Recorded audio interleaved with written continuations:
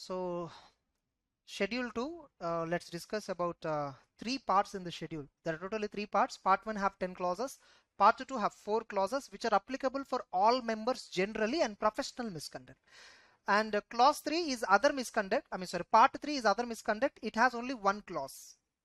So which means under schedule 2 we are totally having 15 clauses. Under schedule 2 we are totally having 15 clauses.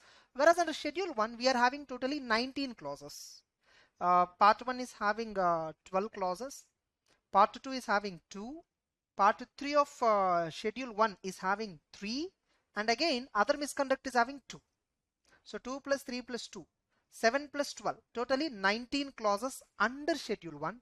Whereas in schedule 2 we have only 15 clauses. That's it. Anyhow, so let's discuss first one. I told you very clearly at the beginning itself, schedule 2 mainly deals with offenses when the member is carrying out the work. So part 1, professional misconduct. Part 1 is professional misconduct by a member who are in practice.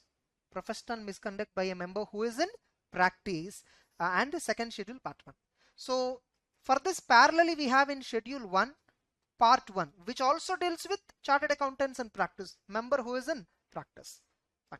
So what it says, prohibition, the keyword is actually prohibition on disclosure of information pertaining to client, confidentiality requirement. Even in our fundamental principles, one of the requirement is confidentiality. That time itself I spoke about. I will discuss it in the clause 1. So a chartered accountant in practice is prohibited to disclose information related to the client to the third parties. You're prohibited. There are 2 exceptions. One, if the client has given consent, the client has permitted you to disclose, no offense, or the disclosure is mandatory under law. It's a requirement under law. Suppose under company audit, when you're doing company audit, you discovered a fraud. When you discover a fraud under company audit, it is your responsibility. If the fraud amount is more than 1 crore, it is your responsibility to report it to central government by filing a form called ADT4. If it is a requirement under law, there is no point, nothing wrong in disclosing. Next, even the duty of non-disclosure, the confidentiality requirement applies even after you finish the audit, even after you finish the engagement. Remember, this confidentiality is not only for audit, for all engagements that we take up. I may be filing IT return for my client.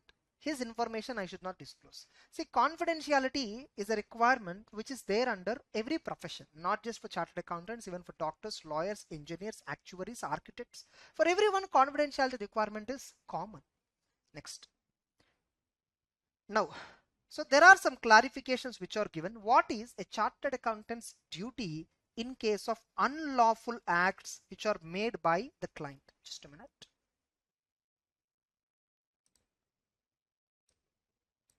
Yes. So what is the auditor's duty? What is the chartered accountant's duty with respect to unlawful act? An act which is not as per the law, an activity which is conducted which is not as per the law. What is the responsibility of the member? For this only we have given no clear concept. For this only we were given with no clear concept. What no clear says is, if you have any responsibility to report that non-compliance with any legal and regulatory authority, report it. If there is no such responsibility, it is enough if you report it to board of directors and those charged with governance, nothing but audit committee or whatever. First, whenever we discuss some non-compliance, whenever we discover some non-compliance, we by default report to audit committee or board of directors, as the case may be, depending upon that. And if there is a reporting requirement for lawmaker, then you need to report to the legal and regulatory authorities. Now, so what the clarification says, a chartered accountant in practice is not duty bound. Very important disclosure, not duty bound to disclose income tax authorities about taxation frauds committed by his client which came to know during the conduct of the professional work.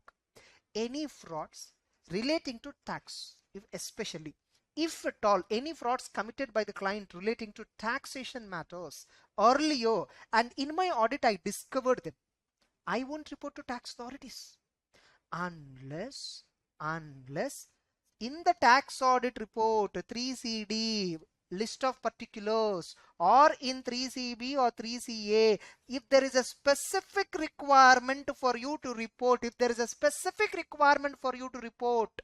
then you have to report. If there is no such a kind of specific reporting requirement, you are not duty bound to report. Sir, my client, tax fraud he did, sir. Some tax fraud he did. Sir, he claimed some expenditure which is not allowed under income tax law. Okay, report it in 3CD if it is applicable. If not applicable, leave it. Next. So why this power has been given to auditor is because of section 126. Suppose when I'm representing my client before income tax authority, I'm acting as a lawyer. Nothing but I'm acting as a vakil. Getting it? So any communication the client is making to me, whatever information he is disclosing to me, how a lawyer should keep it confidential, same way the auditors should also keep confidential. Should also maintain confidentiality.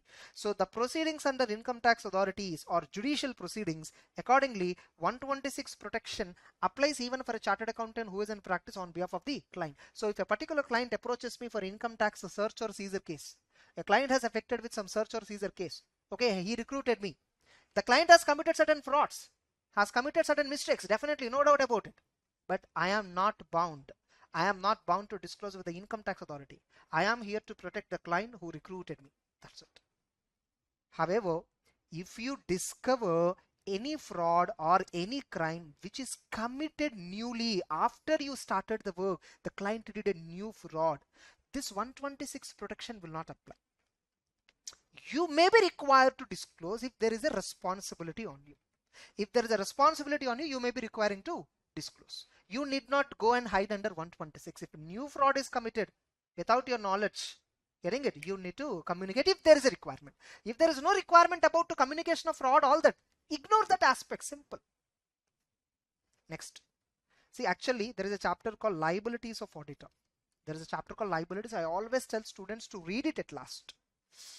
Very lengthy chapter, very crux, very critical chapter, which actually talks about liabilities of auditor to third party, liabilities of auditor to management, liability of auditor to shareholder, liability of auditor to investors, liability of auditor to lawmaker or legal and regulatory authorities. It talks about so many provisions and how the American context says, or how European context says, and what Indian context says, what are various judgments involved. Oh, so much is there in that. And that chapter weightage is hardly 4 marks or maximum 6 marks in a worst scenario. But to read that and understand and to retain it, it takes lots of efforts. So that's why what I always tell students is ignore that chapter completely. Anyhow, suppression of facts in past IT returns. Suppose you discovered when you're doing tax audit especially some facts which are hidden, which are not disclosed by the client. You can still support your client. That's what past frauds. You can support your client. You need not. Unintentional suppression, whatever. Suppose client accidentally missed to put some information. You discovered that. If there's a responsibility for you to report it now as a prior period item, okay, report it. Otherwise, leave it. Fraud, it is relating to past accounts which you certified. Sir, what about this case? Suppose last year financials were audited by me. And now in this year, I discovered a fraud related to the financial which I did audit. Oh my God, it's audit conducted by me and fraud related to the year for which I gave audit report. If there is a fraud discovered like this, first get a legal opinion and then disclose accordingly wherever it is applicable. So if the member shall advise the client to make a disclosure, if the client refuses to disclose, you can withdraw from the engagement and you can inform authorities that past records where you have examined and reported are unreliable. You can ask management to revise the financial statements under 131. You can ask management under 131 revision of financial statements. Okay, if you discover any fraud which is not rectified in the financial statements and you reported already, you gave audit report there on 131 if time limit is applicable. If you think it's a very severe fraud which is affecting multiple parties, report it to ROC or MCA, Ministry of NCLT. Report it to them, file an application. They may open reopening of accounts under 130 and they will take care. And suppose if any information is suppressed relating to the current year and you are doing audit, If suppression related to current period accounts, then members shall advise the client to make full disclosure. Obviously, financial statements, man, you are the auditor. Suppose you are the auditor of the financials, you have to give opinion on the financial statements, and client suppressed some information, important information. You need to insist on client to disclose. If the client refuses, give a modified report. First, if it is wherever you need to give a disclaimer opinion, don't give disclaimer opinion, withdraw. If you are unable to withdraw, give a modified report containing disclaimer if it is so severe. That's about clause 1, confidentiality. Indirectly, I explained you in detail this entire provision. So now I think might be, if at all you're not having clarity on this earlier, now I think you might be having clarity, right? That's it. Next, clause number 2. What it simply says, clause number 2 prohibits a chartered accountant to certify accounts not verified by him. It is prohibiting you to certify accounts which are not verified by you. See, clause number 1, part number 1, schedule 1. If you look at that particular clause, what it says, you are prohibited to allow somebody to sign on your behalf. It is you are prohibited to allow somebody to sign on behalf of your firm. Getting it? You received the work on behalf of your firm, you are allowing somebody. Sorry, no, clause 1 talks about it is prohibited. Clause 1 prohibits you to allow somebody to use your name. Clause 1 prohibits somebody to use your name. Clause 12 prohibits somebody to sign on your behalf. If you are allowing a non-member, non-partner to sign on your work, you are prohibited. This also indirectly correlates with that. It is prohibiting a chartered accountant to certify accounts not verified by him. You didn't verify any accounts. Getting it? You are certifying it. This is very popular in real cases. In practice, there are many auditors who are lending their signatures. Lending means what? Some tax consultant will do tax audit. This fellow will sign all tax audit reports at the end of the year without verifying. Grossly negligent. Clause number 7 will also attract. In the schedule 2, part 1, clause number 7, most powerful and most frequently used clause. Grossly negligent. So a CA is deemed to be guilty of professional misconduct if he certifies or if he report on financial statements which are not examined by him or by his partner or employee or another chartered accountant in practice. If some other CA or your partner or your employee, if at all any of them have verified it, okay. If none of them verified and you are directly signing without verifying, you are treated as guilty of professional misconduct. How can you sign without verifying? In this relating to clause 2, there is another clause. There is another clause which is also needed. You shall obtain, clause number 8, clause number 2 and clause number 8 are closely related. Clause number 2 and clause number 8 are related. CAP shall obtain sufficient appropriate evidence. You must get sufficient appropriate evidence before you certify. Before you certify something, you should get evidence. You should get reasonable assurance. A chartered accountant is deemed to be guilty if he fails to obtain sufficient appropriate evidence which is necessary for opinion. And you expressed opinion without getting anything. Somebody you did not even verify anything and you certified. You say what clause 2 says? What clause 2 says? You have not verified. Somebody would have verified or nobody has verified. Clause 2, a CA is deemed to be guilty of misconduct if he certifies finances which are not examined by him or by partner or employee, another CA. You didn't examine it all. Without verifying, you are signing. Without verifying means you did not get sufficient appropriate evidence, which means wherever clause 2 attracted, clause number 8 is also attracted. Wherever clause 2 and 8 are attracted, clause number 7 is also attracted. How dare, how negligent you are. Without verifying, how can you sign? How negligent you are.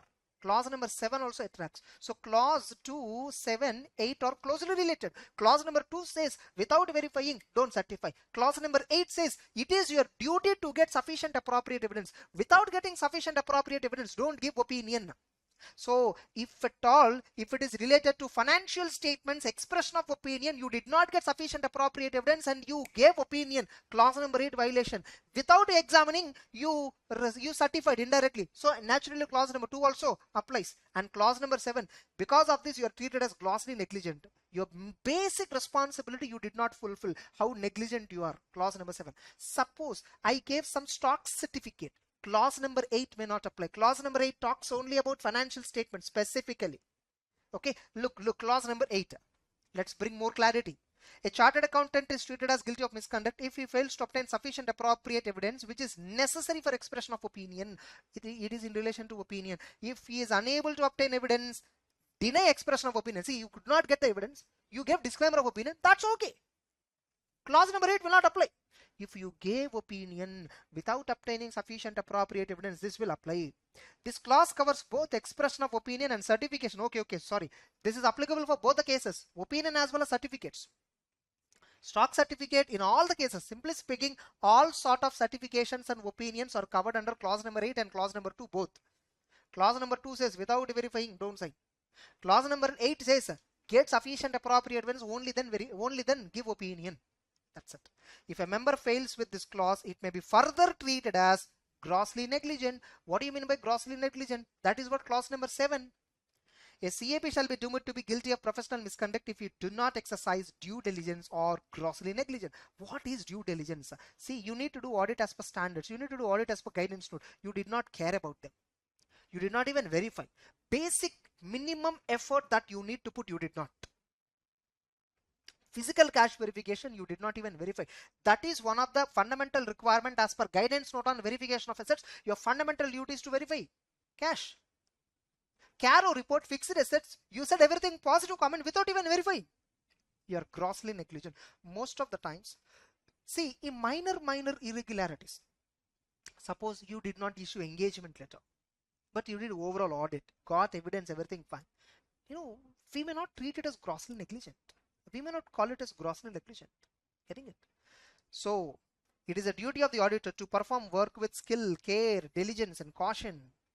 Any matter, whatever gives some doubt, you should probe it into the bottom. You should investigate. Negligence generally would not be a gross negligence in case of minor errors and don't require a reference to disciplinary committee. The council would nevertheless bring the matter to attention to the members that greater care may be, like even wherever you miss minimum due diligence, though it may not be grossly negligent, council will warn the member. Please be careful. Please be careful. That authority is always there. Not every negligence amounts to grossly negligent. Remember, if in the entire balance sheet, external confirmation I did not receive for trade receivables, maybe you're negligent. It's a minor error. You may argue, I did all other audit procedures. I obtained sufficient appropriate. I convinced. So I did not perform external evidence. I did not perform that procedure alone. Okay, maybe negligent. You did not even care. You did not verify trade receivables at all. You did not even verify at all. You didn't touch at all.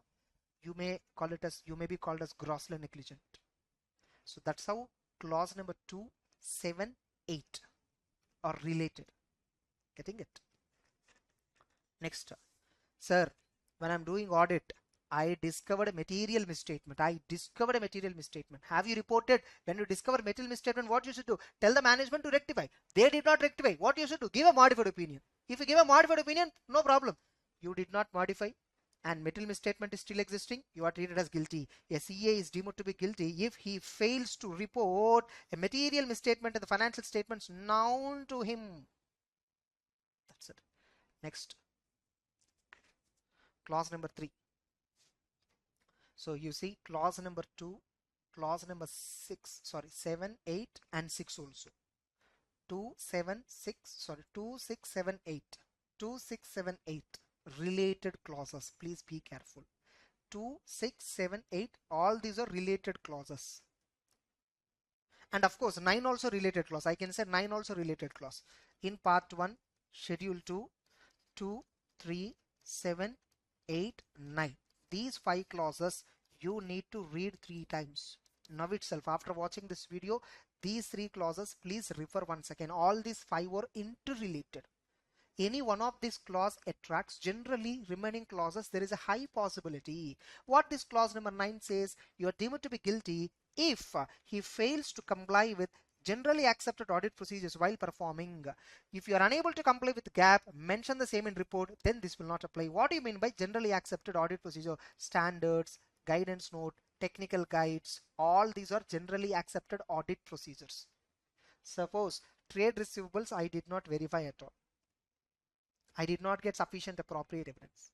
Indirectly, I violated guidance note. So clause 9 will attract. And since without verifying, I certified the financial statements that they're true and fair. They're true and fair. Getting it? Clause number 8 will attract because I did not obtain sufficient appropriate and I certified. Clause number 2 also will attract. Clause number 2 also will attract. What it says, without examining, how can you certify? That is clause number 2. Clause number 7, trade receivables a very major component in the organization and you ignored that. How negligent? Grossly negligent. Clause number 6 will not apply in this case. I did not verify. I don't know whether there is a material misstatement there or not. Whether there is a material misstatement, I don't know. I do not verify. Without verifying, how do I know a material misstatement? So clause 6 do not apply in our example, in this example. Hope you are able to figure out how the clauses have to be collectively to be applied. That's it. So that's about clause number 9. And there is a requirement in the SEBI notification for listed entities. Only those who hold valid certificate of peer review, only those who are having a valid certificate of peer review board, they can only do the audit of listed company. That's it. Not required. Next 3, 4, 5. If we finish these 3 clauses, part 1 of schedule 2 is also completed. So what is this 3?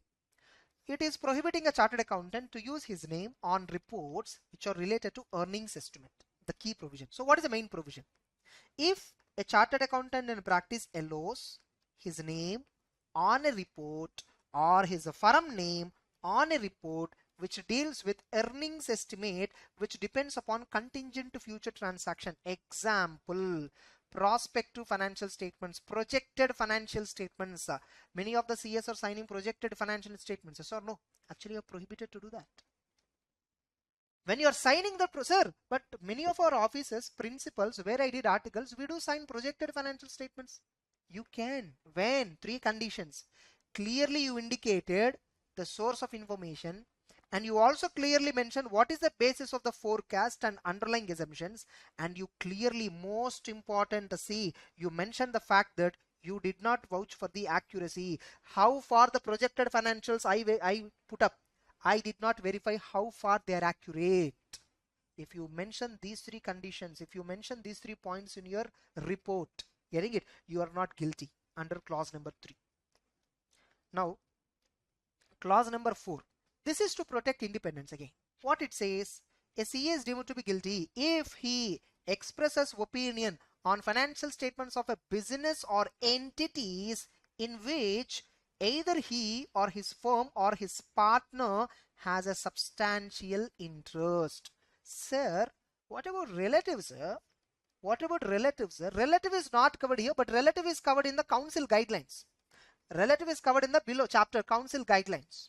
Okay, so if you or your firm or partner is having substantial interest in a one organization, it may be company, it may be partnership firm, it may be LLB, whatever, you should not certify, you should not audit, you should not give opinion on the financial statements. A CA is prohibited to express opinion on financial statements of the entity if one or more of his relative has a substantial interest. This is as per guidelines. Once again, we have added here the point for the sake of convenience. As per the guidelines, even if your relative is having substantial interest in the entity, you are prohibited to give opinion. For all attest functions, this provision is applicable. A chartered accountant should not by himself or in his firm name accept auditship of a college where you are working as a lecturer. You should not accept the audit of a trust where your partner or your employee or a trust, they are all trustees. That's it. Anyhow, these 2 are the important point. Now this is, suppose, sir, there is a company where I acted as a director, independent director. Okay, well, now I came out of the company. Can I accept that audit of the company? No. For 2 years from the date of completion of your tenure as a director, don't accept audit of the company to avoid self-review threat, to avoid or overcome familiarity threat. That's it. So that's about clause number 4. See, actually 3, 4, 5 are not that important clauses. They are not that important clauses. Okay, what is most important is 6, all that. Clause number 5. A CA is deemed to be guilty of professional misconduct if he fails to disclose a material fact known to him which is not disclosed in the financial statements in accordance. Suppose, as per applicable framework, some material information is there that is not disclosed in the financial statements by the management. And you also fail to disclose that fact. You know that fact that management has missed some disclosure in the financials that is required as per accounting standard, that is required as per Ind AS, that is required as per Schedule 3. You know that. They didn't disclose. You need to disclose, right, in the audit report. It's a material misstatement, right? Naturally, it attracts clause number 6. Wherever clause number 5 attracts, clause number 6 may also attract. If it is a very big thing, clause number 7 also will attract. However, if it is on the part of the member who is in employment and that information is not meant for any outside authorities, then it is not treated as guilty. Suppose if it is relating to employment and it is not meant for outsiders related information, we are not going to publish it for outsiders, no point. This provision will not apply. Actually, clause number 5 and 6 are something repetitive. Non-disclosure is also treated as a misstatement, yes or no? We understood misstatement definition in the very fundamental chapter. Non-disclosure is also a misstatement. So with this, almost 9 clauses we have done. 10th clause, administrative clause. What it says? Sir, I'm a chartered accountant in practice. Many of my clients are individuals who are filing IT returns. Now, whenever they have to pay tax, self-assessment tax, they will give me the money to pay the tax. Along with my fee, they will give me tax money also. What should I do? Can I keep it in my personal bank account or my firm bank account? No, keep it in a separate bank account. If at all you are not going to use that money immediately and it's a client money, don't keep it in your personal bank account, keep it in a separate bank account. Any amount received from client must be kept in separate bank account and shall be utilized only for the purpose mentioned therein. However, if you received advance against services to be rendered, suppose you received your fee advance, that is okay. Money received for expenses to be incurred or payment of statutory fee, purchase of stamp paper, taxes which are to be spent within reasonably short time, okay, you can keep it in your personal account, no problem. You see these cases, many CAs are mentioning their bank accounts while filing IT returns for IT refunds. Many of my friends I know who are mentioning their bank account details in the client IT return. Severe offense, man. Severe offense. It attracts directly clause number 10, part number 1, schedule 1. Very severe. Don't do that. I don't know. Many of you, I think you're in articles. I don't know how many of you are doing this. How many of you are promising your relatives or friends that you'll bring refund and you're mentioning your in their IT returns your details. If at all they know this provision and if at all they want to take a revenge on you, if at all on any occasion, they may file a complaint with the institute.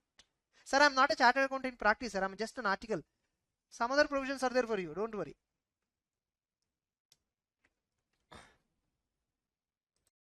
So that's it. All 10 clauses we have done, completed with respect to part 1, schedule 2. Now what you need to do, pause the video. Once go through the entire clause. I told you these clauses are very related to even 5 also you read. 5, 6, 7, 8, 9. These 5 clauses are closely related, even 5. What is 5? Material fact I know, which is not disclosed in the financial statements. That also I know, but I did not disclose. When something is not disclosed in the financial statements, which is a material fact, what should I do? I give modified opinion because it's a material misstatement. That is what 6th clause says, right? If you fail to disclose a material misstatement, down to you. Getting it?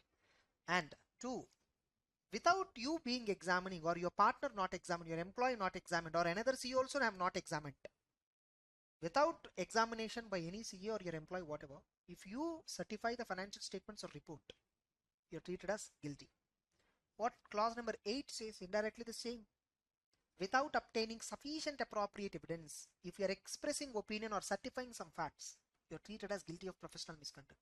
What clause number 9 says, without complying with GAP, don't do any work. If you do any work without complying with GAP, you're treated as guilty of professional misconduct. If the offense, whatever you committed, is so severe, so sensitive, you're treated as grossly negligent.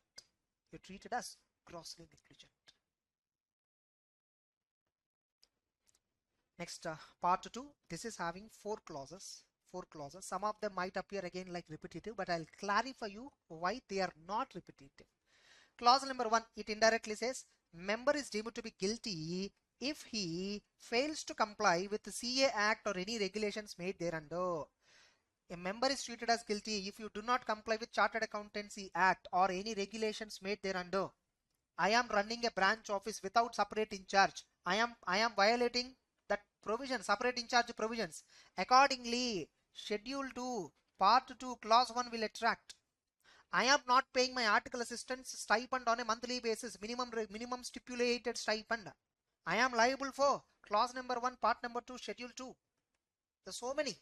We have given violations, common violations we have given. Premium for articles, nothing but dummy articles. If you are giving dummy articles, you are liable for schedule 2, part 2, clause number 1. Sir, we have seen in schedule 1 also something, sir. In schedule 1, part number 3, schedule 1, part number 3, to all CAs in general, in that clause number 1, I think. There we spoke about fails to supply information. If you fail to supply information called by the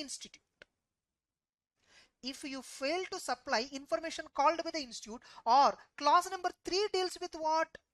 If you are giving wrong information to others, not to ICA related people, others, that and all comes under part 3, schedule 1. Now, sorry, clause 2, part 3, schedule 1.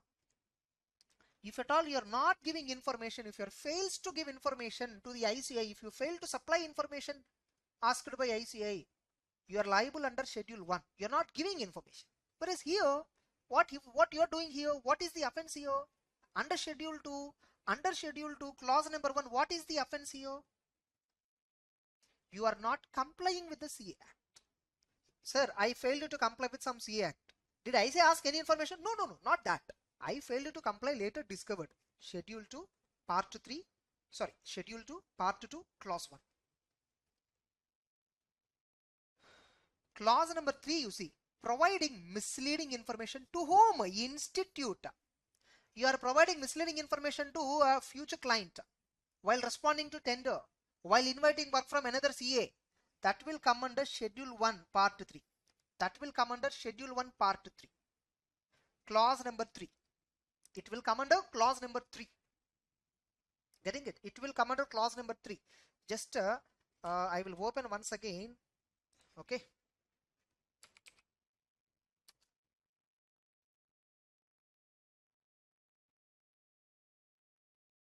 First schedule we are having 3 parts. Sorry, 3 parts. Clause number 2 is talking about you are failing to give information called by institute. You failed to give information called by institute. Institute is calling someone, you are not giving. That's a general offense for practice people or service people, whatever. You're getting it? Any of you, institute is calling some information, you are not responding. You are liable for clause 2, part number 3, schedule 1. Professional misconduct. Because it is in the course of profession. It is not something personal related. You are giving false information. While inviting work from others, while responding to tenders. Getting it? Or while you are giving advertisement about yourself. You are giving false information to others. Suppose, sir, to the institute, I am giving information, sir, but false information I gave, misleading information I gave to the ICI.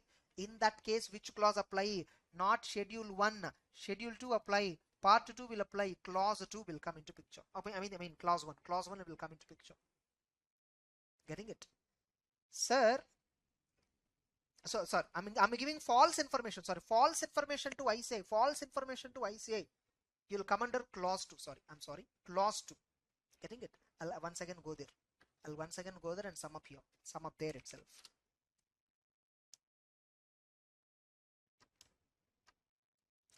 Just once again, slight confusion in the clause. Okay. Schedule 1, part 3. This is little important, on this generally many students confuse. Just note it down. Part 3, you know, need not note down, just observe. Schedule 1, part 3. Okay. Clause 2, clause 3. We are discussing these 2 clauses mainly. Clause 1 I'm not discussing. Clause 1 says you are not a fellow but acting as a fellow. You are not an FCA but you are presenting yourself as an FCA. Guilty. Clause 2 says what? You are not giving information. You are not giving information to ICAI. Not giving information. Suppose you are not complying with the act. That will come under schedule 2 clause 1. See, suppose no, institute want to test about your articleship payment details. Example, I'll tell you how the issue. Are you paying stipend properly or not? Give me report on your articles, how much you paid stipend, to which bank account you paid stipend, all that I asked for you. You did not send me. You did not send me the report. Now tell me, as an institute, without checking the data, can I say you failed to comply with the CA Act? No, I cannot say. But you did not give me the information, right? It's a Schedule 1 offense. Later I discovered from other sources, you are giving dummy articles, which is against the ICA Act. That is a very severe offense, a Schedule 2 offense. So that comes under clause 1. I hope you are able to figure out now. Not giving information. Maybe you did not do any non-compliance. You may be complying with the law or you may not be complying. I don't know. But you're not giving information. You're not cooperating the ICA.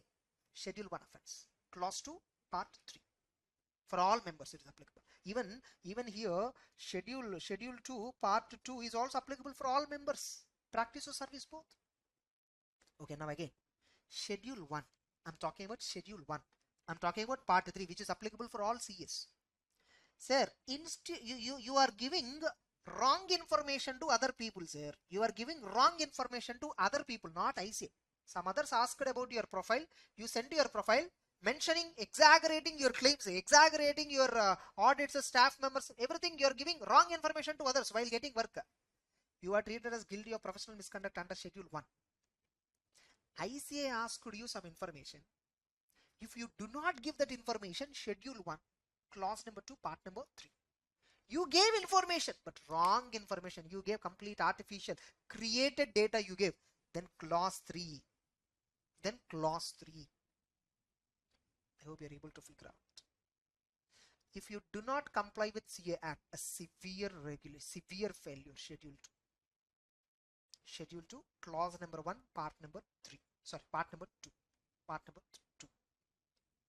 You gave wrong information, false information, misleading information to institute. How dare you cheat the institute? Schedule 2 offense. Clause 3. Clause 3, part 2. Okay. You're not giving information to ICA which is asking for. Clause 2, part 3, Schedule 1. Because there have you failed to comply with ICA or not? Still not yet detected. But you didn't give information. You are giving false information to others. Clause number 3, part number 3, Schedule number 1. That's how it is. Then this clause you see. This is again related to Schedule 2, part 1, clause number 1. This is applicable for CA in practice, right? Whereas this is applicable for CA in employee. A member is deemed to be guilty if he disclosed any confidential information relating to his employer. So naturally this is applicable for whom? Member in service. This is applicable for which person? Member in service. If a CA who is a member who is in service, no.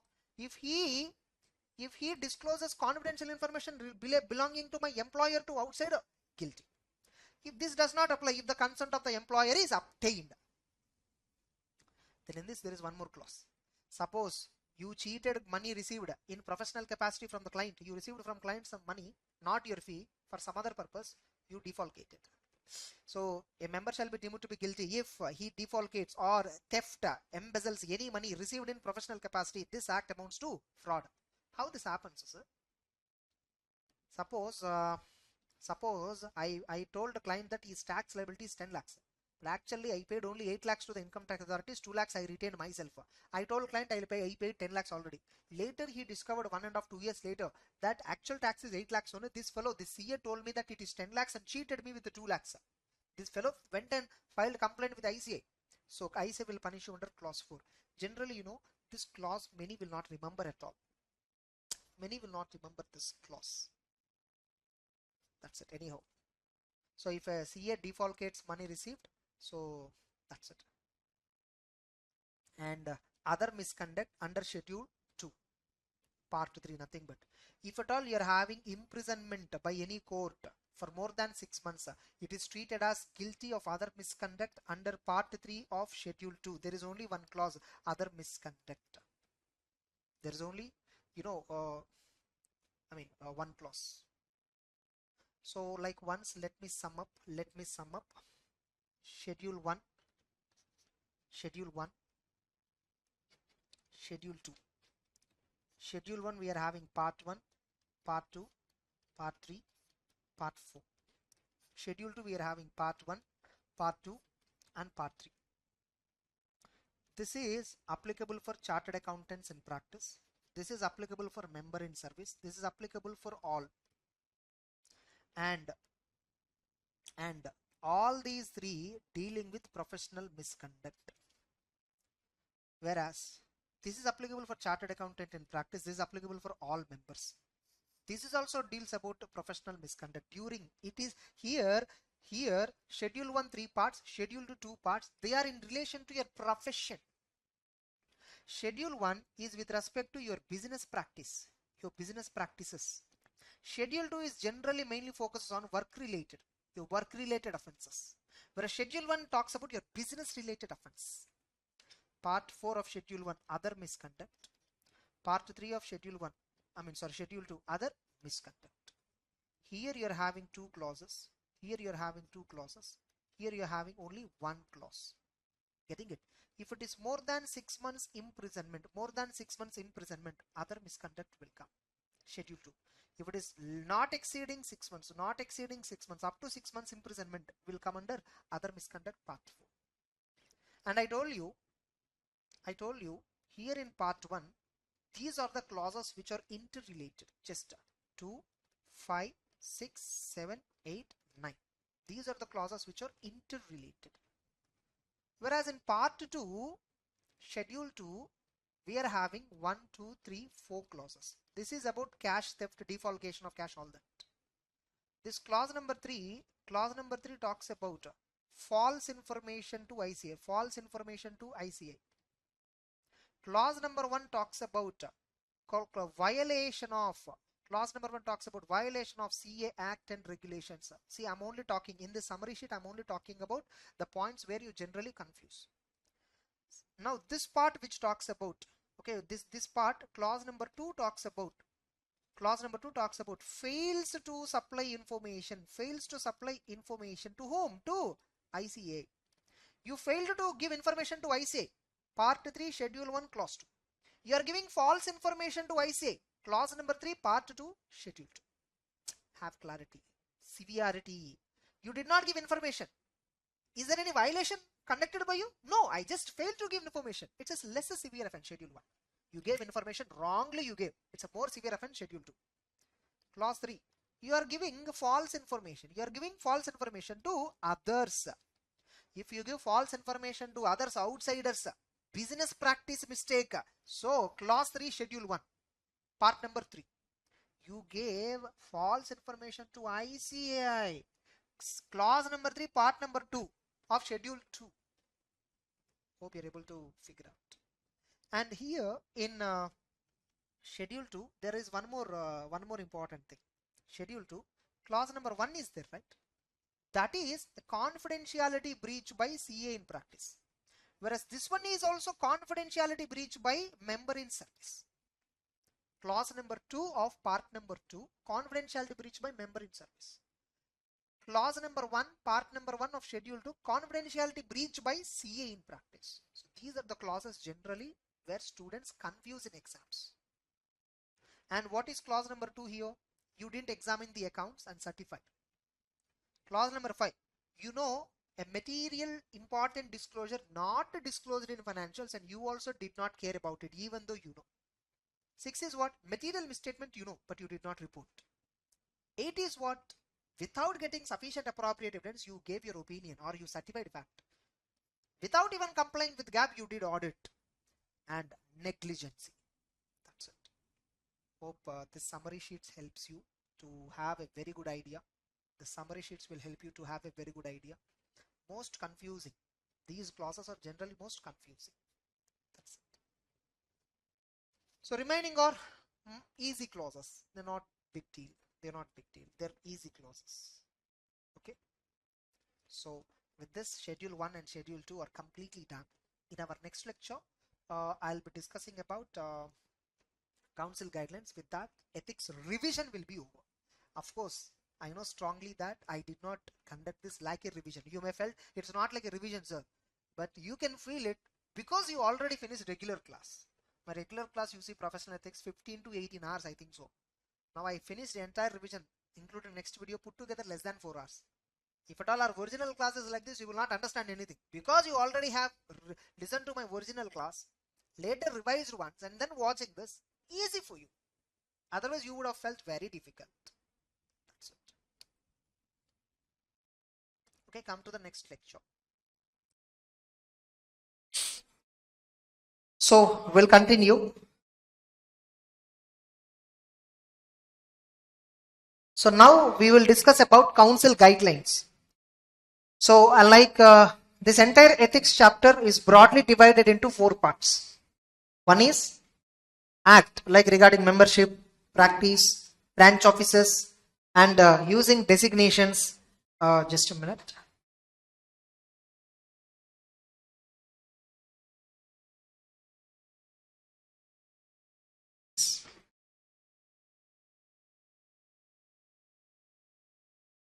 So this entire ethics is broadly divided into 4 categories. One is CA Act. In that we are not discussing all the sections, because we don't have all the sections in the syllabus. We only have membership related sections, and we have practice related sections, like that. Then we have schedules to the Act. That is one more thing that we just discussed, all the clauses and parts. Then we have council guidelines, which are given in 2008 and updated until today. Getting it? Then we have self-regulatory measures, which these self-regulatory measures are only recommendatory, not mandatory right now. These are the 4 parts which professional ethics consist of actually. In that, CA Act provisions we covered, schedules we have covered in this revision. Now we are going to discuss about Council Guidelines 2008. Then we will discuss briefly self-regulatory measures. Next.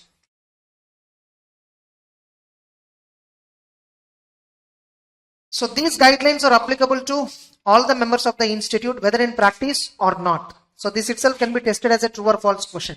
Council Guidelines 2008 applicable only to those chartered accountants who are in practice. False. I think it. A member of the institute who is an employee shall exercise due diligence and shall not be grossly negligent in conduct of his duties. If at all you are grossly negligent in practice, clause number 7 of part number 1 of schedule 2 punishes you.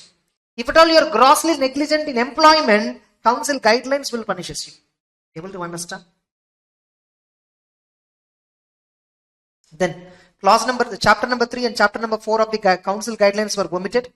Then next guideline is regarding maintenance of books of accounts by a chartered accountant in practice, irrespective of your 44AA provision, irrespective of your section 44A of the income tax. Income tax 44AA says if you are in a specified profession, if your gross receipts exceeds 1.5 lakh, something like that, limits were there, only then you have to maintain books of accounts. Otherwise you need not maintain books of accounts. Irrespective of that, a member of the institute in practice or a firm of chartered accountant shall maintain, in respect of his professional works, proper books of accounts, mainly cash book and ledgers.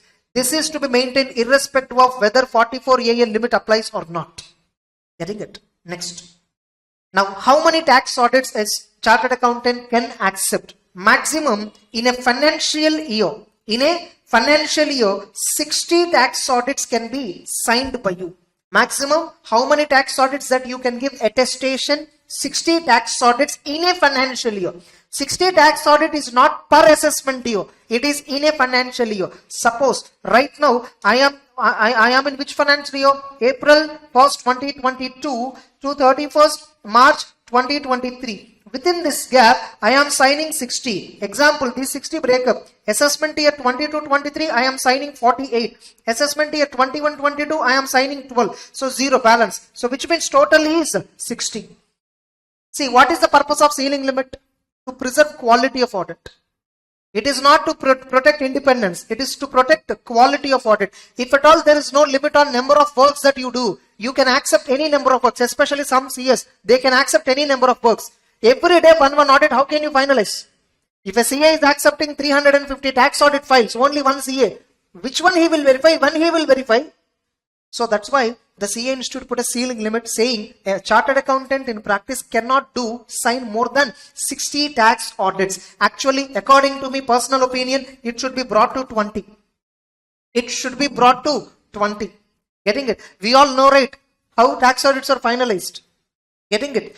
See, for small files and all, it's okay. But what is happening is, in the last minute hurry, even the big files are also we are not exercising proper diligence, proper verification, and treating them as if they are small files. Now, exclusion.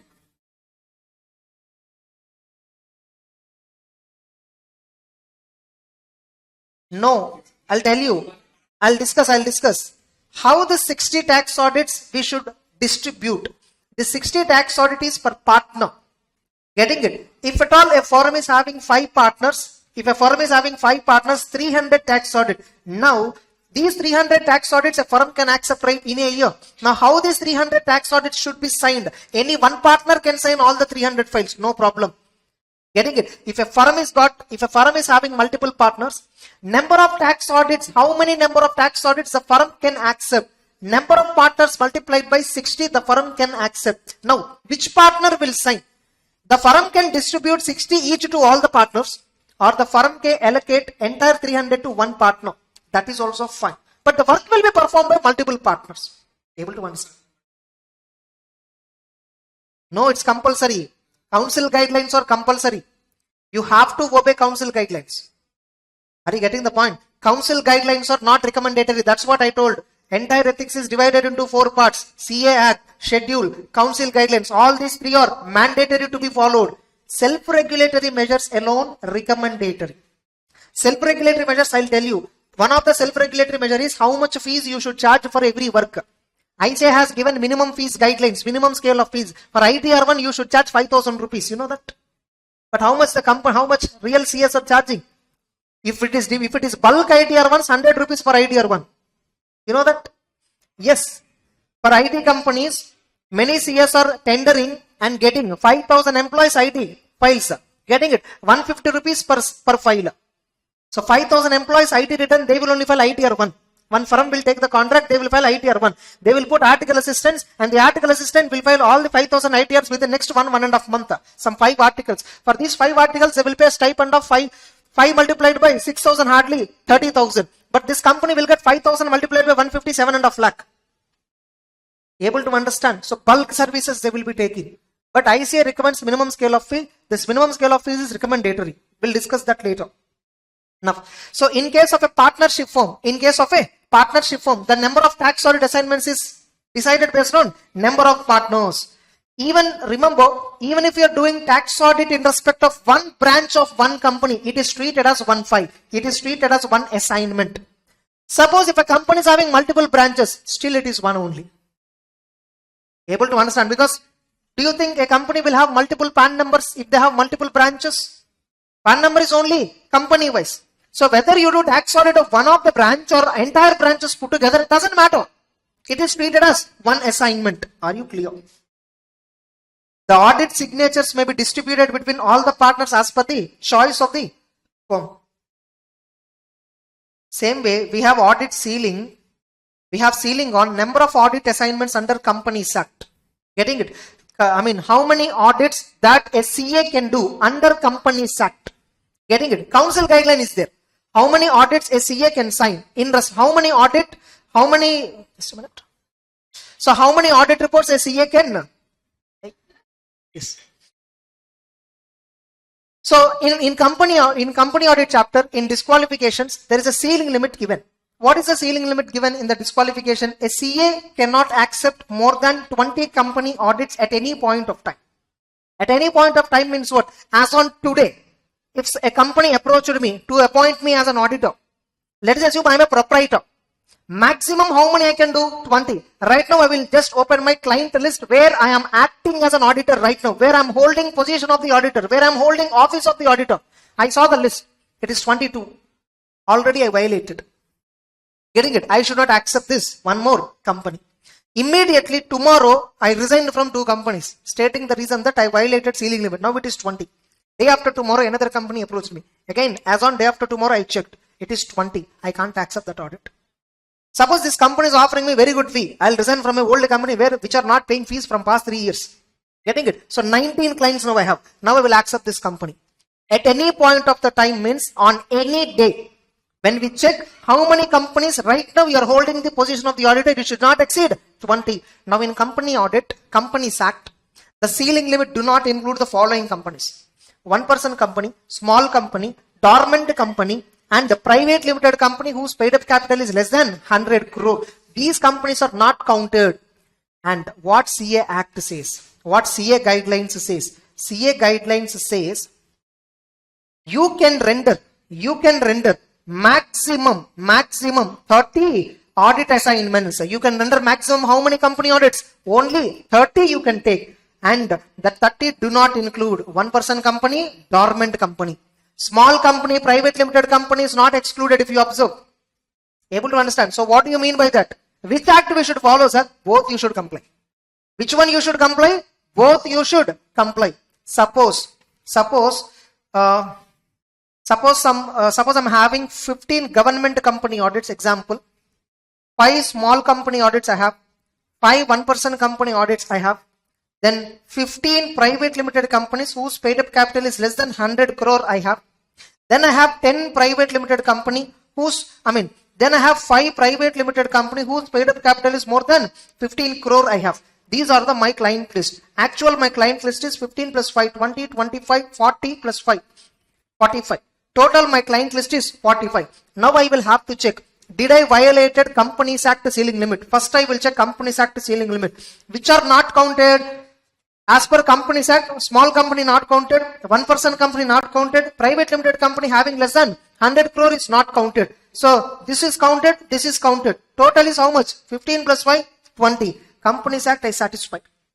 Companies Act I complied. I have not violated. Not only this, you should also check CA Act. So CA Act I will check.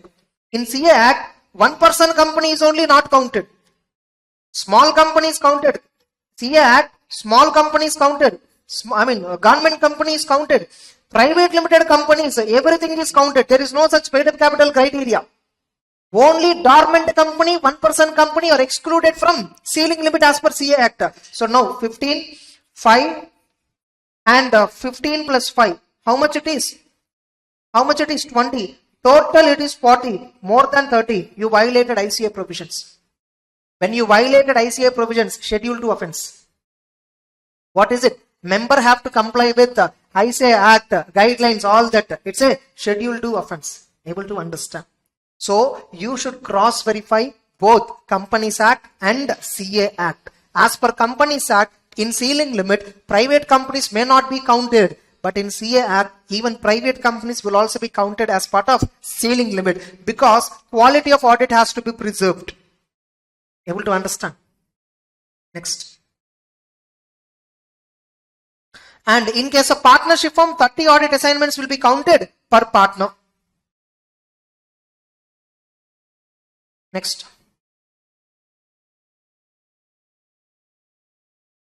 Now what about non-payment of undisputed audit fee? Write about non-payment of undisputed audit fee. We have already covered this point in clause number 8 of part number 1 of schedule number 1. The incoming auditor shall not accept audit of the company if at all previous auditor was not paid undisputed audit fee. Getting it? So this prohibition shall not apply in case of sick units. This prohibition shall not apply in case of sick unit. What is a sick unit? It's a company registered minimum for more than 5 years. It's a company which already established after 5 years and its accumulated losses are equal or exceeding the net worth. Means the company is in negative. The company is having negative. Capital is completely eroded. That's it. What is undisputed audit fee? They have given definition. It is a provision for audit fee in accounts which is signed by client and the auditor along with other expenses if any incurred. That is called undisputed. So whatever client originally agreed that I am ready to pay this much, that is undisputed audit fee because only for that provision he will create. Disputed audit fee, client will not create any provision. It is only shown as a contingent liability. Next. Prohibition if other services fee exceeds a statutory audit fee. This particular guideline applicable whenever you are doing audit of a PSU, audit of a government company, audit of a listed company or any other public company having turnover of 50 crore or more. Suppose you are doing audit of a private limited company. This particular guideline do not apply. One-person company, dormant company, small company, this guideline will not apply. So what is this guideline? A CA, where he is acting as an auditor in a company, along with audit, he is also permitted to render MCOS services, provided they do not fall under prohibited services. Any other service other than prohibited services, I can provide to my audit client, even though I am auditor. Here, what the guideline says is, the maximum how many other services I can provide. Can I provide any number of other services the company is asking? You can provide, but maximum fees in respect of other services that you are charging shall not exceed statutory audit fee. If at all you are charging more than statutory audit fee, you are treated as guilty. The logic is very simple. If at all you are getting more revenue from non-audit service compared to audit service, it will create a self-interest threat, advocacy threat. Your independence will be compromised. When in a situation where you have to give a modified opinion, you will stop thinking. You will start thinking that, okay, if I give modified opinion, I will lose this work also. Better let me compromise. So whenever you are providing some other services to the company, naturally your independence is compromised, remember. So in order to protect that, they are not asking you to stop providing other services. If you want to provide, but ensure that the quantum of other services that you provide shall not exceed this statutory audit fees. That's why what people do, suppose building name they will change. Getting it? What in reality Big Four they do this. Getting it? What they do? Suppose they have audit client. Anyhow, for Big Fours, SEBI has given a notification saying these entities, listed entities, the auditors are prohibited to provide any other service. This is as per SEBI notifications. Getting it? That's not covered here, but as per SEBI notification, and even many of the Big Four entities have voluntarily adopted that practice. They have voluntarily adopted the practice that the audit firm, which is falling under those networks, Deloitte or KPMG or whatever, they will not accept other assignments from the same client where they are rendering audit. They will not accept any other work. So in order to promote better corporate governance, but they will make sure that work will go to another network firm. Getting the point? We have fees restriction guidelines for network firms also. So that also we have.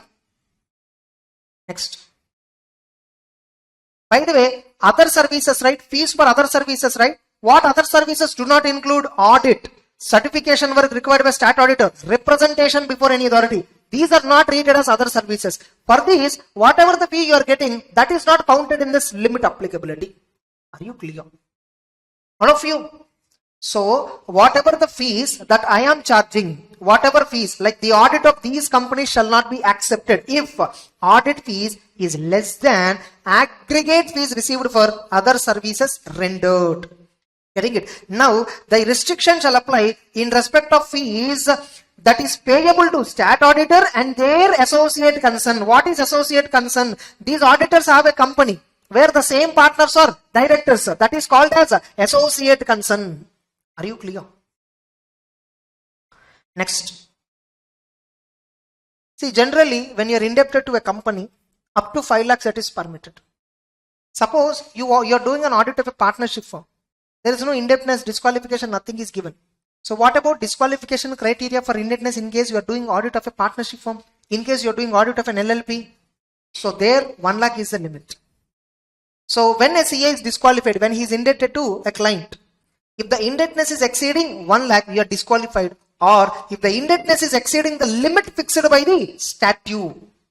In Corporate Societies Act, the limit is 1,000 rupees. In Companies Act, the limit is 5 lakh. Getting it? Next, it's not required. Guidelines on tender we covered. UDIN we know. Guidelines for networking. The guidelines for network firms. When a group of firms associated together, we call them as network. Network can use the word and affiliates. Affiliates. Getting it? They can't use the word associates.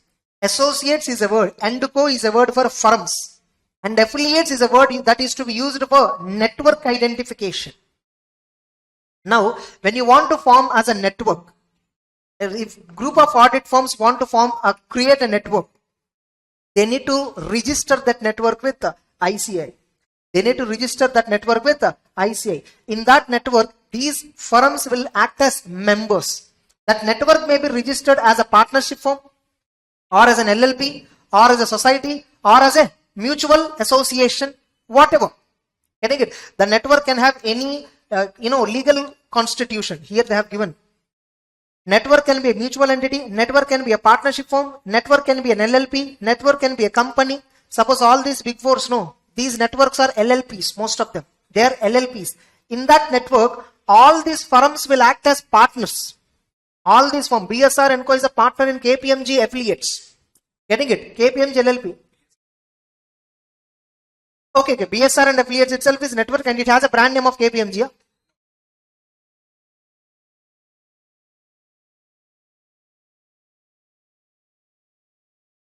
Okay, then this affiliates is forming part of the international network called KPMG. That's what, right? Yeah. See, these networks, no, again, two types actually. That's what, like international network and Indian-wide network. Probably within India, whatever he said is BSR and affiliates is Indian network registered with ICI. See, we can register our firm with only one network. First understand. We can register our firm only with one network. I cannot register under multiple networks. I can only register my firm with one network. This network can participate in international network. With how many international networks a national level network can participate? Again, one. That is what. Able to understand. So we have that point as well. We have that point as well. You see, affiliates and associate. The network may have a distinct name which should be approved by the institute. To distinguish a network from the firm name, the words NBFC and associate shall not be used. The words affiliate shall be used after the name of the network. Getting it? Network will not carry any practice. Getting it? Sub KPMG and affiliates is a network when they will not engage in practice.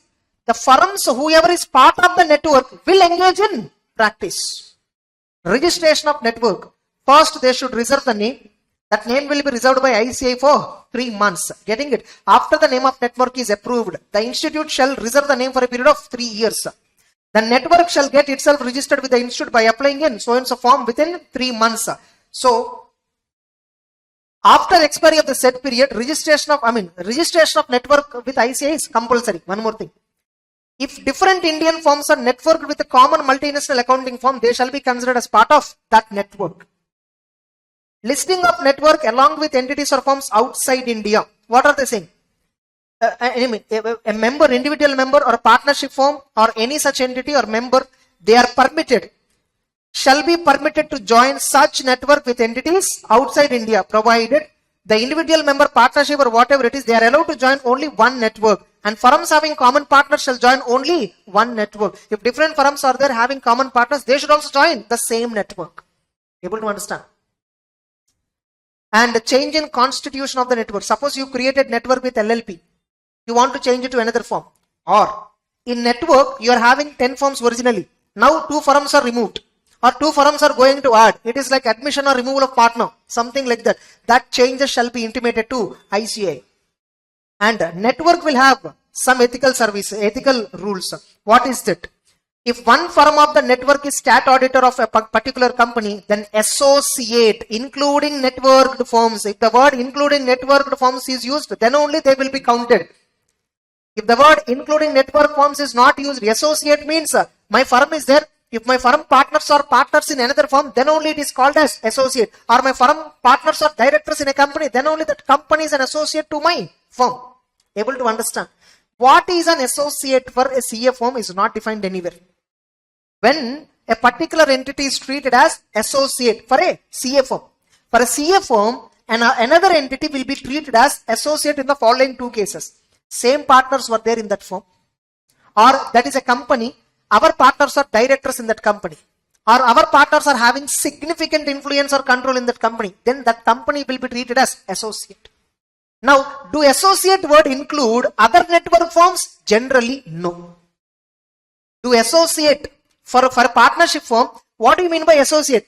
Does that associate include other network firms? Suppose KPMG is having 10 firms, let us assume, in India.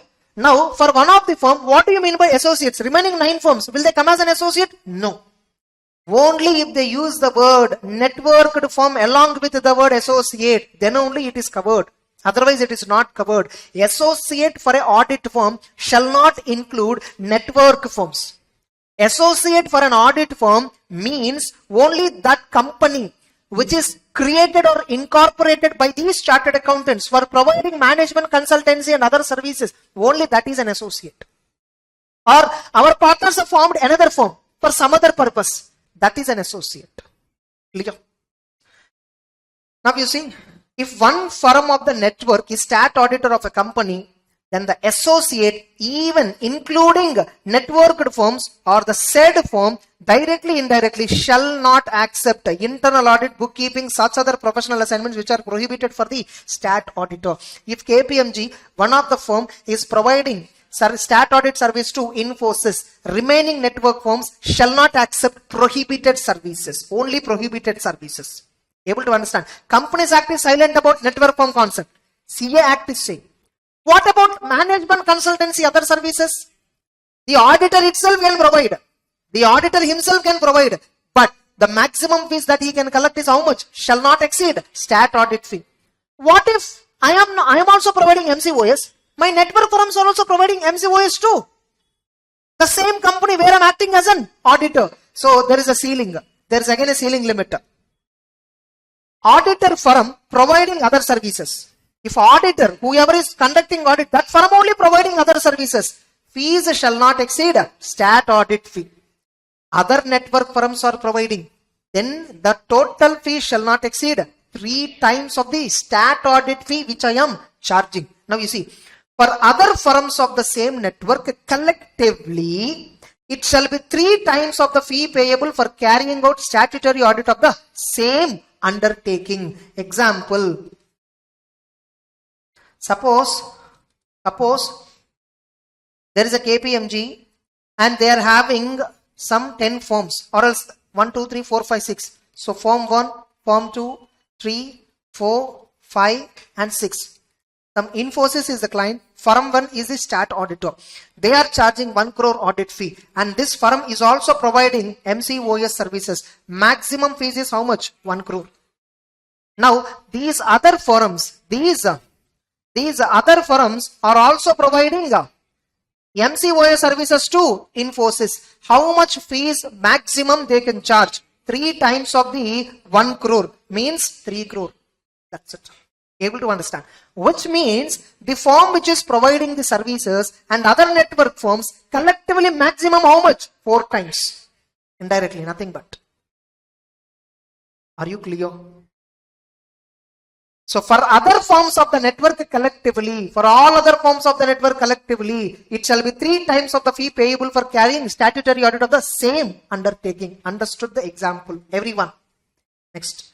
Rotation of auditor. Rotation of auditor guidelines itself says incoming auditor, outgoing auditor shall not form part of the same network. Same point.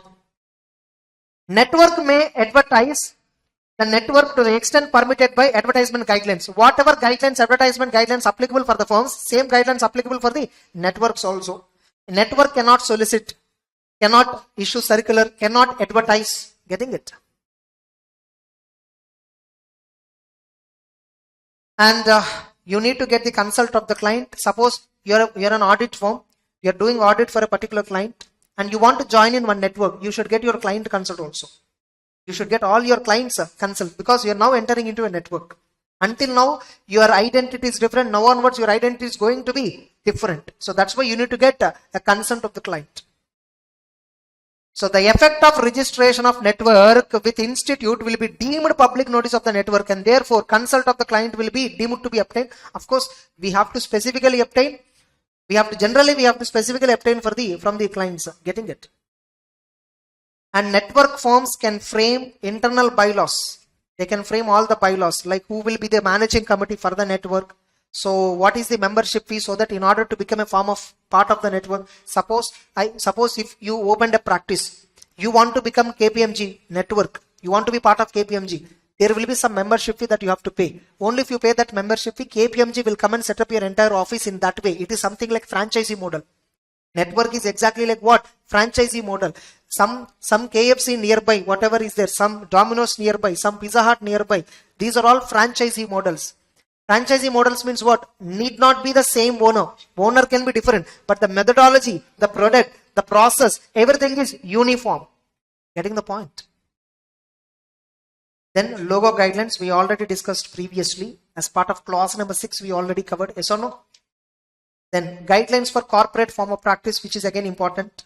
So what is this corporate form of practice? The council decided to permit members in practice to hold managing director position, whole-time director position, manager for a body corporate. Provided, what is the condition? The body corporate is engaged exclusively in rendering management consultancy and other services, and provided they comply with all conditions specified by the council.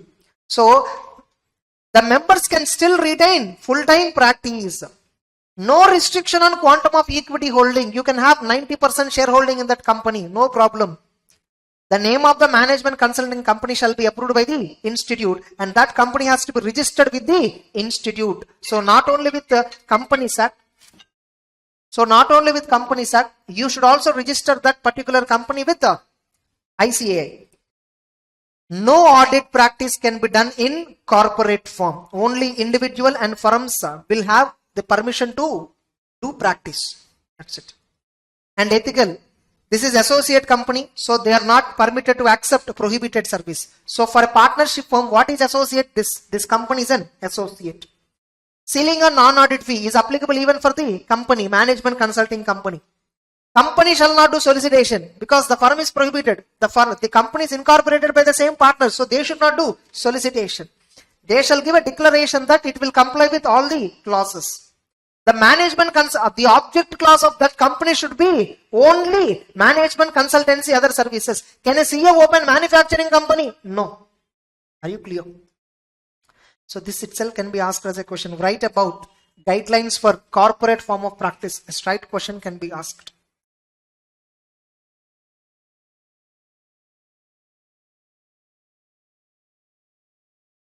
Which one? Yes. Yes, we should get permission, nothing but.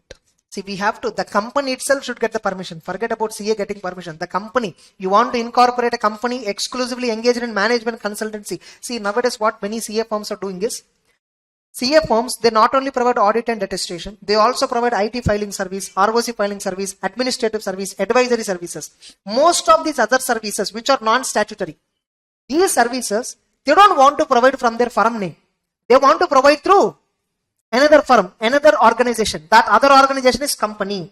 So whenever your firm is filing or charging fees for GST return, they will bill in the name of the company. Have you seen this? So that is, the main purpose is separation. Our audit firm is only for attestation and audit functions, statutory functions, not for other services. All other services we will route through management consultancy and other services company. That's it.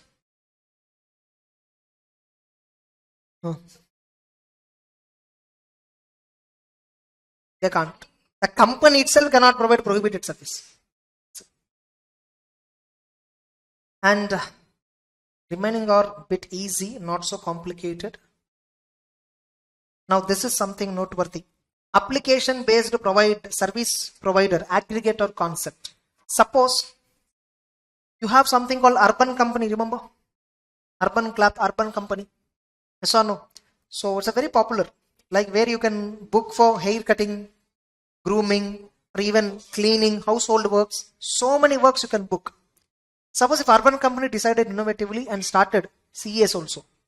CAs can register. You can contact CA nearby like that. Can you register in that platform? You should not. That is prohibited. Registering in Gestodial is prohibited. But you open Gestodial, just to select CAs, you will get so much big list. Getting it? So much of big list you will get. But aggregator model, Gestodial is not an aggregator model. It is just an informative model. It is not aggregator model. Getting it?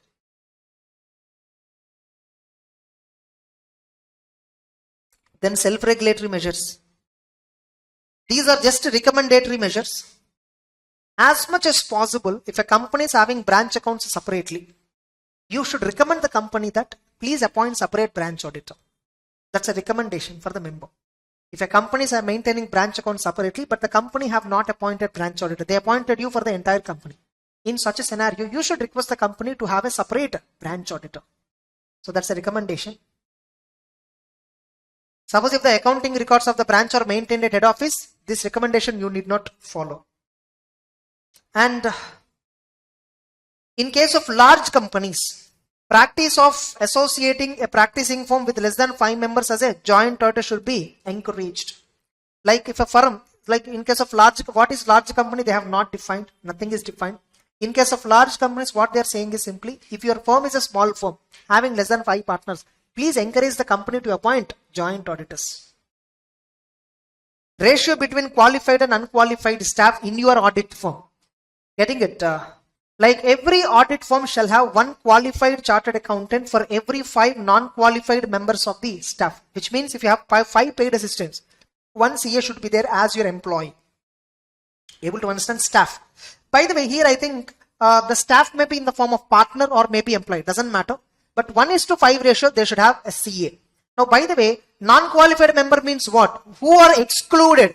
Articles are excluded. Typist, peon, or other person not engaged in professional work like maid, servant, janitor. These are all excluded.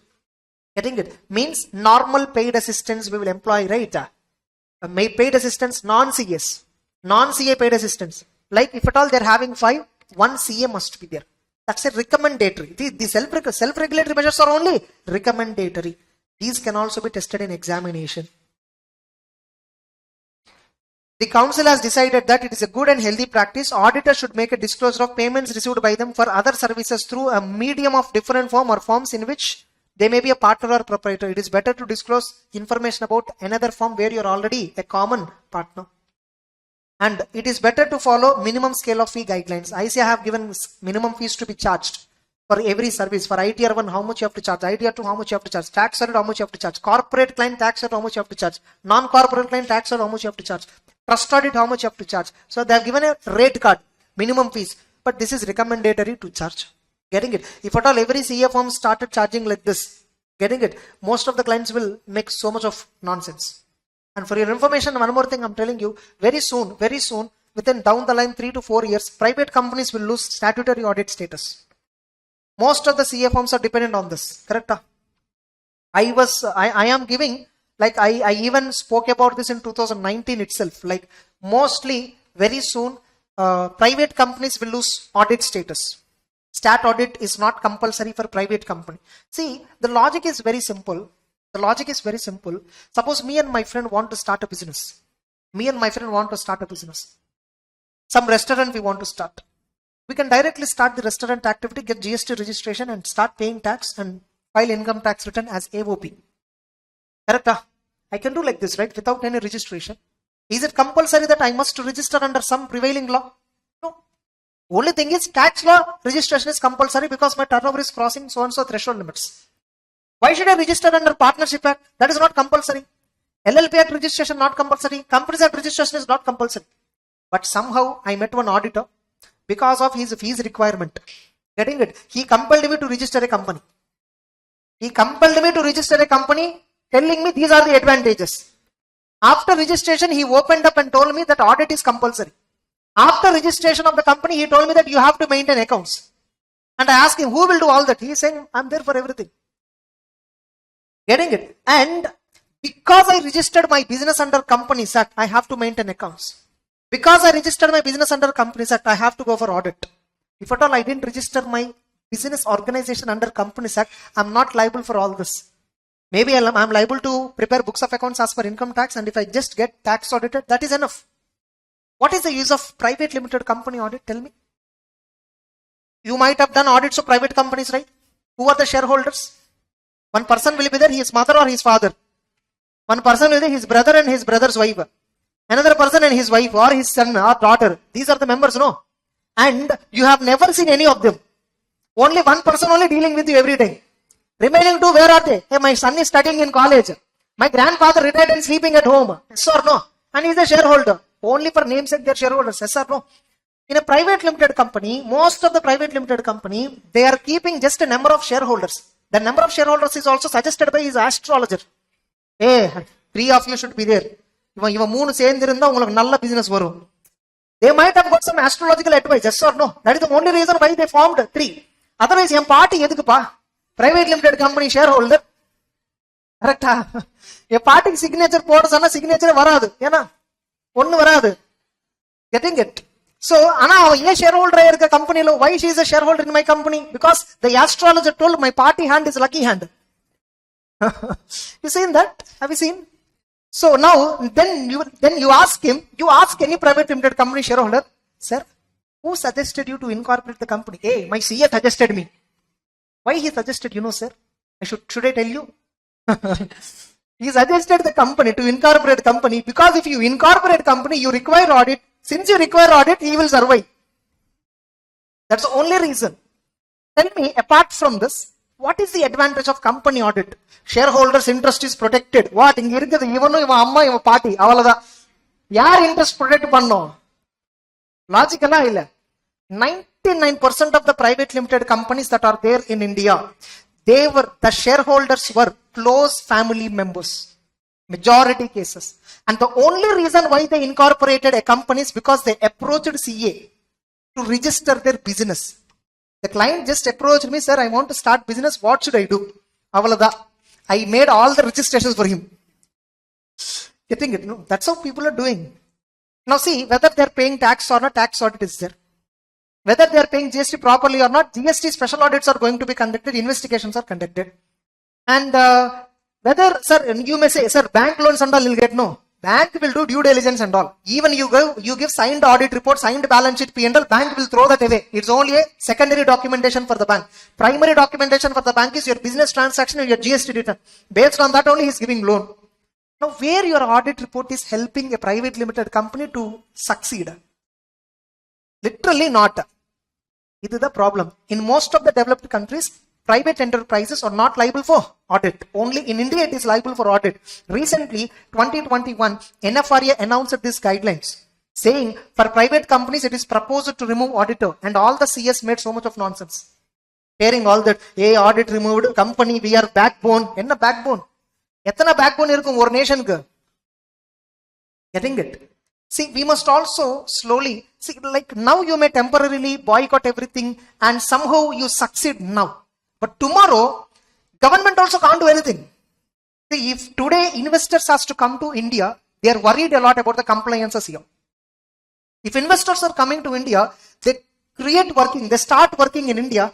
Without our knowledge, stat audit is a very minor income for auditors, I'm telling you. Only for small and medium-sized practitioners, stat audit income is higher. For all big level clients, for all big level firms, especially for all big firms and all, stat audit fee, audit and attestation fees is hardly 30% of the total turnover. Getting it? 70% is from value added services. Stat audit is purely a compliance service, understand? If in the organization public interest is involved, if it's a public company or listed company, there is a definitely importance for some review by an independent person. So audit is compulsory in case of listed company.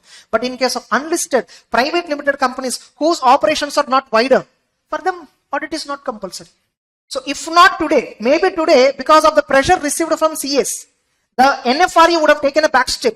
But after 5 years, even if NFRA do not take front step, investors will push the NFRA. Able to understand? Every notification released by government is because of a push created from the industry. Remember, even if you try to stop, you can't stop the industry. Are you clear? And one more thing, very important thing that every one of us should remember is, our role is only a supportive role. We are not creating business. We are only supporting them. Understand? Getting it? July 1st vandodne, nariya post varum Instagram ella. Yes or no? Proud to be CA, we are creating nation. Enna building nation? We are only praising ourselves. Outsiders should praise us, correct? Huh? Because nobody is praising, we are praising ourselves. Did any client came and told you, because of you only I am existing today? Any client? No. You only tell yourself, sir, we are, because of us only clients are able to earn. Exactly. Correct. So this is what happening everywhere. And these CS students, especially with hypocrisy, with superiority complex, see, even like very simple. ஒரு இடத்துல proud to be CA student, இன்னொரு இடத்துல வந்து CA படிக்கவே படிக்காதுப்பா. Dual standardsல. Correct? Yes or no? In front of others you show off, hey, I'm a CA student. விலை வந்துட்டு நீ CA படிக்காதப்பா வேணப்பா, யாரோ உங்க தம்பி இல்ல சிஸ்டர் வந்துட்டு சிஏ படிக்கணும், வேணாம் வேணாம். What? It's a double standard, no? Logically correct, huh? It's human mindset at the end of the day. Okay? But you should accept for all the changes proposed by government. See, nobody want to suppress institute. First of all, understand. Institute of Accountants, IIA, even if it comes, our institute identity will not affect. It's a competitive world. Whether you agree or not, the changes will come. If not today, it will come tomorrow.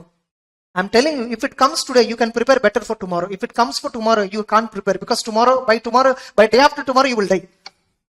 Getting it? That's what Jack Ma, he'll say one quotation.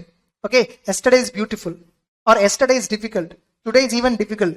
Tomorrow is wonderful, but most of the people die today. So there's some quotation like this. Getting it? So if at all a change is proposed, it is better to accept rather than opposing it. Fine. So with this, ethics is completed. Yeah. No, that's a similar quotation, but I'm talking about his speech. In one of the speech, no, he gives this, but most of the people will die today or yesterday. Something he will say. That's it. So with this, we have completed ethics chapter. So the next chapter we will start is corporate governance. Okay.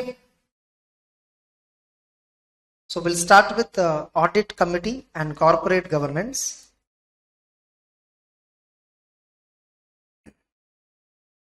So in this audit committee and corporate governance, our main focus of understanding is regarding audit committee, because corporate governance topics, namely board of directors topics in company law and various other committees topics in SEBI regulations, this is something which is extensively covered in law. This is not something which we discuss as part of audit, because on board of directors topic and SEBI, both together in law, you are having approximately 40 hours of discussion. Board of directors is an important topic, right, in law? Board. So entire that board of directors topic is also covered in that corporate governance. So what is the composition of board of directors? What are the powers of board of directors? What is director responsibility statement? What is board report and contents of board report? Almost all that contents were covered as part of corporate governance. So that, LODR regulations that will come under SEBI, that we will not be discussing here. Same way in company law also, you're having audit committee provisions. Generally, when audit committee provisions were referred under company law, that there also it will be general refer to audit subject, because audit committee is something which we extensively discuss as part of auditing. Now, see, in SEBI, we have some listing obligations and disclosure requirements. We popularly call them as LODR regulations, which were released in 2015, updated version. So as per that regulation, every listed company must have audit committee. Like until now, audit committee means, what we understood is, it's a requirement under Companies Act, which is section 177. But now we need to discuss both the provisions, 177 requirement as well as LODR requirement. The composition is only a difference. Only the composition is slightly different. And in this audit committee composition, there is a slight small amendments were also given. So what is this further like? So composition of audit committee in case of listed entities. First of all, every listed entity shall comply with audit committee provisions. They must have audit committee. See, company board of directors are so many. For the purpose of convenience in operation of affairs, these directors divides among themselves certain duties. Not every director will involve in accounts and audit. Only few directors will have that knowledge related to accounts and audit. So those few directors will form as part of audit committee. Same way, in the company, few directors will be there who are aggressively participating in business, who are aggressively bringing new customers, creating new market, creating new opportunities for the company. And those people, those directors are generally being part of risk management committees. And the directors who are actively involved in salary fixation, HR policies, all this, so they will be generally part of nomination and remuneration committee. And a director who is directors or group of directors who are mainly involved with overall governance of the company, they are generally part of corporate governance committee. So if a company has 14 or 15 directors or 10 or 8 directors, whatever the number, not every director will involve in every FIR of the company. Getting it? Like, just like you look at parliament or assembly, there are approximately 100 plus MLAs will be there. There are 500 plus MPs will be there. Yes or no? In a state government, it is MLAs. At central level, it is MPs. But not everybody is involved in every FIR related to the economy. Out of them, some people will form as a committee. And that committee will be headed by minister. Able to understand? Parliamentary committees, we call them as what? Parliamentary committees. In parliament also we have committees like finance committee, estimates committee, public sector undertakings committee. Why these committees are formulated by parliaments? Because not every member of parliament will look into each and every FIR related to economy. So the member of parliaments divides the duties among themselves as a committees. So who will fix all this? Some leader in the company, leader in the government, he will fix. Same way here also. The leader, whoever is the managing director of the company, he will discuss with everybody and allocate certain specific roles and responsibilities. And for that purpose, committees were created. So committee means a group of or an association formed for a specific purpose. So audit committee is also accordingly a committee which is exclusively formed by same board of directors, but this committee exclusively looks into audit and accounts related matters. Now, so what is the provision related to audit committee? It is applicable for all listed entities. It shall have minimum 3 directors. So minimum 3 directors together should form this committee. If 2 directors only were there, it cannot be formed. And moreover, for a public company, we all know that minimum 3 directors are required. For a public limited company, what is the minimum number of directors? 3. In listed companies, it will be more than 3. And the audit committee composition must be what? Generally, here they have used the word at least. They have added the word at least. In the recent RTP, if you see, the word at least has been added. Of course, the intention is the same. The intention is exactly the same. It is at least. Earlier also, the intention is the same. But the only thing is, the word is explicitly not covered. So this is the RTP which was released a few days back. So insertion of the word at least, getting it? Earlier it was not there explicitly, but remember the intention of the section is always it is at least, getting it? At least 2/3 of the directors of the audit committee shall be independent directors, minimum 2/3, getting it? Suppose in 4, 2/3 means 3 directors. 2/3 means what? 3. 2.6 director cannot be there, no. We always have to round up to the next number only. Always, getting it? Now, all the members of audit committee shall be financially literate. What do you mean by financially literate? Means they must be able to understand the accounting principles, accounting procedures, audit principles, audit procedures. They must be able to read and understand the financial statement.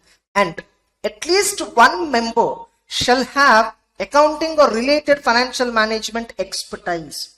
Now, what do you mean by financial literate? What do you mean by financial literate? They have given definition. What do you mean by accounting and related financial management expertise? Definition is given.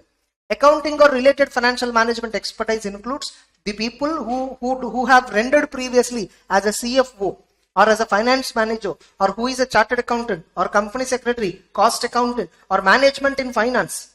Getting it? So if those who are having this kind of qualification or this kind of work experience, these people are considered as those who are having accounting and related financial management expertise. In the smart notes I have not given the definition, but if you look at the full material, you will find all the definitions. And further, the chairperson of the audit committee must be independent director, and he must present at annual general meeting of the company. Now, whatever the company has secretary, overall company secretary, the same person will also act as a secretary to the committee. See, secretary to the committee means what? This fellow coordinates communication about meetings to be held, minutes to be written, checking the conditions, getting it? So everything is formally done as per law and regulation or not, this secretary will ensure. And for audit committee meetings, at their discretion, they may call a finance director, They may call any financial head, they may call internal audit head, or they may call stat auditor, or they can call any other executives. So they can invite anybody to their meeting. It is not compulsory also on the other people part. See, suppose I'm a stat auditor in the company. Audit committee invited me for that particular meeting. Of course, I will not have any right to vote because I am not a member of the committee. I am only invited to look at the proceedings. I can't vote. Is it compulsory for me to attend? No. Getting it? Because under Companies Act, I don't have any duty to attend audit committee meeting or board of directors meeting. My duty is only with respect to annual general meeting, extraordinary general meeting. That's it. Able to understand? Now,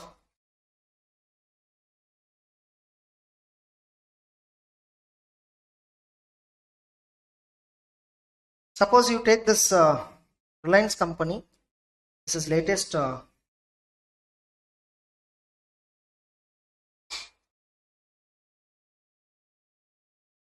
latest annual report. So first of all, how many directors this company is having?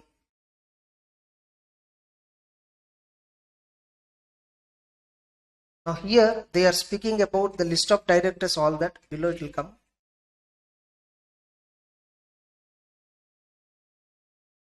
Yes, these are the directors in the company. So totally they are having 8 plus 6, 14 directors. Reliance is having totally 14 directors. And if you observe this letter C and color, you see here these are the colors given. So what is this color signifies? They have given somewhere the color coding.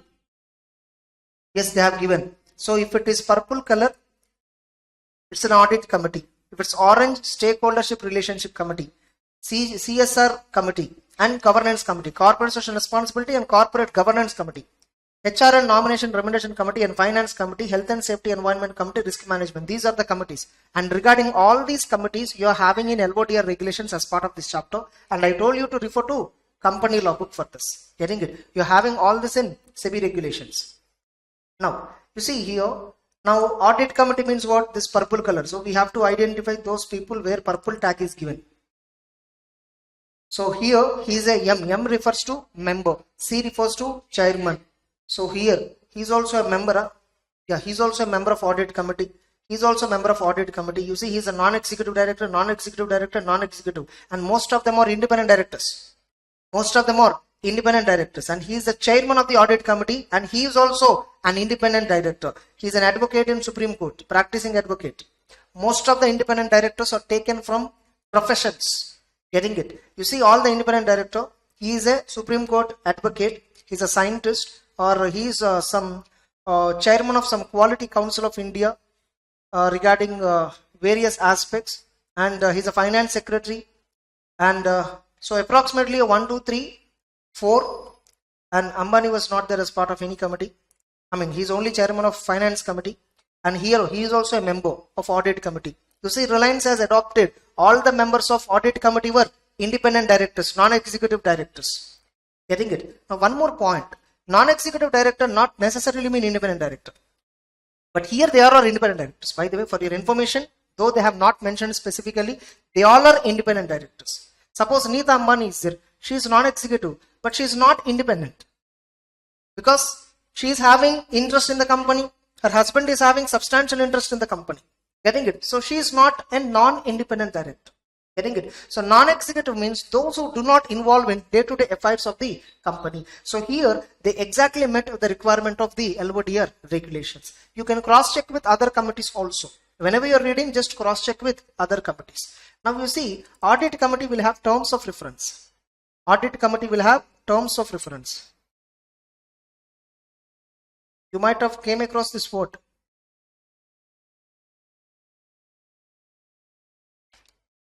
So this is terms of reference of audit committee. What is terms of reference of audit committee? I'll discuss now.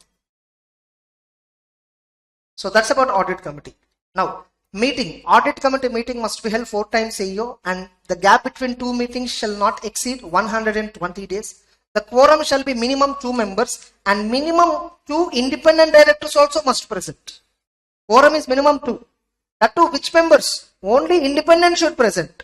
or 1/3 of the members of the audit committee, whichever is higher. Suppose if the company is having audit committees members 7, 1/3 means 2 point something will come. So 3 is the quorum.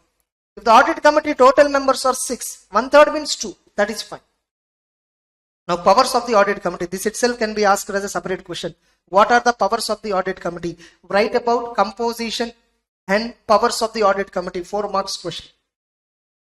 They can investigate. They can investigate any activity which comes within their terms of reference. So terms of reference means what? What audit committee will do?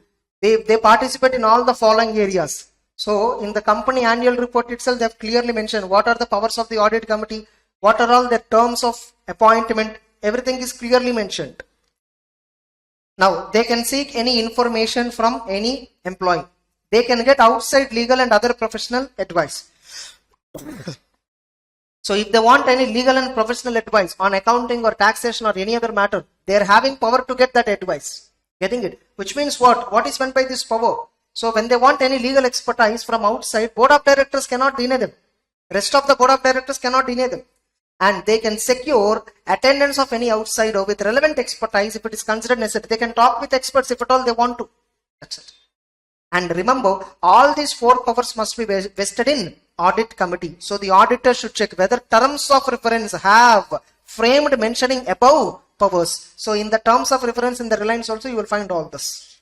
Getting it? So auditor has to check. Now what is the role of audit committee? The role of audit committee is again given here. The role of audit committee is again given here. All these points were given. Recommending appointment of auditors. Yes or no? Approval of payment to statutory auditors. You see. So recommending appointment of auditors, and even their remuneration is also fixed by, the remuneration, while auditors remuneration is fixed, the audit committee people should participate in the fixation process of remuneration. And what other services the statutory auditors can provide to the company. If stat auditor want to provide any other additional service, audit committee must involve in that. Only if audit committee approves, it will be proceeded further.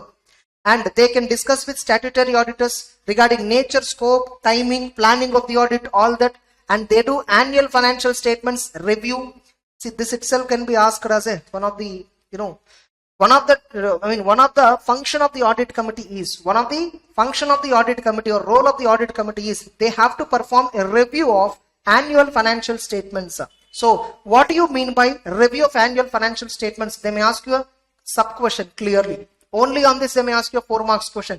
You have to write any 4 points. So when you're doing annual review of the financial statements, you mainly look for, are there any changes in accounting policies? Are there any changes in significant accounting estimates? Are there any related parties transactions? Is there any modified opinion in the draft audit report?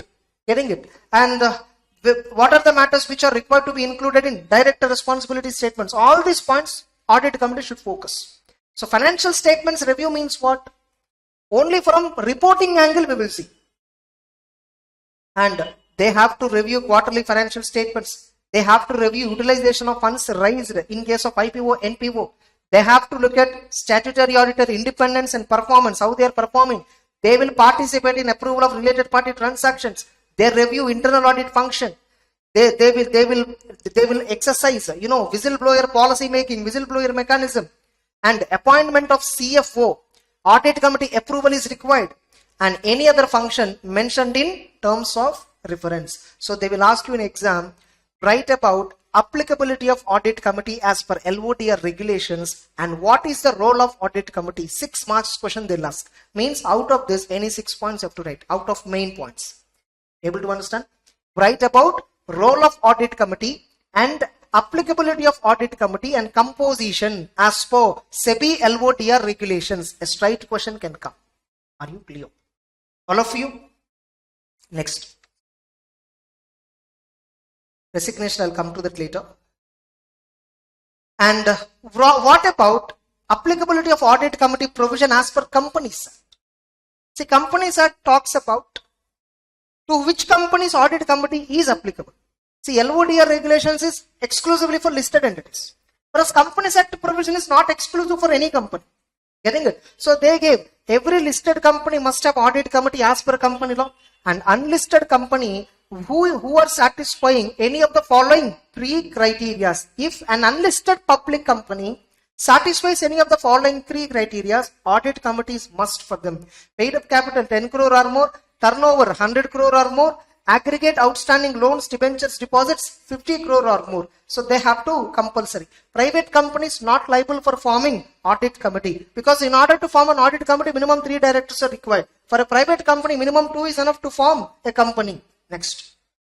These limits shall be taken as per last audited financial statements. For listed companies, this kind of limit is not there, because for LODR regulations, it is strictly applicable for all listed entities. No monetary criteria. Able to understand? And the following companies are exempted even though they are listed. Even though they are listed, even though they fall under the above criteria, even though they fall under applicability criteria, they are exempted from forming audit committee. If it is classified as a dormant company under 455, or if it is a 100% subsidiary, if it is a 100% subsidiary, or if it is a joint venture. How can a company be 100% wholly owned subsidiary? How a company is formed as a wholly owned subsidiary? Suppose you take Tamil Nadu Power Distribution Corporation Limited, 99.99% of the shares are held by Tamil Nadu state government. Rest of the 0.0001% of shares held by some 9 or 10 nominee directors. Getting it? 9 or 10 nominee shareholders. Nominee shareholder means what? For namesake they are shareholders, but they are, though the share is legally on their name, the beneficial ownership is with the Tamil Nadu government. Able to understand? See, ownership means which ownership is important in law? Beneficial ownership is important. Substance over form is important. Not the legal ownership. Able to understand? And what is the composition of audit committee? Minimum 3 directors are required, with independent directors forming majority. Majority means not 2/3. Majority means 51%. Understand? In under Companies Act, if majority of the audit committee members are independent directors, if majority of them are independent directors, then we call it, then it is enough. 51%. Suppose if there are 5, 3. If there are 6, 3 is enough. Or sorry, 4 is required. 4 is required. Even if it is 7, 4 is enough. Even if it is 8, 5 is required. Getting it? Simple majority is enough. Whereas in SEBI requirement, 2/3 majority, minimum 2/3 must be at least independent directors. And there I forgot to mention one point. What if a company is issued with superior rights? In India, listed companies having superior rights is prohibited before 2019. After 2019 onwards, after amendments, once again superior rights concept is introduced. It was there long ago. Later superior right concept is prohibited. Now again very recently, superior rights concept. A company, in India, a listed company is permitted to issue shares with superior rights. There are 2 types of differential voting rights. DVRs, we popularly call them as. These differential voting rights are 2 types. Superior rights, inferior rights. What is it? Superior rights and inferior rights. Tata Motors has issued shares with inferior rights. Getting it? What do you mean by inferior right? Generally, in meetings chapter, you might have learned, for every 1 share held by a shareholder, 1 vote is given. Suppose, for me, if I have to exercise 1 vote, I need 10 shares. Suppose, if I have to exercise 1 vote, I require 10 shares. Which means, for every share, I only have 10% of the 1 vote. Means 0.1 vote only I have for every 1 share. Like that, the shares were allotted to me. Then my shares are with inferior rights. Suppose if the company allotted me 1 share, with 1 share I can exercise 10 votes. I can exercise more than 1 vote. If I can exercise more than 1 vote with 1 single share, then that's called superior right. If I can only exercise less than 1 vote for 1 share, it's called inferior right. Mark Zuckerberg in Facebook is having shares with superior rights. So when shares with superior rights will be issued, in case of startups and all, it will be mainly issued, because investor is somebody, business idea is of somebody. Now investor is investing 90% of the capital, this fellow is investing only 10%. But if I say equal share means this fellow will get 10% ownership owned in the company.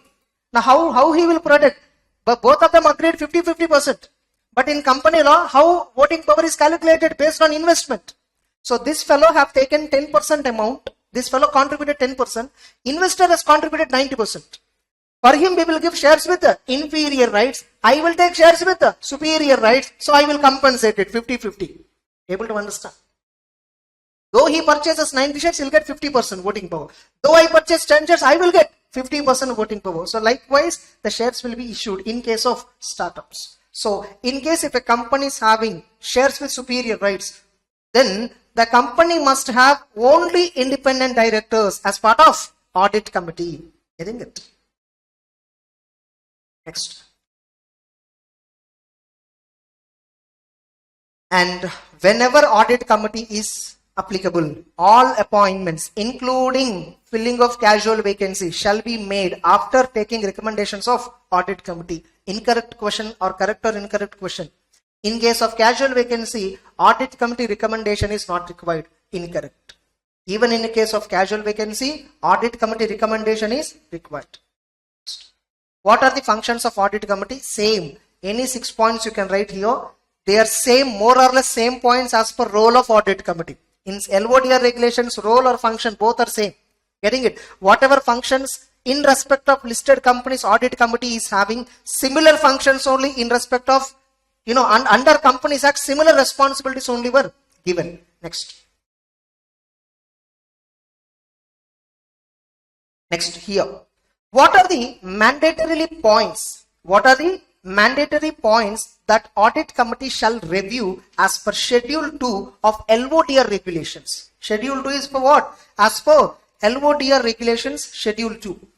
So what are the points that audit committee shall mandatorily review? In this, one point is deleted. Statement of significant related party transactions. This statement need not be reviewed mandatorily. So that has been deleted. So that is what given in the RTP as well. If you check it out, deletion of information on statement on significant related party transactions submitted by management under mandatorily review by audit committee as per Schedule 2 of LODR regulations. So this point is deleted. So earlier the audit committee must review totally 6 items. Now it is only 5 items. Getting it? Statement of, now you see this is very important for MCQ. So which of the following audit committee need not review, they will ask. Getting it? And they'll put 3 review points and 1 this amendment point they'll put. You need to select this second point. Getting it? So this is very recently deleted. So this amendment is applicable for November attempt. Able to understand all of you? So this amendment is applicable for November attempt. So statement of significant related party transactions, audit committee need not mandatorily review because they are approving all the related party transactions. So why should they review once again?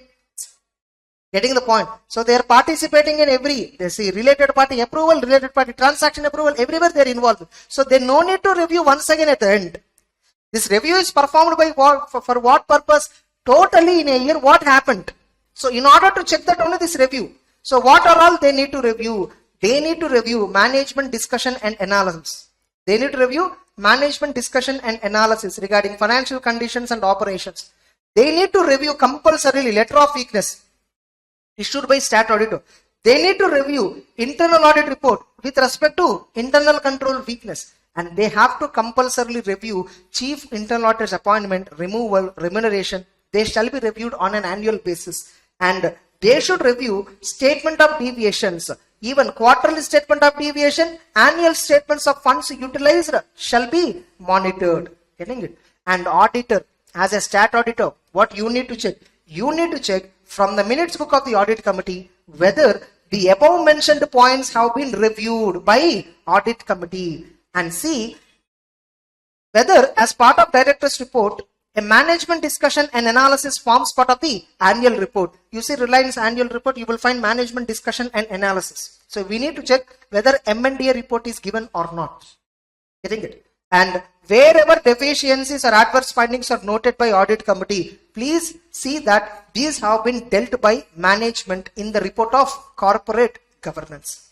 So audit committee has to mandatorily review right now, not 6 points, 5 points. This is an important question. Many a times this has been asked.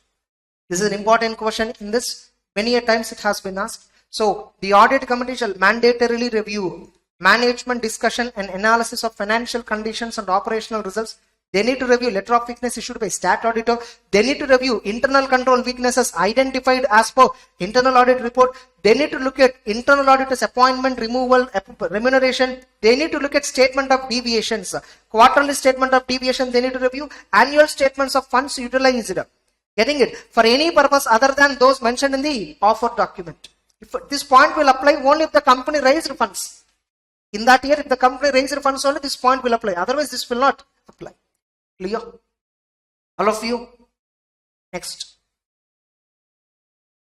Now, the auditor has to certify on corporate governance. The auditor shall give a certificate on corporate governance. Whether the company is complying with all the requirements of corporate governance. Listed company auditor has given the responsibility to give a certificate on this. So, now how should we verify? Same general principles of audit he will follow. How we verify stock, how we verify cash, how we verify compliances with laws and regulations as per SA 250. Same audit procedures will apply while checking compliances with corporate governance policies. So the principles of standards on auditing would be applicable in performance of the certification work. And the auditor should comply with code of ethics. The auditor should conduct verification as per guidance note on certification of corporate governance. So if in order to certify, in order to give a certificate on corporate governance, what is the certification? You need to say whether company has complied with all corporate governance provisions or not. All LODR provisions or not, you have to give a certificate. So there is a guidance note. How to check all this? So institute has given a guidance note on how to execute or how to deliver a certificate on corporate governance compliance. Institute give a guidance note. So study that guidance note, accordingly apply that guidance note, do performance, do audit procedure, and finally get evidence, document it, then give a certificate. Able to understand? So whatever you apply, you see here, the auditor should document which are important in providing evidence to support the factual findings. So you have to document.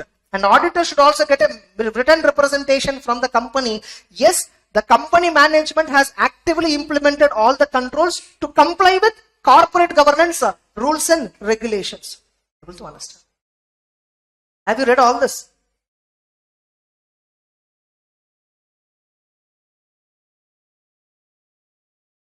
So what is auditor responsibility? The auditor's responsibility in certifying compliance with corporate governance, it relates to verification, certification of implementation of requirements of corporate governance as per LODR. Did the company incorporated risk management committee? Did the company incorporated HR nomination and remuneration committee? Did the company incorporated finance committee? Did the company incorporated audit committee? There are various conditions as per LODR regulations which company has to follow as part of corporate governance practices. So whether all these were followed or not, auditor has to verify and give a certificate. Getting it? See here, that is also given. Probably certificate on corporate governance is given by auditor in Reliance.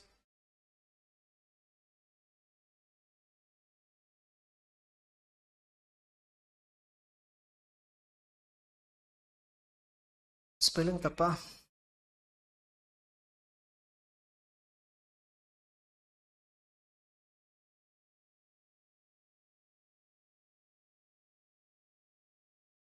This is compliance certificate. Yes, this is compliance certificate. Certificate from company auditor confirming compliance with conditions of corporate governance as given under LODR regulations. As given under LODR regulations. I think you will find that later.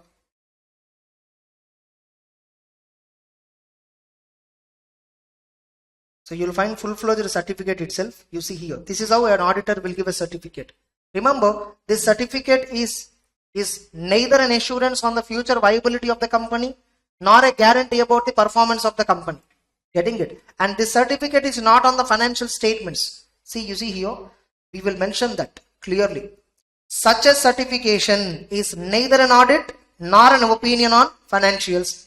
It is not an assurance for future viability, nor it's an efficiency guarantee for the management. It is not about management performance. It is not about company future guarantee, company future. It is not about financial statements. This is purely a certificate on compliance with conditions of corporate governance. So that's what the auditors also will mention here. They will clearly mention here. So auditor responsibility. Our responsibility is to provide reasonable assurance in the form of opinion whether the company has complied with all this. So the procedures here they will mention clearly. This is not something, this is not something that an opinion on the financials. Where it is there? In other matters it is given. Fine. This report is neither an assurance as to future viability nor guaranteeing the efficiency of the director. Getting it? This report is addressed to the members of the company purely for the purpose of complying with listing obligations. So auditor has to give something like an audit report. Able to understand? So that is called certification on corporate governance. The company, after fulfilling all the corporate governance duties, they should give a report on corporate governance. That's again a separate report. Report on corporate governance is different. Report on corporate governance is prepared by management, prepared by those charged with governance. Certificate of compliance on corporate governance by independent auditor is a certificate given by auditor. Able to understand? All of you. That's it. Now, in our book, I clearly mentioned below, this, report on corporate governance we didn't discuss because this is a report which consists of exhaustive points. What are all the points to be included in corporate governance report? Something similar to board of directors report topic. This you will get in LBODR, like SEBI. As part of law, you have to discuss. What are other disclosures? What is management discussion and analysis? Compliance certificate I already mentioned. What are statement of deviations or variations, you have to read as per law. Getting it? Information to shareholders, transfer or transmission or transportation of securities, risk management committee, stakeholder relationship committee, nomination committee, subsidiary of listed entity, whistle mechanism, code of conduct, obligations with respect to employees, composition of board, powers of the board of directors, all this, which companies must have a woman director. So much of content is there which is completely discussed for you exhaustively in law paper, not in audit paper. Clear? So in audit, we only discuss audit committee provisions. All of you confident? Remember, from other, whatever these which I have not covered in this material will be tested in exam for sure. Getting it? Possibility. Whatever the probability is there for audit committee. If I will say probability for testing, a question from audit committee will be 60%. From these topics, it will be 40%. Able to understand? So the probability will be very high from these questions also, from these concepts also. So don't ignore. I hope you will read all, you have covered all this as part of law. You have to read once again. Whenever you came across this chapter, open law book and read. Don't ignore. Able to understand? You will have what is risk management committee, what is the role of risk management committee, and what is the composition of risk management committee, what are the powers, what are the duties. So much is there. For every committee, there is so much of discussion. Then we'll discuss one pending topic, which is resignation of auditors.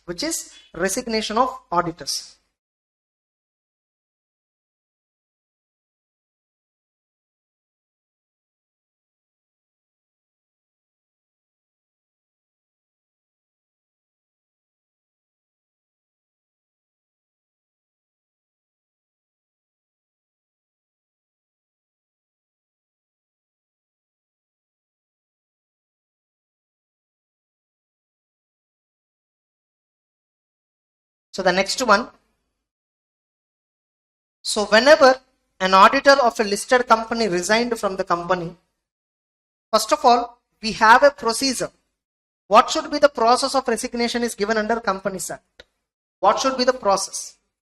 When you can resign, when you should not resign is not discussed under Companies Act.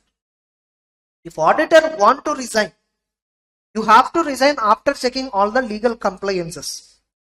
Companies Act is not talking about have you resigned properly or not resigned properly. When you resign, what you have to do. That is only what Companies Act 140 subsection 2 talks about. What Companies Act 142 section talks about? 140 subsection 2.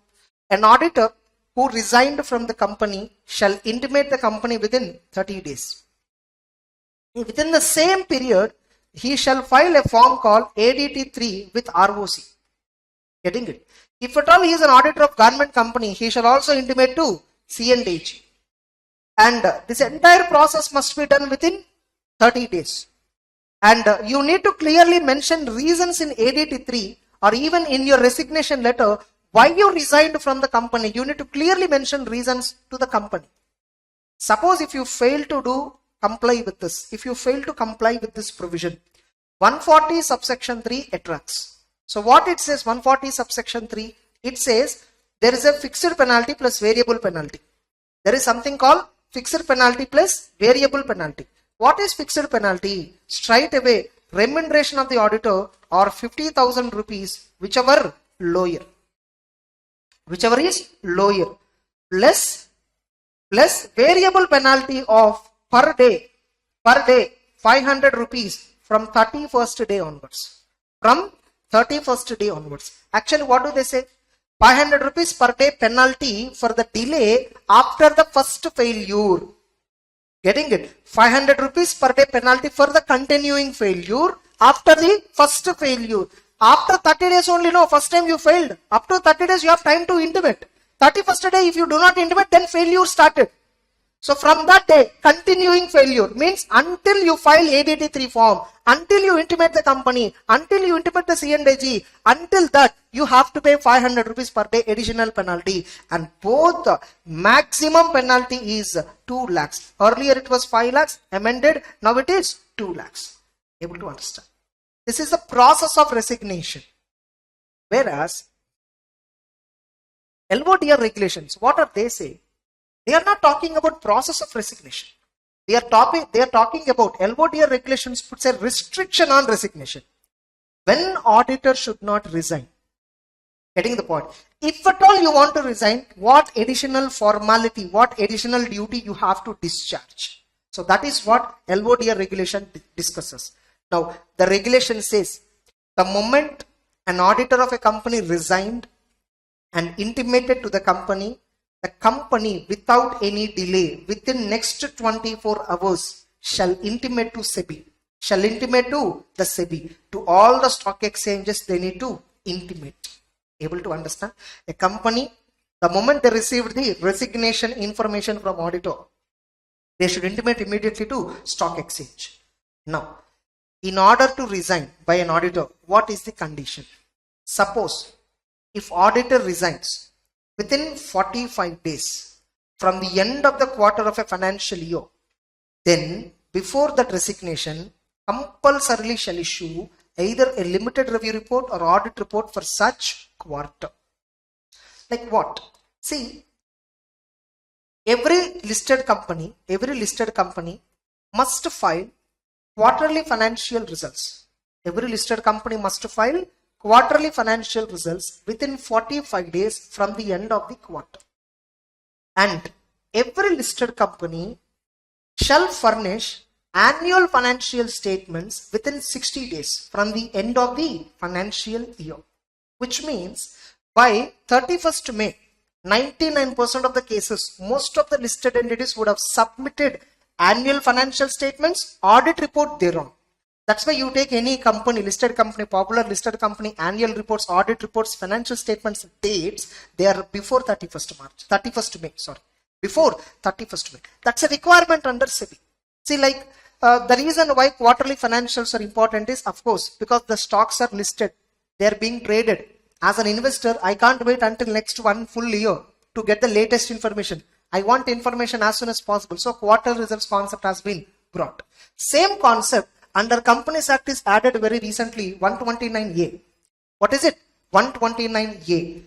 Very recently it was added by, the Parliament. 129A, new section. What it says? Periodical filing of the results by companies which are not listed. Listed companies already provision is there.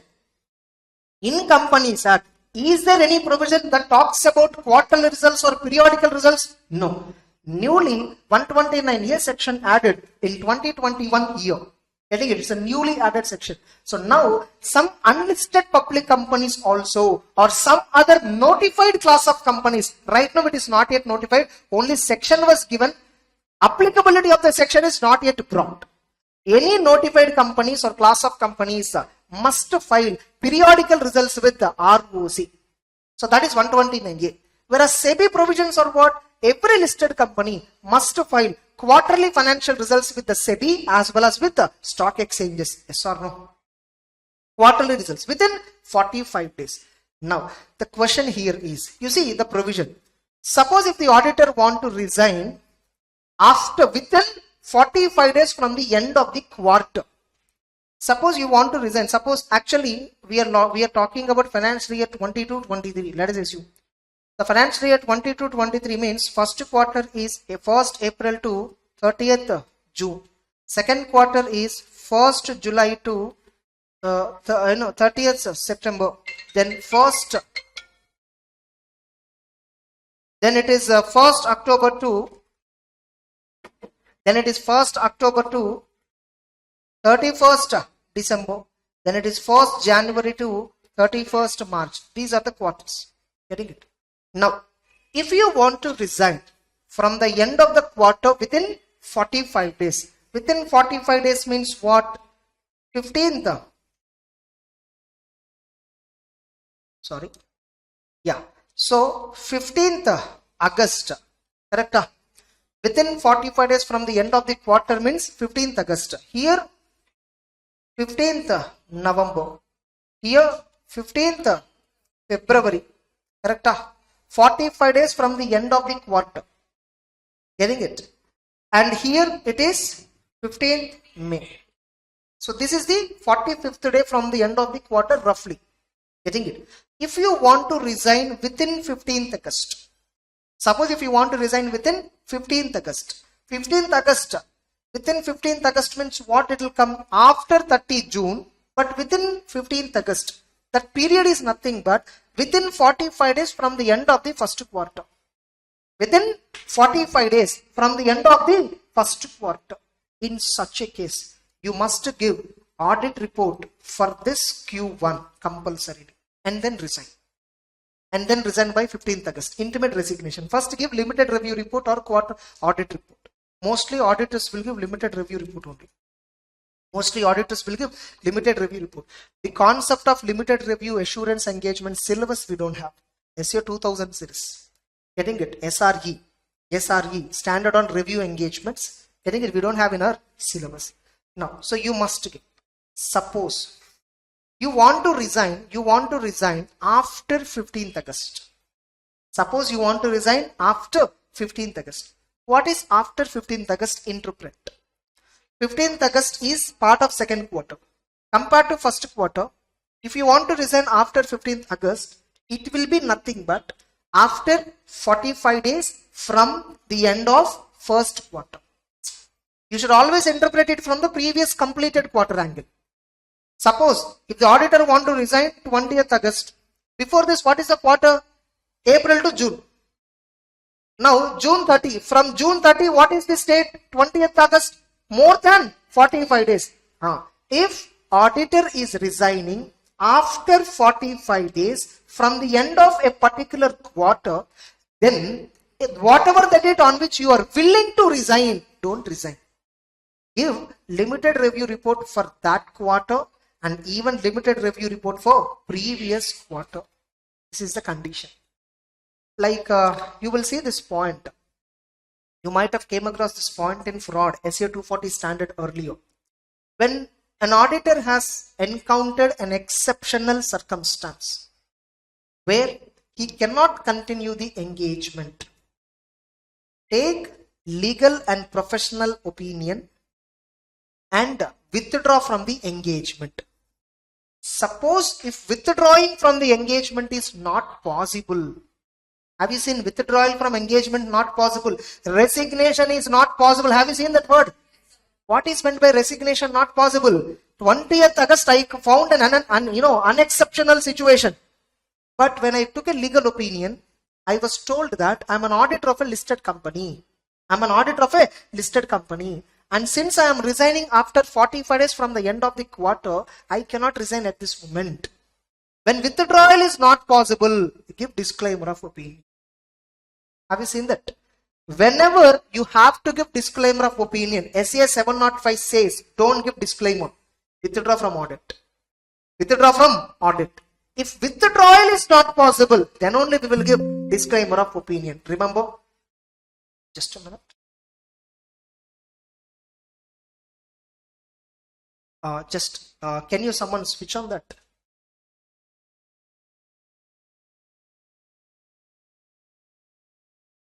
Okay, I didn't open the charger itself.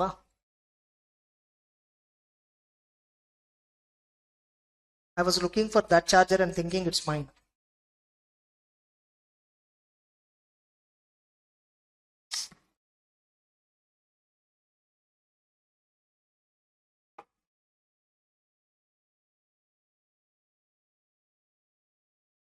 இது பாருப்பா இங்க.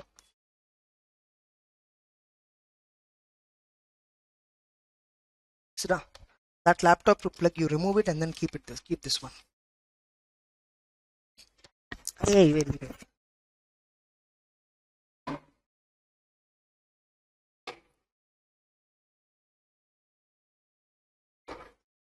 இது எப்படிமா போயிடுச்சு உள்ள?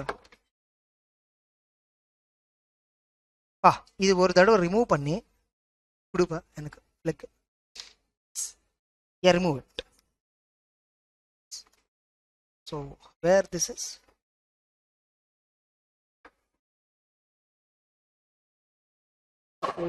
உள்ள வந்துருச்சா? இரு இப்போ போடுப்பா. அது போட்டுட்டு ஃபிளக் பண்ணு. ஓகேவா?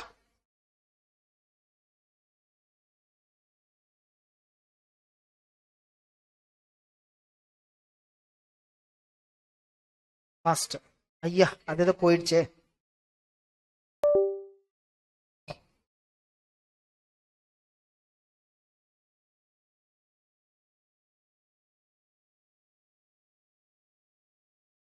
Yes, let's continue. Sorry. Yeah. So even when you look at SAS 705, when auditor encountered an unexceptional circumstance, see, this can be framed as an MCQ. When auditor is unable to obtain sufficient appropriate evidence on which to base an opinion and concluded that the possible effect of undetected misstatements, if any, on the financial statements are material and pervasive, what auditor shall do?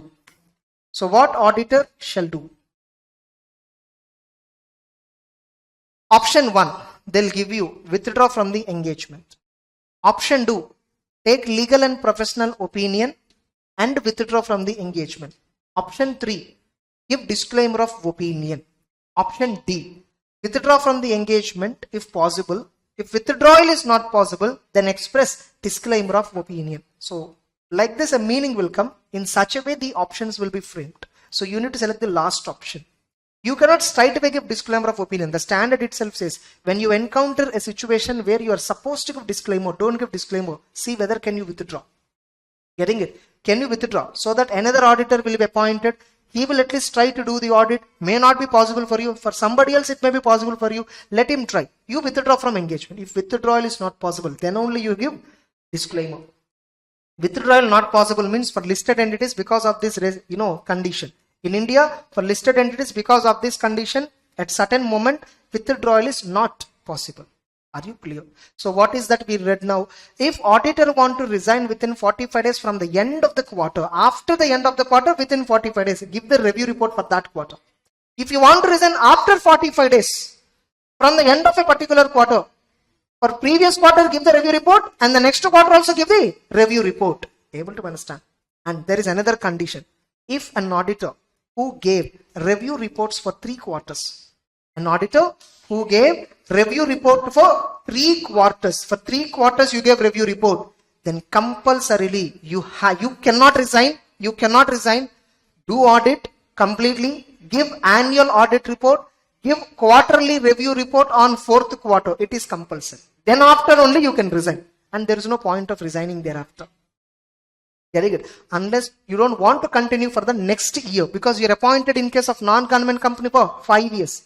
So if you want to resign, suppose you signed 3 quarterly review reports, you have to give 4th quarter report, give annual audit report, then you can resign, so that the remaining term you need not serve. Able to understand? Suppose first quarter itself, let us look at. If I want to resign, suppose I was appointed on June 1st or June 2nd, or maybe June 1st, within first week I was appointed. When I started interacting with the company, I came to know that the company will not cooperate with me for audit at all. I decided to withdraw from audit before June 30. Can I do so? Yes. Able to understand? You can absolutely do. If you want to withdraw before June 30. Getting it? Next, suppose I want to withdraw on 20th August, which is after 45 days from the end of the first quarter. Getting it? But it is not, it is part of second quarter, the date is. Here, withdrawal is not possible. So do simultaneously review, audit everything for the second quarter also. And the second quarter completes on what? September 30. Then October first week or second week, please resign immediately. Which means, suppose you want to resign after end of the second quarter. You want to resign after the end of the second quarter. Resign within 45 days from the end of the second quarter. So that you have to give review report for that quarter. Anyhow, since you are already late from first quarter after 45 days. Anyhow, you are late after 45 days. So that point says what? Give report for Q2 and Q1 both. Now compared to Q2, from Q2, you are resigning within 45 days. So give report for Q2. That's what the condition also says. Yes or no? Both the conditions you have to satisfy. Getting it? If you are resigning within 45 days from the end of the quarter, give review report for that quarter. After 45 days, that quarter, then next quarter. Suppose I want to resign on 20th August, which is 45 days after Q1. After 45 days. So I have to give review report for Q1 and Q2. Okay, I decided to continue and give Q2 report. And finally, I want to resign by October 15th. What is October 15th? From the end of second quarter, it is within 45 days. Give review report for quarter 2. That's it. So give review report and then resign. Suppose if you belatedly want to resign after November 15. If you want to resign after November 15, it is impossible. If you want to resign November 15, what happens? You have to give review report for Q2 and Q3. Okay, you will give. And those who gave review report for Q2 and Q3 must give review report for Q4. Obviously, you have to give annual audit report. That's it. Able to understand? So with this, the resignation topic is also completed. Then next, what is the manner of resignation? How you should resign? First, whenever you want to resign, first report your concerns straight away to chairman of the audit committee. Especially if you want to resign because of non-availability of information, non-cooperation from the management, you shall approach audit committee. Getting it? Then all concerns with respect to proposed resignation means what? Before you resign, whatever concerns you are having, please bring it to the notice of all members of audit committee. Suppose if the proposed resignation is because you are not receiving explanation, the auditor inform the audit committee and details of information explanation sought and not provided by management. Mention to the audit committee that I requested management information, but they are not providing it. With this kind of attitude, I can't continue the audit. I can't obtain sufficient appropriate evidence. It is better for me to withdraw. On receipt of such information, the audit committee or board of directors, getting it, shall deliberate, means shall take further steps on the matter and communicate their views to the management and the auditor. Okay, you're not receiving information. We will talk to board of directors, remaining directors, and what happened we will speak, and finally we come back and we will come back and let you know like what are the things happen. If at all finally we also decided, okay sir, you can take your final call. This is the situation in the company right now, then you can take the final call. Able to understand? It's nothing but opportunity of being hurt. Even in resignation provision also, before you take a resignation call, you have to give an opportunity of being heard. It is compulsory. Getting it? Suppose if resignation is not possible, then you have to give disclaimer of opinion. If resignation is not possible. And remember, the manner of resignation, how auditor shall resign. Before he resign, he must bring all the concerns to the members of audit committee and to the chairman of audit committee. Audit committee will talk to board and auditor and then resolve the matter. If still that is not possible, then only auditor has to take a final call. Entire this shall be put as a condition in the appointment letter itself. And even whenever listed company auditor is appointed, these conditions must be mentioned in appointment letter. In the appointment letter of the auditor, look, you can't resign just the way like you want. This is the condition as per, LODR regulations. You have to follow all these regulations. These conditions for resignation, process of resigning from the company, this entire stuff has to be mentioned where? Appointment letter. It is compulsory. Able to understand? So that is what the last point says. So the conditions has to be included in appointment letter. Suppose if already appointed, Appointment letter do not include. Revise. Give a modified appointment letter mentioning these conditions. Getting it? And company secretary of the company shall certify compliance regarding this. That's it. With this, audit committee, resignation, corporate governance topic is completely done. Are you clear? And there are many topics in this chapter which are to be discussed by you, which are to be read by you in depth.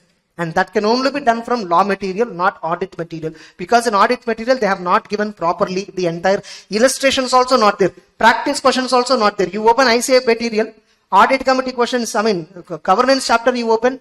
So many concepts discussed over 30-20 pages. Yes or no? And they will not have single illustration. Single example also will not be there.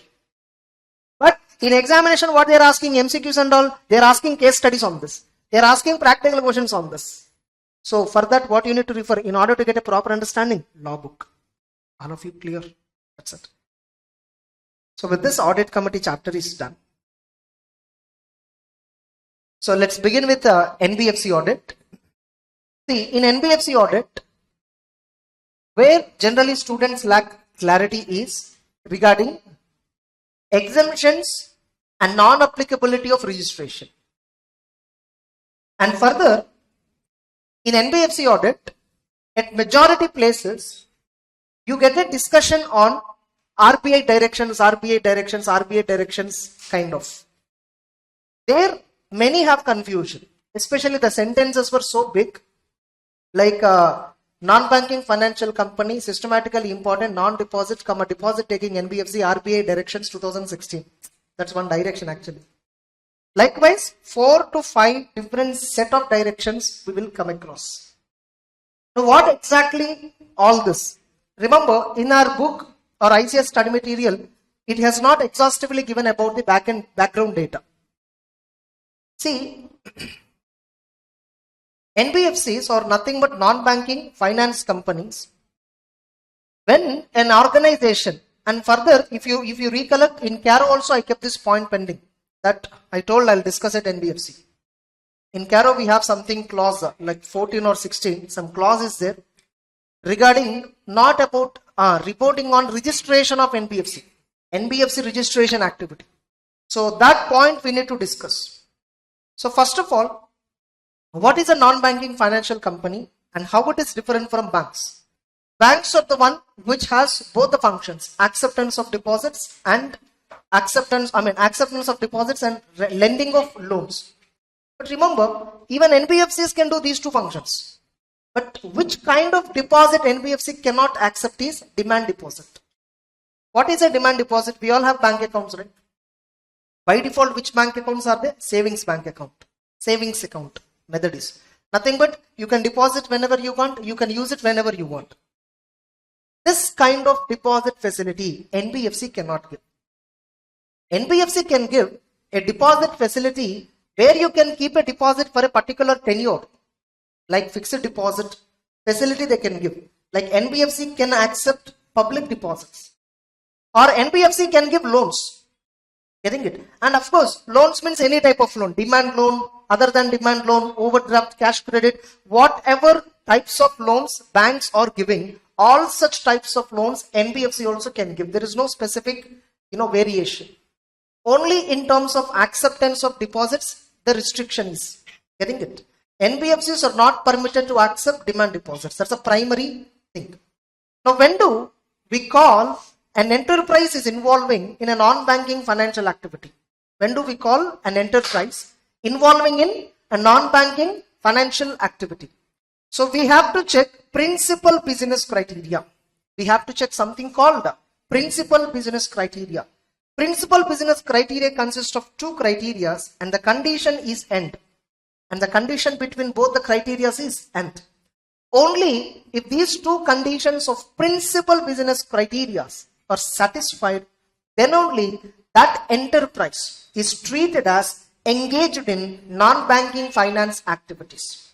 Now, if financial assets are more than or equal to 50, not even equal to, I think more than only was there. Getting it? If more than 50% of total assets, if financial assets occupies more than 50% of total assets. What do you mean by financial asset? Loans and advances, investments, and of course liquid assets like cash and bank balances, deposits. These are treated as financial assets. Getting it? And non-financial assets means fixed assets, plant and machinery, furniture, inventory. These are all treated as non-financial assets. The differentiation, financial asset, non-financial asset, this kind of classification we only use for NBFCs. We do not use for a normal agriculture industrial companies. Getting it? Then income from financial asset occupies major income of the NBFC. Another criteria, income criteria. If an organization is getting predominant income from financial assets, what is predominant? More than 50% of the total income is from financial asset. Nothing but is from investing activities, is from financing activities, not from operating activities. Able to understand? For an organization, majority of the items is from financial activities or investment activities, majority income. And majority assets of that organization constitute financial assets. Both the conditions are satisfied. Then the said organization is said to be engaged in non-banking activity, non-banking finance activity. And RBI says, 45 IA section says, any company, especially any company which is engaged in non-banking financial activities cannot continue that business without obtaining registration from RBI, which means these NBFCs shall obtain registration from RBI. Now, in order to get registration, there are some criteria. What is the minimum capital criteria to get registration? What is minimum net owned funds criteria for registration? There are some criteria given. Once you register, naturally, the following directions apply to these NBFCs. Once you register, the following directions apply. Remember, this is a criteria which we should apply on every company that we do audit. CARO 2020 says what? NBFC clause, what it says? Whether the company you are doing audit, is it satisfying these criteria, principal business criteria? Generally, you see any audit report of Tata Motors or Reliance or any other than NBFCs. The auditors will say the company has not satisfied the criteria given under NBFC. Accordingly, they are not liable for registration. That's how they reply. Able to understand? So this criteria we have to apply for every company and check and report it in CARO. Getting the point? Now, once your company is engaged in this particular, once your company satisfies principal business criteria, it must register with RBI as an NBFC unless exempted by RBI. There is an exemption list of companies even though they satisfy this criteria. Even though they satisfy this criteria, they are exempted. They don't require to register. Like National Housing Bank, insurance companies, we have some set of companies which actually satisfy this criteria, but they are exempted from getting registration. They are exempted. Getting it? The NBFC registration itself is exempted. And remember, the NBFC, the governing act is RBI Act. There is no separate NBFC Act. RBI Act itself is governing act. Entire 45 series sections talks about NBFC.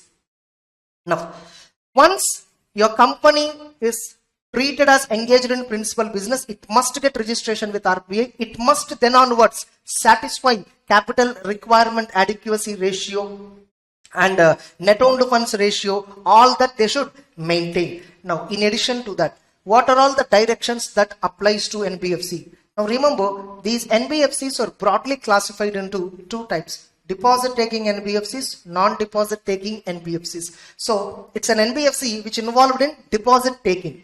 Getting it? Or non-deposit taking. Non-deposit taking. Now again, these non-deposit taking NBFCs are broadly classified into two more classifications, like systematically important, non-systematically important. They are again classified into systematically important, non-systematically important. What is systematically important NBFCs? What is non-systematically important NBFC? Systematically important means if the assets of the NBFC, if the total assets of the NBFC is more than 500 crore, if the assets of the NBFC is more than 500 crore, systematically That's an important NBFC in the entire system, banking system, financial system. It's an important NBFC because it is dealing with huge number of assets. Remaining NBFCs are simply called as non-systematically important NBFCs. Getting it? Now, accordingly, the RBI has given directions for deposit taking NBFCs and systematically important non-deposit taking NBFCs. For deposit taking NBFCs, systematically important but non-deposit taking NBFCs, in 2016 they have given a direction set. RBI has given directions. What are the prudential norms to be followed? What are the provision norms to be followed? What auditor has to report? Everything. What accounts have to be maintained? What special reports they need to furnish with RBI? What quarterly reports they need to furnish with RBI? Entire such directions were given in this 2016. Along with this, there is another set of direction for non-systematically important, non-deposit taking NBFC. For non-systematically important, non-deposit taking NBFCs, they have given another set of directions in the same year 2016. In addition to that, NBFC acceptance of public deposit direction 2016 is given. In addition to this, there is another set of direction. If NBFC want to go for public deposits, RBI has given another direction. That's why you see in CARO, we have some fifth point, deposits. In CARO, we need to talk about deposits. Whenever the company has accepted deposits, check the provisions of Companies Act 73 to 76. Check the directions given by NCLT Company Law Board satisfied. Check the directions given by RBI. The directions given by RBI, which this point applicable for which entities? NBFCs it is applicable. Able to understand? In CARO, that particular point, public deposits, auditor has to verify what? Whether the company has accepted deposits from public during the year. If so, verify the compliance with the 73 to 76. Verify the compliance of NCLT. NCLT and 73 to 76 applicable for all the companies. RBI directions word, that is applicable for which companies? NBFC. Now when an NBFC accepting deposits from public, they have to comply with company law provisions. They have to comply with the company law board, nothing but NCLT directions if at all given. They have to comply with the RBI acceptance of public deposits directions. Are you clear? In addition to this, now we have seen 1, 2, third set of direction this is. Now we have fourth set of directions. NBFC auditors report, Reserve Bank directions 2016 again. NBFC, actually this was given in 2015, sorry. Acceptance of public deposit direction came originally in 2015. Then NBFC auditor report direction. What auditor has to report? Getting it? As part of the audit report or in addition to audit report. For that, RBI has given a separate directions. RBI auditors report, Reserve Bank directions 2016. For all NBFCs it is given direction. In addition to this, there is fifth set of direction. NBFC monitoring of fraud, Reserve Bank directions. Getting it? NBFC monitoring of frauds, Reserve Bank directions. These are the words that you get in the book. If you have an idea, then when you're reading, you can easily correlate. Getting it? What are the first one, NBFC non-deposit taking systematically important and deposit taking directions 2016. For deposit taking NBFCs and systematically important non-deposit taking NBFCs, only one set of direction is given. Then NBFC non-systematically important non-deposit taking directions 2016. NBFC acceptance of public deposits direction 2015 or whatever. Then RBI, NBFC auditors report within bracket Reserve Bank directions 2016. Then we have NBFC monitoring of frauds, Reserve Bank direction. Somewhere in NBFC you might have came across reporting of frauds. Cash shortage for more than 10,000 is to be treated as intentional, whether or not intention proved. Have you come across? There they will use this word, NBFC monitoring of frauds directions. Enapa? You're getting it? Next. So this is the overview. Getting it? Now what we need to understand? We understood which NBFCs have to, which companies should apply for registration. We understood principal business criteria. Now we need to understand what are all NBFCs exempted from registration.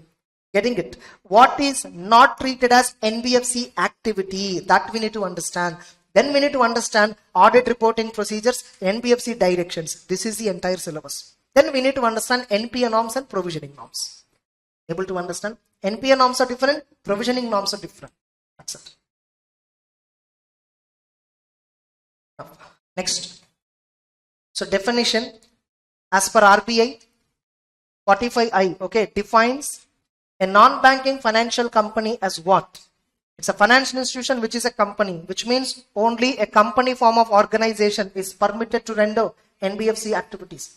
And it's a non-banking institution which is a company which has principal business of receiving deposits under any scheme or lending in any manner, or such other non-banking institution or class of institution with the approval of central government by notification in the official gazette specify that they are NBFCs. Next. Meaning of principal business. A company's financial assets occupies more than 50% of the total assets. Income from financial assets consists of more than 50%. And here the condition is end. It is both the conditions must be satisfied. Only then principal business criteria is satisfied. A company which fulfill both these conditions will qualify as NBFC and they would require registration by RBI. Now registration. Compulsory. 45 ISS, it is compulsory. No NBFC, no non-banking financial company is allowed to start the business, to carry on the business without a certificate of registration. And further, it must have a net owned funds of 25 lakhs, later revised to 2 crore. Minimum, what is the net owned funds required? 2 crore. However, for systematically important deposit taking for deposit taking NBFCs and systematically important non-deposit taking NBFCs. They are big NBFCs but non-deposit taking. They don't take deposits, but big NBFCs. For them, the net owned funds criteria is not 2 crore. For them, the net owned funds criteria is 15% of risk-weighted assets. Getting it? 15% of the risk-weighted balance sheet items that we will get later. For them, what is the capital requirement? That is the minimum capital which they need to maintain. The minimum net owned funds which they need to maintain. Able to understand. At CA Inter, in Group 2, Advanced Accounting, we have a chapter called NBFC Accounts. In that, how to calculate net owned funds, how to calculate provisions, all that were already covered at CA Inter. Here, we are only discussing audit context. Getting it? At CA Inter, we don't have audit context. At final, we are having audit context. That's the only difference. Next. And if yours is a company incorporated under Companies Act, desirous of commencing NBFC, then it can apply to Reserve Bank of India in prescribed form along with documents, provided you check net owned funds criteria like this. Suppose yours is a systematically important NBFC, then 2 crore is not the minimum capital. The capital required is proportionate. Ad valorem basis, 15% of risk-based values of balance sheet items and of the balance sheet items. That's all. Like we will get that later. Clear? So this 2 crore net owned funds criteria is applicable for non-systematically important, non-deposit taking NBFCs. Earlier, 2 crore criteria is applicable for every NBFC. But after introduction of directions, after introduction of NBFC directions, now many institutes, many organizations are starting NBFC business because of the profits it is showing. NBFCs give a loan at a higher rate. Getting it? Suppose Muthoot Finance you take, it's a gold loan company where they charge interest 12% per annum. And you know, Canara Bank you go, same gold loan, they'll charge at 7%.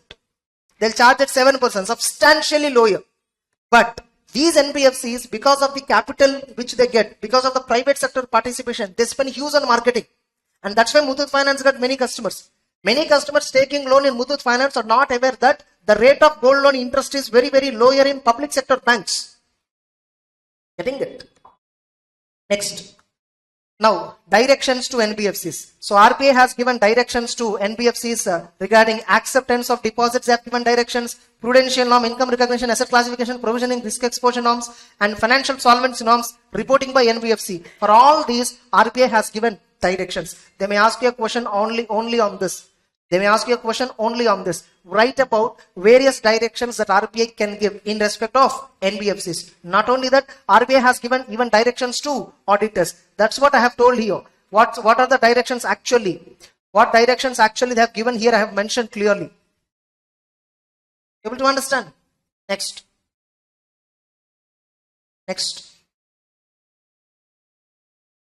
So types of NBFCs. So what are various types of NBFCs? Like what activities NBFC can involve? They can involve in loans and advances. They can involve in shares and securities, acquisition. They can be doing leasing activity. Remember, a mutual fund company is also basically an NBFC because it satisfies principal business criteria. It satisfies principal business criteria. For a mutual fund company, predominant assets is investments. More than 50% is investment. Investment is a financial asset. And predominant income is also income from investment. So it's a financial income. Obviously, it satisfies NBFC principal business criteria, but they're exempted by RBI. Because they are already governed by SEBI. Next. Leasing companies, hire purchase companies, insurance companies, chit business. So these are all NBFC activities only. But chit fund companies, insurance companies, and this one, especially mutual fund companies, asset reconstruction companies, asset management companies, many of these companies were excluded from registration purview. They were exempted from registration. That we will see that. Now, what does not constitute financial activity? Agriculture activity is not a financial activity. Industrial activity is not a financial activity. Trading is not a financial activity. Immovable property dealing is not a financial activity. You see, any business will come under any of these four categories only. What Reliance Industries is doing? Industrial activity. They are doing trading through retail. They are dealing in immovable properties through Reliance Infra. They are dealing agriculture activity through retail. So they may have some agriculture operations as well. Getting it? ITC is doing agriculture, industrial, trading and immovable property. Getting it? So trading in immovable property means what? ITC hotels. Getting it? They are renting immovable properties. Getting it? So all these activities these are the businesses which are there other than finance businesses. That's it. And further, a non-banking company which has a principal business of receiving deposits under a particular scheme or arrangement in lump sum or an installment is also NBFC. This is called as residuary NBFC. Suppose if a particular entity has the principal business is what? Accepting deposits in a particular scheme or arrangement. Their only duty is to accept deposit. So that is also treated as NBFC. Now, NBFCs which are registered with RBI are categorized as below. Deposit taking, non-deposit taking. Systematically important, non-systematically important. Actually, the limits in the book were not given. What is systematically important? What is non-systematically important? ICA book did not cover the exact information. Systematically important means NBFCs with asset size 500 crore above. It's called systematically important. Any other NBFC other than this are non-systematically important. Now, what kind of activities that NBFC can conduct? We have already seen. Based on the activities, NBFCs are classified into the following various categories. Remember, this is only inclusive list, not exhaustive list. Investment credit company, infrastructure finance company, core investment company, IDT, IDF, infrastructure debt company, MFI, factors, non-operative financial holding companies. Non-operative financial holding company is something similar to core investment company. It is something similar to core investment company. Getting it? All NBFCs are either deposit taking or non-deposit taking. If they are non-deposit taking, ND word will be suffixed to their name. So NBFC ND, that word will be there. So which NBFCs are exempted from registration? This itself can be asked as a 4 marks question. Write about NBFCs that are exempted. Getting it? Actually, these NBFCs, they satisfy principal business criteria, but they are exclusively, specifically exempted by RBI. Housing financial institutions, merchant banking companies, stock exchanges, stock broking and sub-broking companies, venture capital companies, Nidhi companies, insurance companies, chit fund companies, microfinance companies, SRCs, securitization reconstruction companies, MB company, mutual benefit companies, mortgage guarantee companies, core investment companies. Remember, not every core investment company is exempted. Non-systematically important core investment company. What is it? Non-systematically important core investment companies are only exempted. For core investment company, systematically important, non-systematically important means not 500 crore, 100 crore. Only for core investment company, what is the criteria to classify them as systematically important, non-systematically important? 100 crore and not 500 crore. Able to understand? For all other NBFCs, what is the criteria? 500 crore. For core investment companies, it is only 100 crore. Able to understand? Now, which is not a systematically important core investment company which is not a systematically important, that is only exempted from registration. Systematically important core investment company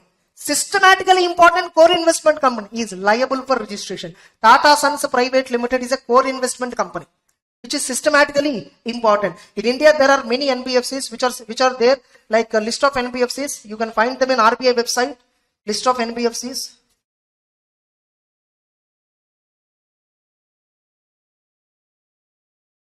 So in RBI site, you will find here.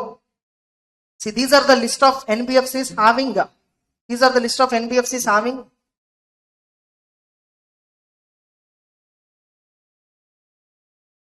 these are the list of NBFCs having registration for accepting public deposits as on Jan 31st. This list is updated list. These are the NBFCs which are non-deposit taking but systematically important. These are systematically important. These are NBFCs which are not accepting deposits other than NBFCs, non-deposit systematic, nothing but non-systematically important NBFCs. These are NBFCs whose registration was cancelled as on September 1st. This is most updated list. And these are NBFCs which are classified as microfinance institution, debt fund, factors. You will get entire list. You will find the list. And a list of core investment companies. You see, these are the core investment companies. You will find so many core investment companies. These are purely core investment companies. Hardly in India we have 59 core investment companies. Hardly we have 59 core investment. So in that Aditya Birla Group we know, Tata Group is there, and even Chain Irrigation Group, Reliance Industries. There are many L&T Finance Holding Company. See, what is that core investment company means? Nothing but their business is what, their business is incorporating subsidiary companies. Their only business is what? Incorporating subsidiary companies. What Tata Sons Private Limited do? They invest in shares of Tata Group of companies.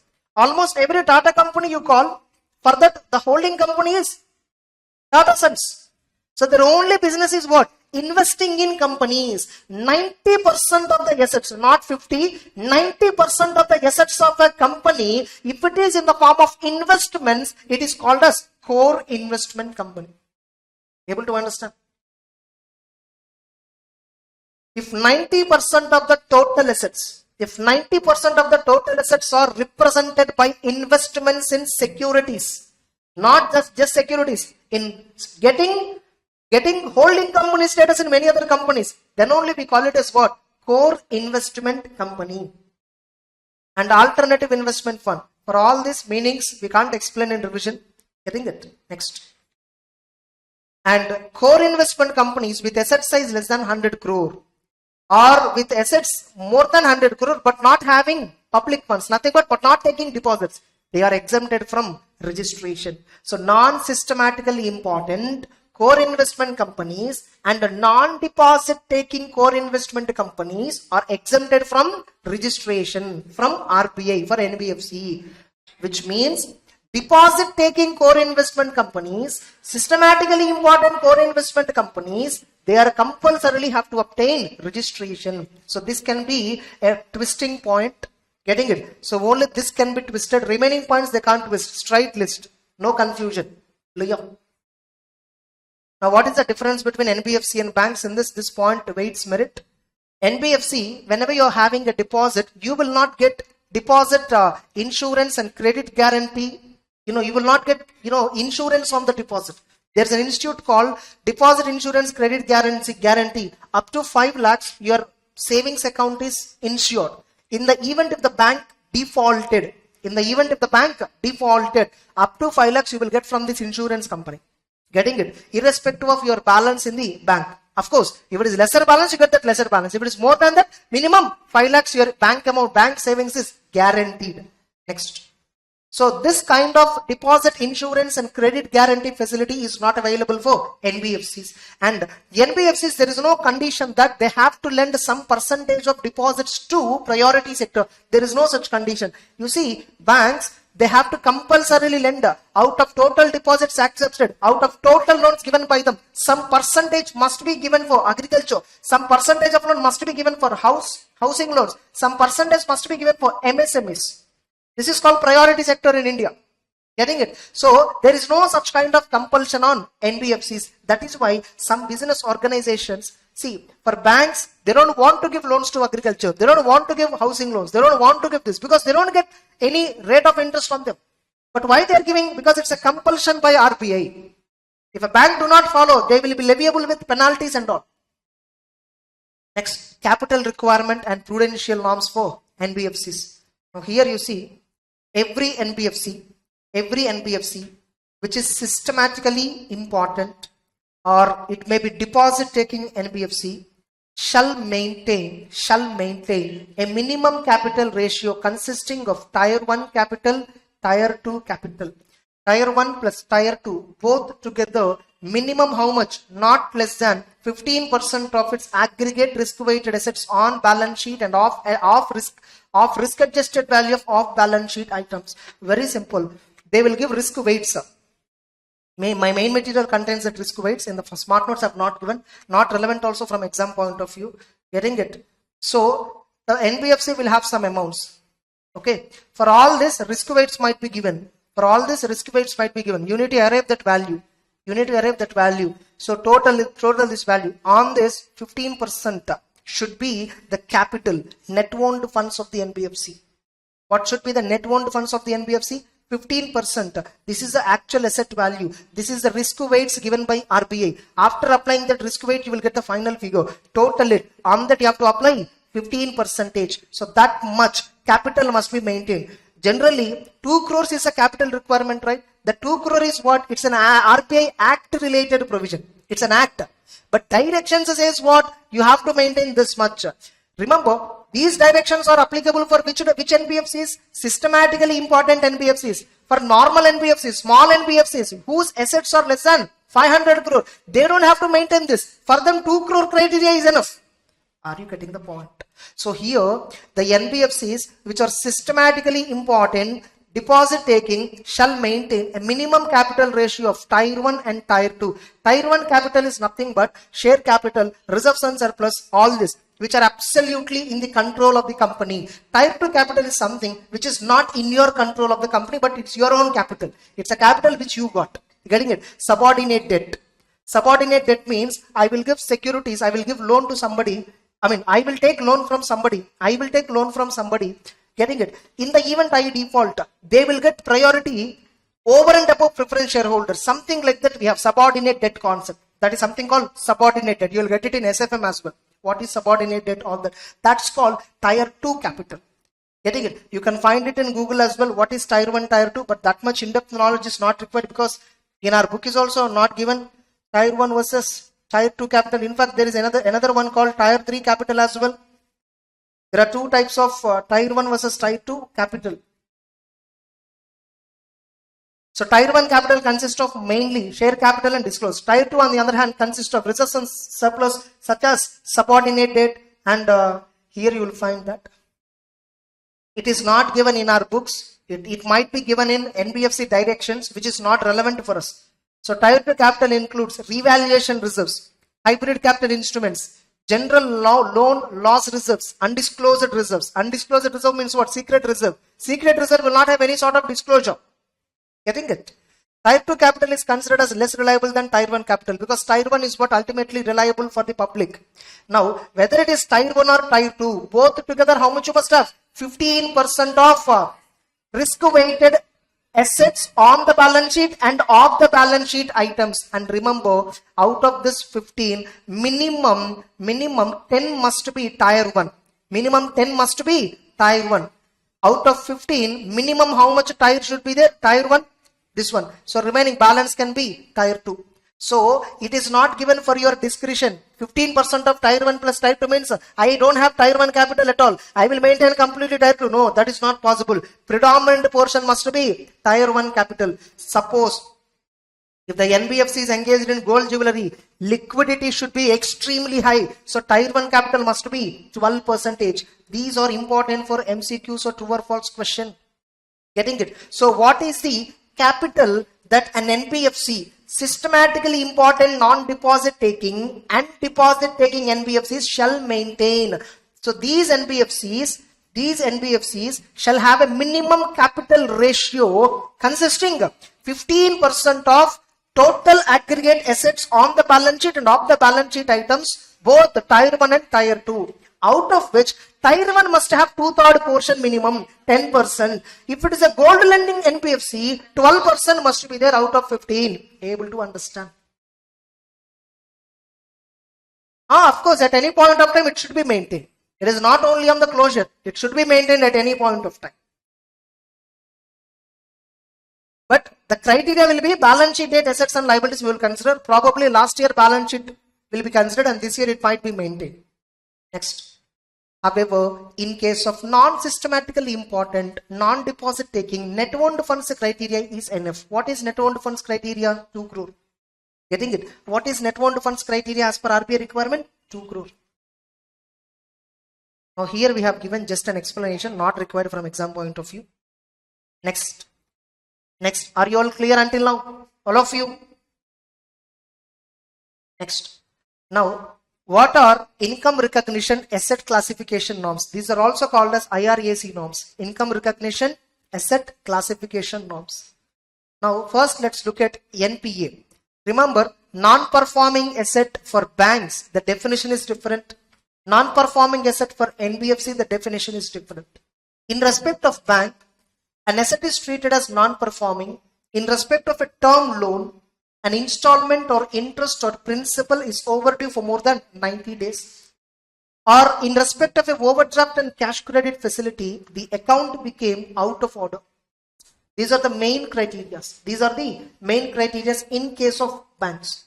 Whereas for NBFC, there is no such kind. Because, NBFCs give term loans. NBFCs give overdraft facilities and all. Maybe OD facility may not be given by NBFC, but term loans only they'll be giving. So you see, for NBFC, what is the NPA norm? An asset where interest has overdue for period exceeding 6 months. For period exceeding 6 months or more. And you know what? In all these cases, you see, 6 months is common. 6 months is common. Getting it? All these cases, 6 months. Only for hire purchase and lease rental, 12 months point applies. Only for hire purchase and lease rentals, 12 months point is applicable.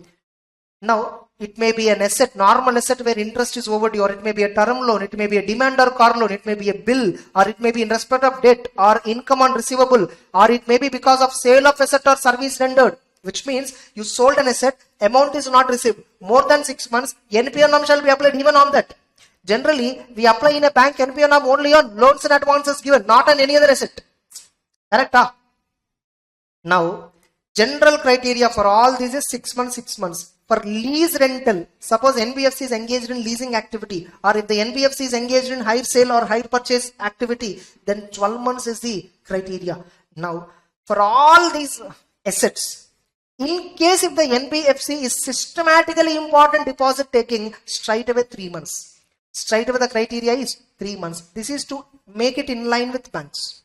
For banks it is 90 days, right? So here they made it 3 months. For systematically important, non-deposit taking NBFCs, nothing but big NBFCs, public interest involved. For them, NPA classification is always based on 3 months. Any asset.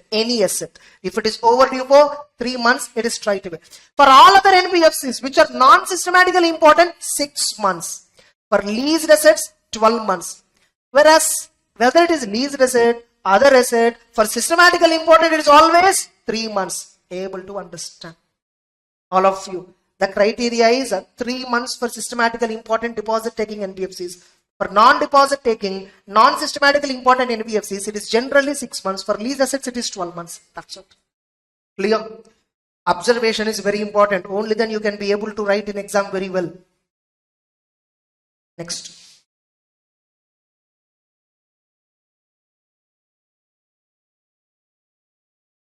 Next, this one, asset classification. How NBFCs will classify assets. Assets of an NBFC are classified into 4 parts: substandard, standard, substandard, doubtful, and loss asset. What is a standard asset? Where there is no overdue, which has not become NPA. What is substandard? What is substandard asset? When an NPA should classify a particular asset, particular loan, particular bill, particular thing has to be classified as what? Substandard. If it is already classified as NPA for a period not exceeding 18 months. What do you mean by that? It is already NPA and up to 18 months after it became NPA. Up to 18 months after it became NPA, you can treat it as substandard asset. However, systematically important NBFCs only up to 12 months after 3 months, understand. Whereas here it is 18 months after 6 months. Whereas here it is 12 months after 3 months. For systematically important NBFCs, asset become NPA after 3 months overdue. And from there up to 12 months it is treated as substandard. Whereas non-systematically important, up to 6 months, it is NPA. Beyond 6 months overdue, NPA. Up to 18 months they are substandard. Suppose substandard asset, it crossed 18 months. After it became NPA, it already crossed 18 months, then we will call it as doubtful. However, for systematically important assets, again it is 12 months. For systematically important assets, for systematically important NBFCs, that period is comparatively reduced. Getting it? Then finally, loss asset. If NBFC decided or auditor decided that so and so asset is a loss asset, it will be completely written off. Now, what is the provisioning requirement? What is the provisioning requirement? Have you all understood the classification? Everyone, NPA 6 months, 12 months generally, but systematically important 3 months. Then normally substandard assets up to 18 months. Beyond 18 months, next 18 months it is doubtful. After that it is loss. However, for systematically important, after 3 months NPA, up to next 12 months substandard, that next 12 months doubtful. Got clarity? Next. Provisioning norm. For microfinance institution, this provisioning norm do not apply. Now what is the provisioning norm? Loss asset 100% you must write off. Doubtful asset, if it is not covered by security, unsecured portion 100% provision. Secured portion, first year how much provision? Second year you have to create additional provision. Third year you have to create this additional provision, making it totally 100% by the end of third year. Sir, this is a secured loan. Security is there. Ignore it. You see this point in bank. The NPA classification provisioning should be based on record of recovery. Existence of security shall be ignored. Have you seen it? Whether security is there or not. Sir, customer, housing loan he took, 50 lakhs we gave, house value is 1 crore, security is there. Why should we create provision? Doesn't matter. It is overdue, default, you have to classify it as NPA, create provision. If you later recover, that time you write back the provision. That's okay. But until you recover the money, follow NPA norms, provisioning norms. NPA classification, provisioning norms should be based on record of recovery. Getting it? Not based on the security. If it is secured, provisioning percentage might reduce for temporarily. After 3 years in bank also it is 100% provision only. Even in NBFC after 3 years it is 100% provision only. Yes or no? Substandard assets generally we give 10% provision on the outstanding loan. For standard assets 0.4%. However, if it is non-systematically important NBFC, 0.25%. For non-systematically important NBFC, on standard asset, they have given little lesser provisioning requirement. For systematically important, they have to create higher provision, 0.4%. Are you clear? All of you?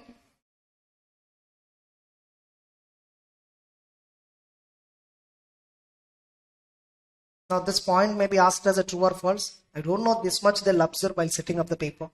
But the provisioning towards standard assets shall not be netted off against contingent provision against standard asset. They both should not be netted off. What is contingent provision against standard asset is not discussed in our material or even in the bank. That may be an additional provision which is contingent. Like it's an additional provision. Both should not be netted off. That's what they're saying. Now, what are the steps that are involved in audit of NBFC? First, look at the company, look at the business. See what actual business they are doing. Look at the principal business criteria. Look at the business policy. Look at MOA and AOA. Then look at the internal controls. See whether these controls are periodically reviewed by management for are they operating effectively or not. Then check registration with RBI. Look at the registration copy. See whether both the conditions, financial asset condition, income condition satisfied.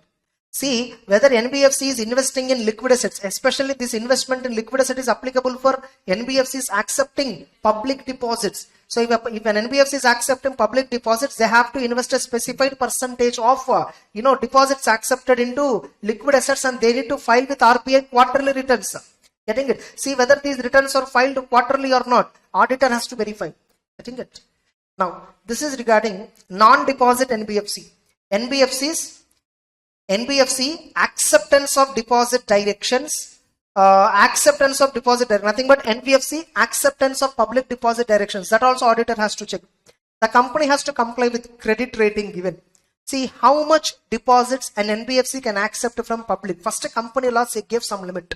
In addition to that, they need to follow RBI directions. Only after that, they need to finalize one amount, and that only they should rise. Now, one of the criteria is credit rating. So, the quantum of public deposits is completely linked to credit rating. So, auditor has to get a copy of credit rating assigned to NBFC and see the deposits accepted or held are in accordance with credit rating given to them. Then, suppose whenever an NBFC has got an upgrading, it is their choice. Can they go for higher deposits or not? Their choice. But when there is a downgrading, with immediate effect, they should stop accepting fresh deposits, and all the existing deposits shall run off to maturity. And the moment it was downgraded by credit agency, approved credit agency regarding credit rating of the NBFC, within next 15 days, what is the position shall be intimated to RBI. The moment the NBFC received a downgrade, earlier I have some higher grade where I accepted 100 crore public deposits. Now downgraded, I can accept only 60 crore. But right now outstanding balance is 100 crore. What should I do? Should I repay? No need. You have to run off them to maturity. Able to understand? Now this information you have to give to RBI within next 15 days. And further, whatever mature deposit is there, don't renew without express and voluntary consent of the borrower, depositor, lender. Depositor is nothing but lender. Getting it? Now we need to clearly tell him that we have received a downgrade in credit report and sign a risk document. It is out of your own risk you are depositing here. So we need to get a signature from him, then only accept deposit. Otherwise don't accept. Getting it? And check interest calculations and all. Getting it? See the interest is paid not in excess as per the specification in the deposit form. And see the deposit is given. Deposit is accepted only based on an approved written application. And see that company is maintaining register of depositors. And see that investment is made in the approved liquid assets by RBI. And see that the company is filing timely returns. And if an NBFC decided not to accept deposits, nothing but non-deposit taking NBFCs. The non-deposit taking NBFCs every year at the beginning should take an oath that they should not accept deposits. For that, see board resolution, whether no deposits will be accepted. That kind of resolution is taken by the directors or not, check it out. In case NBFCs which are not accepting or holding public deposits, check whether a board resolution has been passed by NBFC to that effect. It has neither accepted deposits nor it would accept deposits during the year. Able to understand? It is something like oath that they will not accept deposits. The next point is not required. Then NBFC auditor has to check step number 5, prudential norms. So one step what you have to check regarding deposits, you need to check. Another step what you need to check, you need to check registration formalities. You need to check internal controls. You need to check business of the company, internal controls, deposits accepted by NBFC, and the prudential norms you have to check. What are prudential norms? We have seen. This is normally given here. Same discussion is given here. Getting it? Same points were given. Like they may ask you this question itself. Write about audit of NBFC prudential norms. Write about audit of NBFC prudential norms. You may have to write this entire step 5 related answer. Getting it? Now, write about classification of frauds by NBFC. This is also important question. How NBFCs classifies the frauds occurred in their organization. Like the frauds are broadly classified into the following, following categories: misappropriation and criminal breach of trust, fraudulent encashment through forged instruments, unauthorized credit facilities extended for, kickbacks, illegal gratification, negligence and cash shortage, cheating and forgery, irregularities in foreign exchange transaction, and any other type of fraud not coming under above specified. Whatever frauds that were taken place in an NBFC, all that frauds list. They should maintain separately as per the above classification. Now, they have given a clarification. Cash shortages more than 10,000. Generally, negligence and cash shortage, irregularity in foreign exchange, negligence and cash shortage. See, cash shortage need not be fraud always. It may be accidental. It may be accounting error, or it may be something else. Generally, it is not treated as fraud unless intention is proved. Unless intention is proved, you can't classify it as a fraud. How can you call cash shortage as a fraud? Cash theft is a fraud. Cash shortage is how come a fraud? Getting the point. However, cash shortage more than 10,000 rupees is always treated as fraud, whether intention is proved or not. And not only that, if the cash shortage is more than 5,000 and the person dealing with the cash has not reported to higher authority, getting it? Not reported to management, auditor, inspectors. There is a cash shortage more than 5,000, but he has not reported. See, in all NBFCs, as part of internal control, daily cash tally mechanism will be there. Every day cash tally has to be done. If at all cash do not tally, he should immediately bring it to the notice of higher management. If at all he brought to the notice of higher management and the cash shortage is less than 10,000, generally not a fraud. Suppose if it is more than 5,000, this fellow did not bring it to the notice of top management, this is to be treated as fraud.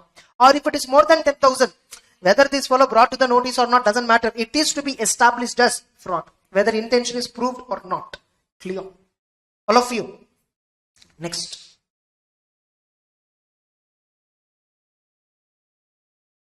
And NBFCs monitoring of frauds directions which are having overseas branches should report all the frauds perpetrated as such branch also to RBI. With respect to foreign branches also, any frauds noticed shall be reported to RBI. Then special audit checklist. Special audit checklist for NBFC, and we still have auditor's report, additional duties of auditor for reporting to RBI. Auditor has to give a special report to board of directors. Auditor has to give a special report to RBI. Auditor has to give an exception report. Getting it? Like that, there are 3 kinds of reports. What are the contents of that reports? That is also can be tested in exam. Getting it? So shall we discuss this after a break? Okay, yes. Then after that, what we will do is, we will discuss this. Then we'll take some 5 minutes gap, and then we'll straight away start with the standards. Today we will complete standards discussion. Then immediately the next one is bank audit, hardly 2 hours chapter, 1.5 2 hours chapter. Then insurance, 1.5 2 hours chapter. Then risk assessment, 1.5 hour chapter. That's it. Clear? So I think with that we will be definitely completing more than 80 marks for sure.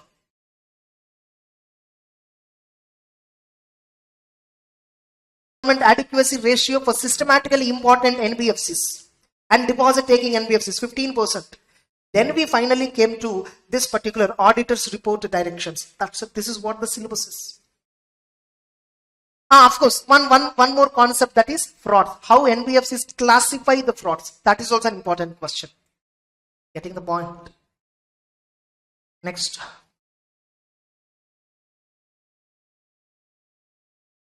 Then, what auditor has to report on CARO 2020 related to NBFC? What auditor has to report in CARO related to NBFC? This clause number 3. See, not only this clause number 3, all the clauses of CARO 2020 will apply for NBFC wherever it is applicable. Cost records clause might not apply because NBFC principal activity is not manufacturing or service. It's something else. So cost records point might not apply. Fixed assets point will apply. Inventory point will not apply. Loans and advances specifically applicable for NBFCs. Specifically applicable for NBFCs. So this point we have seen, remember in Caro. The same point we have seen demand loans, loans scheduled, loans obtained by, all this. Then NBFC clause number 16 of the Caro. Getting it? Is it 16 only even in the new Caro? It's earlier it is 16. I think it's 14. Just once let me check it out.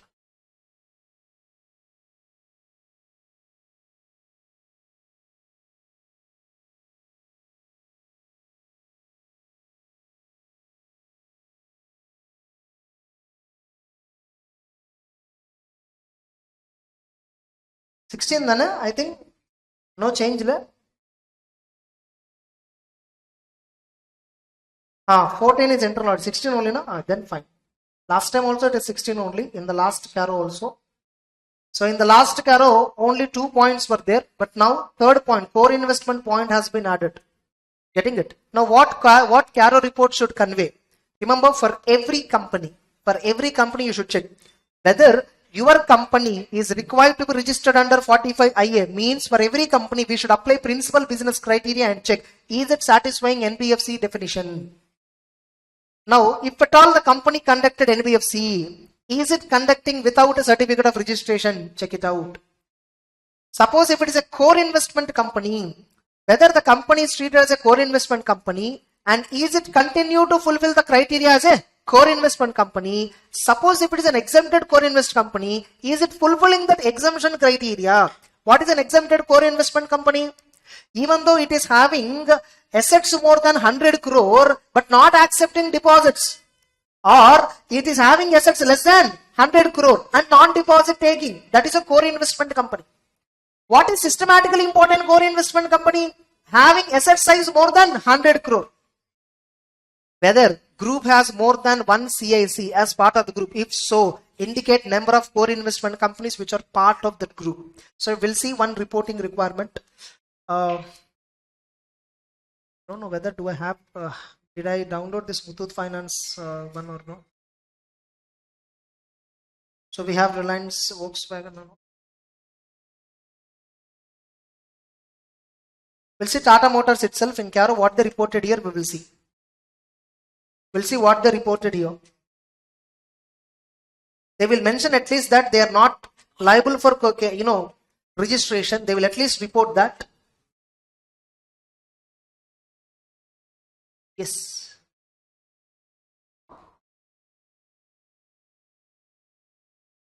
You see what Tata Motors have reported. The company is not required to be registered. The company is not required to be registered because it is not so applicable. The company is not a core investment company. According to the investment, according to the information, the group,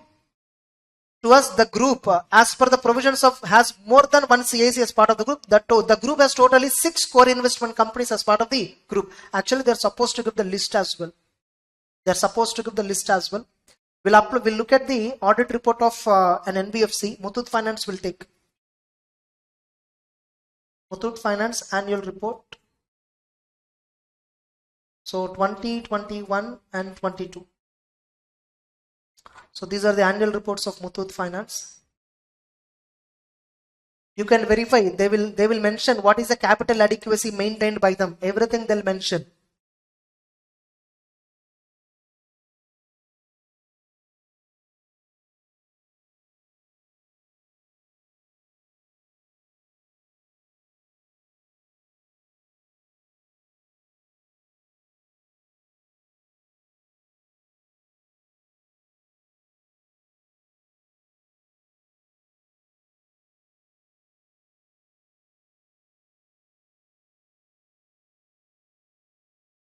So this is Muthoot Finance annual report.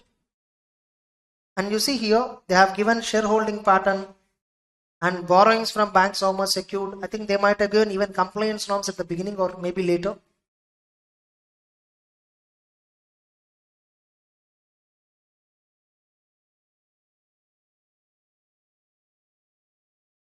So here,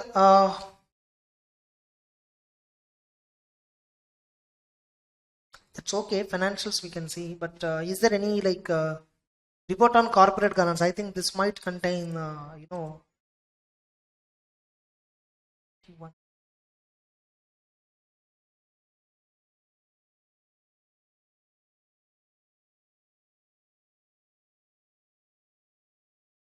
see, they have maintained a capital adequacy ratio of 29%. They have maintained a capital adequacy ratio of 29, out of which the tier 1, tier 2 is hardly 0.87%. Compared to 26%, our CRAR for tier 2 is hardly 0.87%. Hardly 1% is tier 2. Majority of the capital maintained is tier 1. And they have even given all this, like we'll go to the top. And we'll see Caro report of this Muthoot Finance. For NBFC, Caro applies. Only for banks it is not applicable. Understand? So, this is Caro report. And same format of audit report applicable. The same format of audit report. And what auditor will make a report to board of directors? I don't know whether it is given here. Whether do they give here, because it is not requirement. Maybe audit report directions may say it should be a public document. We don't know. We'll see index later once again. And here you see here loans and advances point they have given clearly. So how many properties? Sorry, this is immovable property. These were held in the name of the director. These are held in the name of George Jacob. The properties were acquired by the company under scheme of arrangement and amalgamation. Okay. So some court order was pending. So this is the property which was not held in the name of the company, immovable property. Remember Caro requirement. So these are the properties which are not held in the name of the company. For everything they have given the same reason. For everything they have given the same reason.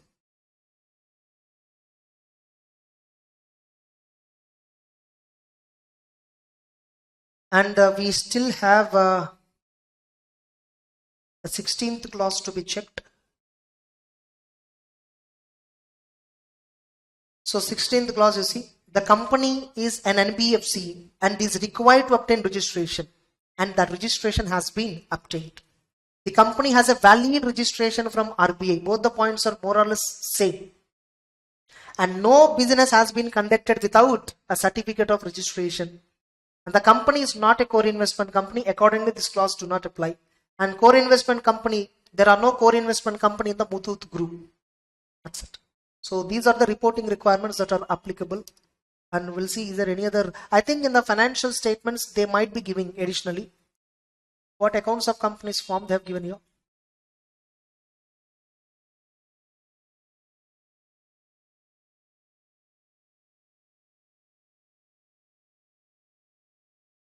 So this is AOC1.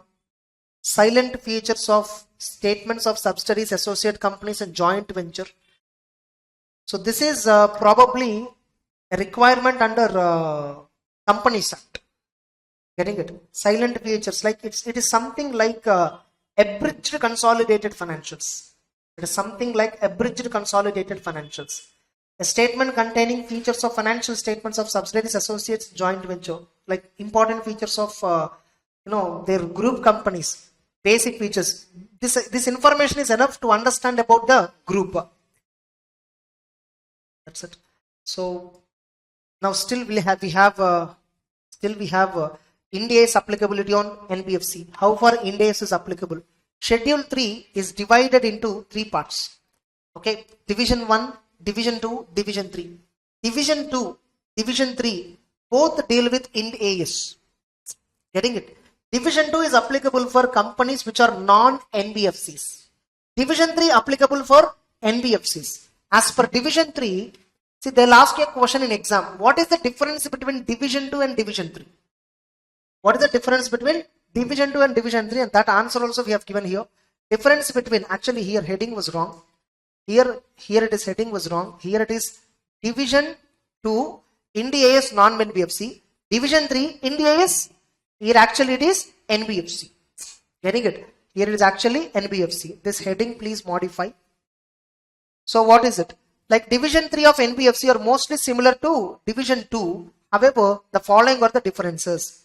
For NBFC, they are allowed to present items of balance sheet in the order of liquidity. Instead of using non-current and current, they can present the financial statements in the order of liquidity. In the order of liquidity, they can present. So if you observe the balance sheet, they will classify the assets as financial assets and non-financial assets, rather than non-current assets and current assets.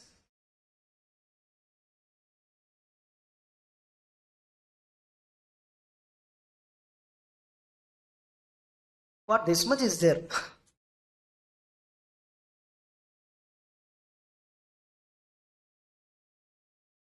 And tell me, all this can it be understandable by a normal shareholder?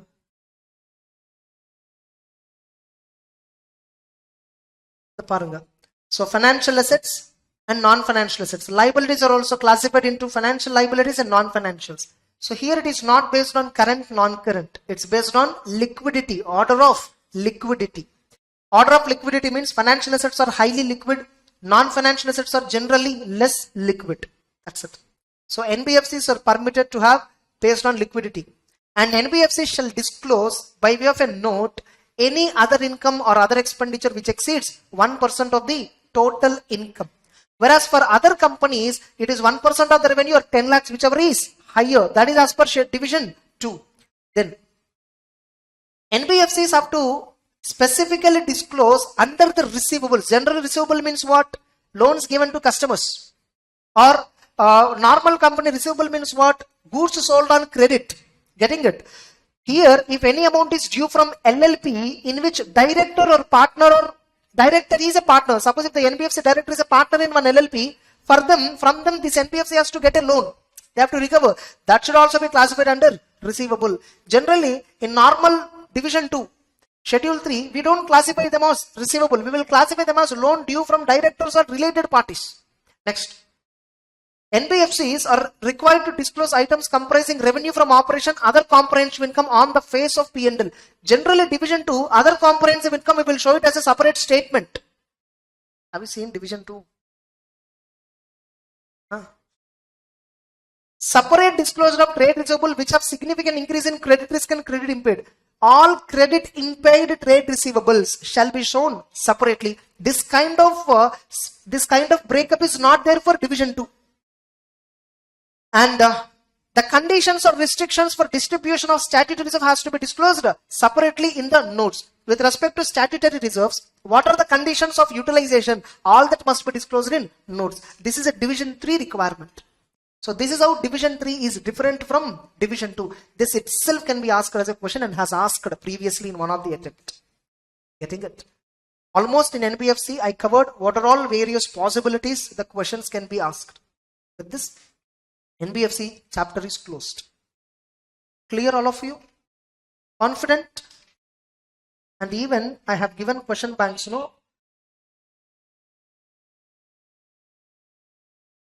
all of you can read this question bank which covers bit advanced concepts. Few advanced concepts it will cover.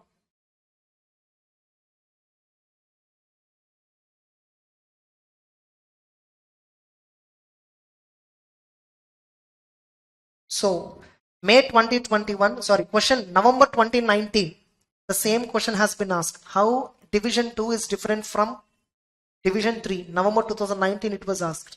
November 2020 this question was asked. So this is regarding, you see I told no, whenever there is a downgrading, what steps the NBFC have to take. So what is the question here? Actually, what aspects CNRR should look into in relation to activity of mobilization of public deposits by RHL, particularly in relation to downgrading of credit facility. So provision you will write and what are the consequences. Okay, actually there will be few more questions. This question bank I updated actually in 2021 beginning, later I didn't update. Getting it? So there might be another few more questions also might come. Clear? And I told in December 21 attempt, I think what question was given is, what is the audit checklist for investment and credit company? What is audit checklist for investment and credit company? That question was asked in December 21. In the May exam, what question asked, I'm not exactly sure, but I made a video on that paper analysis video. You can see that. But anyhow, you directly open suggested answer and you can figure out. Getting it? But remember, studying from question bank purely is not a recommended approach. You need to study question bank just to see how the questions are being tested, and not a learning source. It's not a learning source. Like many students, like you might have came across, they don't study main material, nothing. They only open the question bank or scanner and they only read from that. That's very dangerous approach, because in the past 4 or 5 attempts, the questions which were asked were never asked earlier. They were never asked earlier. That kind of questioning pattern was never there. So don't risk by following that kind of approach. Always follow from the main material. That's the best choice. So with this, NBFC audit is closed. We'll continue with standards. So let's start with the audit of insurance companies. So in this, again, like if you observe what is the level of expertise is required, is again here moderate level. But here they have covered almost all the elements of financial statements. How to do audit of items of insurance business. How to do audit of items of insurance business. How many of you have gone through this chapter already? Hardly 4 or 5. None of you have an idea about this chapter. At least not even listen to the classes. Like earlier, how many of you have at least listened to the classes or revision or gone through these notes once at least? Revision, gone through the classes, whatever, something. Fine. So everyone have gone through it once at least. So have a basic idea what is there in this chapter at least. Maybe you may not understand, you may not remember, but had a basic idea that what is there in this chapter. Correct? All of you? So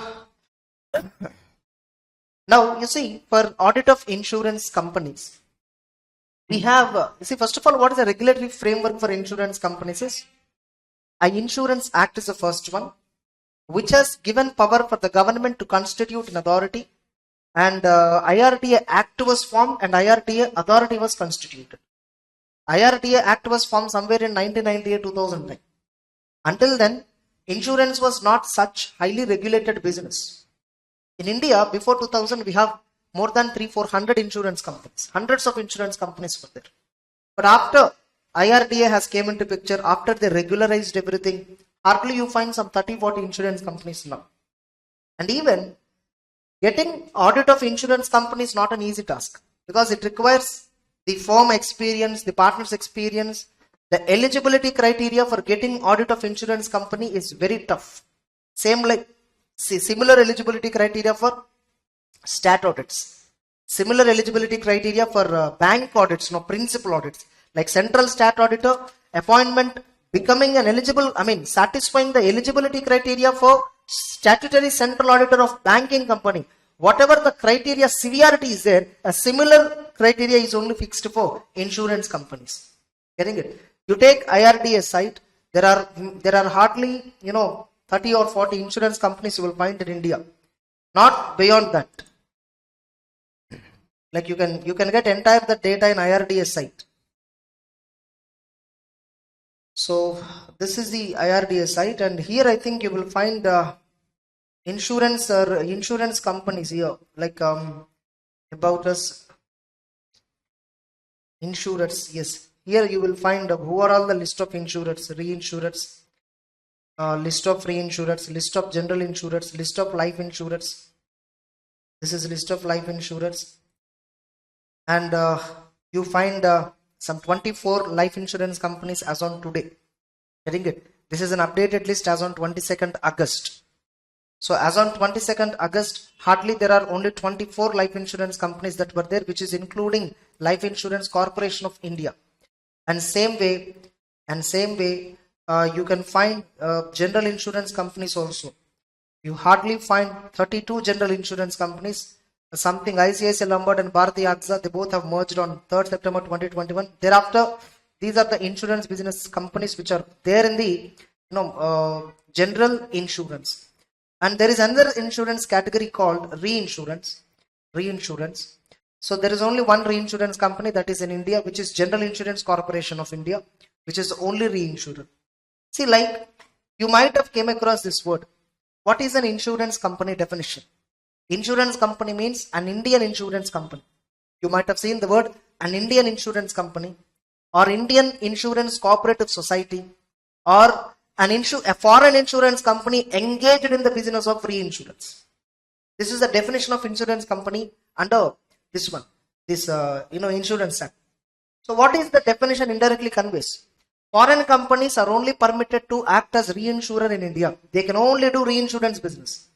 And you see, who are all the list of reinsurers? Only General Insurance Corporation. That's the only reinsurance company that is there in India. There are no other reinsurance companies. For foreign companies, only reinsurance permit is given. They were not given with the main insurance business permit. And moreover, we can't incorporate foreign insurance company. Can we have foreign shareholding? Yes, maximum 49%. Maximum foreign investors or foreign portfolio investors altogether, institutional investors altogether, whatever. A maximum shareholding from outside India permitted is maximum 49. So an insurance company in which the foreign shareholding do not exceed 49% is an Indian insurance company. What is it called as? Indian insurance company. Only an Indian insurance company is permitted to render insurance business, permitted to provide insurance services in India. Foreign insurers are not permitted. Simple. Indian insurance means indirectly the definition you reverse it. Minimum 51% of the shareholders belongs to India. They may be individual shareholders, institutional shareholders, portfolio investors, whatever.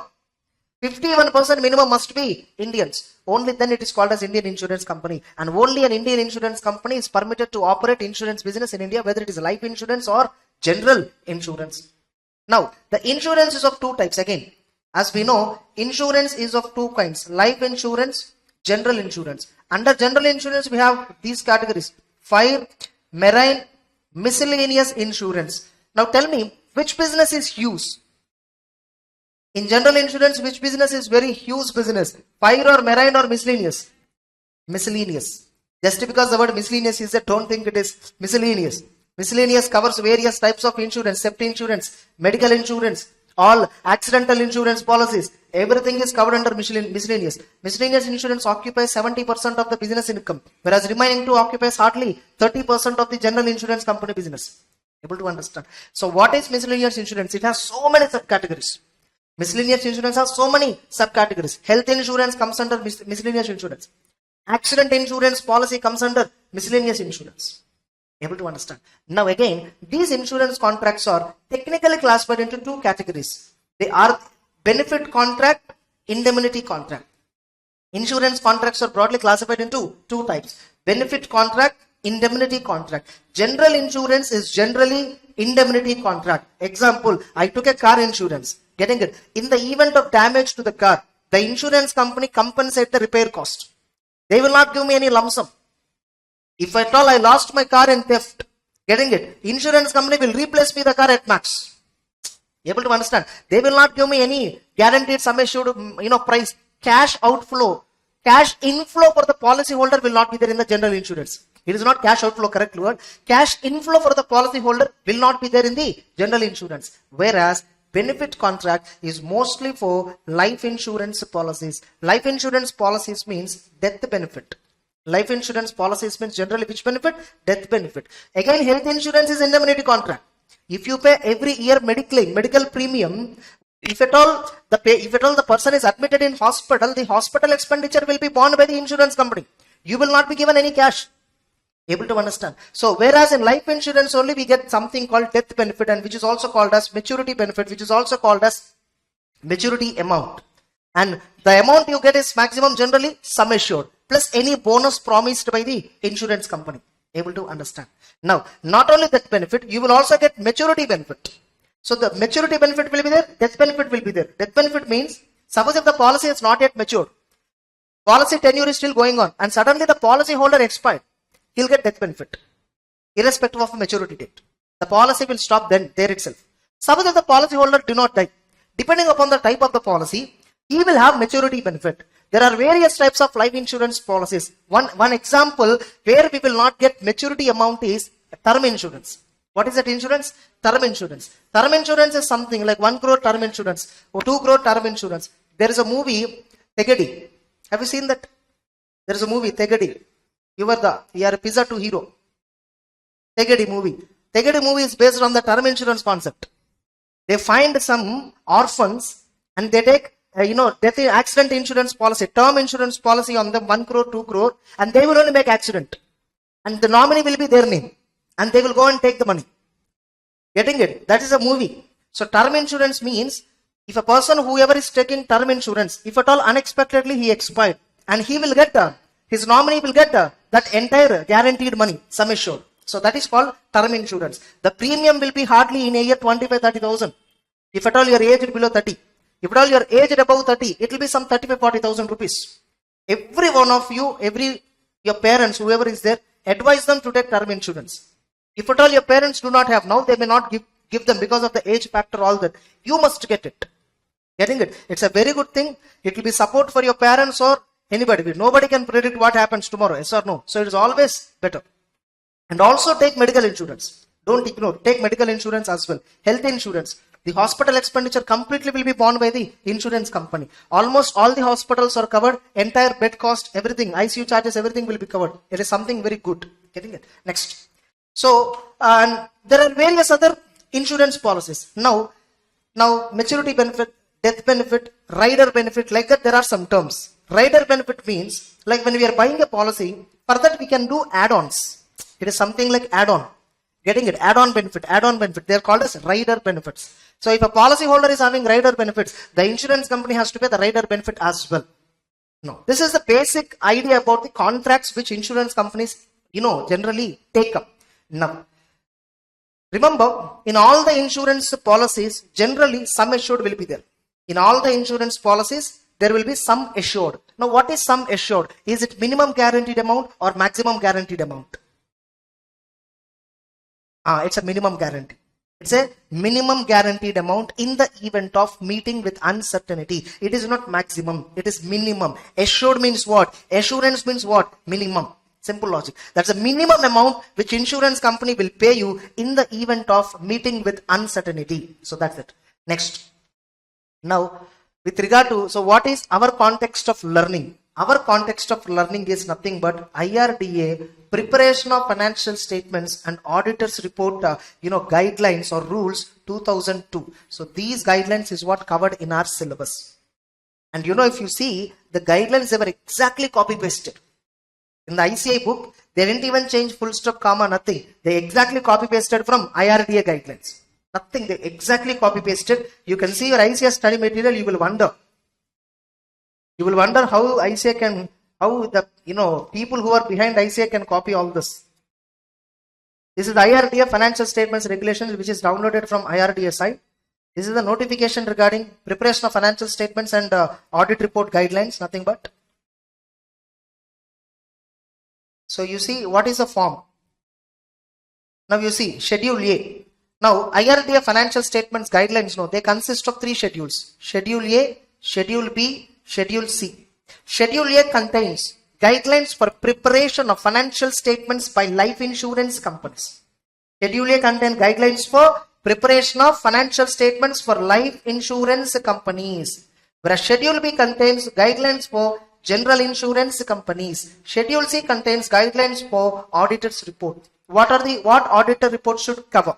What auditor report should cover? We have seen similar to this in NBFC also. NBFC auditors report directions of Reserve Bank 2016. Similar to that here also. Every RBI will give directions to the auditor what auditor has to cover in the report. Similarly here, IRDA preparation of financial statements and audit report guidelines itself covers audit report related guidelines, and that is discussed under Schedule C. Now Schedule A talks about financial statements for life insurance. Now Form A, the format given is Form A. Form A, receipts and payments account.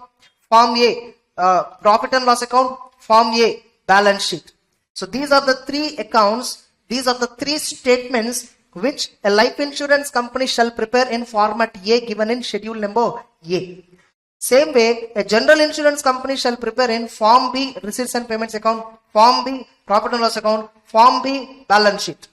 Able to understand? So, a general insurance company shall prepare financial statements in the format B given under schedule B.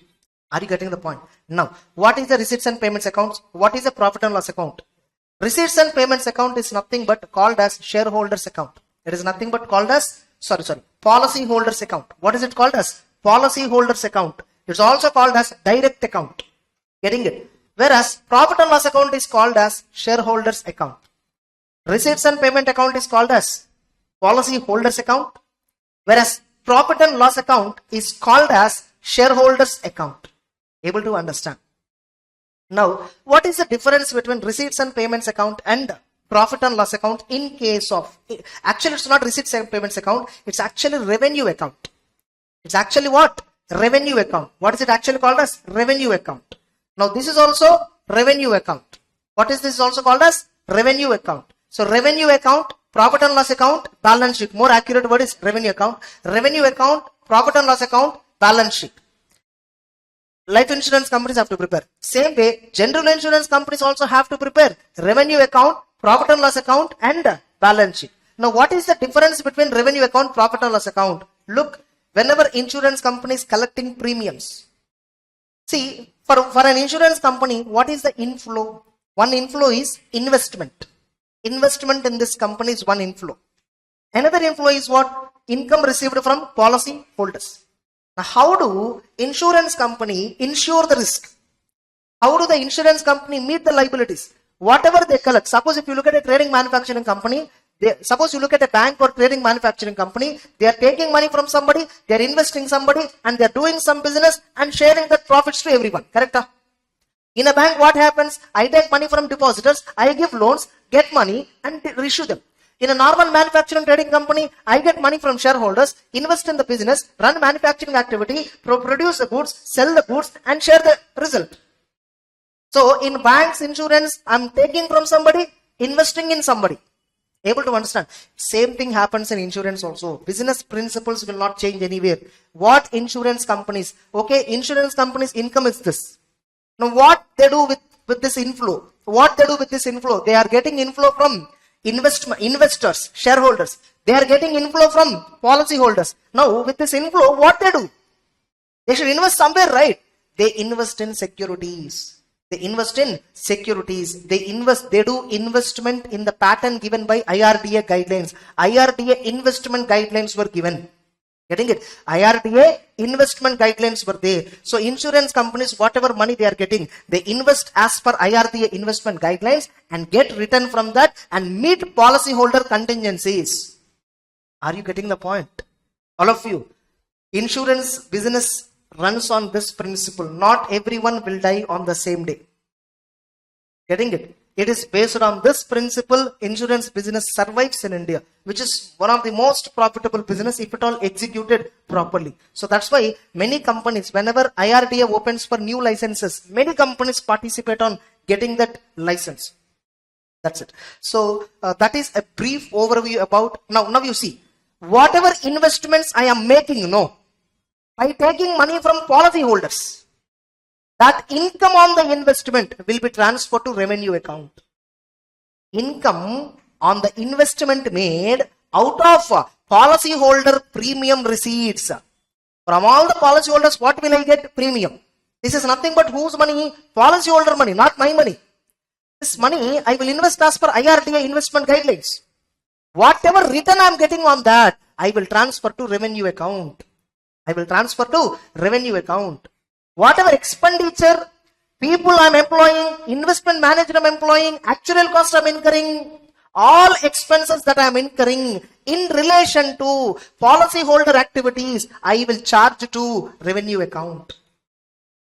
Any other operating activities, any other operating expenses which are related to business but not insurance business, general administrative expenses, they all will go to profit and loss account.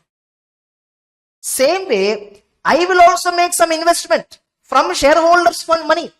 Insurance company has some reserves and surplus. That reserves and surplus is invested in stocks or somewhere as per guidelines. That money is an investment income from the shareholders' funds. That money will go to P&L. Are you getting the point? So, insurance company auditor should check whether investments are properly classified into two types. Investments made out of policyholder funds, investments made out of shareholder funds. Insurance company must classify investments in balance sheet like these two parts. Investment made out of policyholder funds, investments made out of shareholder funds, and they should be valued accordingly, current to long term, depending upon the factors. Now, income on these investments shall be transferred to revenue account if the income is from policyholder investments. If the income is from shareholders related investment, that should be transferred to P&L account. Are you getting the point? All of you, any surplus that is available in revenue account will be transferred to P&L account. Any surplus available in revenue account will be transferred to P&L account. Are you getting it? All of you. So this is how broadly the relationship between revenue account, profit and loss account and balance sheet. Now, in addition to this insurance company shall prepare cash flow statement, which is actually called as receipts and payment account. I actually used a wrong word above. This is actually called as receipts and payments account. Insurance company shall prepare cash flow, nothing but receipts and payments account. This has to be prepared under direct method. This has to be prepared under direct method. As per the guidelines, both life insurance companies, general insurance companies, they have to prepare the cash flow statements on direct method. Are you clear? As a whole. Now the same way we have guidelines for the auditors. Those audit firms which meet eligibility criteria, those audit firms which meet eligibility criteria for getting audit of insurance company as per IRDA, they will only be allocated with audit. And now the point here is, how many maximum insurance company audits in a particular financial year a firm can do? Maximum 3. Maximum 3 insurance companies only we can do in a year. Out of which not more than 2 should be on similar line of business. Not more than 2 must be on similar line of business. Which means if you are selecting 2 general insurance, 1 life insurance should be there. Suppose you want to get 3, you are eligible to get 3 insurance. 3 life insurance companies approached you that they will give you audit of 3 companies. You can only accept maximum 2, 1 you cannot accept. Are you getting the point? Any one must be other. If it is not there, okay. But which means indirectly what are they saying? Maximum you can do audit of 2 life insurance, or maximum you can do audit of 2 general insurance. As a whole you can do maximum 3 insurance companies audit. This is the restriction given by IRDA. Are you all clear? All of you.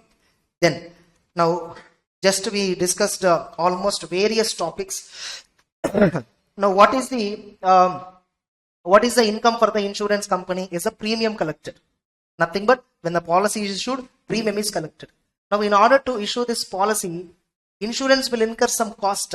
That cost is called as acquisition cost. Now acquisition cost consists of various things. What? Commission and brokerage paid to agents. That is one expenditure. What is the biggest expenditure for insurance companies? Claims. What is the biggest expenditure? Claims. Getting it? Claims cost. Claims will consist of 2 types. Claim cost, and claims settlement related cost. Getting it? Claims amount. That itself is one major expenditure. In order to pay this amount, we will employ some surveyor, administrative expenses, all that. They are claim settlement related cost. Able to understand? So claims is another expenditure. Another major expenditure for insurance companies, commission. Commission is really huge expenditure for insurance company. Getting it? Especially if it is a first year premium, the commission will be very high. Generally the commission will range from 15% to 35-40% also. So out of the first year, whatever the premium you are paying, 30-35% goes to agent as his commission for procuring your business. Getting it? Now balance amount, whatever is left, out of it, company has to make investment.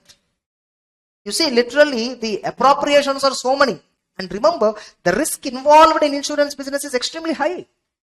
Yes or no? By issuing a policy in first year for 1 crore term insurance, I am just collecting 25,000 premium from you, out of which 10,000 is going to the agent, only 15,000, out of which I will invest some percentage, and suddenly within the same year, if you are affected with uncertainty, I should pay 1 crore. Think of the obligation and think of the nuts I am getting. So the risk involved is extremely high. So that's why IRTF frequently issues various guidelines on operation of these insurance companies. So claims cost is one. And we have another cost, that is commission or brokerage. Now claims will be paid during the year. Claims will be outstanding at the end of the year. Two things will be there. Claims will be outstanding. For that we will make provision. Claims which are already paid, claims paid will be there. How to verify claims paid? How to verify claims provision? Getting it? And very recently in the last exam, this question was exactly asked, which I told even in my class as well. In which of the following cases, insurance company shall not accept a risk? In case of a life insurance business, in which of the following cases policy shall not be issued? That is a question which is asked. I'll show you. Getting it? You don't even expect that kind of question. That matter when you read it, as so general it looks like. But that question was asked for 4 marks. In which of the cases insurance company will not issue policy document in case of life insurance? When policy document will not be issued? Nothing but when insurance company will not take up the risk. So that is a question which is asked. When they will not take up the risk? When you did not pay premium. Or you paid premium through check and the check was dishonored. That kind of reasons only the answer is. Getting it? A simple answer only. It's not complicated answer. But that question we don't pay attention at all. So when you look at this, in what are the cases insurance company will not give policy document means we think of so much of complex answer. Yes, sir, now whatever the list they give is dishonored check. That's why insurance company will not give policy document. Why insurance company will not give policy document? Always they'll give. If at all you pay premium. Every kind of risk they will accept. Only thing is premium will vary. Are you getting the point? Then again in insurance, there are multiple types of insurance. Normally we have insurance. We have another thing called reinsurance. We have something else called co-insurance. We have something else called co-insurance. So what is insurance? I am the original insurance company. My agent approached you, convinced you about the policy which we are launching, a policy that we have, and you are convinced and paid the premium. I am the insurance company, you are the insured. Nothing but policy holder. Remember again, policy holder and insured can be different. Policy holder and insured can be different. Example, suppose I am the policy holder. The policy is in my name. But the people insured are my entire family was there. Medical insurance. In medical insurance, policy holder will be only one person. But the family members covered are different. Getting it? So they are insured people. They are insured. I am the policy holder. But most of the cases, they both will be same. In some cases, number of insureds might be higher in some documents, some policies. Now, there is something else called reinsurance. What is reinsurance? In reinsurance, we get this word called reinsurance ceded, reinsurance accepted. What is reinsurance ceded, reinsurance accepted? Most of the insurance companies, in respect of risk coverage given to you, I will take on you reinsurance. Okay, if something happened to you, I will pay. But it is so risky for me. Yes or no? So the risk has to be neutralized. No. So in order to neutralize the risk, in order to leverage the risk, what will I do? I will buy another insurance policy on your name. If something happened to you, I will pay entire money. First of all, primary liability is with me only.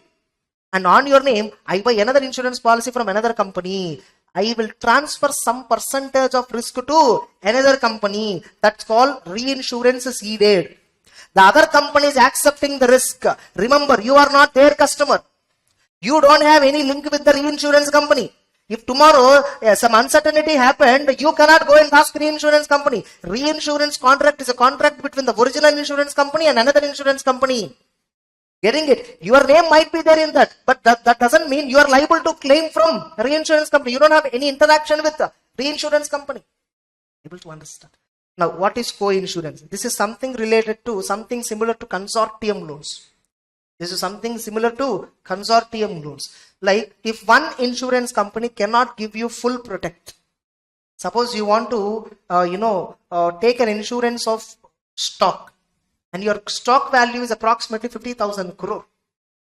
Your stock value is approximately 50,000 crore.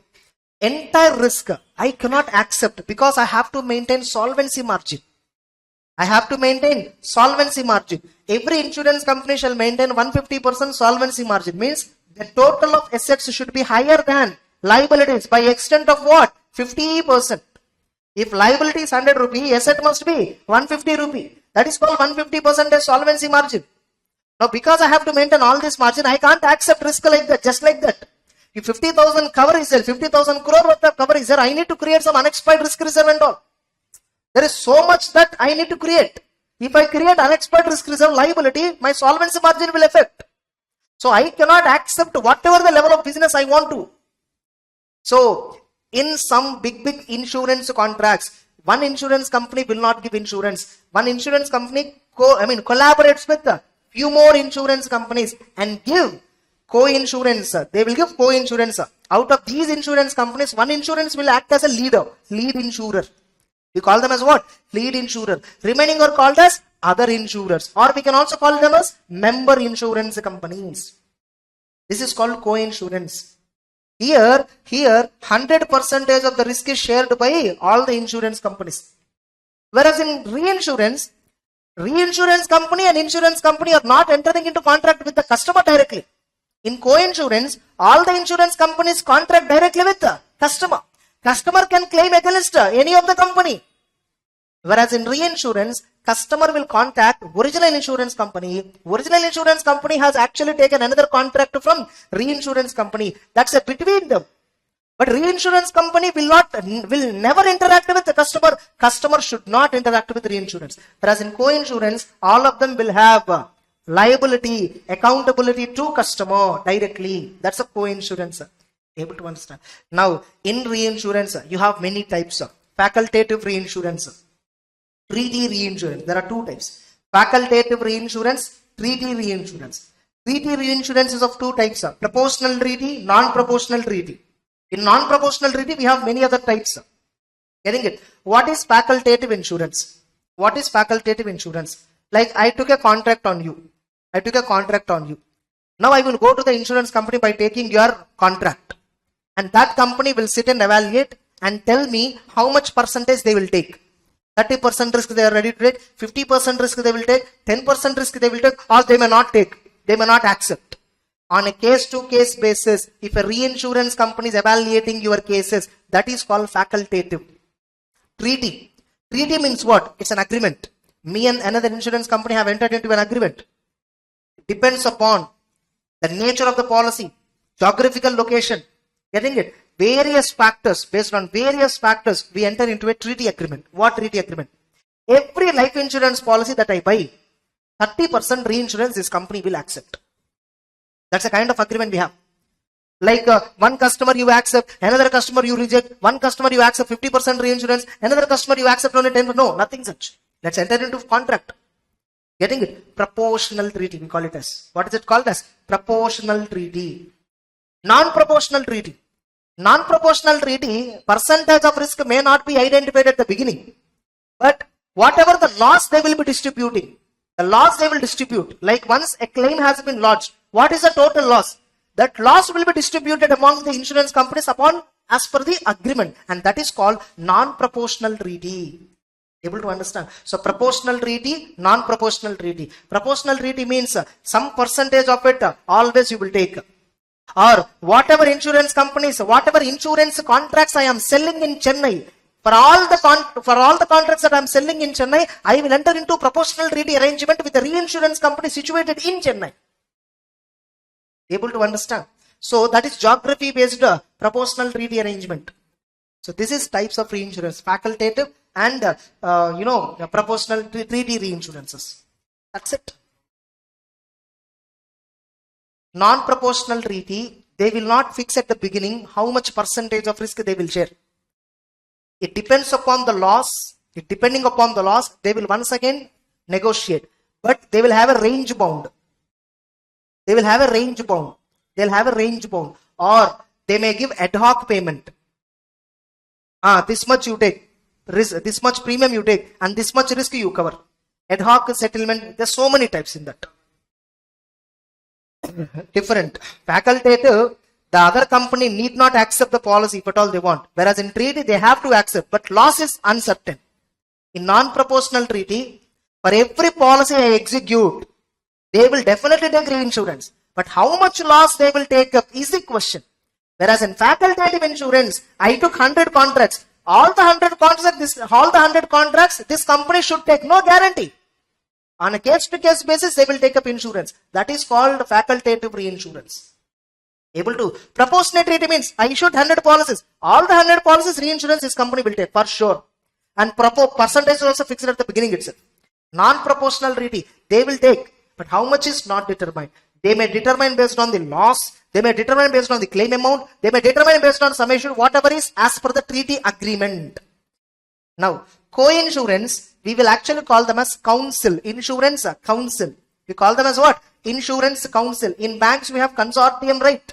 Here it is called as what actually? Insurance council. Insurance council will act as a mediator between all the co-insurers. Getting it? These people only will select a council. These people only will select a council. Council will have a committee. This committee will fix the terms and conditions for co-insurance. How settlements should happen, everything. Co-insurance company, how the settlement should happen, how the premium should be fixed, everything will be settled by council. We have all the topics in general insurance. Are you getting the point? So, this is what actual syllabus is about. Entire insurance audit syllabus is this. Now, let's look at each and everything. So, what is benefit contract I told? Indemnity contract I told? Yes or no?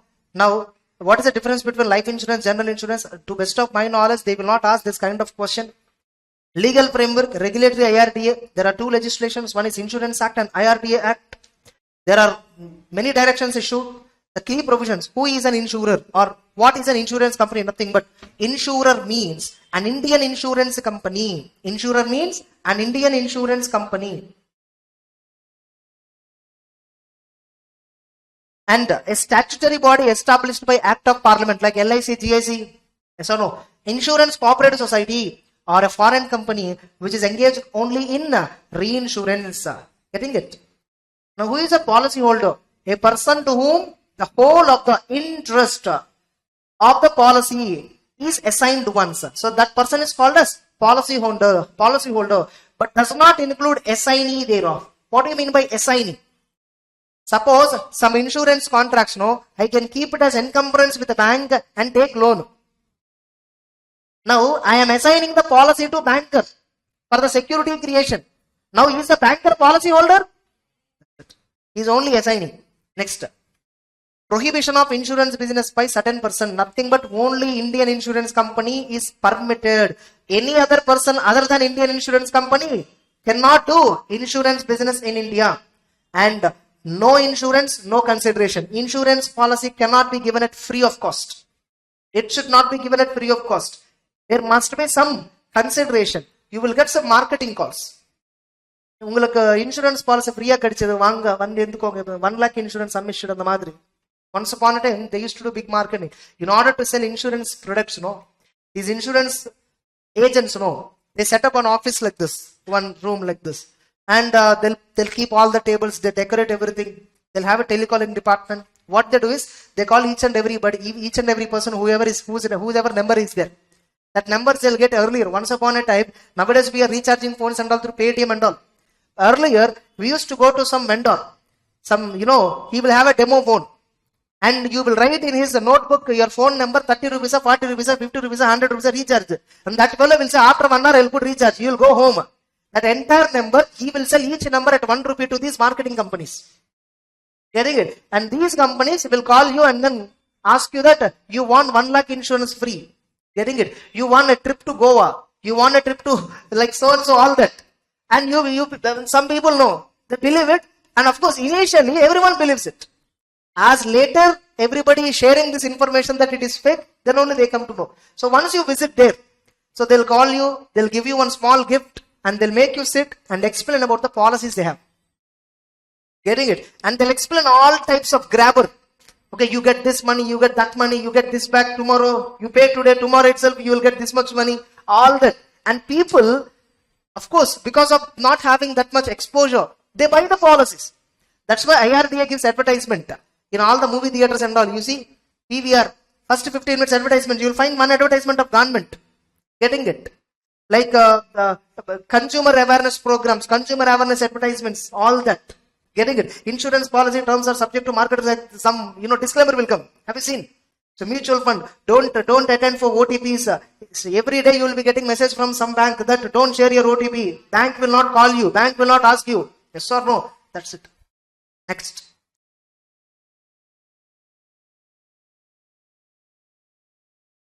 Next, I received some 2 or 3 calls very recently. That fellow will not be given proper training also, idiots.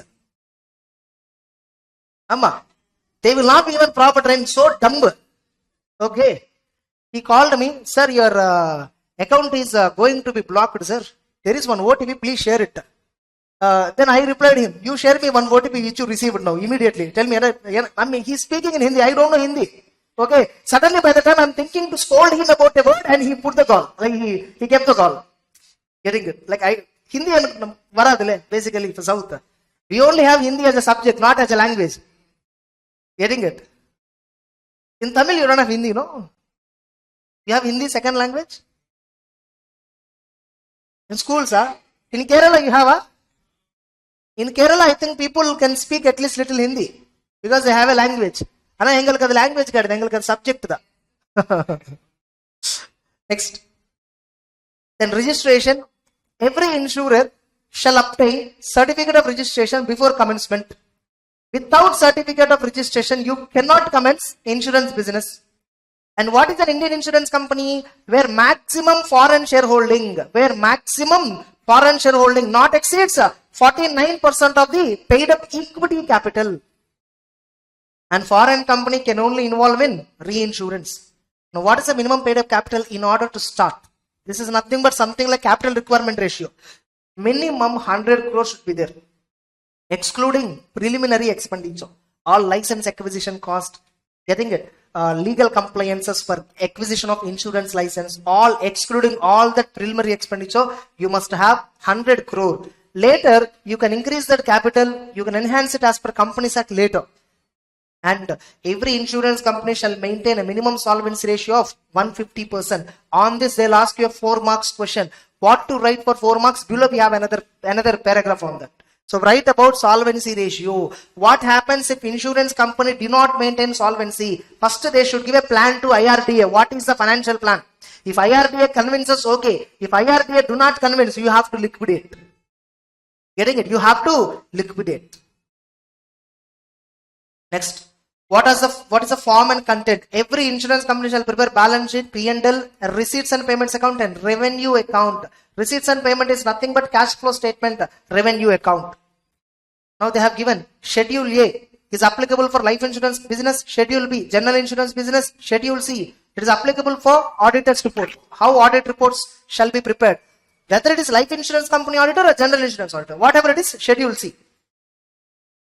Now, audit of accounts. Every insurer compulsorily should underwent audit annually by an auditor. And what are the rights and duties? Same rights as given under Companies Act. And auditor, should you do audit of receipts and payments accounts also? Yes, it is compulsory. What it says? Insurance Act, if you look at section 11, that is a section which is actually talking about audit. Getting it? In insurance company. It says every insurance company shall prepare a balance sheet, P&L, receipts and payment and revenue account. Further, IRDA guidelines also says receipts and payments account of the insurer shall be in agreement with the books of accounts. Auditor has to certify. So, which means indirectly what is it saying? Auditor is required to audit receipts and payments account. Now, appointment. Who will appoint? For government-owned insurance companies, C&AG will appoint. For government-owned insurance companies, C&AG will appoint. For other public sector companies, the appointment of stat auditor, general insurance and its subsidiaries and divisions and all other public sector companies is made by C&AG. Nothing but all government-owned, government-controlled entities are made by C&AG. Other insurers, auditor is appointed at AGM after ensuring auditor satisfied IRDA guidelines. Getting it? There is eligibility requirement. And currently, an auditor can conduct only 3 insurance companies, not more than 2 life, not more than 2 general. That's a condition. Remuneration, same, section 142 only applies. Either shareholders will fix or shareholders will decide how to fix it. Getting it?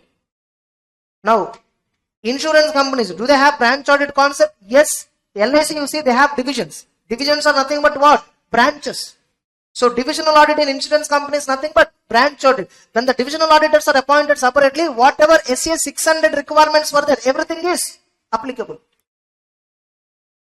And most of the private insurance companies, accounting is centralized. So the principle of division of fees, all that is not applicable. Obviously, the concept of branch audit may not apply. And remember, insurance companies have to compulsorily go for joint audit. Insurance companies have to compulsorily go for joint audit. Minimum 2 or some 4 number is there. Guideline, that guidance is also, I think I have downloaded.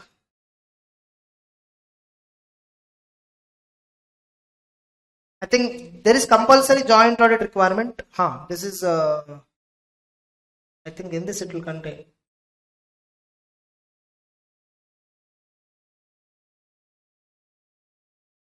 You see, joint audit is compulsory. Rotation of joint auditors.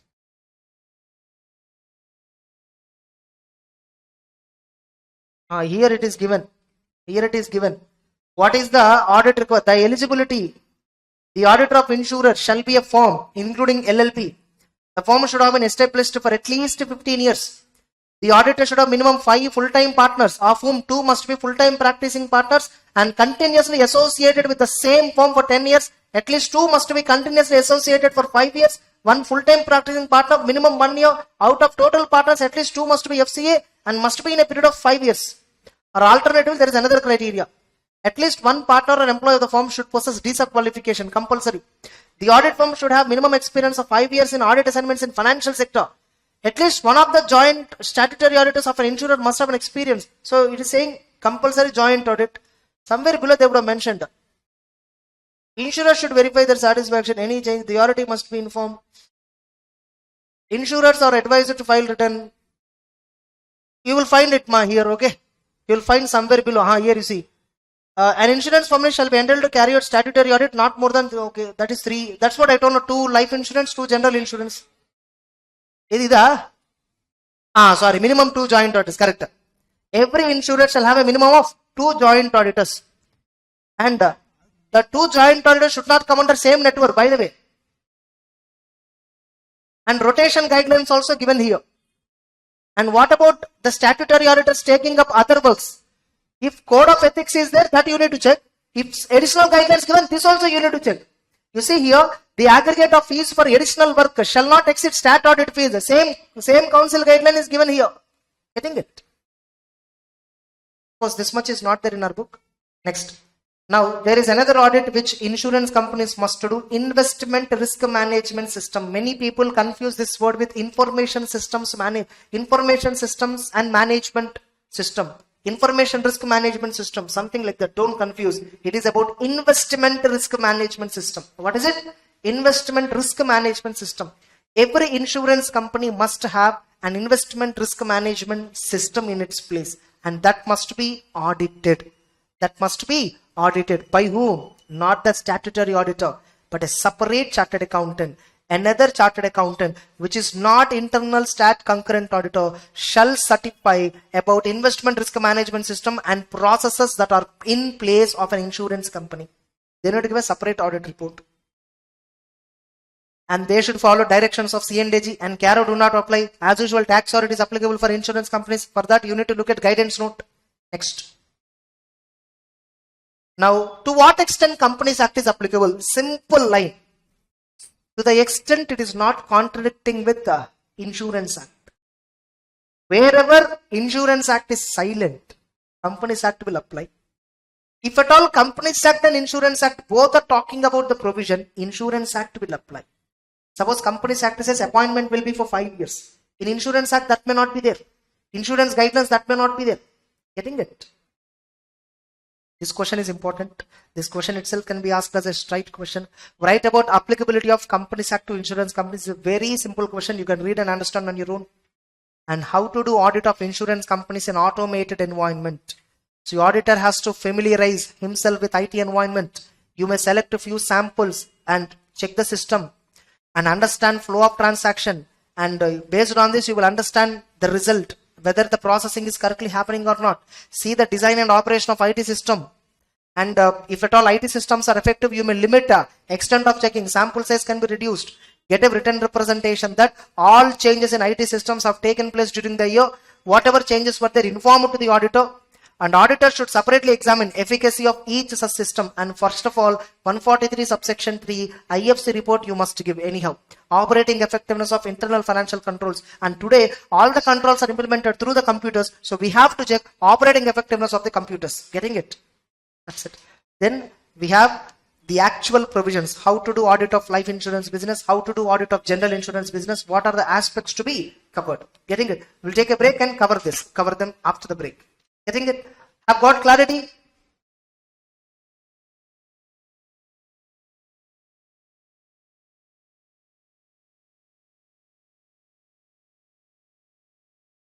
So in the last attempt, May 2022, the question which they asked is regarding management got complaints from agents and life insurance regarding policy lapses and revival. The policy lapsation is tracked over the PMS software. You are requested by management, it's nothing but policy management software, something, to explain clear terms about policy lapses and revival. Generally, the concept of policy lapse and revival will be there in life insurance. The concept of lapse and revival is there in life insurance. Policy lapse nothing but if you don't pay premium on time, there is something called grace period. Within that, if you pay, fine, your policy will not be lapsed.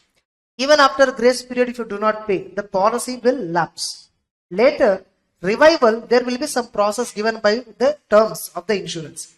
If you pay and pay some additional fee, some sort of terms will be there. If you pay that, the policy will be revived. So what is the role of auditor in verifying the same? That is a question which is asked. So the primary objective of the auditor is to confirm the due dates are recorded and monitored properly. And policies are marked as lapsed only on non-receipt of payment within grace period. Suppose if the revival request is received, whether proper checks are in place for receiving outstanding amount. So auditor has to check this. This is there in our book as well. Policy revival and lapse, that is in life insurance. See, I am not discussing life insurance related discussion because general insurance audit points, life insurance audit points, both are same. In fact, in general insurance, the points coverage is high. So we will discuss general insurance. Life insurance, later if you read on your own, you can understand. Getting it? In life insurance, there is no complication. Reinsurance is only there in general insurance, generally. Mainly reinsurance is popular in general insurance. Getting it? Even co-insurance is also popular in general insurance. Now, so requirements of Schedule B. So audit of general insurance business, Schedule B. Schedule B is having totally 5 parts. Okay. One part is talking about what are the principles for preparation of financial statements. The insurance company shall prepare, balance sheet, cash flow, P&L account. All this must be in conformity with accounting standards to the extent applicable for insurance, except AS3 shall be prepared on direct method. Accounting standard 13 shall not be applicable because for an insurance company, investment is part of their routine activity. So it is not something an investing activity. So that's why AS 13 points we should not apply. Segment reporting will apply. And they have given some principles about premium. What is the recognition pattern? What is premium deficiency? They have given some terms on this. Premium deficiency reserve. There is something called premium deficiency reserve. Here they use the word unearned premium. And there is another word called advance premium. There are 2 terms here. Unearned premium, advance premium. If you receive, if at all a policy holder pays the premium before the due date, before it becomes due, not even grace period. Due date will be there, no. Before due date, if a policy holder pay the premium, that's actually advance premium. Something if it is received before due date. What is then unearned premium? Simple. Suppose if you take any motor vehicle insurance. Today when you are buying a new motor vehicle, third party insurance is given for minimum 3 years or 5 years. For 4-wheelers minimum 3 years. For 2-wheelers it is straight away given for 5 years. At the time of purchase of the vehicle itself you will pay premium. Complete amount you will pay. Is it something you paid in advance? It's not option for you. Advance premium means what? Optional. If you want to pay it, otherwise no. But motor vehicle, when you are purchasing, 5 years premium you have to pay compulsorily. It's not option for you. 5 years you have to pay compulsorily. Now, suppose if we purchase a vehicle on 10th January 2021, the third party insurance is applicable up to 10th January 2026 in respect of a two-wheeler. In respect of a 4-wheeler also 5 years option is there. What you can take. Suppose 5 years you have taken.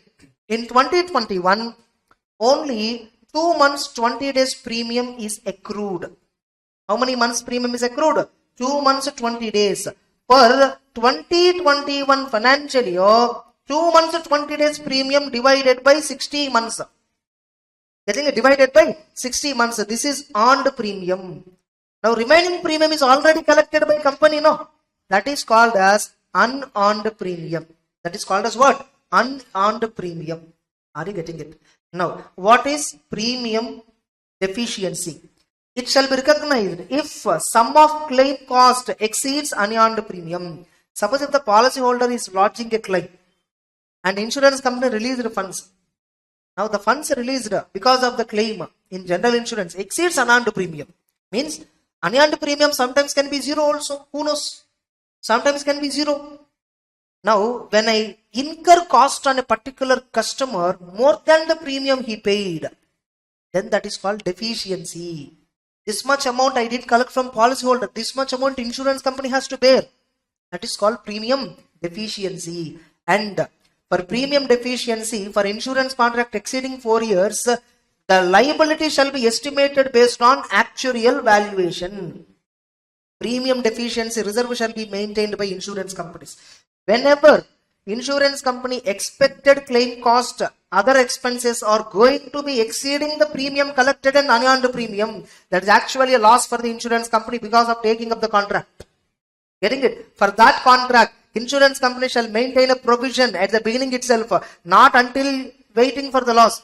Based on actual valuation, based on past history, they will maintain a provision for premium deficiency, and that provision is called as premium deficiency reserve. Clear?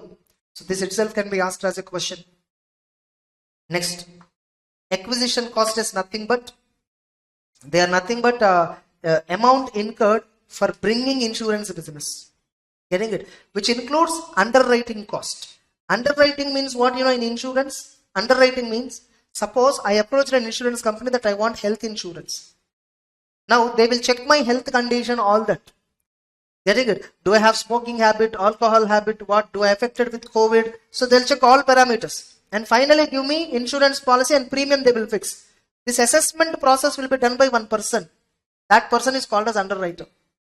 The one who is writing the contract of insurance is called as underwriter.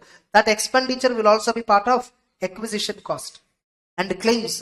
Claim is nothing but what? Under the policy, if you lodge any claim, this is a benefit that you are getting under insurance. That is called claim benefit.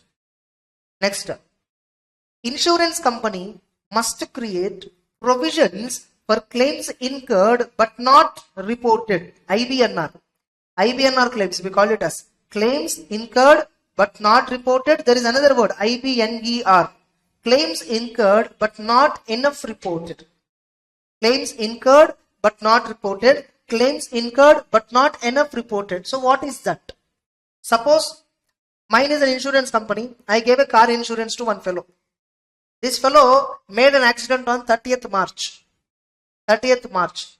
Getting it? But this fellow was given a time limit of 45 days to intimate me and get a claim. Getting it? So in the next 45 days, at any time he can intimate me. Generally 30 days time. Okay, let us take 30 days. Okay, so I have given him 30 days time. With the next 30 days, he can come and intimate me. You know what? Some car small damages and all. You can't figure out when it happened. Suppose if this fellow met with, some bumper damaged, front or back. That's a plastic item. That's a fiber item. You can't identify it is a old scratch or new scratch. Getting it? So generally what these people will do, that may be incurred on March 30, but this fellow comes and report in June. Saying that on June 1st I met with accident. The insurance company will not ask any proof. Unless if it is a very big, insurance company will not ask any proof. They will directly sanction it. Getting it? So as on 31st March, there will be so many customers of my company who have actually met with the uncertainty. Now insurance company already incurred the due, but these customers did not report me. It is something like warranty provision. It is something like warranties. Correct? Similar to that. So what insurance company shall do? For all these incurred but not reported, based on a previous estimation, previous data analytics, some provision shall be created, and that provision shall be recommended by whom? Actuary. For all claims incurred but not reported, but not enough reported, actuarial valuation is compulsory. Able to understand? Now, auditor should also check all these claims, whether provision is created for them or not.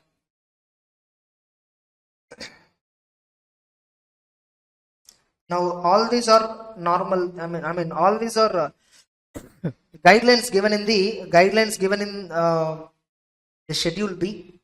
Catastrophe reserve. Insurance company shall maintain catastrophe reserve because of natural calamities and all. Who knows when they come?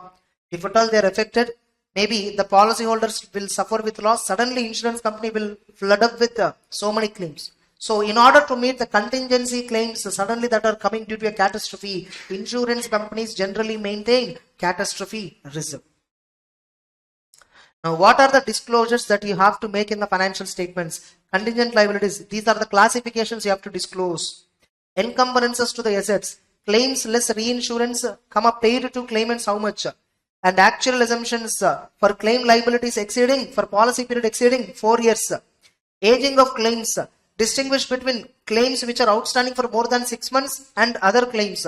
Like claims were lodged as on 31st March, but we have not paid it from past 6 months. Or other claims. How much were lodged but which were outstanding for less than 6 months. And what is the premium? How much is the reinsurance? Okay, the business that is coming inside and outside India, like in Indian reinsurance, outside reinsurance, both we must give separately. These are the disclosures. In this, you can just have any 4 points. Any 4 points. So they may ask a straight question. What are the disclosures to be made in the balance sheet? What are the disclosures to be made in the balance sheet? I mean, as per Schedule B of IRDA. Okay, so like that they may ask you. Next, there is something called management report. We have given, life insurance. This is the same answer given for life insurance. If you go to Schedule A, I think there it is management report is part 3. In Schedule A it is part 3. So contents of management report. What are the contents of management report? Did management prepare financial statements as per applicable framework? Did management comply with all the accounting standards? Did management create provision for all the claims? Like that, it is something similar to MRL. So like that, management report is there. Contents of management reports are what? 4 marks question they can ask. They can ask a 4 marks question on this. Then audit. So this is important aspect from here. The following are the various aspects of general insurance business to be audited. So with respect to premium, there are 3 aspects. How about the collection? What is the accounting? And ensure that there are no, fictitious premium that is collected. And it is well noted that no risk assumption without premium.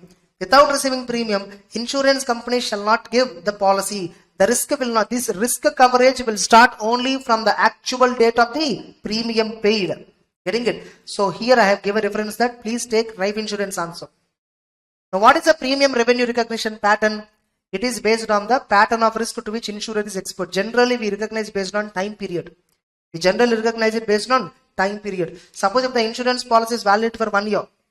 If the insurance policy is issued on 1st October, current year 6 months premium we will recognize. Next year we will recognize balance 6 months premium. The pattern of risk is measured in terms of time generally. Whereas in some infrastructural projects, probably estimation pattern cannot be arrived.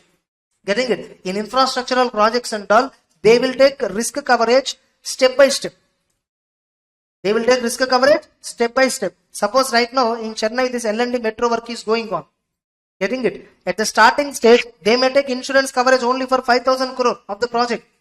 Later when the project goes to the next level, they will take 10,000 crore worth of this thing. Later they may take 20,000 crore worth of this thing. So in such case, whatever pattern suitable that pattern they should follow. Getting it? For all this, guidance notes were given. That is not required for us. What is exact pattern and all not required for us. Now, auditor should verify premium. Premium from direct business. Direct business means I am selling the policy. I am the original insurance company. There is a policy holder paying premium. And I will receive premium from reinsurance. And I will receive my share of premium in case of co-insurance. Auditor should check whether controls are proper or not. And auditor should verify systems and all relating to collection of money, underwriting and issue of policy. And these are all normal stuff. And auditor may apply sampling techniques to verify in case of there are large volume of transaction. And always accounting period and risk matching auditor must do. Risk matching accounting period means nothing but pattern of recognition. It is nothing but what? Pattern of recognition. Suppose I issued policy today. Next 6 months only is part of this financial year. Remaining 6 months are part of the next financial year. Whereas I issued a policy for 1 year or 2 years, collected premium entirely today.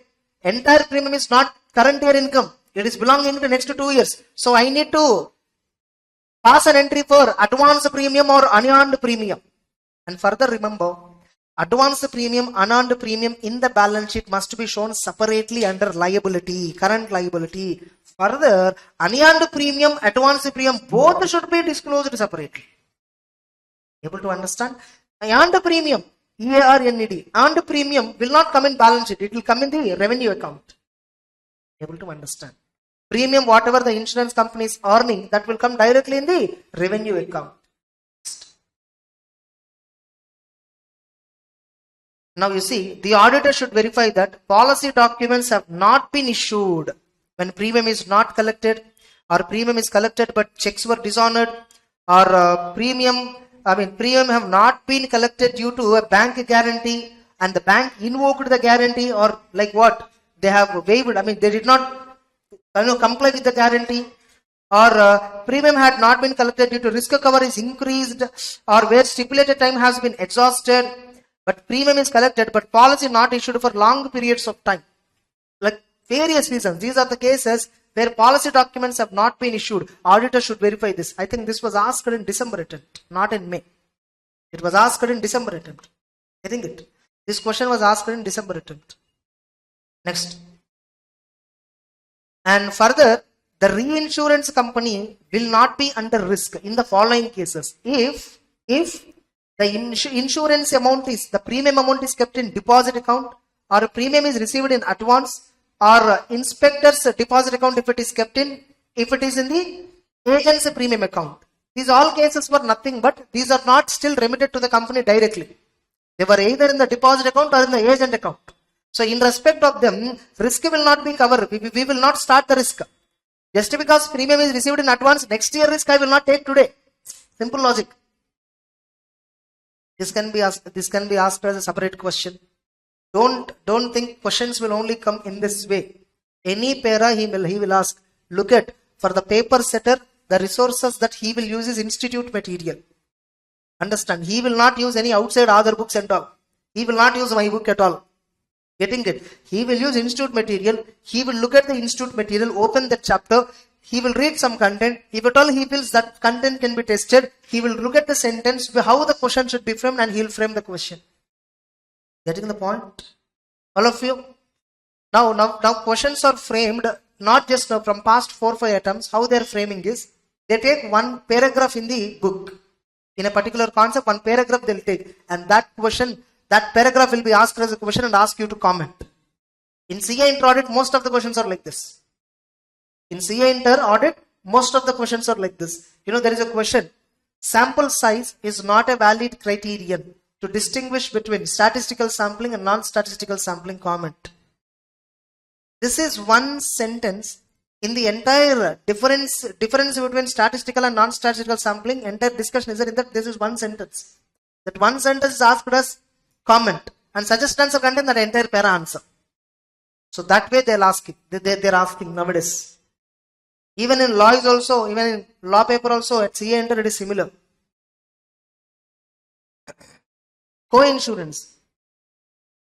So in co-insurance also, auditors should see that only company share is accounted. Auditor should examine communications issued to the company by lead insurer, if at all company is not the lead insurer. Suppose if the company is the lead insurer, it will collect entire premium from the policy holder. But the entire premium collected by lead insurer is not their own share. It is members' share also. When our company is acting as lead insurer, we should ensure that only our share is accounted. And see the premium registers are maintained or not. Then we should apply cutoff procedure. This is also something like risk matching. Especially verify year-end transactions. Nothing but the policies issued at year-end. Verify the policies issued at year-end. And see when the risk will commence and when it is accounted as premium income. Suppose if the risk will commence in the next year, but it is accounted in the current year as income, then auditor must identify that case. Now in some cases, the policy holder may cancel the policy. In such a case, no risk will be assumed. Getting it? Between the date of issue and subsequent cancellation thereof. The policy we will issue, there is something called FLC clause, free look cancellation. What is free look cancellation? It is compulsory as per IRDA guidelines that after you pay the money, after you receive the document, 15 days time is given to you minimum. Now insurance companies voluntarily given 30 days time, but minimum IRDA says 15 days time must be given to policy holder to go through the document. If at all any of the terms are not as instructed to him by the broker, getting it? This fellow has right to cancel. No, entire money has to be paid to him after reducing proportionate risk.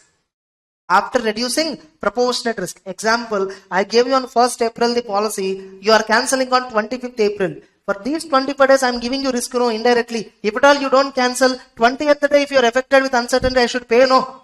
So these 25 days, I will collect the premium. Rest of the premium you paid, I will refund it to you. Getting it? How to calculate FLC refund? There is a format given in the ICA book also. In our main material also it is given. Next. And GST compliances. Next. Cost of the claim. What cost of the claim generally consists of? Cost of the claim consists of claims under the policy and settlement cost. Claims under the policy means what? It is the loss incurred. Those estimated or anticipated claims. So estimated loss or actual loss, whatever it is, that is called actually claim cost. Settlement cost means what? Surveyor fee, legal expenses, all that. Now, a liability shall be created in respect of all outstanding claims in the balance sheet for direct business, inward insurance business, co-insurance business. The company should create liability for all these three. Even in respect of unpaid reported claims. Unpaid reported claim means what? Claim is informed to the company, but we have not yet paid. We need to create liability for that. Not only that, claim is incurred but not reported to the company. This is a provision. This is based on actual. Reported claims generally we do create provision for based on actual loss. Whereas claims incurred but not reported, since we have not we don't know what is the amount of loss, we create provision based on actuarial valuation. And auditor has to verify registers and records in respect of claims. The following registers will maintain. The following registers are maintained. All these are electronic nowadays. Claim intimation register, claim paid register, claim disbursement register, like claim docket. Claim docket means it will contain photos of the accident. Getting it? And his declarations, FIR report, salvage report, so many things. That's called claim docket. And report of quality assurance team, salvage register. So these are the registers which insurance company shall maintain in respect of claims. This can be asked as a 4 marks question. What are the registers that insurance company can maintain in respect of claims? What are the registers that insurance company will maintain as per IRDA guidelines as for with respect to claims? So this may be asked as a question. Any 5 points you have to write minimum. Now, what are all charged to claim account? Everything, repair charges, fire frightening expenses, police report fees, survey fees, court decree fees, travel expenses, photograph charges, everything. Whatever, the moment customer told me that, sir, I met with accident, please give me money. He lodged a claim. Now I will check what is the accident. I will send a surveyor. Everything, whatever cost I will incur until the customer is satisfied as per the policy. Everything I will debit to claim cost. Now, audit of claims provisions. See, here there are two audits. Third point is regarding provisions. Fourth point is regarding claims paid. Provision means what? When do we create provision? As on 31st March, there are some claims reported but not settled. See, we have to settle the insurance claims within 30 days of the reporting. The date on which policyholder intimates, the insurance company settle the claim within 30 days. Of course, how much they will settle is a matter of dispute. It's a matter of like discussion. It's a matter of agreement between them and the holder. Now, the auditor should obtain all, this is a normal thing. Now we need to see what is the date on which the loss was incurred. If the date of loss is before 31st March, only then we will report, only then we create provision for that in that respective financial year. If at all the report is later, the loss report is later, after 31st March, it is not even adjusting event. Tomorrow I will meet with an accident, today will any condition exist? No, right? So, provision has been made only for all unsettled claims at the year end on the basis of claims lodged, communicated by parties, and not the date of communication thereof. Communication date is not important. When the actual loss is incurred, that is important. And how much provision we will create? We will create some initial provision or default provision based on some predetermined formula or based on a primary assessment of the damage by surveyor. Now, especially claims about IBNR, incurred but not reported, incurred but not enough reported. Getting it? For them, the provision is to be done, the calculation is to be done by actuary. He will use probability factors, all that. These claims are incurred but not reported. At the balance sheet date, they were not yet reported. The auditor should check the records of the subsequent period. What is meant by that? 31st March, books will close. I will check April and May records. In that, when the accident is met, some column will be maintained. If that column date contains 31st March or before date, then that's a claim incurred on or before 31st March but not reported as an. So auditor should verify subsequent registers to verify claims incurred but not reported. And see that provisions were made only for those claims for which company is legally liable. When the company is legally liable, risk was covered by the policy. It did not arise during the period the company was not supposed to cover the risk. Means what? Suppose you did not renew the policy. The policy was lapsed at that time. During the lapse period, insurance company will not give you any risk coverage. Loss event or nature of loss is not excluded from the policy coverage. Only if it is included, insurance company will bear. Otherwise, insurance company will not bear. In health insurance, maternity hospitalization will not be covered. Getting it? Next, person who has incurred the loss in the policy holder. Person who has incurred in the loss is a policy holder. Only if at all policy holder or insured, only they will be given. Only in respect of them, claim provision shall be created. Otherwise, we should not create claim provision. This itself can be asked as a 3 marks question. Getting it? Provision for claims shall be made only in respect of those claims for which company is liable. What are the points? What are the factors? Comment. Getting it? Or explain. The 3 marks question they'll ask. Are you getting it? And remember, how much provision we will maintain. Generally, it is not in excess of amount incurred. Yes or no? However, if there is any legal proceedings regarding quantum of claim, the amount of provision should also include survey fee and other legal direct expenses. And auditor should check events after balance sheet date. Subsequent events, are they considered or not? Average clause. Sometimes, your car value is 20 lakhs example, but you have taken only 10 lakhs coverage. In such a case, claim will be accepted only for proportionate coverage. That is called average clause. And in case of co-insurance, only in respect of your own share of participation in the risk, you will create provision. And auditor shall check if some provision is created long back. Why is it still outstanding? Generally, what happens if a claim provision is created later, once the claim intimation came, we will set it off. We will adjust it against subsequent claims.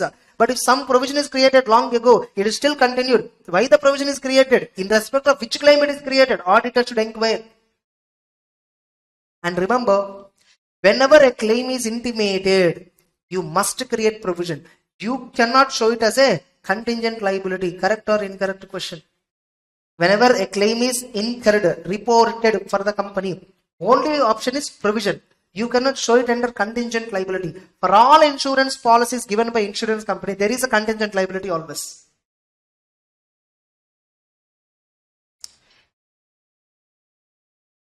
No. How do you audit claims paid?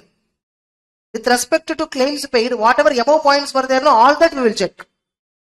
And in addition to that, in case of co-insurance, only own share of amount we will pay. Suppose if at a lead insurer, whatever amount, whatever loss, whatever I have to pay, no, only my own share should be, debited to revenue account.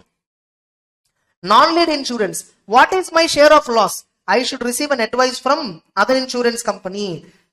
Getting it? Next. Here it is eligible policies. The claims were made only in respect of, paid only in respect of premiums where if we received. If at all, if it is in respect of premium not received, we don't create any, we don't incur that claim. And subrogation. Subrogation refers to, see, this is unqualified discharge note and subrogation. There are two things. There are two things. Whenever we are creating provision or claim for claim, salvage value should be excluded and then balance cost ultimately incurred by the company. Only for that they should create provision. Subrogation means, see, suppose, the person took car insurance. He met with an accident. The insurance company approximately borne the repair cost of approximately 5 lakhs. FIR complaint, everything they gave to the insurance company. So once I repair, everything is done, I will take a unqualified discharge note. Means I'll take a letter, acknowledgement from customer that, okay, you have incurred loss, we have made the entire loss compensated. Give me signature, certify that you will not again involve me in any dispute later. From the policy holder, I'll take a certificate like this. Then I will also get a subrogation. What? I will tell policy holder, someone made an accident to you, right? You should not go and ask him for the loss. We will go and ask loss. We will go and recover. Getting it? That's called subrogation. The policy holder will give insurance company the authority to recover the loss. And the recovered amount is called as salvage. That amount will be retained by whom? Insurance company. That's it. Next, the claim must be paid within 30 days. Auditor should check that the claim must be paid within 30 days as per IRDA claims. And wherever you have paid claim charges, no, you have taken reinsurance. So see that reinsurance company, whatever the portion of their risk is there, you recovered that claim. That's it. So that is regarding audit of claims paid. Understood or not? Then how to do audit of commission? How to do audit of commission? Commission is payable to agents for getting insurance business. Getting it? To get direct business generally. Same way we have reinsurance commission also. What is reinsurance commission? Suppose we are transferring some percentage of risk to another insurance company. Now we are indirectly giving business to another insurance company, right? I may take commission on the reinsurance. Getting it? Whenever I am ceding insurance to insurance company, I may take reinsurance commission. There is another word called profit commission. There is another word called profit commission. Now I gave so much of reinsurance, right, to a reinsurance company. During this year, no loss was incurred at all. Our losses were incurred, but the amount of premium I paid to them for reinsurance, that is substantially higher than loss. Now reinsurance company, because of the reinsurance I gave, there is a profit they have got, right? So much of profit. In that profit, I will ask a little share again back. And that is called profit commission. That is called as what? Profit commission. What is the difference between reinsurance commission and profit commission? Reinsurance commission, at the beginning, when I am giving reinsurance business to another company, I took policy from you, I issued a policy to you, you paid me 20,000 premium. Out of this 20,000 premium, 50% risk I am transferring to another company. For you and that company, no link. The contract is between me and that company. Tomorrow, in the event of any uncertainty with the policy holder, you and me will bear. I will pay them, you have to pay me in the back end. Now, I am giving reinsurance. 50% of the amount collected from you, I am giving to the reinsurance company. Now, this company, if at all issue policy directly, they would have paid commission to the agent. No. No, you are not incurring that commission. No, pay me that commission. That is called reinsurance commission. Okay, the company paid me reinsurance commission. This company earned some commission from me for reinsurance acceptance. Tomorrow, I lodged a claim. I mean, some customer lodged a claim with me. I settled some claim. This company portion also settled some claim. After settling every claim, compared to total premiums that this original company received, this reinsurance company has huge profit from reinsurance from my business itself. I will ask some commission in that. That commission is called as what? Profit commission. Able to understand? So profit commission clause, if it is there in the reinsurance agreement, see whether that profit commission has been received by the insurance company or not. Auditor has to check. Able to understand? Now, internal control. Check controls relating to all these commissions. See that commission is paid only as a percentage of premium collected by him. Getting it? And we need to account separately the commission on reinsurance accepted, which usually arise in case of head office, not at branches. And how much maximum commission that I can pay? It is at the rate maximum fixed by IRDA. IRDA fixed what is the maximum rate of commission that an insurance company can pay to broker. And whatever commission that we paid, no, that information shall be filed with IRDA. Now what auditor has to check? This is the point which will be asked in exam. Write about what are the points auditor should verify in relation to commission. See that it is not paid in excess of limits given by IRDA. See that it is paid as per the rates with rates entered with agents, rates filed with IRDA. Are they matching or not? Suppose IRDA says 40% maximum, but I entered into an agreement with the agent that it is 30%. First I will inform IRDA, dear IRDA, with all my agents 30% commission I entered. What auditor has to check? Maximum rate is 40.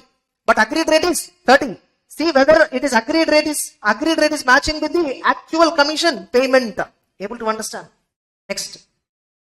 Ensure that commission is paid only to that broker who solicited the business, and see that the agent is not blacklisted by IRDA.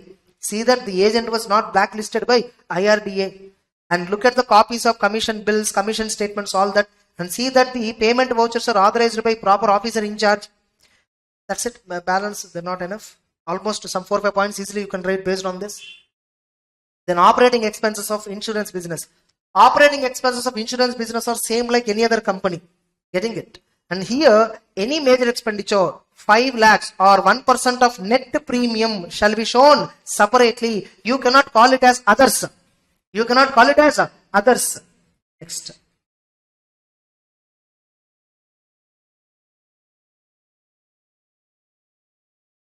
Then investments is a normal point. Investment held by branches, investment held by head office, investment held by third parties, everything is similar. Only thing, auditor has to check what? Investment has to be, investments shall be shown in the balance sheet as 2 types, policy holder funds, investments made out of shareholder funds. So see that investments are bifurcated. 1 minute. The investments shall be bifurcated between shareholders and policyholder funds. Such bifurcation, is it properly made or not? Auditor has to verify. Getting it? Next. This remaining in investment points are not specific to insurance company, they're general investment points. Whatever you have learned in accounting standard or India is same principles here were given. That's why I'm not focusing on them. Whatever specific to insurance business only I'm explaining. Yeah, please. Net premium. No, not that. Net premium means total premium collected from direct business minus reinsurance premium is equal to net premium. Getting it? Net premium. Net premium is nothing but what is the total premium collected by me from the policy holder minus some insurance risk I will transfer to reinsurance business, right? Some premium, whatever I collected, I will pay to them, right? Balance is called as net premium. Suppose I collected from policy holder 100 rupees. Out of that 30 rupees I paid to reinsurance company for this. 70 rupees only net premium earned by me. That's it. That is equal to net premium. Able to understand? That is okay. Reinsurance accepted. Of course, reinsurance accepted. That's what? Plus or minus reinsurance related premium adjustment. So on the net premium, 1% or 5 lakhs. Getting it? So whichever is higher.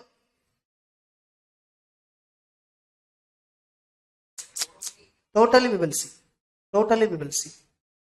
We will not bifurcate into fire, how much, marine, how much, miscellaneous, how much. We will see total.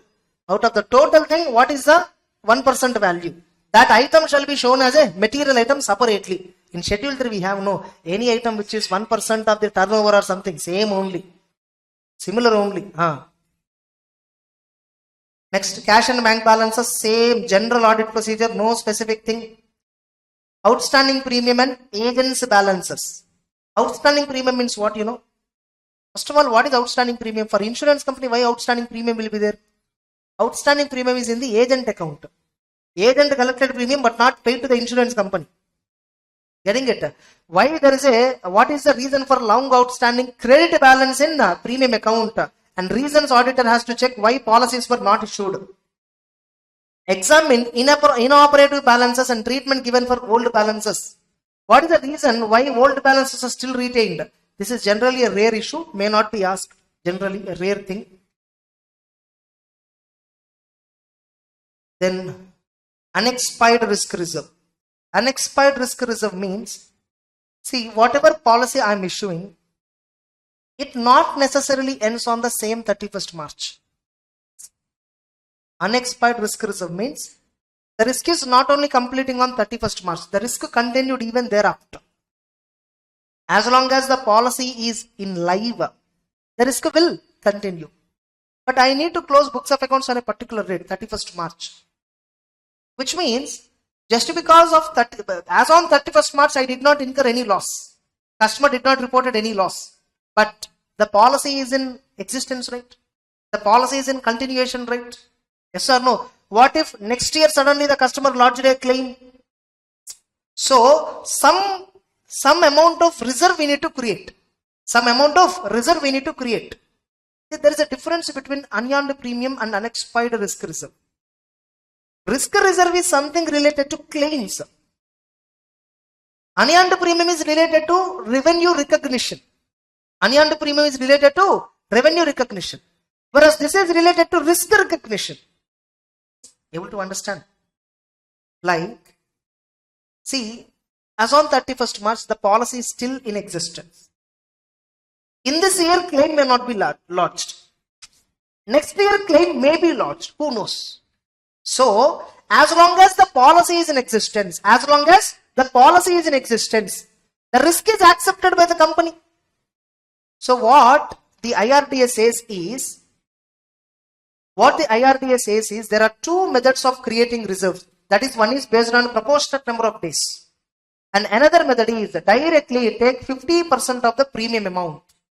Whatever premium you are collecting, straight away, calculate 50% of the premium and keep it as straight away as unexpired risk reserve. Straight away keep it as unexpired risk reserve. This is in addition to unearned premium. This should not be clubbed with unearned premium. This is in addition to unearned premium. Now, what is the proportionate method? How it will be worked? That is completely given in the guidelines. So that is not relevant for us also. Getting it? So you see, this is an important question. The unexpired risk reserve arises from the fact all policies are renewed annually except in specific cases where short period policies are issued. Since the insurer closed their accounts on a particular date, not all the risk under the policy expire on the date. Many policies, they extend beyond this date into the following year where the risk will continue. So there are two methods for creating the reserve. One is proportionate number of days of risk remaining to the risk expired, which is called 1/365 day method, or there is another method by taking ad hoc 50% of the premium amount. So for the purpose of compliance with provisions for maintaining control level of solvency, a proper value of every item of liability shall be placed in the manner. So every liability shall be calculated properly. Only then you can correctly estimate the solvency margin. And even in income tax, we have a deduction for unexpired risk reserve. 50% of the net premium you will get deduction for fire and miscellaneous. 100% of the net premium you will get in respect of marine insurance. This is a flat deduction given under income tax as per Rule 6E. For insurance business, towards unexpired risk reserve, this is a deduction they'll get. And remember, every year this unexpired risk reserve will change. Next, reinsurance means what? Reinsurance transaction is an agreement between a ceding company and a reinsurer, whereby the original company gives up and the later company will accept a certain specified share of risk. What is a ceding company? It's the original insurance company which originally accepted the policy, and it is agreeing to cede, to give up, to pass on the risk to another insurance company. Remember, the insured, nothing but policy holder, do not have any right under a reinsurance contract. Under a reinsurance contract, the contract is between the original insurance company and reinsurer. Now, types of reinsurers I told already. What is facultative reinsurance? What is treaty reinsurance? All that. Yes or no? Can you read on that slowly? Getting it? Now you see what point is covered here is nothing but, now how to do audit of reinsurance inward. How to verify reinsurance inward? This is a separate question. How to do audit of reinsurance outward is a separate question. Reinsurance inward means what? I am accepting the risk. I am getting income. Reinsurance outward means what? I am transferring the risk. It's my expenditure. Getting the points? Reinsurance ceded is an outflow. Reinsurance accepted is an inflow. At the time of claim, on reinsurance accepted, I will have outflow. At the time of claim, reinsurance ceded, claim will be inflow. Getting it? Like when I take a reinsurance contract, when I cede to another company, when my customer lodges a claim, some percentage of it will be recovered from reinsurance company. So that's an inflow. Are you getting it? All these points are covered below. All these points are covered below. Now, how settlement might happen between reinsurance companies? See, some reinsurance companies, no? Every time, why should we keep, why should, like, you got an intimation of claim, you intimate them, they verify it and release the fund and you pay to the policy. It will be a time-taking process. Two options we have. One, when a policyholder comes, I'll settle everything and I will write accounting entry as due from reinsurer his portion. Or reinsurer will give me advance amount. Dear insurer, take advance. Settle. Later you send me the statement, no. I will accept the statement, no. Then you adjust the advance given against the statement. Able to understand. So likewise, they may have a contract. So periodical settlement will happen between the original insurance company and the reinsurance company with respect to claims. That matter only covered inside. Getting it? So the matter is covered, that matter only covered inside here, below. So verification of reinsurance inward. So all that. Understood? So here you see. Reinsurance means what? Below you see.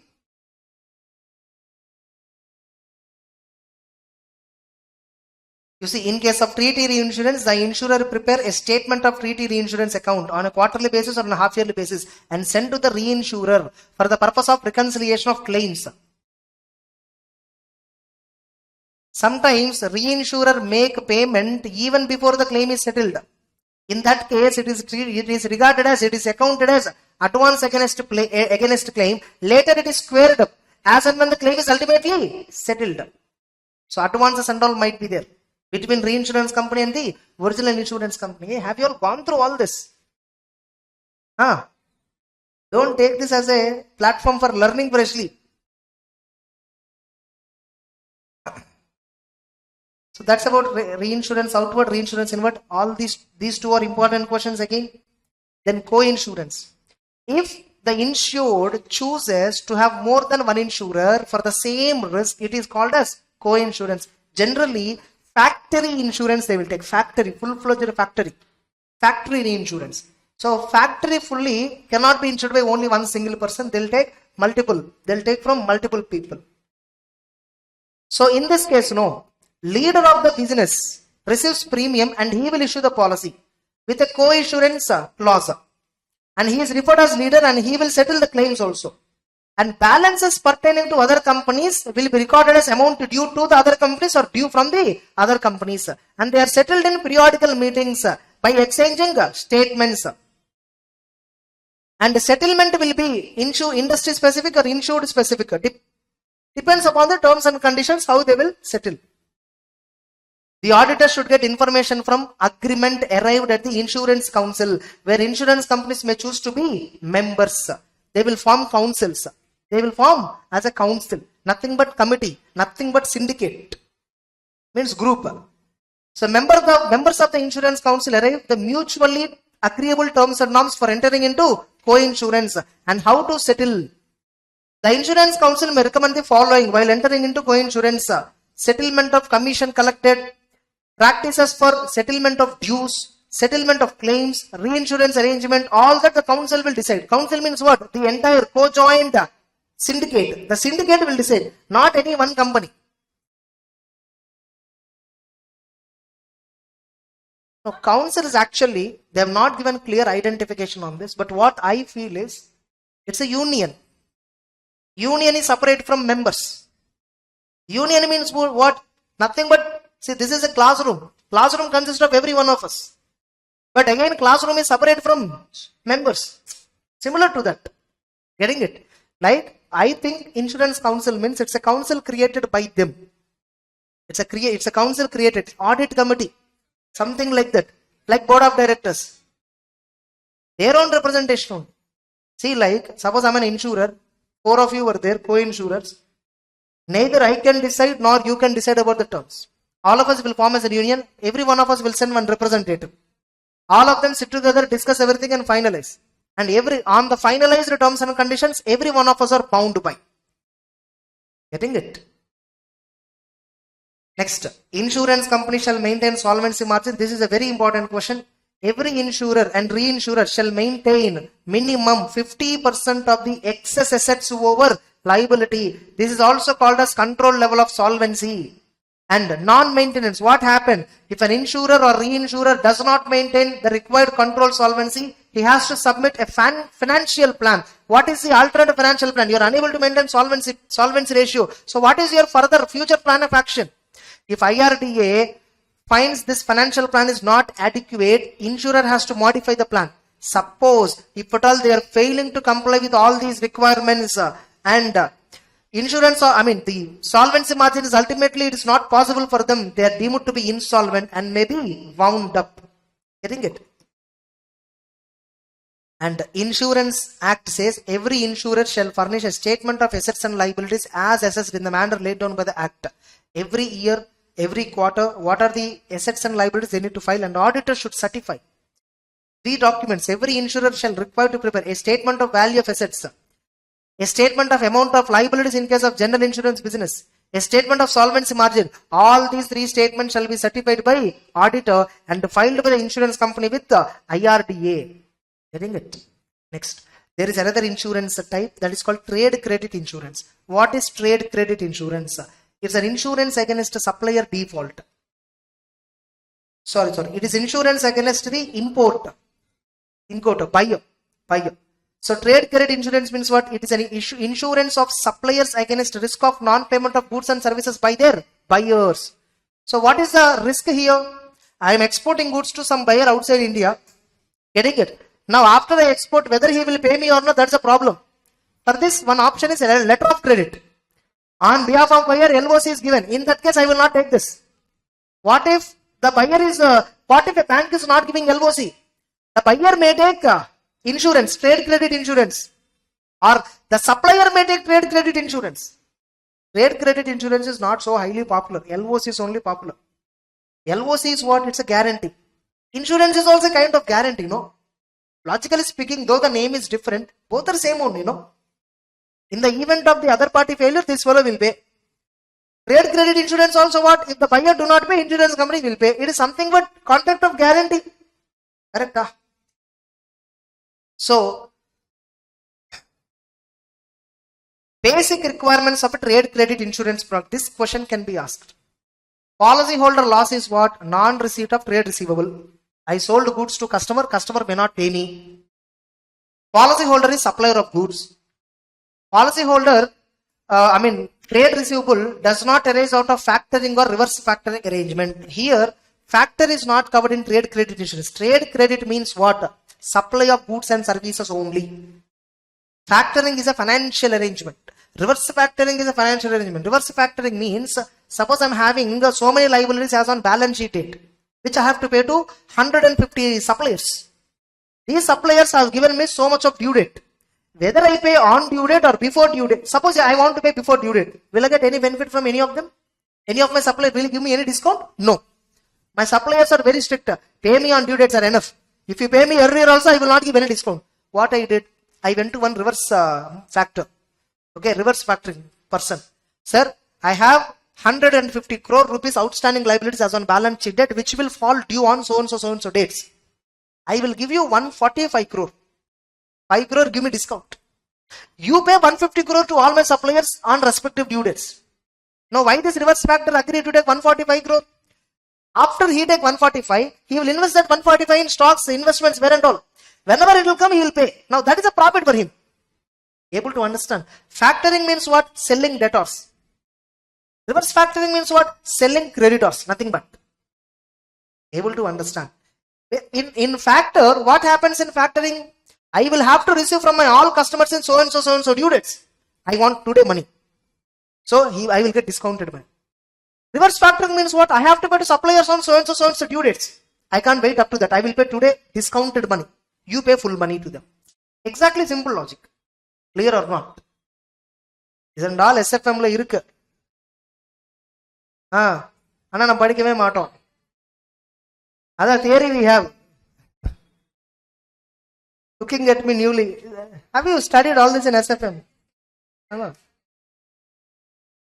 Now, policyholder is a customer who is liable to pay trade receivable to the policyholder in return for goods and services. So, policyholder has a customer. Policyholder undertakes to pay the premium and any other requirement that may be specified. These are the requirements of a trade credit insurance product. So, they will ask you on this. And what is trade credit insurance policy? What is a trade credit insurance transaction? So, they gave some idea.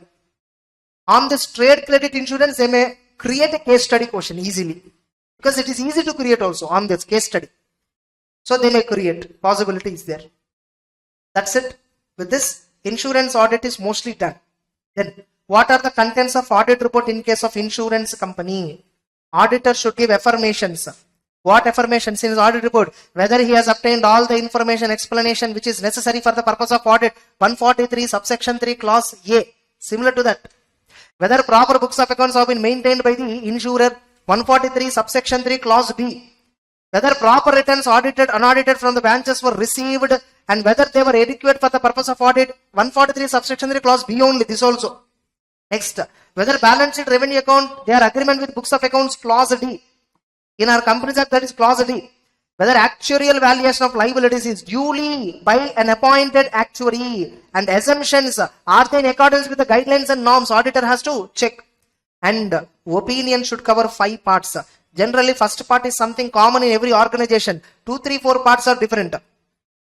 Whether the financial statements are prepared as per IRDA guidelines. Whether investments have been valued as per IRDA guidelines, whether accounting policy selected by insurer are appropriate and are in compliance with regulations given by IRDA. These are the 3 additional reporting, these are the 3 additional aspects on which auditor will give opinion in case of insurance company. Generally, we give opinion on what? P&L account, cash flow and even balance sheet. Correct? And here we will give opinion on revenue account as well. That's it. Whether revenue account is showing true and fair view, share fair position, and profit and loss account is showing true and fair view, receipts and payment account is showing true and fair view. That's it.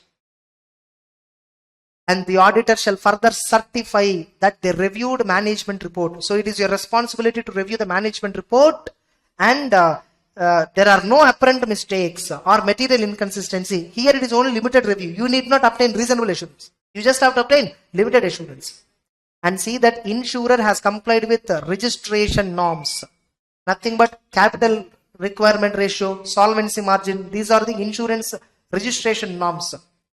And additional certificate also shall be signed regarding cash balances and securities. And to what extent you verified investments and transactions. No part of the assets of the policyholder funds will be directly applied in contravention. Policyholder funds should not be cross-utilized. Diversion of funds should not be there, especially with respect to policyholder funds. Policyholder funds, keep it in investment or keep it idle. That's it. You can't invest it in any other way other than investment guidelines of IRDA. Getting it?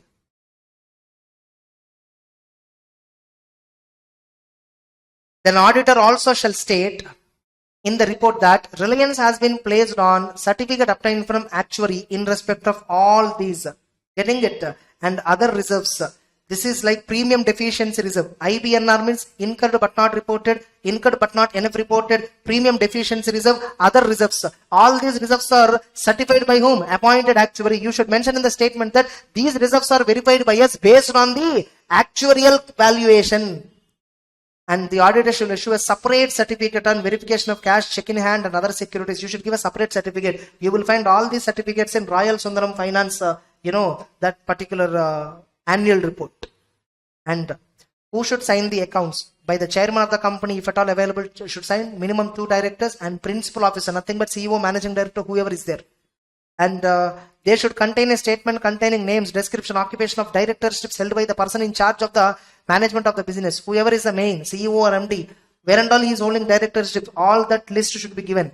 And a report on affairs of the business during that period. What are the affairs of so-and-so businesses where this fellow is holding directorship? That's it. This is not required. Financial statements. Financial statements, it should be financial statements. See, accounts and statements should be accompanied by.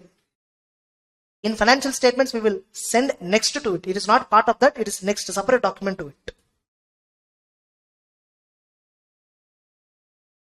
That's it. That's it. Because even in related party disclosure requirements also, this requirement is there. Where and all the directors of the company are interested in some other companies. Getting it?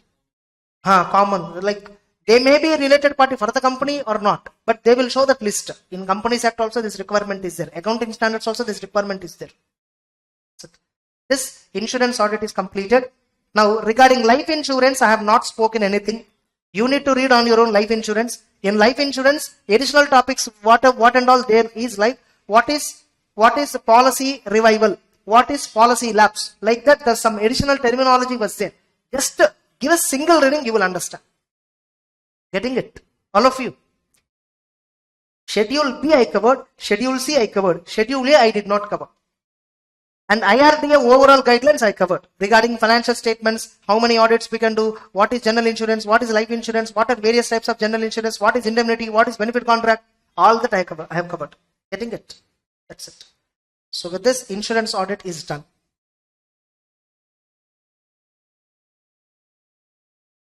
So we still have in our discussion this chapter, audit of banks and risk assessment.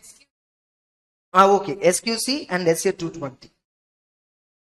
First we'll finish them, these items, and then we'll proceed to SQC and 220. Now with respect to audit of banks, in this chapter, there are many topics, especially when you are looking at the topic of verification of assets and verification of liabilities. Major discussion, they are referring to CA Inter books. But that content is also given. That we will directly read from ICA study material, verification of assets and verification of liabilities. More importantly, verification of assets in that NPA norms is there. That is something you will feel little difficult to understand. Rest mostly you can understand by a plain reading. Like how to do audit of assets and how to do audit of liabilities in case of bank, you can understand by a plain reading. But some NPA norms were there, like agriculture advances affected by natural calamities, erosion in value of security, accounts regularized near balance sheet date. Likewise, there are certain norms. So that we need to discuss. Isn't it? Even drawing power calculation, that thing also we will have to discuss. Now, so audit of bank, first concept is regarding what are the features of banks. So the banks have large number of transactions, wide use of information technology, wide geographical spread, and transactions may be initiated at one location but executed at another location. Likewise, general points were there, not at all relevant for exam point of view. This is a general introduction. Now, special audit consideration. This is an important question. Okay, what are the special audit considerations that arise in case of a bank? Because the nature of risk associated with the transactions undertaken are something different. Compared to a normal company, the nature of risk in banking is completely different. Here the product is money only. In any other entity, the product is different. Here the product itself is money. And the scale of operations there is a significant exposure. And within a short period of time, huge number of transactions might happen. In fact, the number of transactions that happen in India are in billion number. A billion number of transactions. I'm not talking about the value of the transaction. I'm talking about billion. The number of transactions. Especially with UPI invention, UPI method of invention, and many net banking. After demonetization, especially, the scale of operations have like shooted up like anything in banks. Next. And IT. Most dependence of the bank is on IT. And remember, in this chapter, predominant focus is given from the context of statutory central auditor. Statutory central auditor point of view, this chapter mainly was given. But rarely we get an opportunity to do central audit. And moreover, it is not that easy also to understand central audit. Because of the number of formalities, number of compliances that we need to check is extremely high.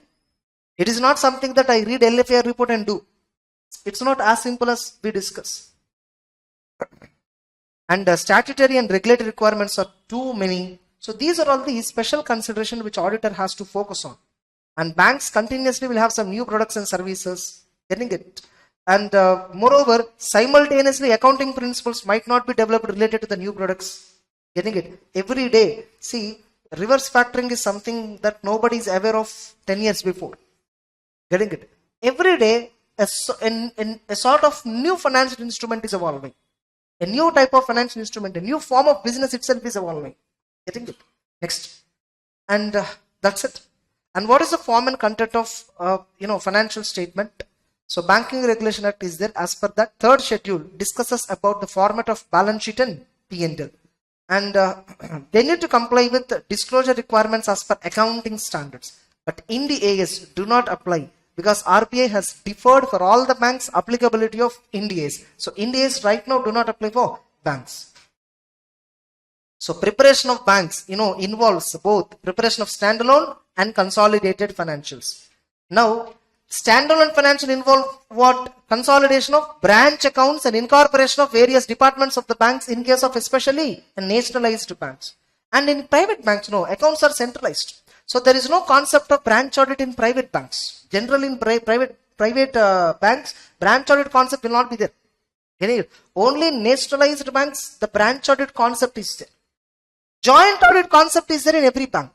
Because if a bank, asset size is 15,000 crore and above. If a bank is having asset size of 15,000 crore and above, compulsory joint audit. Compulsory minimum 4 joint audits must be there. And moreover, banks which are listed on stock exchange have to comply with SEBI regulations. First of all, how do banks incorporate? First of all, it is incorporated as a company. First of all, it's a company. Bank is a license. Banking is a business. The nature of business followed by the company is a bank. In order to do that business, Banking Regulation Act applies. And it obtains license from RBI. Prima facie, bank is nothing but a company. Insurance is nothing but a company. NBFC is nothing but a company. Most of them go with Companies Act. Most of them register under Companies Act. Next. Now, how appointment of auditors will happen, like in case of banks? Actually, in case of banks, the auditor of State Bank of India will be appointed by CNDG in consultation with RBI. Even remaining nationalized banks also, CNDG only will appoint. With respect to other banks, nothing but private banks, the auditor will be appointed at AGM only. However, the auditor whom they are going to appoint, prior approval of RBI is required. But CNDG will not involve in case of private banks. Getting the point? So this appointment authority related thing is given in CA interbook, not in the final book. Getting it? Now, and moreover, most of the banks appoint 4 or more form of chartered accountants depending upon the size and as per the board of directors decision. Now, Whenever bank is sending or whenever bank is appointing central statutory auditor or statutory central auditor, they should give appointment letter, right? What should be the contents of the appointment letter? Statutory central auditors are generally what? Joint auditors. In case of banks, statutory auditors are joint auditors. So we should first mention for what period they were appointed, who are other joint auditors, nothing but central auditors, and who are the previous auditors, because they need to communicate to previous auditors, all the central auditors, and what are the requirements to be complied while accepting this assignment, and a statement of division of work and review and reporting responsibilities. The division of work, generally what we thought, division of work is decided by joint auditors mutually. But here in the appointment letter itself, division of work will be given by the bank's audit committee. However, they will discuss with all the joint auditors before they send an appointment letter. First, they'll have an informal discussions. Appointment letter is only a formal document. Yes or no? After everything is informally discussed, then appointment letter formally takes place. Correct? Next. And the scope of assignment of statutory central auditor, they have to give various other certificates. There are many certificates which statutory central auditors have to give along with normal audit report as per SA 700. Along with that, statutory central auditors have to give various certificates. They need to give long form audit report. They need to talk about IFC. They need to talk about SLR certificate. They need to give a certificate report on treasury operations. Are they conducted as per RBI? They need to give a certificate on reconciliation of securities held by the bank, like in its own account as well as PMS bank account. Like PMS means portfolio management system. Getting it? Next, compliance by the bank in key areas guidelines and compliance with IRAC, income recognition, asset classification, prudential norms. Whether any serious irregularities were noticed in the working of a bank, auditor has to give a report on that. Nothing but it's a report on frauds. Next, auditor has to give a certificate in respect of custody of unused bank receipt forms and their utilization. What is bank receipt? And I think in scam 1992 they'll show. When I'm explaining this in my actual class, I have entirely taken scam 1992. What exactly happened? You might have watched that web series, no? Scam 1992. You just open my YouTube channel, just type caramharsha scam 1992, my name and that one, you will find 1 hour video. How banks will do audit of, how we have to do audit of SLR, CRR. First of all, what is SLR? What is CRR? Because that is what money market operations means. Money market operations means, see, banks in order to maintain SLR, CRR, especially SLR, how in what form banks will maintain SLR? Securities, liquid securities, government securities. So how these government securities are obtained by these banks? From RBI public debt office. So that entire structure I explained in that. What exactly happened in that scam 1992, Harsha Mehta scam, I clearly explained that. Then I linked it with SLR, CRR here. Okay. Yes. Next. So these are various certificates. Reports on adverse credit deposit ratio. Report, auditor has to give a report on compliance with implementation of Ghosh committee recommendations, Jilani committee recommendations on internal controls. So there are various reports auditor has to give. A question can come. The statutory central auditors has to give various other reports and certificates along with statutory auditor's report. Give any 6 reports. Give any six reports or certificates which statutory auditor will give. It will be asked for 4 marks. You have to rate 6 points, but it will be asked for 4 marks. Getting it? Next. Now, branch auditor's appointment letter will not contain the above requirements. Branch auditor appointment letter contains only a requirement that for what period they were appointed as an auditor and what is their duty. What are additional reports that they need to give. That's it. Now, authority to appoint. The auditor of a banking company is to be appointed at AGM by shareholders, whereas in respect of nationalized bank, the bank itself directly appoints with the board of directors. However, RBI approval they will take. In either of the case, approval of the RBI is required. Whereas RRBs, the appointment will be made by, the concerned bank with the approval of central government. Wherever central government approval is there, RBI will take up the responsibility. And here, this is a note given for in the institute book as well. Please refer CA Inter concept, so and so chapter with respect to learning appointment process of bank auditors. Getting it? That's what in CA Inter book what they say. In case of auditor of SBI, the CNDG will appoint with the approval of RBI. In case of other nationalized banks, the banks itself directly appoint. Board of directors is enough. Now the appointment of auditor, the power is with board of directors. However, once auditor is elected by them, whoever meet the eligibility criteria, they need to take the approval of RPI, then recommend to members, they will appoint, then they will only appoint. In case of private sector banks, members will appoint. Board will recommend, members will appoint. Before board recommends, who will approve that?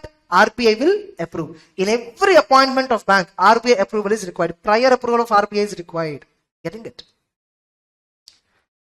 Now, what is the process of conducting bank audit? First, you have to, initial considerations. This itself can be asked as a question. What are the initial considerations while conducting audit of a bank? What are the initial considerations while conducting audit of a bank? First, auditor has to do engagement risk analysis. What is it called as? Engagement risk analysis. This is explained in SA 220.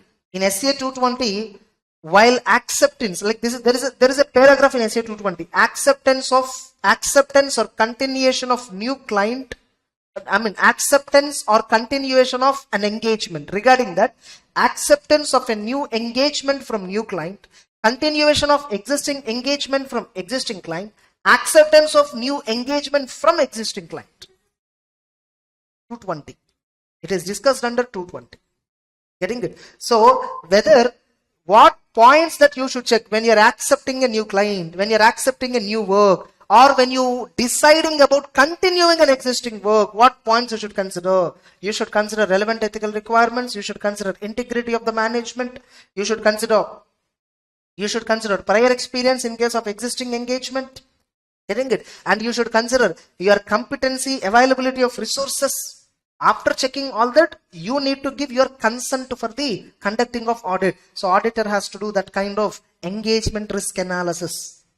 That is called as what? Engagement risk analysis. Engagement risk means, should I accept this client or not? Okay, what kind of risk I will face if I accept this client? Suppose if the management is not good, management is not ethical, I will not accept because engagement risk is high. Once I accept the audit, then I will have audit risk. Audit risk is different, engagement risk is different. Engagement risk is the risk which you consider before you accept the audit. Audit risk means it will be there for every type of audit. Once you accepted the audit, audit risk will be there for every type of audit. Then the auditors have to give a declaration of in debt. And credit facilities, if any, availed from any other bank or financial institution by auditor, firm, partner, staff, family members have not become NPA. You should give a declaration. If at all your relative, your partner, your firm, if at all you have taken from any other bank, not only branches of this bank, even other banks, if at all it become NPA, you are generally disqualified to become an auditor. You can't be appointed as an auditor. You need to give a declaration like this. So RBI has advised that banks before appointing should obtain a declaration of indebtedness, a written confirmation that credit facilities, if any, availed from any other bank or FI by this auditor or the firm or partner or staff have not become NPA. If at all they have become NPA, you cannot give this declaration. If you give a declaration mentioning false information, ethics, giving false information to others while procuring the work, Schedule 1 offense. Correct? That's it. Same way, the internal assignments in a bank, the audit firm shall not accept. Internal assignments, nothing but prohibited works. Next. Terms of engagement. Of course, once you accept the audit, you need to establish the terms of engagement, letter of engagement, you need to create. Then you need to communicate as with previous auditor. Then you need to plan the audit, establish the team. Actually, first we establish the team, then plan the audit. Getting it? See, actually planning involves 3 phases. Strategy, planning, programming. In strategy, we decide about number of people we want. Then we plan based on them. Then we execute as per the program. Able to understand? There is a chapter. You have a chapter. Audit strategy, planning and program. So 3 terms. What are they? Audit strategy means generally we will not have any documented strategy. Strategy is a thought process. Generally. So first we look at this organization. What should my strategy? So this is completely IT driven. So most of the controls are IT embedded. Getting it? Now my strategy should be around the computer. My strategy should be throughout these controls, processes. My audit strategy is purely control based audit strategy rather than transaction based audit strategy. And how many team I require, all that you will fix in strategy. Then you will plan the audit, how many days you want, how many members you want, all that you will plan. Then you will fix a program. Program is like a guide to all your members. Then, okay, first you accepted, you want to develop the plan. Then you need to understand the bank. This is called risk assessment process. What is this actually called as? Risk assessment process. First, you need to understand the bank and its environment. So what is this risk assessment process? We are going to discuss in a separate chapter. Getting it? So first you need to do risk assessment, understand the bank and its environment, understand how the accounting process is happening, understand the risk management process, how the bank is identifying the risk and how are they mitigating the risk. And an effective risk management system in a bank generally require the following. This itself can be asked as a separate question. As part of understanding of the bank, the auditor shall understand the bank risk management process. What all are covered as part of risk management process? See how far top management is involved and how are they identifying and measuring and monitoring the risk. What control activities they are taking up, how they are monitoring, how reliable their information systems are. This is actually COSO framework. This is actually COSO framework, nothing but. Getting it? Internal control has 5 components. Yes or no? First one, control environment. That is nothing but oversight by top management. Yes or no? We will discuss that in risk assessment chapter. COSO framework model. 5 components model is nothing but COSO framework. Getting it? Next. Risk assessment. Actually, step number 2, step number 3, both are one and same. In fact, planning came in step number 1, right? Logically speaking, we will not do it planning before doing risk assessment. First we do risk assessment, then we plan. Getting it? So risk assessment. So identify where and all risk is possible. Identify fraud, risk factors, including where money laundering can happen. And assess specific risk, like at assertion level and at a financial statement level. Financial statement level, assertion level. There are 2 levels. The risk that you will classify. Whatever the risk that you identify, you will classify at 2 levels the risk. Once you identify a risk, is it an assertion level risk or is it a financial statement level risk? Suppose NPA account of a customer, an account of a customer,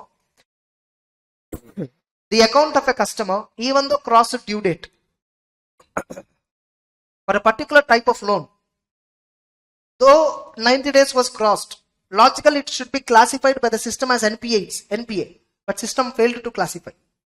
System failed to classify. When we investigate, we discover that there is an error in the software. Now this is not a assertion level risk. This is a financial statement level risk. Why I am saying financial statement level risk means NPS will be so many, loans and advances will be so many, Since so many were there, it is pervasive. It's not just material. So it is financial statement level risk, or I'll another simple example. Financial statement level risk. Suppose if there is a risk of going concern, it's a financial statement level risk. If at all risk is only in respect of some loan account or some balance, 1 or 2 items, then it is assertion level risk. Getting it? Assertion level risk can be addressed by substantive procedure. Financial statement level risk is something which is difficult to address. And auditor should also check what are the risks that are associated with the outsourced activities. Like where they will be using, service organization, that time you need to perform SA 402 procedures, all that. Then execute. So before you execute, discuss with your team member how you are planning your audit, response to assessed risk, SA 330. See, actually SA 315 risk assessment procedure. SA 330 further audit procedure. SA 330 is actually talking about further audit procedure. How do I respond to the risk? By planning further audit procedure. What are further audit procedure? Test of controls, test of details, substantive analytical procedure. Correct? Test of controls and substantive procedure. Substantive procedure, two types. Details, analytical procedure. Then establish overall strategy. Then audit planning memorandum. Then determine materiality. Consider going concern. They only gave a brief idea of conducting audit, but this is not how we actually do. Getting it? Then finally, reporting. After obtaining sufficient appropriate evidence about all items of financials, then we will give opinion. Actually, how we do audit, we will go and take branch balance sheet. Balance sheet. So balance sheet will have so many assets, they will have so many liabilities.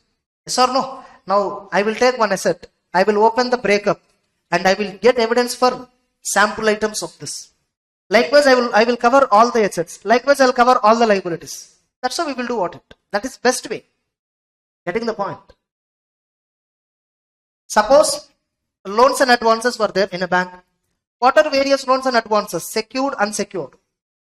Secured, how many categories were there? Housing loans, agriculture loans, term loan, personal loans, or any other various types, vehicle loans, all that. How vehicle loans banks will give? What is the policy? How they will give? What is the process?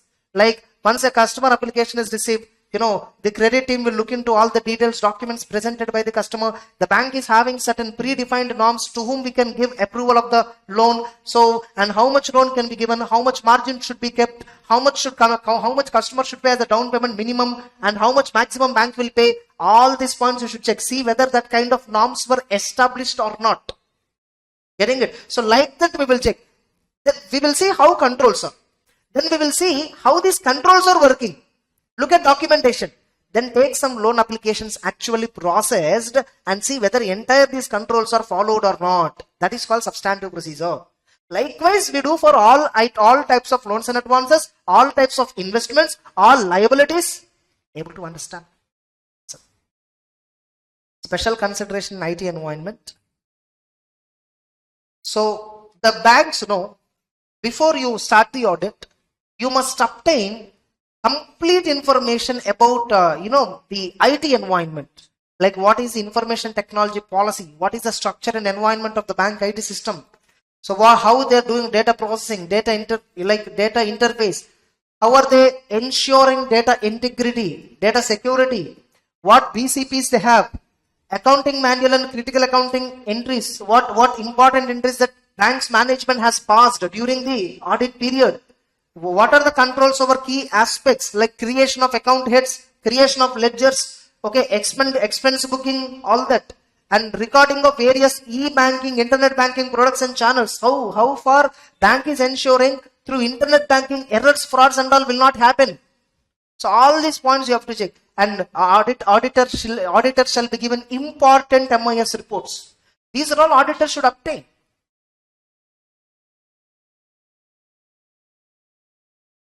And what are the key security control aspects that auditor needs to address when undertaking audit in a computerized bank?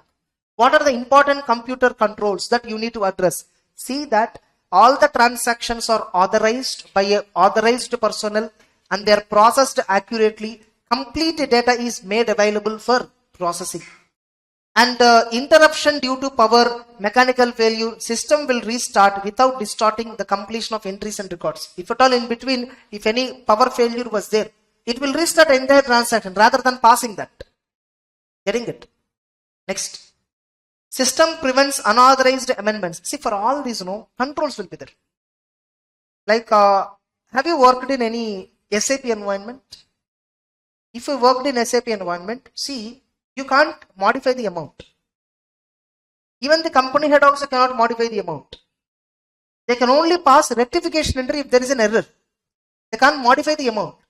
That's a control. Like, see, in Excel sheet, we have something called data validation.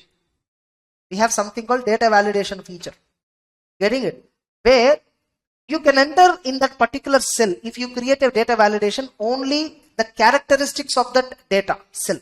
Whatever characteristics you give, that can only be entered. Best example, suppose when you're creating password in internet banking, your password should contain minimum these many capital letters, these many small letters, alphabet, or these many special characters. If you're typing password other than that, it will not accept. Your password not meeting with our password policy. So, through that password cell, they would have given a data validation criteria. The password should contain minimum 8 letters. The password should contain minimum 1 capital letter. The password should contain minimum 1 special characters among some 5 selections will be there. So, like this, they will define the data validation. And if you try to enter something else, it will not accept. Likewise, in SAP, when they're developing that software, when they're implementing that software, so many data validations they will lock. You can't unlock them. Only the developer can unlock. Able to understand. And we will not have information about the developer. We will not have access to developer. So these are all IT controls. These are all IT controls. Only from the top management, only from the top CEO, CFO, or maybe below his subordinates, only they will have access to change these controls. Rest of the organization will not have any access. You go to any billing system in Reliance Digital, Reliance Store, D-Mart, or anywhere, Big Bazaar, or wherever you go. Once they can't manipulate the price. Once they scan, the price is fixed. They can't manipulate. You ask them to give discount, tell them to modify the amount. They can't manipulate. So the system restricts accessibility of certain data. These controls are called as IT controls. If the control is part of information, if the control is exercised by information technology, then that is called as IT control. Getting it? Then internal audit and inspection of the bank. See, in banks, no, internal audit will be there, concurrent audit will be there. Both are different. Internal auditors mainly focuses on not on the transactions, but on the processes. Internal auditors mainly focus on processes, whereas concurrent auditors will focus on both process and transactions. Concurrent auditors' main duty is to verify huge number of transactions. And remember, concurrent audit is not compulsory for all the banks. It is banks' their own discretion. Currently, only nationalized banks are doing concurrent audits. Only nationalized banks have concurrent audit. Remaining banks, they only go with internal audit approach. Getting the point? Private banks, they will only have internal audit department. Whereas in case of nationalized bank, concurrent auditors, every month, 17 working days or 20 working days, they need to compulsorily attend. Concurrent auditors. Concurrent auditors were nothing but CA firms. Yes or no? Many CA firms will be appointed as concurrent auditor. They will have to work some 18 to 20 days for sure. They need to visit. Concurrent audit means, concurrent means what? Simultaneous. While transaction is taking place, the audit is conducted simultaneously. So that's called concurrent audit. Internal audit need not be regular. It may be quarterly. It may be half yearly. Or it may be once in 15 days. Able to understand? Now, in every bank, there is something called audit and inspection department. There is something called audit and inspection department, or simply we can call it as internal audit department. Internal audit department. Okay, so it will be headed by chief audit executive, nothing but chief internal auditor. Now they are responsible to undertake risk-based internal audit. What is risk-based audit approach? We have a question in risk assessment chapter. We have a question in risk assessment chapter called what is a risk-based audit. So that we'll discuss there. Now the primary function is what? To ensure that the entire function is handled smoothly, effectively, efficiently. This internal audit function should, see, complete bank should work smoothly, without any sort of delays, without system failures, without process failures. The primary function of this internal audit function is, the primary objective of them is to make sure everything works smoothly. Now, risk-based internal audit is conducted based upon risk assessment of business and control risk. By the way, I don't know how many of you are following materials based on 2020 ICS study material. This is 2021 ICS study material, based material. Getting it? Earlier in origin, see, every year institute will give in the November month around, or December month or October month, new materials applicable for that next May or November. Now for this November, the material was released when last November. Getting it? Yeah, October 21 or November 21. During these months only they will be releasing. Now, this matter is there only in 2021 material. If at all you are following 2020 October material, this and all was not there. Internal audit, hardly 4 or 5 lines only was there, old material. Getting it? So this is latest, newly added material. Then, stress testing and Basel III framework. Stress testing and Basel III framework. Most of these questions they will not ask. In this bank audit, what is important is reporting question we saw, right? That is important. What are the additional reports statutory auditors should give, right? That is important. What is risk management process and what are the components in that? That question is important. Then later we have concurrent audit question. That might be important. Only few important questions were there. Then audit, verification of assets and verification of liabilities. Inside that, some concepts were there, which is important. Last attempt, contingent liabilities, how do you verify in case of a bank? That is a question which is asked. How do you verify contingent liabilities in case of bank? Now, stress testing and Basel III framework. See, the Basel III framework is a framework which is developed by, like there is this BSBC something, banking supervision. I mean, a committee for banking supervision. Banking committee for banking supervision. Getting it? Sorry. Basel committee for banking supervision. BCBS. Basel committee for banking supervision. This Basel is a city in, I think, Switzerland. It's a city name in Switzerland. Getting it? In that city, a committee has been formed. Basel committee, we call it as. That committee was formulated, and in that committee, who are all the members? Across the world, from many countries, representatives were there. Representative of RBI is also there. Now, what this committee will do? This committee will study where and all improvements can be brought, where and all governance can be brought, and they will recommend all prudential norms, everything. Getting it? This Basel committee for banking supervision, effective banking supervision, they will develop all the norms, all the accounting principles. Getting it? So that's called Basel committee for banking supervision. And among various frameworks they released, Basel III framework is very, very popular, and that is what our Indian RBI is also adopting it. Getting it? Now, stress testing. What is stress testing? You will find a stress testing related discussion in 2021 financial year related audit reports, annual reports. Because in COVID, what happened? Moratoriums were announced. What happened? Moratoriums were announced. Yes or no? Like almost from 1st March till 30th September, 6 months approximately, 7 months approximately, most of the banks voluntarily gave moratorium facility. What is EMI moratorium? If you are having a housing loan, vehicle loan, personal loan, any other loan, you can apply to the bank that next 6 months I will not pay EMI. Please hold it. Don't treat my account as NPA. Moratorium period, if you are not paying installments, your account is not treated as NPA. That moratorium period is like a holiday, bank holiday. Getting it? You are not liable to pay. Now imagine amount of stress the bank assets went through. Stress means what here? Getting it? The liabilities. See, but customers, are they stopping to withdraw the deposits which they have? No, they are withdrawing. Now imagine the amount of stress the assets are facing. Not only this.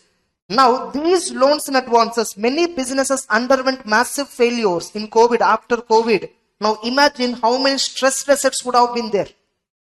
Able to understand? Now every bank, every year, they shall do a stress testing.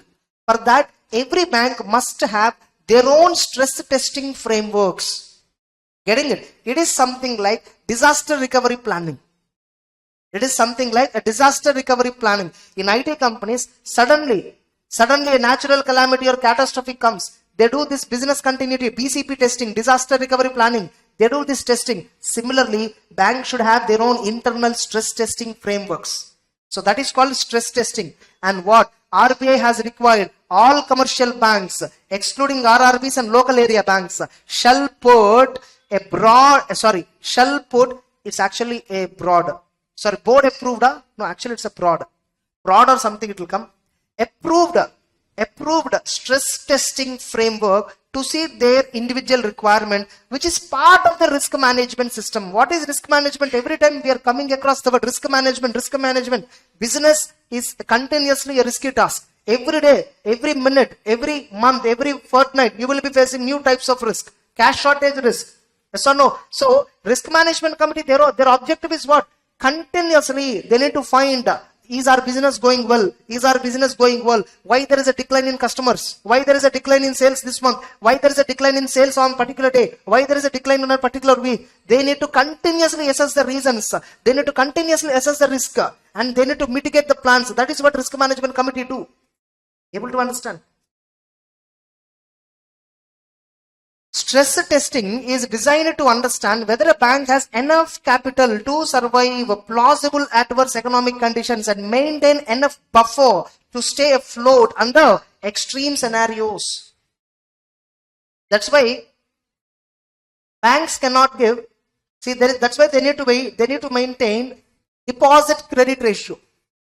Banks required to maintain deposit credit ratio, statutory liquidity ratio. Why SLR has to be maintained? If you see SLR, CRR and other reserves which bank maintain, approximately out of 100 rupees deposit, 40 rupees I'll go for reserves itself. Only 60 rupees I can lend as a loan. Have you seen it? So this 40 is nothing but a buffer. Getting it? Now Basel III. Basel III is giving norms about capital adequacy. Basel III is also giving norms related to prudential norms, all that. So Basel III norms related to capital adequacy requirement compliance with the bank, which bank has to achieve. Basel capital adequacy norms are meant for protection of depositors and shareholders by prescribing rules for measuring capital adequacy, thereby determining regulatory capital, ensuring efficient use of capital, nothing but capital adequacy norms. Not only that, Basel III talks about asset classification norms, income recognition norms, nothing but they are called as IRAC norms. They are called as what? IRAC norms. Now what Basel III aims at? This is important.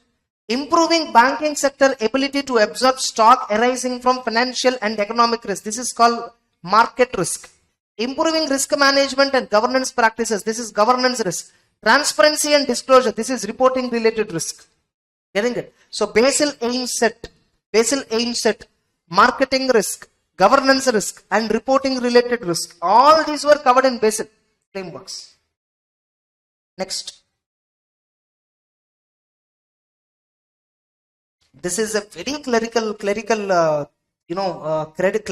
discussion here. What are the controls in a bank? General controls, special controls. Clearings means what? If a check, if a bank received a check, suppose I gave a check and then gave somebody, they went and deposited the check to their bank account. How the check will be processed? Everything is cleared here. Nowadays, no check truncation system is implemented. What is check truncation system?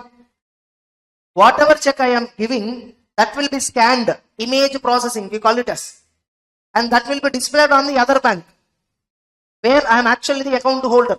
The other bank will approve it electronically. Then the bank, wherever you deposited my check, you will get the credit. Getting it? That is called CTS system. As per RBI, every branch is required to either call the customer or email him for any check received for the amount of 5 lakhs and above in respect of inward clearing. What is inward clearing? There are two types of clearing. Outward clearing, inward clearing. Actually, we are not writing bank exams. Okay. So, but what is outward clearing, inward clearing? Check inward clearing. See, check inward and outward for original bank, where suppose I'm a bank, ICICI bank. I'm a ICICI bank. You are my bank customer. Means I will give you ICICI check booklet. Now you have money in my bank account. You can issue the check to somebody. Getting it? Same way, somebody will issue the check, right? Getting it? Inward clearing means if I receive any check here for clearing to the customer account, that's called inward clearing. If my customer bank account related check went outside, that's called outward clearing. Getting the point? Actually, they have not defined in the book. Okay, or else if you don't want to have all this confusion and all, leave it. Better. So the signature of the drawer is being verified by the staff. That we need to check. Unpaid check received in outward clearing should be either sent to the customer at the recorded address, or customer be informed to collect the same from the branch. Unpaid checks means what? Dishonored checks. What is it called as? Dishonored checks. More clearly, very simple. In banks, checkbox will be there, drop box. Have you seen it? Very simple. It's the best example. Suppose I'm an ICICI bank. You received some ICICI bank check. And you are my deposit holder. Best example, okay? Now that check you came and put it in the drop box and left. Now this is inward clearing. ICICI and all, my bank only can clear. Whether it is a receipt for you or it's a payment. Generally payment you won't deposit. Payment you will issue to somebody. They will deposit. Outward clearing means what? You deposit it in the box. But that is not ICICI bank related check. That is some other bank related check. That is some other bank related check. Then it is outward clearing. Outward clearing means check will not go out. Some other bank. Probably you can say if the issuing bank is some other bank, then that is called outward clearing checks. Inward, simple. If it stays within the same branch or bank network, I can say inward clearing. Otherwise outward clearing. Getting it? Simple. Simple. Next, bills for collection. Nowadays you don't find the concept of bills in banks. Rarely you find. The bills were like exhausted long back. Earlier we used to draw bills and all. Yes or no? So bills purchased, how to do audit? Bills discount, bills sent for collection. There is a difference between bills purchased and bills sent for collection. See, once you receive a bill, there will be a drawer, there will be a drawee. The person who will draw the bill is the supplier. The buyer is the drawee. He will accept the bill. The moment he accepts the bill, whoever, the bill is accepted by buyer, right? His bank we will go. To his bank we will go. I am a supplier. See, your customer has accepted my bill. You have given some approved credit limit to him. No, take this bill. Bill means nothing but actually it's not a separate document. Sale bill. I will sell, no. That I have bill, no. Sale invoice. I will submit this. Customer acknowledgement I will submit. I want money right now. The customer will pay me. Promise to pay me that after 6 days. You take after 6 days but pay me now. No, bank will retain some interest and pay you the balance money. Since they are reducing and paying you, we are calling it as discount. Discount is not actually discount, it's actually interest. Now, how the discount bank will account? Generally, discount is recognized as income in the same year. However, if the discounting is done as on 31st March or before 31st March, but the bill maturity date is later, then the question will come. The interest shall be apportioned between 2 years. The interest shall be apportioned between 2 years. Because suppose I discounted bill on 20th March, but the bill will mature only on April 30. For these 40 days, banker collected discount. Yes or no? So the interest income shall be recognized over a period of 40 days. So 10 days interest will come this year, 30 days interest will go to the next year. Are you getting it? The moment I give the bill to the banker, he will ask me 2 questions. Do you want discounting or do you want collection? I ask a discount, this is the procedure. Suppose I ask him, no, just collect it and give me. He will wait up to maturity. And he will go to the customer and collect it. And he will pay me. For which he will collect a commission. Collection charges. Collection charges are treated as income only on the day when he collected actually the money. Which means that will become next year income. Getting the point? So all that points you have to verify here. All that points you have to verify. The account of customer should be credited only when the bills have been collected. Getting it? Same way, loans and advances. This is normal answer, normal question. Security value of the goods you have to check. Loan has been given only after proper credit worthiness analysis. All that. DD, demand draft. Nowadays, people are using very less, no? Earlier, when we are taking ICA registration only through DD. You also have taken like this only, Madras University, still the same method, Oh, fine. So earlier, no, we take DD in favor of Secretary ICA. And we need to keep that in the application along with that envelope we will send.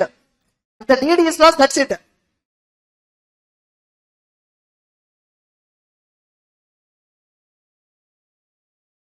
Credit card operations is another important aspect because it is latest development.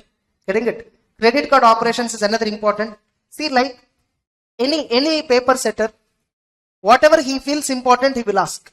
But in one of the recent 3 or 4 attempts, some bills question I saw. In CA Inter I saw. I was very furious after looking at that question. Probably the person who set the paper, no. In CA Inter also we have. That's what. Probably he might be a super senior citizen who retired and still excited about setting up the paper, and he is setting up the paper with the bills question because that fellow doesn't know about credit card. Correct? Only senior citizens, super senior citizens will ask this kind of question. Remaining will not ask. Why will I ask about that? I ask about modern instruments like credit card, virtual cards. Correct? By looking at the question, I can tell, is it set by a 40-year below or person more than 40-year? Now, credit card operations. See how the credit card application was screening. Look at the control over issue of the cards. And unutilized limit of a credit card holder. No, it should always, you will always get a message. What is the balance credit available? See whether controls were there for that. See, you know what, like how credit cards work. If at all you don't have an idea, very simple. It will have a billing period. It will have a billing period. First day to 30th date. First day to 30th date. Now they will give you, period within first to 30, whatever you swipe and get the benefit. Purchased anything, goods and services. On next month first, bill will generate. From that particular date, 15 to 20 days credit period they will give you. Time period to repay the bill. So that's how. Which means it's an interest fee, interest free, literally speaking interest free. Only if you default, the bank will levy penalty. Getting the point? Now everyone will have a doubt. In credit card, what income banks will get? Merchant commission. What is the bank will get income? Merchant commission. The only benefit through credit card is merchant commission. Why banks are excited about giving credit cards? 1.5 to 2% merchant commission they'll get. Whenever you are swiping credit card, suppose I went to Reliance Trends, I swiped the card. Some 1,000 rupees transaction I did. The bank will get 20 rupees. Bank will get 15 to 20 rupees income. 2% income where you will get. That too, I'm not giving any, I'm giving loan, 2% bank is getting for 50 days. That too 50 days credit when you will get? Only when you swipe on the first day. If you swipe on the last 30th day, you will get only 20 days credit. Average cycle is 30 days only. Are you getting the point? So 2% return, 24% per annum interest they are getting. In from which product of the bank they will get 24% interest. Housing loan 7% interest, 7.5 or 8. Car loan maximum 9. Personal loan 16, 17, 18. Only through credit cards. Fast credit, express credits. Only there they will get more than 20% credit. And that's why banks run behind customer to, take a credit card. That's it. ஆமா நம்ம number எல்லாம் எங்க வேணா அங்க நம்ம கொடுத்துட்டே இருக்கோம். வெப்சைட்ஸ்ல ஏதோ சும்மா ஒரு ட்ரெஸ் மாடல் பிடிச்சிருக்கு, அங்க ட்ரெஸ் அவன் ஜஸ்ட் ஓபன் பண்ணும்போது கிவ் யுவர் நம்பர் அப்படி கேட்கும், நம்ம அது கொடுக்குறோம், அவன் எல்லாம் அந்த டேட்டா எல்லாம் sale பண்ணிப்பான். Getting it? Mostly. That's why we have data privacy laws and all are coming soon.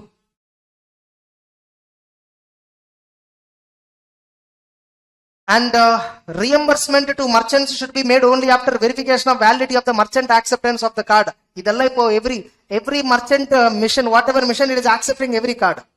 Just that the points, if you read them, you will understand. If at all you are transacting with cards or phone pay, Google Pay, you will understand all these points.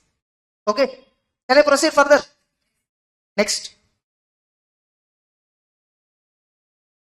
Sorry? The one who is losing? No, actually merchant no. When he is calculating the product cost, product selling price, he will consider all this. He will not lose. He will not lose. Literally, if I tell you the garments segment, no, garments business, no. Literally, they will sell it for 4 to 5 times higher price. For them, the cost is 200. They'll sell it for 1,000. That 2,000 rupees is after discount price. I'm not telling MRP. Getting it? Garments are so cheap. Literally, you go Tirupur side, that side and all, the linen cloth per meter will be 75 rupees. But nearby Tirupur only, they will do that branding, Shiaram Raymond branding, that branding they'll put. If just that branding has been put, they'll take 10 rupees extra for every 1 meter. And that particular cloth in the showroom, they'll sell it for 1155 rupees per meter MRP. And 20% Dasara discount. You might have understood. You might have understood how cheap the material was. Amma. Exactly. That's what. And we people so stupidly think, hey, today I got Nike shoes. Evlo comfortable irukku. Enna onnume irukadu. Ellame adu 200 rupees, 300 rupees shoes da. Getting it.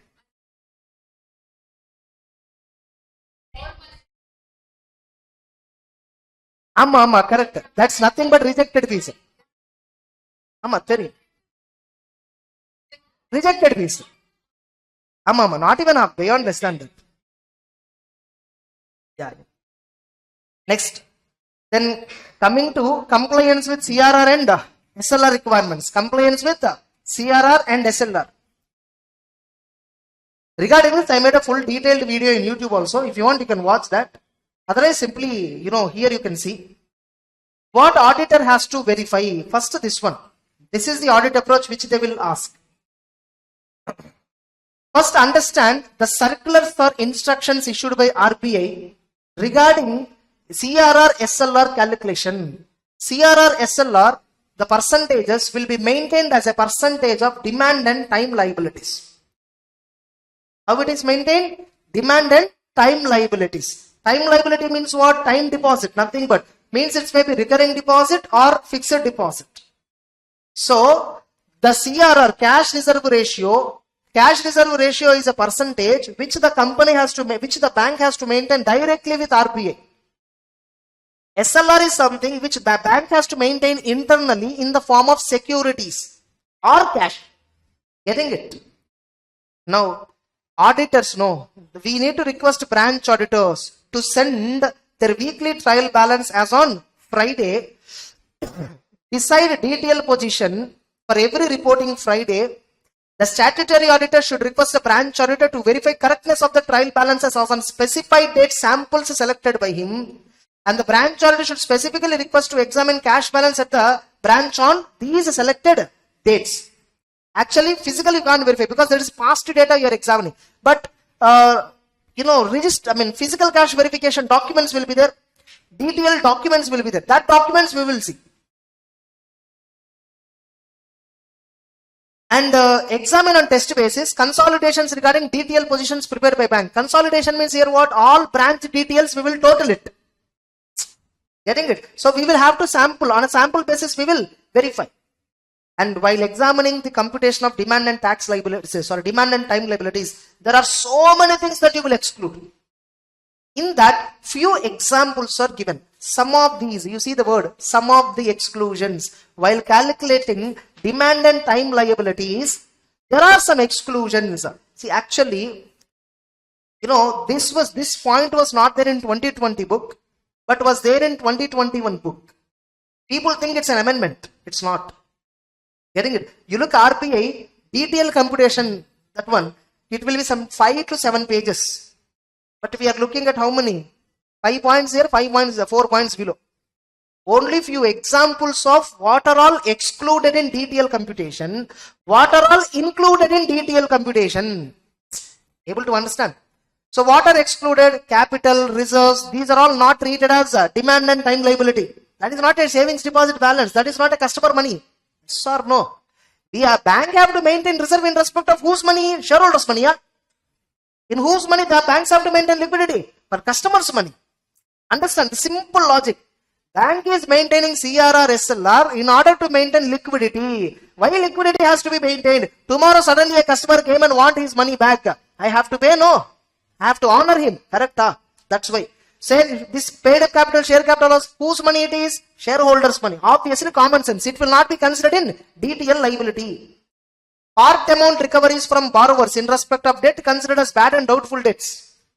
Any recoveries made in NPA. Getting it? That will not be considered as demand and time liability. Amount received in Indian currency against import bills and held in sundry deposit pending receipts of final dates. Import related. This is collection service. Getting it? Next, unadjusted deposits balances lying in branches. Example, dividend warrants, interest warrants, application money. These are all again shareholders' money, not customers' money. Margins held, kept in sundry deposits for funded facilities. Margin means what? This is not a real money. This is only a margin. Getting it? This is just a small list. Actually, detailed computation is having big list. But in exam, you should write only these examples, not other examples. Because this only will be covered in the suggested answer. And some of the liabilities, auditor should examine following liabilities are included in detail. These items must be considered. If at all they were not covered, these must be considered. Actually, this and all completely computer automatic. You don't see all this. This is completely automatic. In Tally, how do we create a ledger account? If you remember, how do we create a ledger account? Can we create a ledger account without assigning group category? Exactly. Getting it? Whenever a bank is creating a deposit account or customer account or something, will it come under demand liability? Will it come under time liability? They will classify. Grouping will be done. Directly, detail, if you take a list in the CBS software, it will come straight away. Getting the point? Next. So, the following items must be included. Net credit balance in branch adjustments account, including foreign branches. Interest on deposits at the end of the first half year, reversal in the beginning of the next half year. This is actually added. This people think this is amendment. This is removed in 2021 material, but actually that is covered. In the actual original list of RBI, this will be there. But removed in the ICI study material. Just that they just changed the examples. Borrowings from abroad by banks in India they have to be considered as liabilities to others. Because this is public money again. And nostro accounts, nostro mirror accounts needs to be scrutinized carefully. Able to understand, get an idea at least. Next. Now the seventh one. The auditor at central level should apply audit procedures listed above for overall consolidation prepared for bank as a whole. Central auditor should adequately describe the same in the report. While reporting on compliance with SLR requirements, specify number of unaudited branches and state that he relied on returns received from the unaudited branches. If at all some branches were not audited, see, you have to give a report on SLR. In the report, you have to mention clearly that the SLR calculation is based on consolidated DTL figure. This DTL consolidated figure is arrived by consolidation of all the branch periodical details. Statutory auditor has verified on a sample basis certain details on so and so dates.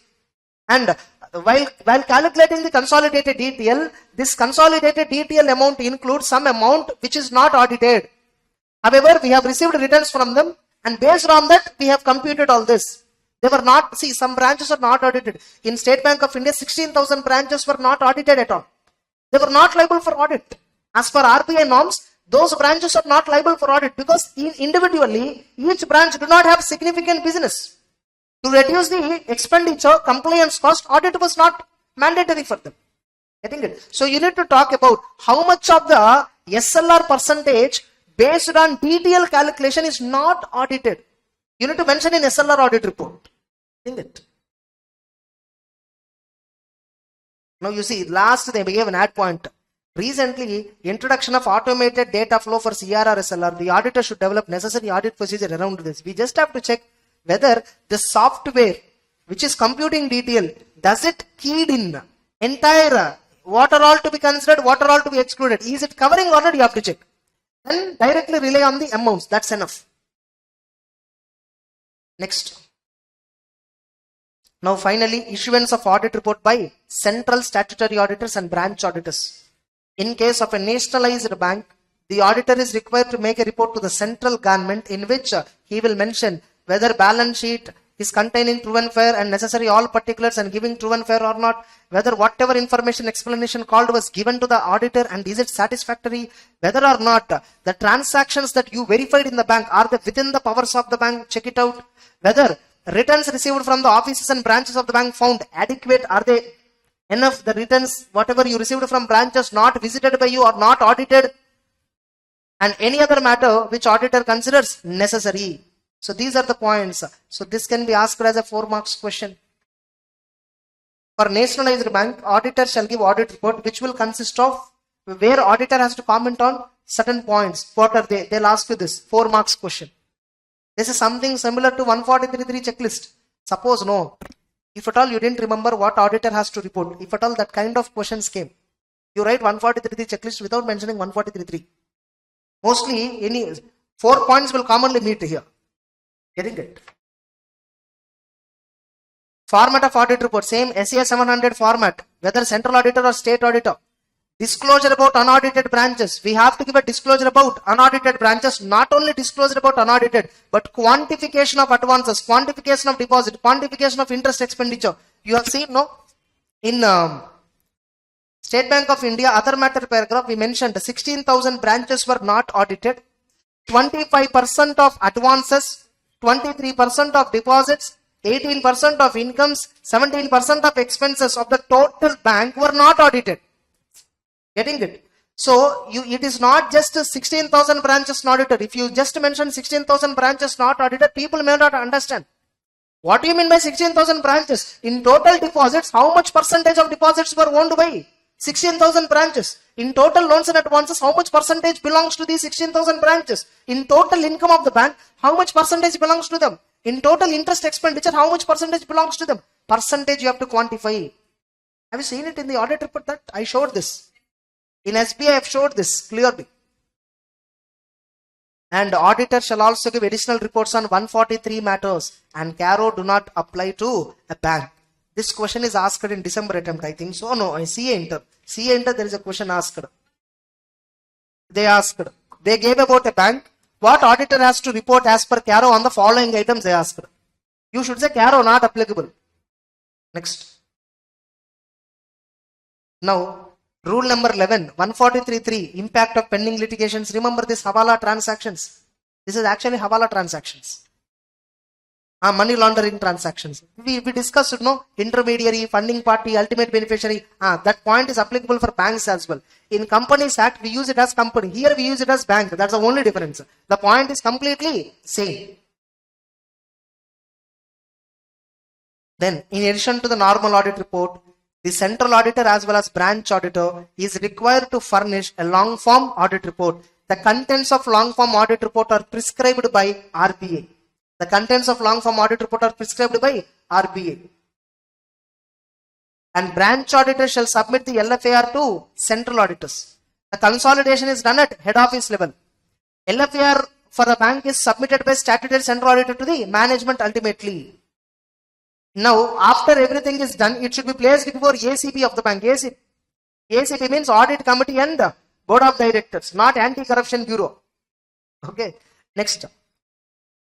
And a copy of LFAR shall be submitted to RBI within 60 days, of submission of LFAR by statutory auditor. Once stat auditor submitted LFAR, it should be submitted within next 60 days. LFAR due date is 30th June. By 30th June, LFAR shall be submitted. After this, within next 60 days, it should be filed with RBI. Bank staff should give explanation on that. Bank's board of directors should give explanation on every qualification given by auditor in LFAR. And other reporting requirements, reporting about fraud. RBI has given a circular, where it makes mandatory for all the auditors, internal auditor, external auditor, concurrent auditor, whenever they find something suspicious, they should report to RBI immediately.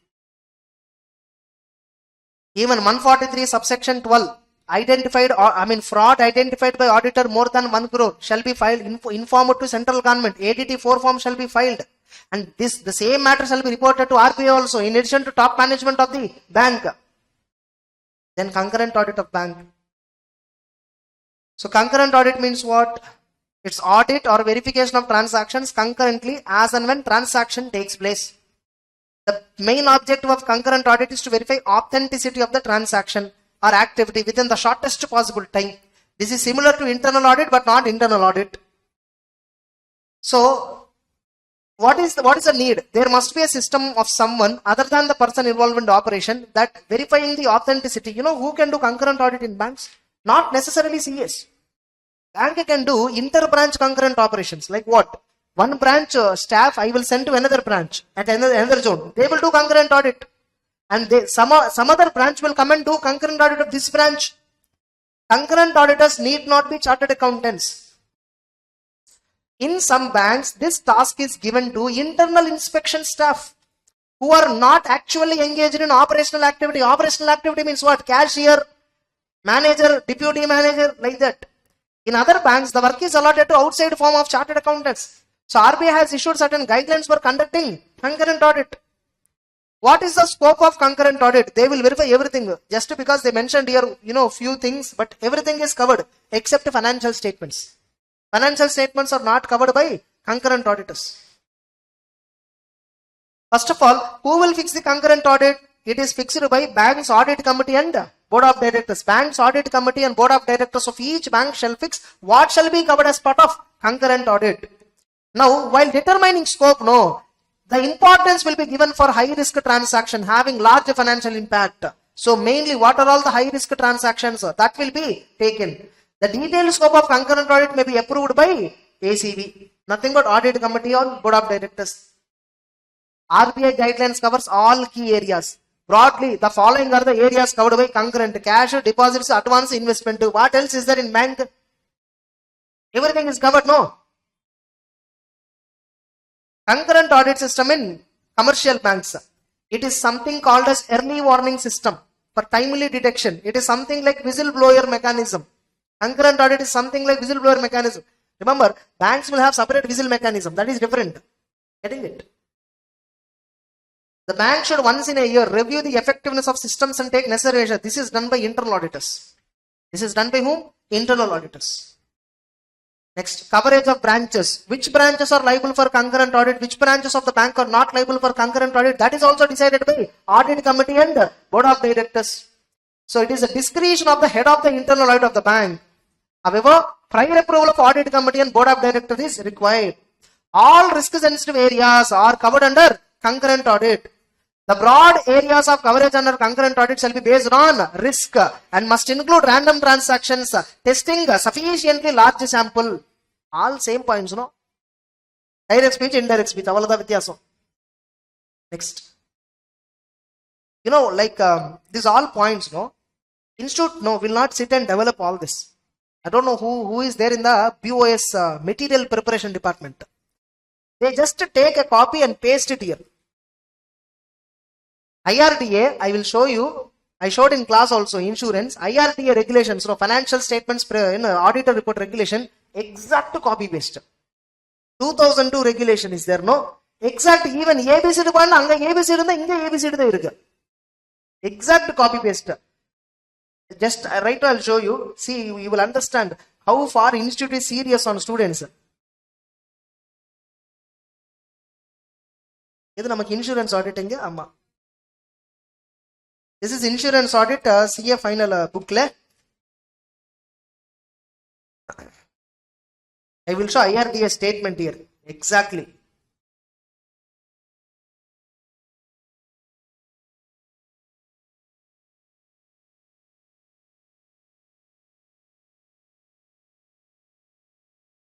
This is part 3, schedule A, no. This is completely copy pasted in from IRDA document. Requirement of schedule A. I will show you schedule A.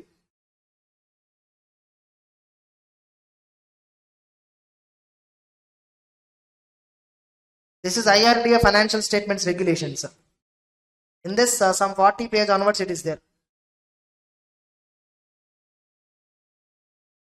You see, this is IRDA, this one, no? What is this? IRDA preparation of financial statements. In that schedule A, you see schedule A. Part 1, applicability of accounting standard. Applicability of accounting standard. Second point, premium. Second point, premium. Acquisition cost. Claim cost. Actual valuation liability. Procedure to determine value of investment. Real estate investment property. Color mattu mathita. Okay, wow. Entire points. 7th point loan. This IRDA. 7th point loan.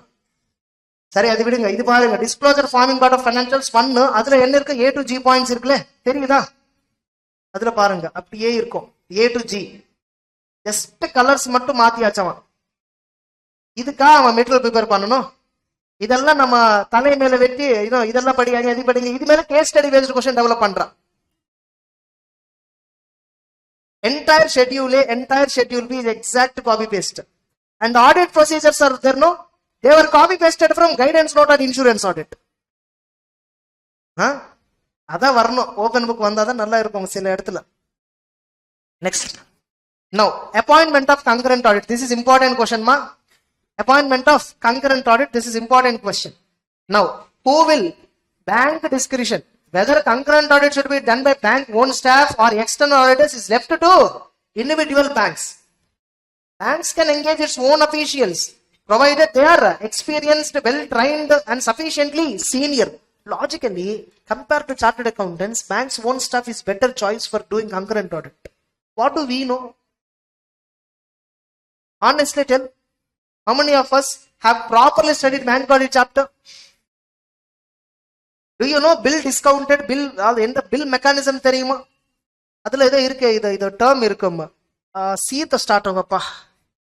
bills கான்செப்ட்ல வரும் அது. I'm not getting exact name, அது C, alphabet C த வரும். கன்சார்டியமா like ஏதோ பேர் வரும் அது. ஓகேவா? சோ அந்த மாதிரி நேம் கேட்டா யாருக்கு CA-க்கு தெரியாது. And we fight for all rights for concurrent audits. Have you visited to concurrent audit, any of you? Have you done concurrent audit? நீங்க போனா ஒண்ணுமே பண்ண மாட்டான். Even if you go there also, we won't do anything. Daily morning they'll go, have tea on time, have coffee. சில உட்காந்துட்டு bank manager கிட்ட பேசுறது for some time. And ஏதோ ஹவுசிங் லோன்ஸ் போயிருப்பா. that month some 10 or 15 housing loans would have been gone. This fellow takes that and look at the document. Amount match ஆகுது, amount match ஆகுது. அவ்வளவுதான், just tick பண்ணிட்டு வந்துருவா, அவ்வளவுதான். They do concurrent audit this. And you know, concurrent audit, actually CAs have to go. As per the requirement, 16 days or 15 days, there is a requirement that CA should present. But இவன் யார் அனுப்ப தெரியுமா? Article. இவன் போயிட்டு register signature பண்ணிட்டு வந்துவா. தெரியுமா? See, the reason why auditors are also not so serious about concurrent audit is because of the fees. In metropolitan cities, if it is huge branch having huge number of transactions, they will only pay 50,000 per month fee. Getting it? For that, they will ask 3 articles. Sir, 3 staff persons varno. CA also varno. Enna nee kudutha 50,000 rupees. Adula 10% TDS 3-way.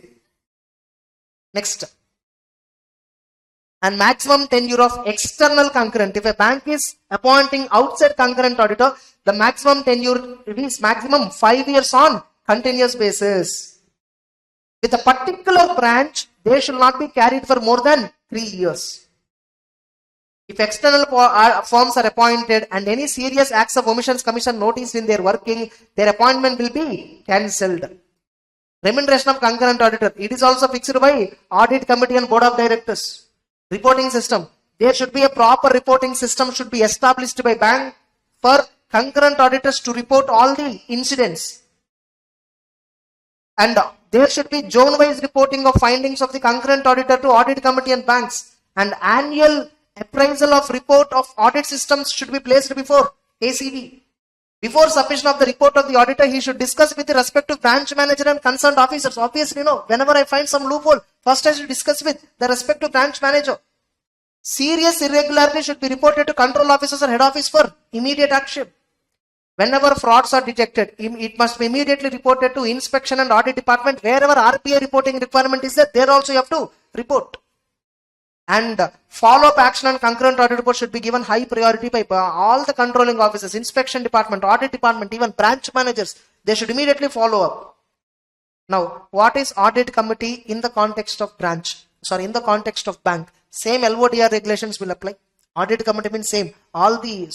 Minimum at least 2/3 of the members of the audit committee must be independent directors. All of them must have the ability to read and understand the financial statements, financial interest. One must be accounting or financial management expertise. Same. Here they have given a general matter. So, what is audit committee? The function of audit committee is to provide direction, oversee operations of audit function. Audit committee is concerned with functioning of systems of concurrent audit, the method of appointment of auditor, the remuneration, quality of work, everything. Whatever role of audit committee we have seen in LODR, same role they will have in banks also. Breathe. We'll take break and come back and discuss audit of assets and liabilities. Okay, audit of assets and liabilities. That is important question. For exams, that is important.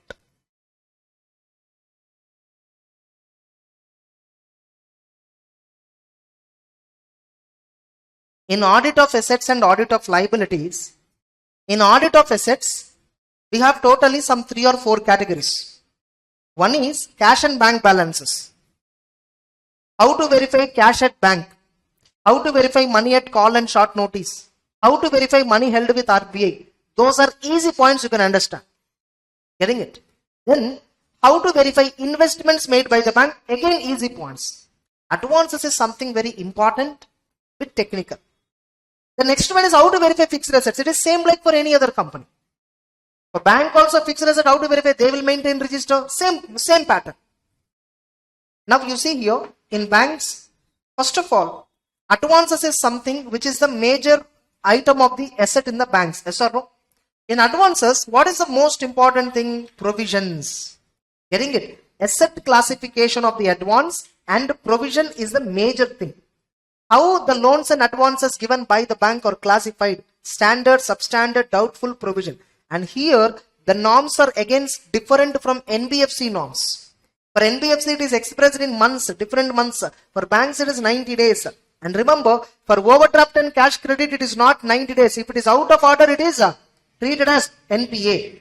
So verify whether bank has system of identification and classification of advances through core banking without manual intervention, and see its accuracy in crystallizing the date of NPA. When the bank actually recognizes a loan as NPA, see whether is it matching with RBI guidelines or not. Whether classification made by the branch is appropriate, particularly classification of advances where there are threats to recovery. Actually, this is what repeated in the first point.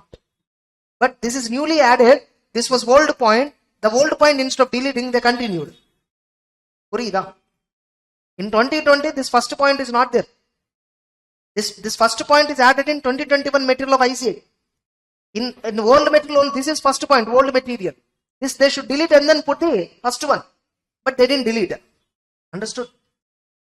Then verify secured and unsecured portion advances were segregated correctly and provision has been made. And review and compare date of NPA of the loan in the current year with that of the previous year. Reasons why there are any changes. Like this is nothing but analytical procedures. So this point is actually simple. The point is here. Accounts which are regularized near balance sheet date. What is meant by assets regularized at balance sheet date? This is CA inter concept. But still it is covered at final. See, actually now it cannot be done. But we do mainly focus NPA provisions all that as on 31st March. Getting it? Suppose an account actually become NPA. An account actually become NPA because it was overdue for more than 90 days. Getting it? But before 31st March, the customer made payment, or in the loan account there is a credit entry. In the loan account there is a credit entry. With the special authority or power given to the branch, that account was removed from NPA to regular. By the time balance sheet date comes, account became regularized. If you find inherent weakness in that account, if you think it is an intentionally, removed from NPA and then kept as regular account, if you think there is some problem with that account, auditor will have to, recommend the bank. The auditor will have to instruct the bank to treat that account as NPA. Accordingly, asset classification and provisioning norm will apply. So, auditor should carefully assess whether repayment was genuine source or not.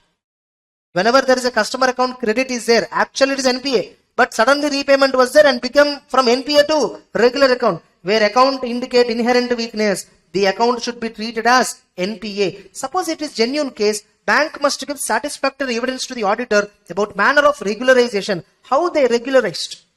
How they removed from NPA to regular. Generally, if an account become NPA, banks what they will do is, they will start recovery proceedings. And they will mention that account, while reporting to CIBIL, they will mention the account as settled. Getting it? They will mention it as settled. Once if the word settled appears, the customer will not get loan in future from any other institution. Because the customer went for settlement of a loan. That's how it appears. Getting it? So, if an asset become NPA, how to migrate it from NPA to another account? It's a very tricky process. So, you need to call them. See, the bank only should file revised CIBIL report with CIBIL authorities. So that CIBIL authority will change in the back end. It is not NPA, it is a normal account. Getting it? Now, drawing power calculation. There are two words. One is sanction limit, another one is drawing power. There are two terms. One is sanction limit and drawing power. Last time in CA Inter, on drawing power, they gave a problem in auditing. They gave a problem in auditing. How to calculate drawing power? They gave a problem actually. Getting it? Now, so what is sanction limit? What is drawing power? You will be given sanctioned. You will be given a loan sanction limit based on your repayment capacity. Especially working capital loans or any other term loans. Based on your repayment capacity, you will be given, let us assume 5 crore sanction loan. Let us assume you are given 5 crore sanction. However, you gave the banker stock statement. You gave the banker stock statement. And the stock statement has a value of 6 crore worth of stock. Now, banker has a policy to maintain 30% margin.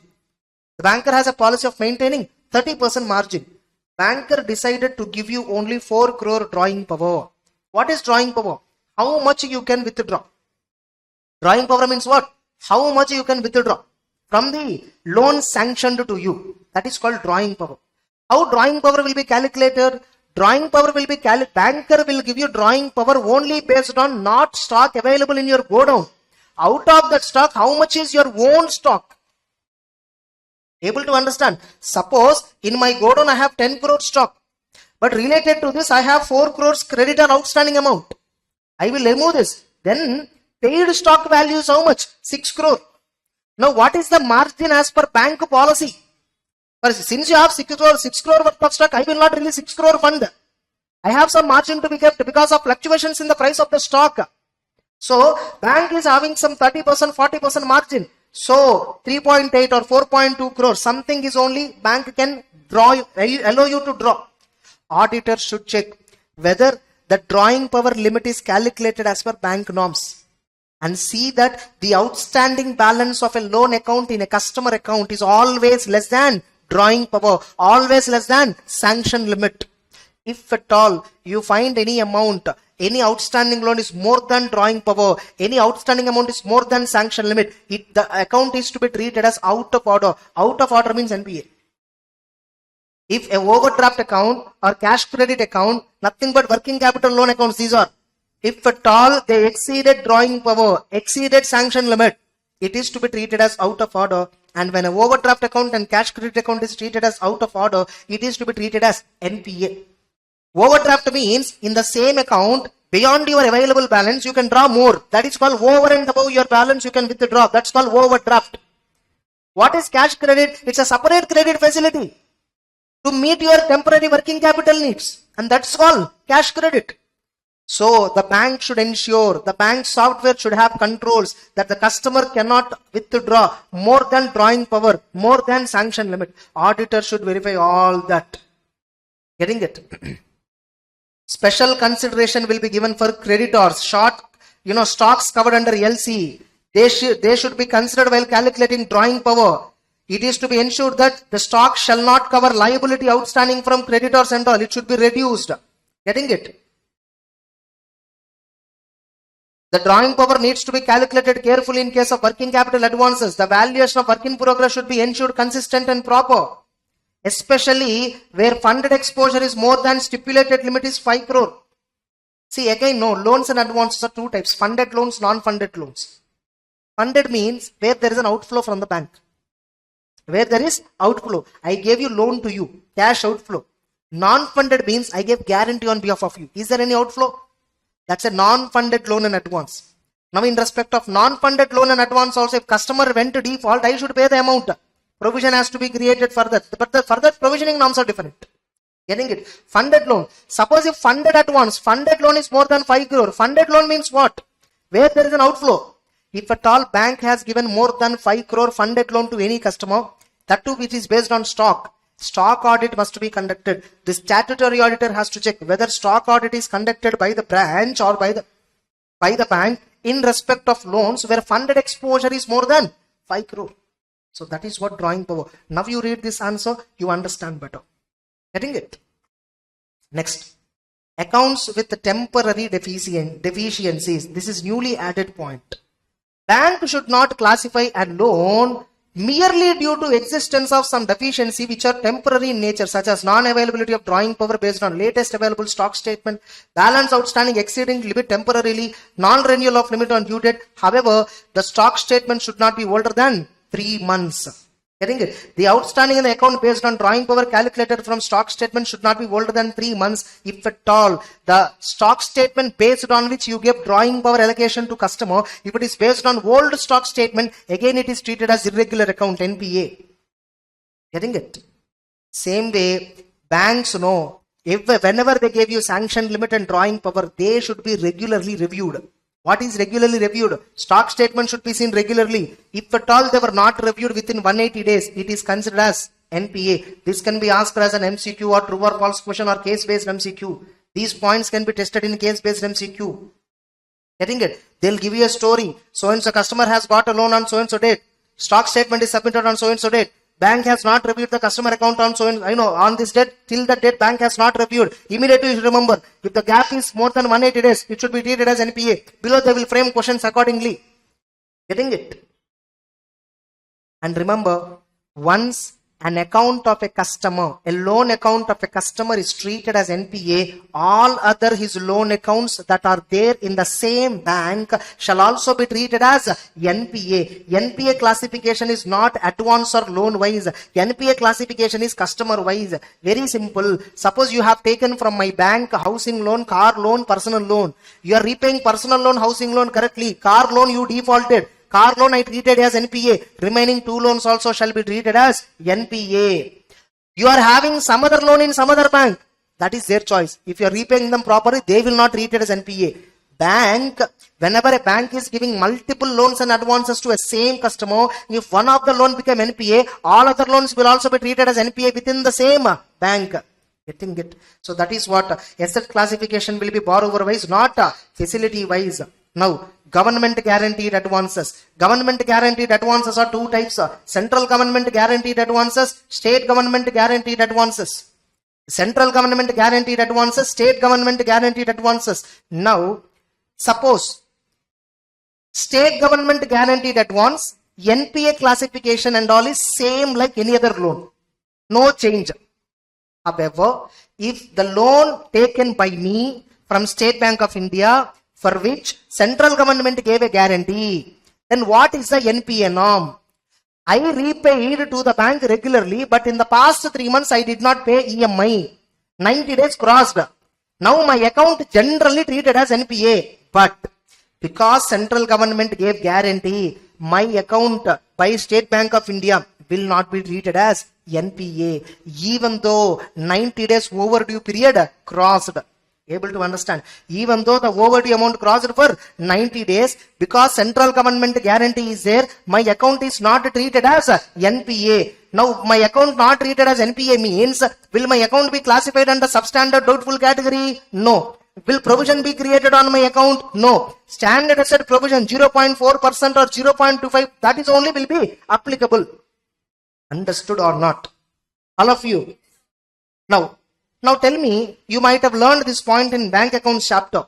When an account is treated as NPA, interest on that loan account shall be recognized only on cash basis. Correct? Means only if I recover the money, recognize. Otherwise don't recognize, because it's a non-performing asset. On a non-performing asset, how can you recognize the interest income when there is uncertainty about the recoverability? Accounting standard principle. Yes or no? Now tell me, here central government guarantee given, no. I did not pay EMI, no. Bank is not treating it as NPA, correct? They are not treating. Now can this bank recognize my interest income on accrual basis? Principal is not recognized as NPA, however interest is treated as NPA. However, interest is treated as NPA. What is meant by that? Very simple. Only the principal will be treated as regular. Suppose I have taken a loan guaranteed by central government. Now I defaulted for more than 90 days. Will NPA norm apply? No. Now what is the treatment? Principal amount, what is the treatment?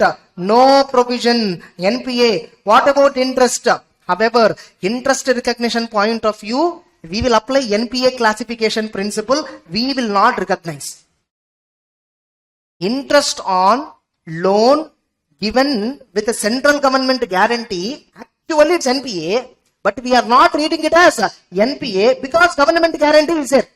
What about interest? Can I recognize it on accrual basis? No.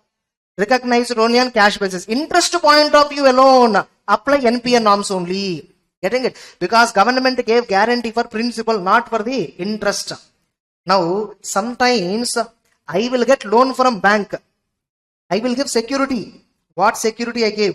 Term deposit, Kisan Vikas Patra, Indra Vikas Patra, National Savings Certificates.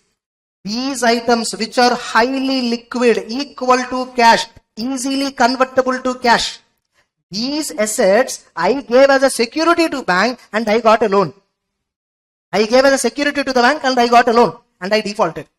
More than 90 days. Will my account treated as NPA? No.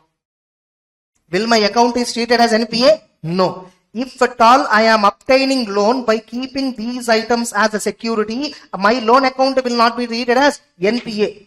Okay, principal is not treated as NPA, no provision. What about interest? Interest can be recognized on accrual basis. Interest can be recognized on accrual basis so long sufficient margin is available. My cash is with the bank. First of all, understand. My cash is with the bank. I kept 5 lakhs term deposit in the bank, got 3 lakhs credit card facility. I used 3 lakhs credit card. 90 days over, did not pay. Will it be treated as NPA? No. Getting it? Now, every month 10,000 interest is accruing. Now, this 10,000 should bank recognize on accrual? Yes, because still 2 lakhs credit is there. Margin is there. Customer cash is with me. Saving certificates are with me. Vikas Patras are with me. It's just one click I can convert them into cash. Getting the point? Since customer cash is with me, in these cases, security I will consider. Generally, suppose I took a car loan. Car is hypothecated to bank. I defaulted for more than 90 days. Is car convertible asset easily? No. Existence of security, ignore. Existence of security, ignore. Treat it as NPA. Create provision. Stop recognizing interest. Government guarantee is there. Principal, treat it as regular asset. Don't create provision. Interest, don't recognize. Security with the bank is term deposit, Indra Vikas Patra, Kisan Vikas Patra, National Savings Certificate. Don't treat it as NPA. Interest also don't treat it as NPA. Recognize as long as margin is available. Once margin is about to expire, bank will set off. Bank will set off the loan account and deposit account, transfer balance money to the customer. Able to understand? All of you. Next. So that's about the NPA norm CO. You can read that later. Entire matter I have covered. Understood or not? All of you. Next. Agriculture advances. Agriculture advances. Agriculture advances are again 2 types. Agricultural advances are again 2 types. Agricultural advances, normal. Agricultural advances affected by natural calamities. Agricultural advances, normal agricultural loans. I gave loans to you. What is NPA norm? For that it is different. I gave loan to you. You harvested exactly that time. Natural calamity affected, you defaulted. How to do the NPA treatment for this? This is completely different. I will discuss that later. Now, generally, what is the NPA treatment for agriculture loans? 90 days criteria we will not apply. For agricultural loans, we look at crop season. We look at crop season. Agricultural loans are broadly divided into 2 types. Short duration crop loan, long duration crop loan. What is it? Short duration crop loan, long duration crop loan. What is a long duration crop? If the crop season is more than 1 year, if the crop season, what is crop season? Right from tilting the land, planting the seed, till the harvest of the product which is coming for commercial sale. Getting it? If the gap time gestation period is more than 1 year, then the crop is said to be long duration crop. Tobacco, best example. This long duration crop. Getting it? Now, if a loan is given for this long duration crop, it is treated as which loan? Long duration crop loan. Now what is short duration crop? Other than long duration crop is a short duration crop. Now what is the NPA treatment? For long duration crop loan, what is the NPA treatment? For short duration crop loan, what is the NPA treatment? For long duration crop loan, if the installment or the amount is overdue for more than one crop season, overdue more than one crop season, farmer harvested, still did not paid money. I waited for 14 months crop season. His crop season is 14 months. I waited for 14 months. Even after that he didn't pay. Actually due date came. After due date I waited for 14 months crop season. Still he didn't pay. After 14 months after crossing the due date, then the bank will treat it as NPA. Suppose if it is short duration crops, if the loan is overdue for more than 2 crop seasons, it is to be treated as NPA. Here crop season is suppose 11 months, then bank will wait 22 months after due date, then it will be treated as NPA. For agricultural loans, you see how much time bank is waiting in order to treat it as NPA. Because of considering difficulties of sale of produce of agricultural commodities, banks have given this much additional criteria. Are you clear? Then what about agricultural advances affected by natural calamities? It is bank's discretion. No specific NPA norm given by RBI, bank's discretion. If an agricultural loan is affected by natural calamity and the farmer is unable to pay the loan, do you want to treat it as NPA directly? Okay, treat it as. Do you want to give additional credit period to farmer? Give him. Do you want to give him fresh loan and so that he will repay the old loan? Give it. Whatever decision you take, follow as per that. Suppose you want to treat it as straight away NPA, treat it. Suppose you give additional credit period, then don't apply NPA norm now. After credit period, if he defaulted, then apply NPA norm. Able to understand? So, in case agricultural advances affected by natural calamities,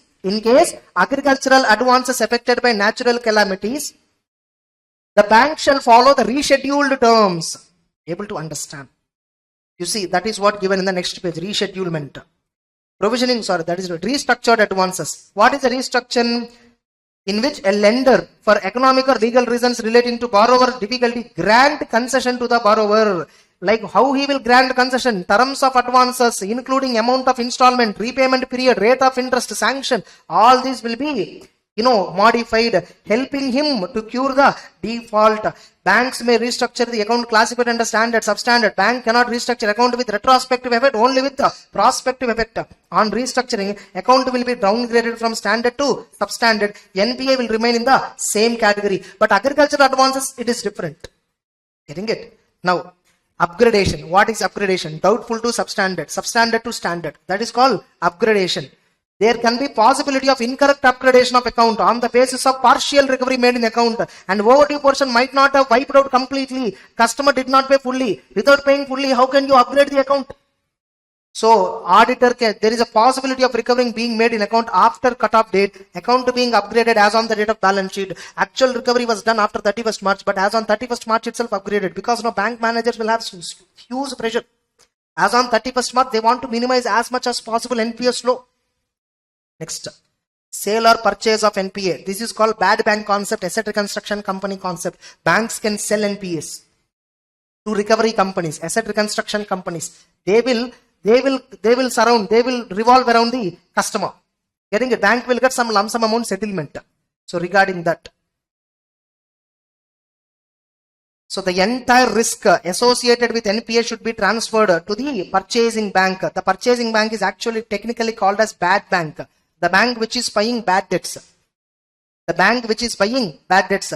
You see in news and all, how the ignorance. Bank have written off some loans given. Bank written off is not waiver. Banks will write off because of the RBI norms. That is not waiver. Correct? So when the bank write off, that is an accounting adjustment.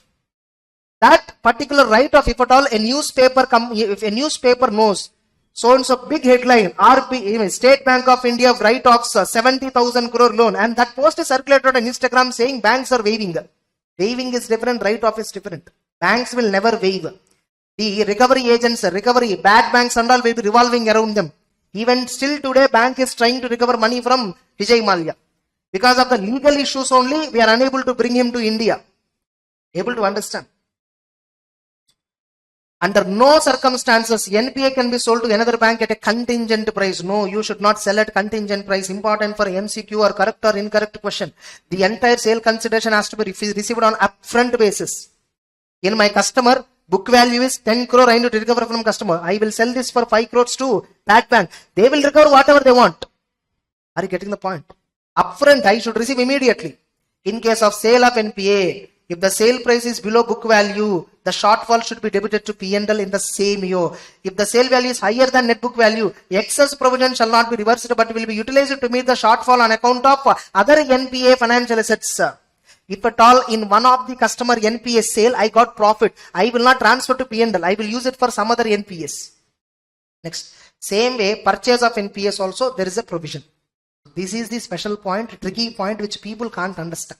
In the bank audit, remaining audit of investments, audit of fixed assets, same points. Long-term investments value at cost price, unless there is a permanent decline in the value. Short-term investments value at market price. Investments shall be classified into various parts. That is plain reading. Anybody can understand. If I tell the same, no, you will feel like I'm reading. This is only requires explanation. Understood or not? So, in audit of assets, advances is critical part. And remember, read it only from study material. Don't read from other books.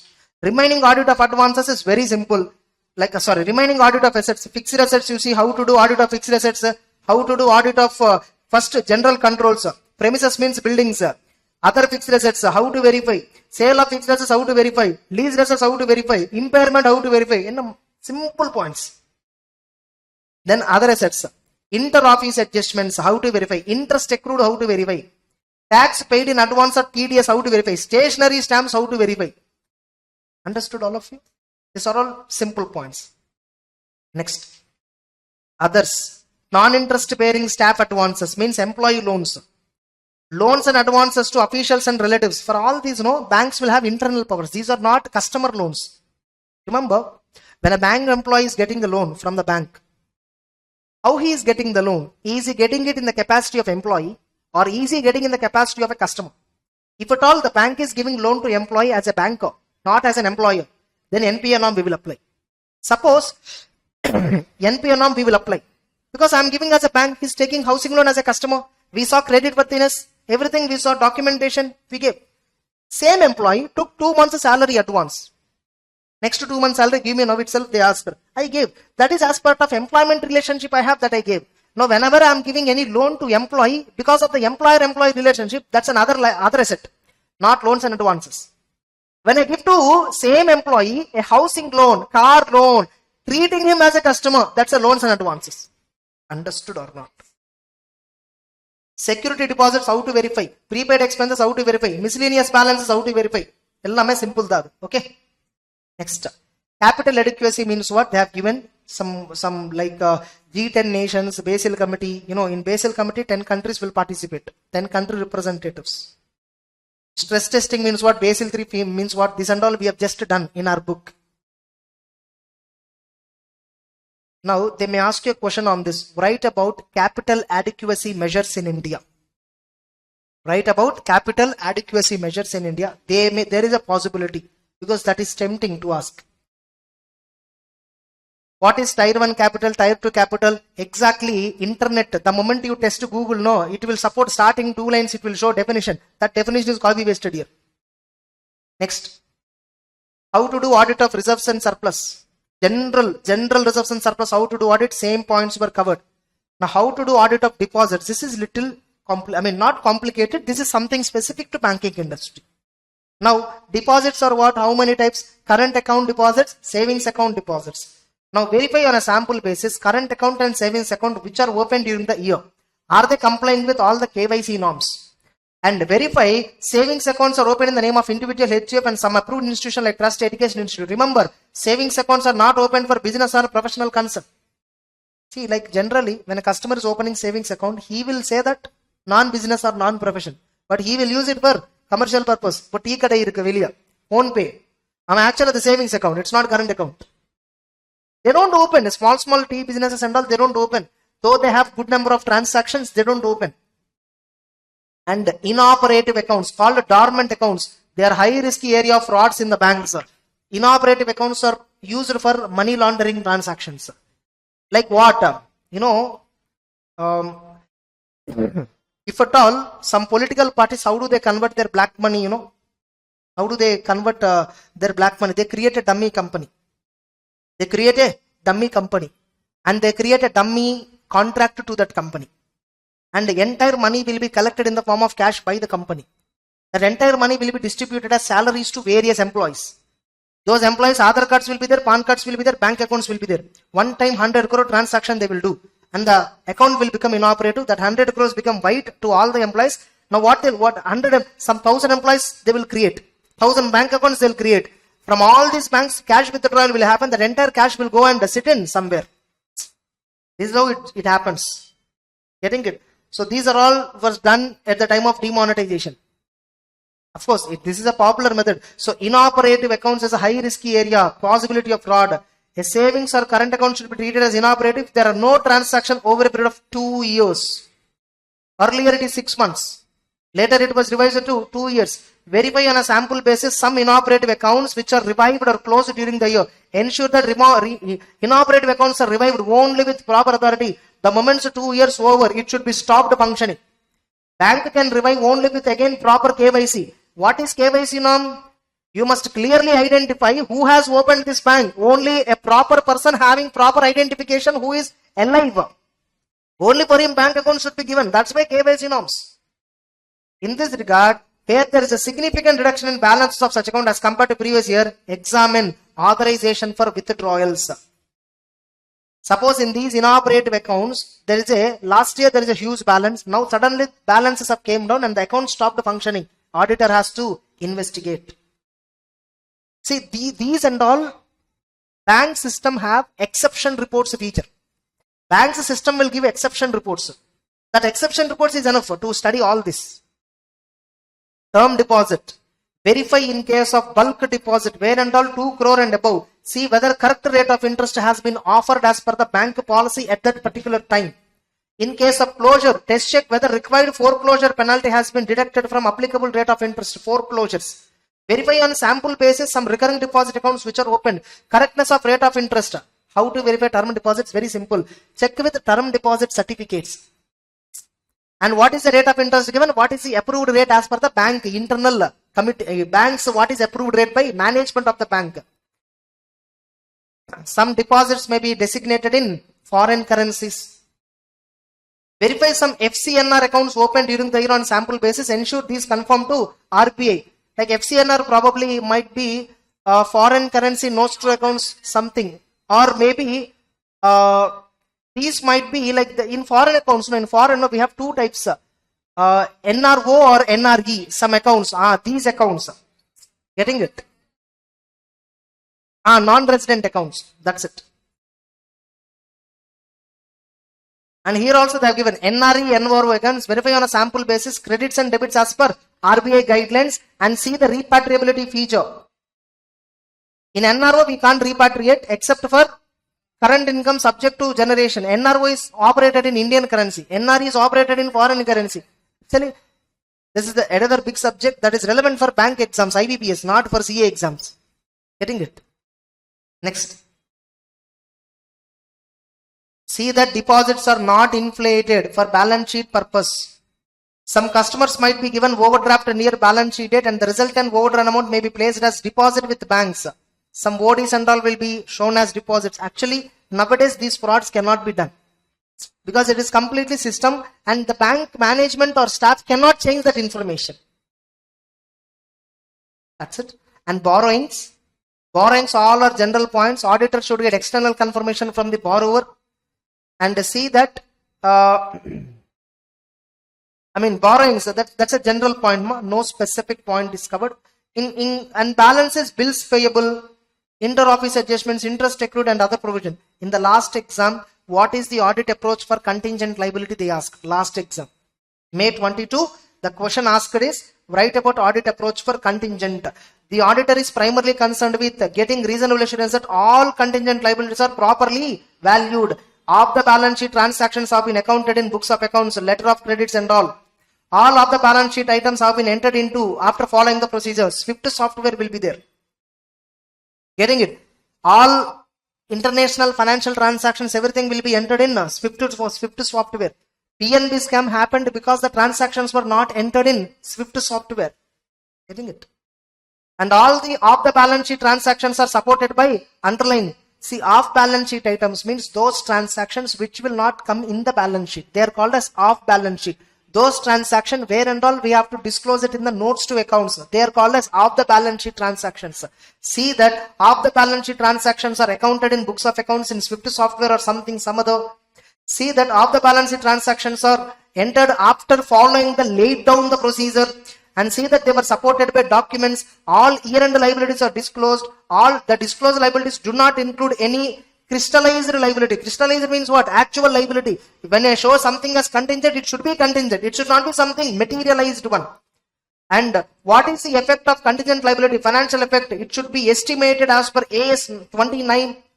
And remember, for banks, Ind AS do not apply. In case of guarantees issued on behalf of banks directors, the bank has taken appropriate steps to ensure that effective arrangements have been made so that commitments would be met out of the parties' own resources, that the bank will not be called upon to grant any loan or advance. Any 4 points, if you write, that's enough. Audit approach in this. Any 4 points. It is asked for 4 or 5 marks. 5 marks means 5 points you have to write. That's it. So write about audit approach for contingent liabilities. They ask. This is the question. Now, what are all contingent liabilities? Claims against bank, but not acknowledged as debt by the bank. Liability for partly paid investment. Liability on account of forward exchange contracts. Guarantees given on behalf of constituents. Acceptances, endorsements, and other obligations. Other items which bank is contingently liable. So contingent liabilities. So how to do audit of contingent liability? This question has been asked in the last exam. So suggested audit approach. So what is the audit procedure? This is actually getting a representation. I think representation or audit approach, if something is asked, just to look at the question in the previous exam, I think, is it audit approach or which one asked? Audit approach only, yeah?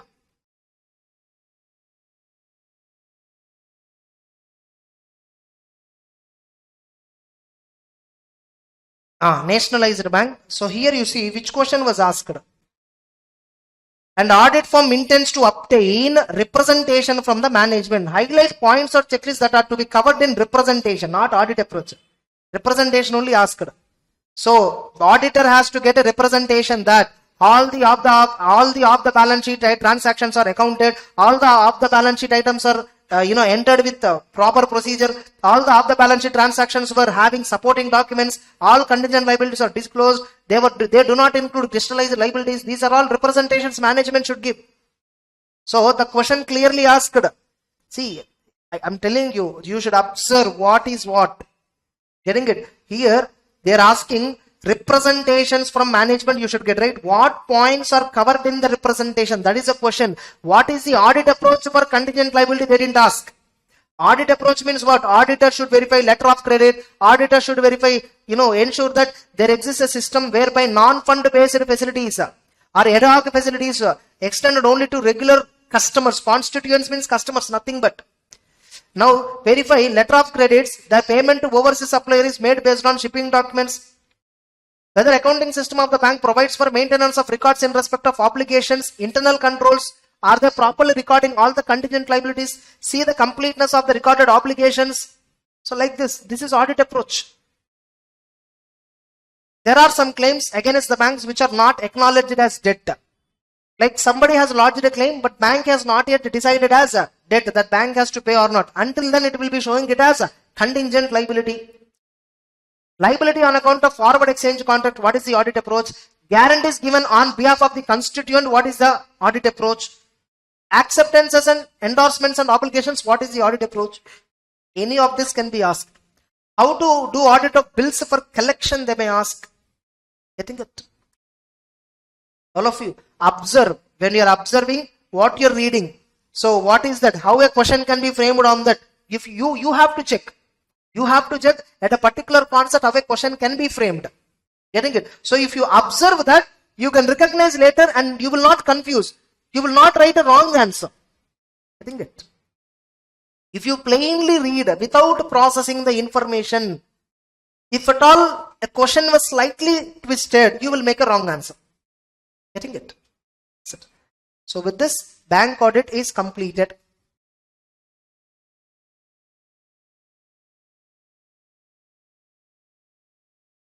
So we'll start with standards. See, in our book, it is actually chapter number 3. Whereas in ICI material, it is first chapter. In ICI material, it is first chapter. And what ICI material contains is only preface. It won't discuss anything about any standard specifically, because many of the standards were discussed as part of various chapters. You need not refer pronouncements, technically speaking, but every exam, in the past 3 exams, one question is coming from pronouncement explanatory material which nobody can read. I'm saying nobody can read because it's impossible to cover that. Pronouncement book is of 1200, 1300 pages, which talks purely about standard and implementation guide. From the implementation guide, nothing but application material.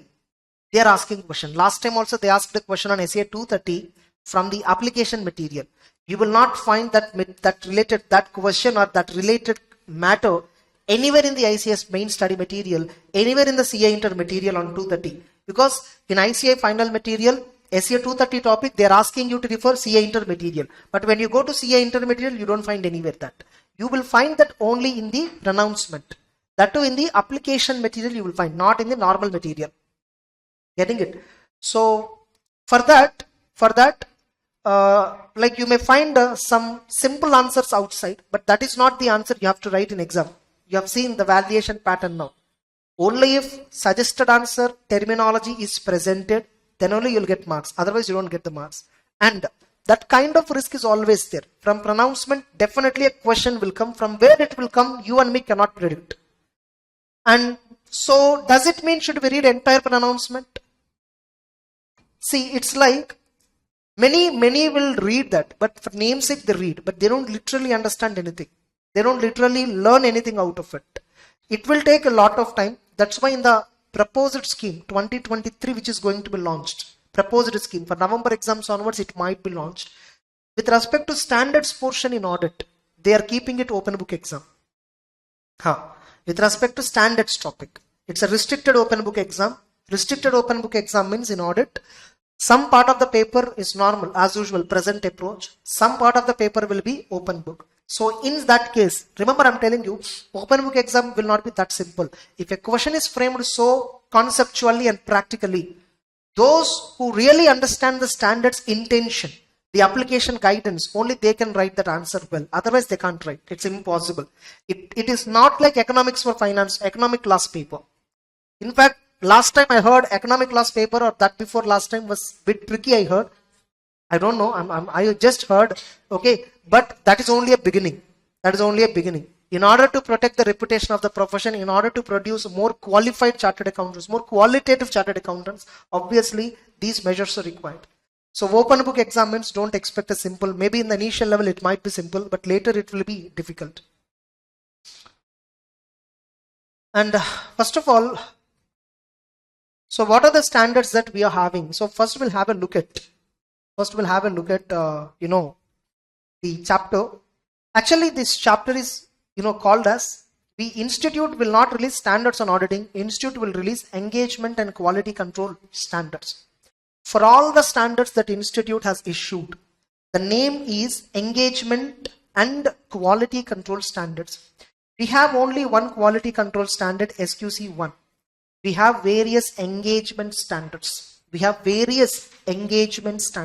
Now, the Institute divides the engagements broadly into 2 types. Institute divides the auditors, whatever work they are accepting. The work is broadly divided into 2 types. Assurance works and non-assurance works. And only non-assurance work has a standard called SRS. Standards on related services, like compilation engagement, 4000 series standards. These are nothing but 4000 series standards, compilation engagements, historical, compilation works, mostly agreed upon procedures, compilation works, that's it. Suppose if a company specifically called you to prepare financial statements as per Division 2 Ind AS, you are appointed only to prepare the financial statements. You are providing non-assurance service, nothing but related service. So what are your responsibilities? What are their responsibilities? All that is governed by related services standard. I am telling you, whenever you are recruited for non-assurance work, most of the terms and conditions were driven by terms of engagement, not even the standard. So this SRS is not quite popular, logically speaking. Next we have assurance related works. Next we have assurance standards. These assurance standards are again broadly divided into two classifications. Is it an assurance of historical financial information? Is it an assurance of historical financial information, or is it an assurance on other than historical financial information? Assurance on historical financial information means past financial data. Somebody has already prepared financials and you have to give assurance on that. So relating to that, the standards are different. It is not past financials, it is about projected financials, prospective financials. So for these, standards on assurance will apply. Standards on assurance. This is called as SAE. This is actually called as SAE. So this is 3000 series. This is 3000 series. Then we have on historical financials, we give assurance two levels. One is reasonable assurance, another one is a limited assurance. Limited assurance is dealt under SRE. SRE means standard on review engagement 2000 series. Getting it? Then on historical financial information, we give reasonable assurance, and that is called standard on audit engagement, SA. We actually keep the word SA. E also we don't use. SAE means standard on assurance engagement. SA refers to standard on auditing. Getting it? And this is completely 200 series. This is completely 200 series. So standard on audit we have in our syllabus at final. We do not have this one, and this one. We don't have all these in our syllabus. Able to understand. Now, Institute has given a guidance note on assurance engagements, entire this assurance engagements. So the guidance note says related services are not treated as assurance engagements, and that's what we actually discuss it right now. Now, coming to standards on auditing, we have totally 35 standards on audit, plus we have one standard on quality control. Totally we have 36 standards in our syllabus. Getting it? We have one SQC1. This is applicable for every audit firm, whether you are a sole proprietary concern or a partnership firm or LLP. Whenever you are engaged in rendering audit services, SQC1 obviously apply. And remember, SQC1 is not only in the context of audit. Even if you are rendering related services, this SQC1 applies. Getting it? So SQC1 is a standard applicable to firms rendering audit services, review services, and other related services. So SQC1 applies to literally every chartered accountant firm. Getting it? Then we have various auditing standards. These auditing standards apply to all the audit engagements where you are supposed to give opinion. Which means when I'm doing internal audit, these standards do not apply. When I'm doing operational audit, these standards do not apply. Because for internal audit, we have SIA. Standards on internal audit we have separately. Getting it? For operational auditing, we follow ISO standards. We follow ISO standards for operational audits. Whenever we are doing operating audits, we follow some sort of ISO standards will be there. When we are doing audit of information system, we follow ISMS standards. Getting it? ISO 27001. These are all information system management security. Those standards, we check those compliances. COBIT, COSO, all that frameworks we will follow. That we will discuss in risk assessment chapter. Are you getting the point? Now, what are the standards that we have? So we have 200, 210, 220, 230, 240, 250, 260, 265, and 299. Then we have 300 series, 300, 315, 320, 330. Then we have 402, 450. That's it. Then we have 500, 501, 505, 510, 520, 530, 540, 550, 560, 570, 580. Next we have 600, only 3 standards, 600, 610, 620. Then we have 700. That's it. And we have 800 series also, but that is applicable for special purpose financial statements audit. That's not there in our syllabus as well. Getting it? Now these are the standards. Out of this, we have already completed 700, 701, 705, 706, 710, 720, 600, 610, 620, 570, 260. 299. These standards we have already completed as part of audit report chapter. Then coming to risk assessment, we are going to cover this. Risk assessment, we are going to cover this in risk assessment chapter. Then we are not covering audit strategy chapter. 320 standard also, 330 standard, 230 standard, 240, 200, 210. We are asking you to refer ICS study material of CA Inter. For all this, you have to refer CA Inter material because the content is not covered in CA Final. So which standards? 200, 210, 230, 240 and 300, 320, 330, 500. So all these standards you have to refer to CA Inter material. 520, 530. Getting it? So these standards you have to refer to CA Inter material. This is what clearly mentioned in ICS study material, second chapter, audit strategy. If you look at ICS study material, audit strategy chapter, at the end of the chapter, they have given a big table, big box. In that they clearly mention whatever I have highlighted in red color. Please refer to CA Inter. Now, what about the remaining standards? This we will discuss in risk assessment and internal control chapter. Now, what are the remaining standards that we have? So 220 we need to discuss, 250 we need to discuss, 402, 450, 501, 505, 510, 540, 550, 560, 580. So how many? 1, 2, 3, 4 and 5. 265 is also risk assessment internal control. 265 is also risk assessment and internal control. Getting it?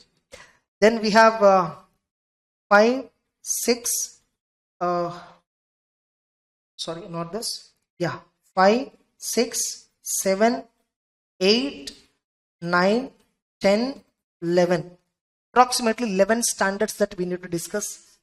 SQC of course. And 12 SQC. Getting it? So 12 standards we need to broadly discuss. So nothing but the standards which we have to cover exclusively as part of standards topic. Exclusively as part of standards topic is SQC 220. This is a set.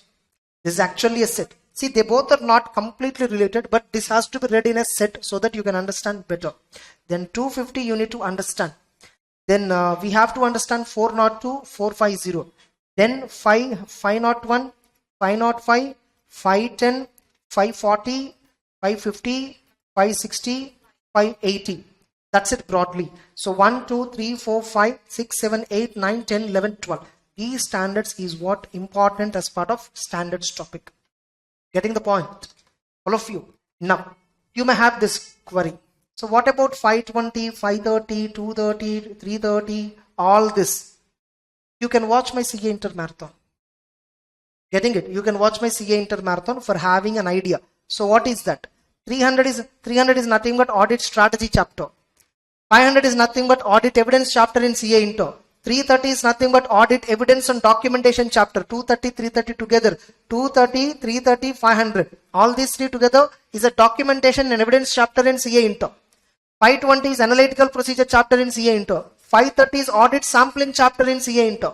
You can open my CA Inter audit marathon and can watch all this. There is no change in the syllabus. Getting it? You can watch. But 99% of the cases, CA final, they will ignore all this. Even institute also will not test. If at all they test 5 marks weightage only, it will come. Probably, I'm thinking. Able to understand? All of you. Next.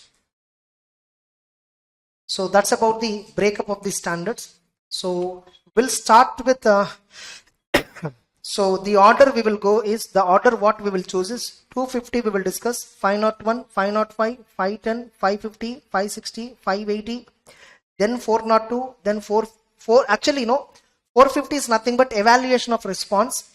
This evaluation of, conclusion. Conclusions you need to, this is a conclusion standard. This has to be understood along with 530. Evaluation of results. It's nothing but actually evaluation of results of the audit procedure. Evaluation of evidence. Getting it? So this is nothing but 530 related discussion will be there. Projected misstatement, anomalous misstatement, tolerable misstatement. That entire discussion will be as part of this. Okay. Anyhow, one by one we'll proceed.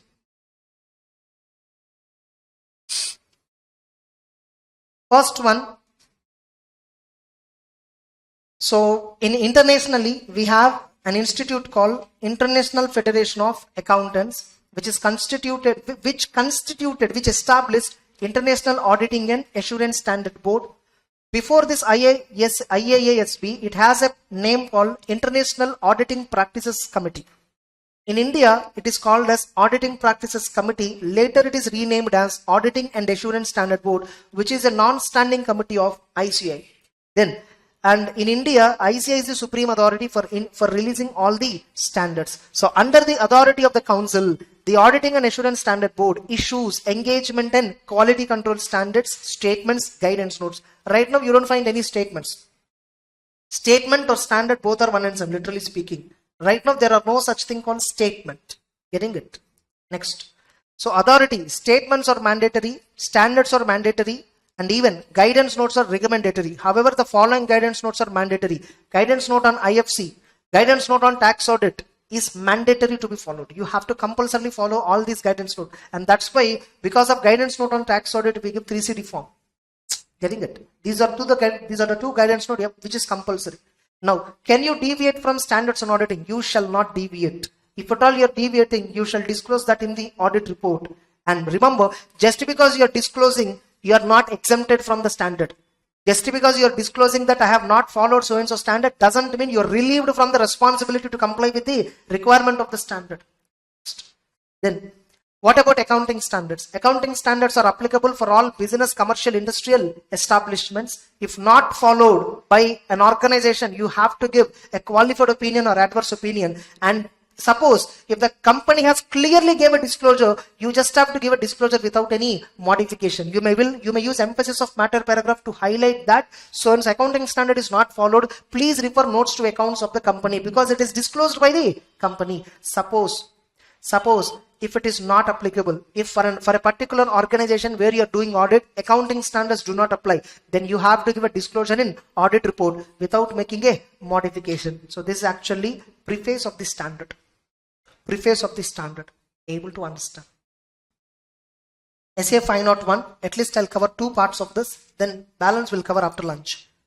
Now, so what is SA 501?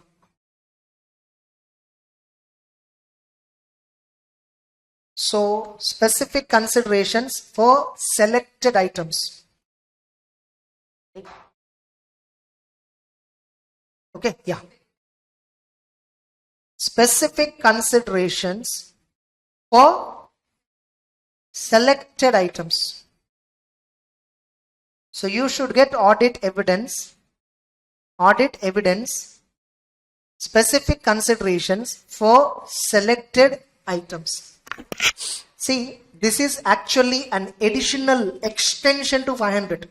It's actually extension to 500. This 501, 505 were extensions. Originally, they are part of 500. Later, almost 10 years back it happened. Later, it was separately given as 501, 510. 505. Now, what are the selected items? The standard selected 3 items. Existence and condition of inventory. Existence and condition of inventory. In fact, let me not call existence condition here. Okay. The standard has selected 3 items. Inventory. Okay. Litigations. Segment information. Now, what auditor has to specifically consider? What auditor has to specifically consider for these selected items? What auditor has to specifically consider? The auditor has to specifically consider existence and condition. existence and condition of inventory. So with respect to inventory, which is a selected item, auditor has to specifically consider its existence and condition, not valuation.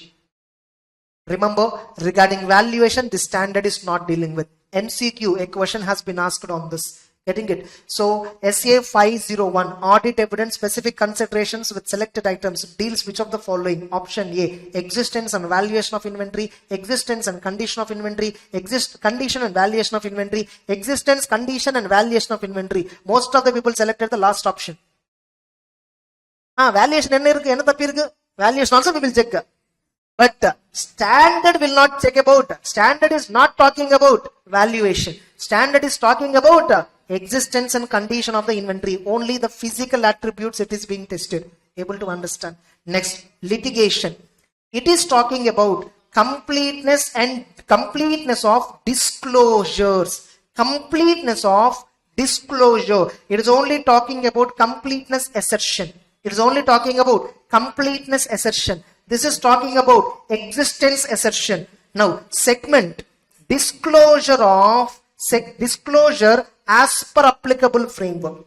It's actually talking about what? Disclosure as per applicable framework of segment information. So these are the selected items. Auditor has to check these three. With respect to inventory, existence and condition, you have to check. Litigations, whether all the pending litigations against the company are completely disclosed. This is the actual verification point. Third one, whether segment information has been disclosed by the company in accordance with the applicable financial reporting framework. Accounting standard 17, India is, what is the number segment?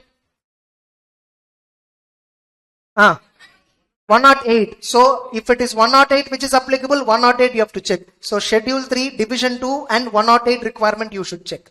Able to understand. So regarding these three, now how to do audit? What specific considerations auditor shall do? For litigations, how do you evaluate completeness? In the last exam, this question was asked in May 2022, not what you thought. In that, internal point has been asked. If I show you, you will shock. Is this how the question will be framed? Litigations and claims were there, right? In the D point was there, right? 3 marks question was asked on this D point. On this D point, 3 marks question was asked.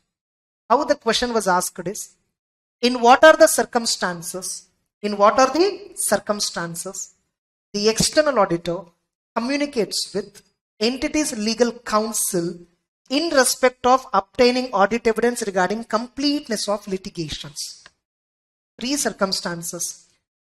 Now, when management refuses to give auditor when management refuses to give permission to directly talk to the legal counsel, or entity legal counsel refuses to respond, or auditor is prohibited from responding, or the legal counsel was prohibited to responding, auditor can directly talk with the entity's external legal counsel. So this is the question, which was asked. Getting the point? In what are the circumstances auditor will be trying to communicate with legal counsel? So this question has been asked. Getting the point? Please look at this suggested answer on this just once. And one more misconception I'll tell you. Since it is asked in last time, next time it will not be asked. Don't do that. Have you seen the people? They'll straight away ignore all the questions. Last 3 attempts, whatever questions are, they'll ignore. Examiner, whenever an examiner, suppose if I am the examiner, I will not look at last time enna question ketachpa. Amma, idu ipo keka kuda. Appadalla we don't think. Getting it? Nobody, even if at all a paper is given to you, if at all you were given an option to set up a paper, how will you set the paper? According to you, whatever you feel important, you will test. Professional judgment, again, there also. So what will be tested, what will not be tested, depends upon what is tested last time, what is tested that before time. No, adalla irka. Getting it? So, litigations and claims. What auditor has to get? Evidence. Auditor has to get evidence by performing the following procedure. Whether complete disclosures were made, inquire management, wherever applicable, in-house legal counsel, internal company, internal lawyers will be there. Ask them. Review minutes of the meeting and communication with external legal counsel. Review legal expenses account. Get direct communication from the entity legal external counsel.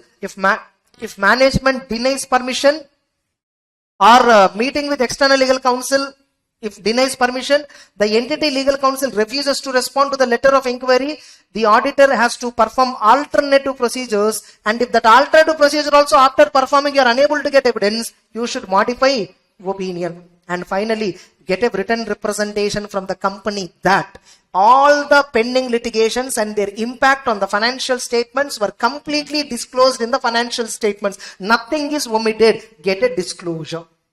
Clear? Then segment information. What auditor shall get? Auditor shall obtain evidence regarding whether the segment information disclosures, are they made as per applicable framework? Are they made as per India AS 108? Are they made as per AS 17? Are they made as per Division 1, Division 2 and Division 3? Auditor has to check this. Now, these accounting standards gives you some methods to identify segments, reportable segments. Not every segment will report. First of all, how to identify a segment, there is a formula given in the accounting standard. How to identify reportable segments. Getting it? See whether the methods followed by our organization, are they matching with the methods given in the respective accounting standard. And you also reperform calculating reportable segments using that method. See how many reportable segments came and how many they have reported actually. And what are the segments that were not reported, why they have not reported. Check it out. Getting it? Now you see, obtain an understanding of methods used by the management and see that these methods are in accordance with applicable framework. If possible, test the methods and perform analytical procedures. Last year, how many reportable segments were there? This year, how many reportable segments were there? Why these segments were not reported? Does it come under discontinuing operation? All that you need to check. Clear? All of you? So next, with respect to inventory, auditor has to check evidence. Auditor should get evidence regarding existence and condition of inventory. Existence and condition of inventory. Let us finish that. First, how do you check whether inventory is really existing? In what condition it exists? First, attend management accounting. At the year end, it is compulsory for the auditor to attend physical verification activity performed by management. But remember, we will have numerous clients. To how many client locations I will attend? That's why what they said, if inventory counting is carried at some other date or you are unable to attend at that particular date, then plan another date and then attend. So sometimes you can directly go and do inventory inspection. This is called surprise visit. This is called surprise visit. Suppose inventory inspection is completely impracticable. You are unable to verify inventory at all. Try to get evidence about existence and condition of inventory by performing alternative sources. You are unable to. Example, inventory is in transit. Inventory is with third party. You are unable to go to that location. Get external confirmation. That's what given. If the inventory is in the custody of third party, this question was given previously in one of the exam. When the inventory is in the control and custody of a third party, write audit procedure. If inventory is in the custody of third party, request confirmation from the third party. Suppose you are having doubt about the confirmation given by third party, you directly attend or arrange some other person to visit a third party premises, obtain another audit report. Nothing but you are sending another auditor, right? Get his report, stock audit report, and inspect the documents regarding inventory held by the party. What is the proof that inventory is lying with a third party? Request confirmation from other parties where inventory is pledged or collateral. In case of collateral and pledge, get confirmation from other party. Suppose it's a gold jewelry company, some amount of loan they need, so they kept gold as pledge to the banker and got a loan. Here inventory is with the banker. Look at the loan document, look at the grams mentioned, look at the kgs mentioned. Getting it? That's it. So this is the standard. Now they will ask you this particular question. When auditor is attending physical verification activity performed by management, what points the auditor will keep in mind? Evaluate how the management is counting. Inspect inventory. Inspect means what? Some items will be there, no, some inventory. Look at the boxes. Are the boxes damaged, tampered? Is the boxes having inside the box, is the asset is there or not? Getting it? Perform test counts. You also count a test.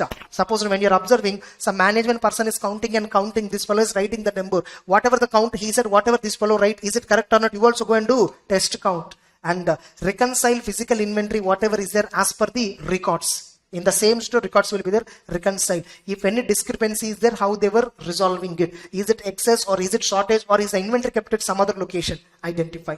That's it. Are you clear?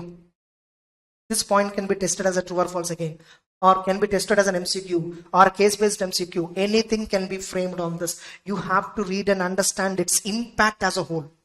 You should read. Just reading means not remembering. Don't try to remember the content. You will never remember.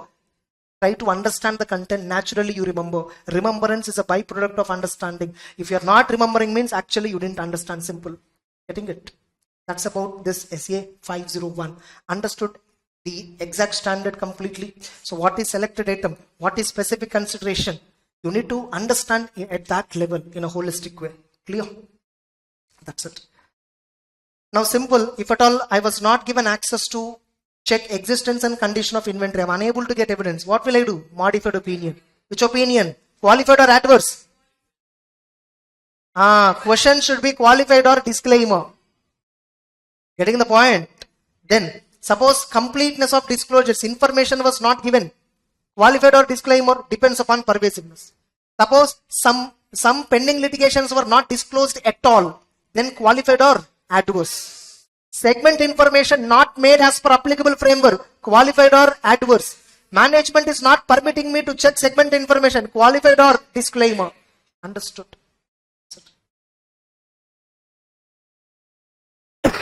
So the next standard is SA 505, which is external confirmation. SA 505, external confirmation. So what is an external confirmation? It's a direct confirmation. This is also called as direct confirmation. This is also called as third party confirmation. This is a confirmation obtained directly by the auditor from third party. It's a confirmation obtained directly by the auditor from third party. There is a question on this. Like when analytical procedure cannot be applied. Or they say when test of controls are not at all reliable. When test of controls are not at all reliable, it is better for the auditor to get confirmation from third party. Or if there is a significant risk involved in a particular item, if there is a significant risk is involved, then the best course of getting evidence is through external confirmation. When the item is involving significant risk, how auditors should respond? Obtain external confirmation. The link I'm telling you in SA 315 to this link. Now, what is external confirmation? It's a direct written response obtained by auditor. Nothing but it's a response to the auditor from the third party. We also call it as also known as confirming party in either paper or electronic form. So this is called external confirmation. Now what is the procedure for external confirmation? First, what is the procedure? See, first of all, auditor should decide where and all external confirmation should be obtained. First, auditor should decide the information where he want confirmation. What determine the information to be confirmed? Like should I need in debtors? Should I need in creditors? Should I need in loans and advances? Where? In respect of what information? What and all informations I want confirmation. Then I need to select conforming parties. Okay, I decided trade receivables, trade payables, something. In trade receivables, we have some hundreds of customers from whom we should get confirmation. Then send the request. Now this request can be sent in two formats. One is positive confirmation request, another one negative confirmation request. Where a negative confirmation request can be used, where positive confirmation request can be used, standard has given guidelines. Getting it? Then in these and send the request including follow-up request. So this is what external confirmation procedure. What is this called as? External confirmation procedure. Write about external confirmation as an audit procedure.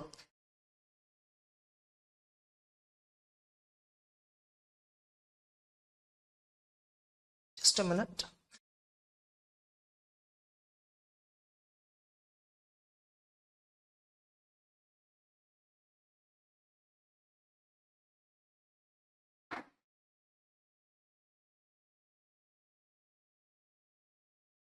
So in the main material, we have little more discussion, I guess so. 160.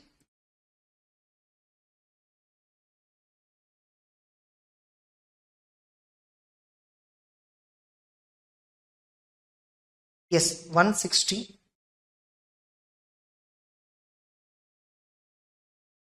Same only was there mostly. I think in CA intermaterial we have given little more extra content. Just let me check that.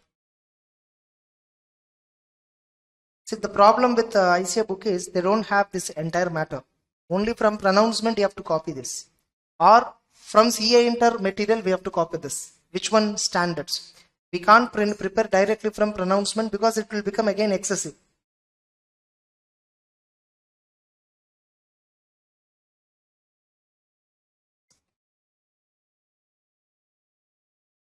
So in this we will see SCA 505.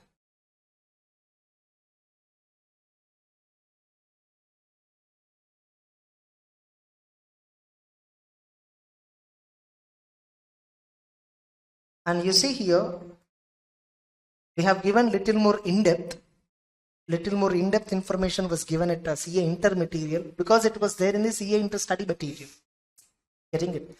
And definitely this kind of in-depth analysis also can be asked questions. Now you see, what is the external confirmation procedure? First, determine the information to be confirmed. So external confirmation procedures are frequently performed to confirm regarding outstanding balances or account balances. Or they can also be used to confirm terms and conditions. We can confirm about transactions. We can confirm regarding amount due to lenders. We can confirm regarding existence of property title deeds with lawyers. Getting it? They'll ask you a question like this. They'll straight away give this sentence. External confirmation procedures are frequently performed to confirm or request information regarding account balances and their elements. Further, the external confirmations can also be used for confirming certain other things. What are they? So you need to give any 4 points in this. It will be asked for 4 marks. Getting it? Only this itself can be asked for 4 marks. Next. Then you need to select the confirming party. First you decide the information, what information you want, what item you want to select. Do you want completeness of debtors? Do you want existence of debtor? Which assertion you want to test? Accordingly, select the confirming party. Now you see, response to confirmation request provide more reliable audit evidence. When confirmation requests are sent to a confirming party, the auditor believes is knowledgeable. To whom you need to send this confirmation? Knowledgeable third party. You need to send the confirmation letter to whom? Knowledgeable third party. What do you mean by knowledgeable third party? They have given an example. For example, in a financial institution, official who is knowledgeable about transactions and arrangements for which confirmation requested may be the most appropriate person from that financial institution from whom we can request confirmation. Confirmation party means not just the company, the other company, debtor, creditor. Inside that, who is the right person? Able to understand that one. Then design the confirmation request. The design of request may directly affect the confirmation response rate. What is confirmation response rate? Suppose if I send a positive confirmation request, in that reply is must. The choice of words, the way you draft, everything that matters, they affect response rate from the third party. How far the third party will respond. So it will affect. And the reliability of the evidence. The following are the factors when designing confirmation request. This itself can be asked as a separate question. What are the factors the auditor should keep in mind while designing a confirmation request? While designing a confirmation request, while exercising audit procedure as per SCA 505. This question can come. So what factors auditor should consider? Risk of MMS, the presentation of the confirmation request, prior experience on the audit, whatever the experience you have previously, depending upon that is a factor. Suppose I am doing audit of a company which regularly interacts with their customers and suppliers. They regularly settle the accounts between them, statement of accounts they regularly bring and settle everything. Everything is pukka. And even our client, customers and suppliers are so responsive. Getting it? You send a normal letter, they'll immediately respond. That is the kind of experience I had previously. Then my response, the way I design the request can be different. Simple. Should I use a positive confirmation pattern? Should I use a negative confirmation pattern? This is the question. Should I use a positive confirmation pattern or a negative confirmation pattern? That is a question. and assertions being addressed. What assertion? You want to check whether outstanding balance is correct or not, or you want to check whether a transaction which is already entered, closed, settled, you want to check that completed transaction. Which assertion you want to get? Accordingly, you need to take confirmation. Accordingly, you have to design confirmation. Suppose, negative confirmation request. What is negative confirmation request? I'll send a request. The other party has to respond. Only he want to disagree. Only when he want to disagree. Your choice of words will reflect in such a way that other party will reply only if you disagree. Very simple. How the drafting will be done? Simple example. We, the auditors of XYZ Limited, for conducting statutory audit for the financial year 21-22, as part of our audit, while obtaining audit evidence, we are given certain authority to get external confirmation. Out of this, we have selected your company as part of our sample, random sampling, something you will mention. And it is observed that in the books of accounts of our client, as on 31st March, the outstanding amount receivable from you is 10,50,000. Kindly reply if you disagree with the above monetary amount. Kindly reply if you disagree. Which means the other party, and we will also further mention, ignore if the above balance is tallied with your records. So ignore this letter if the above balance tallied. Which means we are indirectly asking third party to reply for what? Only if you want to disagree. Okay. If you want to disagree, please reply within 3 days from the date of receiving this confirmation. Like this we will send. If at all within 3 days we didn't get any reply, we assume that the amount is matching. Getting it? Now, whereas in positive confirmation request, the below paragraph will change. Kindly reply, what is the outstanding balance reflected in your books of accounts? Blank. Please fill us and send the reply within next 3 days. Which means here, whether it is matching or not matching, doesn't matter. What is outstanding balance as per his books of accounts? He should fill it and then reply you. Getting the point? So here, positive confirmation reply is mandatory. Now, which is superior? Obviously, positive confirmation request is superior method because it is what an effective communication. Negative confirmation request is risky method. If at all, the other party have not seen mail itself, the other party have not received the letter itself, 3 days over, you assume that it is matching. You may end up taking up a wrong conclusion.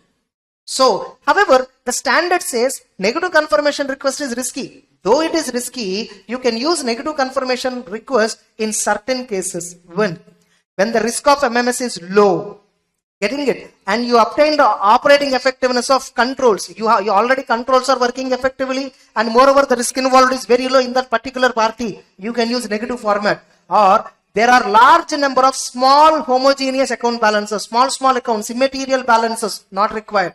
Or low exception rate is expected. What is it? Low exception rate is expected. Now, low exception rate. What do you mean by exception? What do you mean by exception? Exception is a difference between amount requested to be confirmed by the auditor and amount lying in the books of accounts. Two, we have to compare with the response given by third party.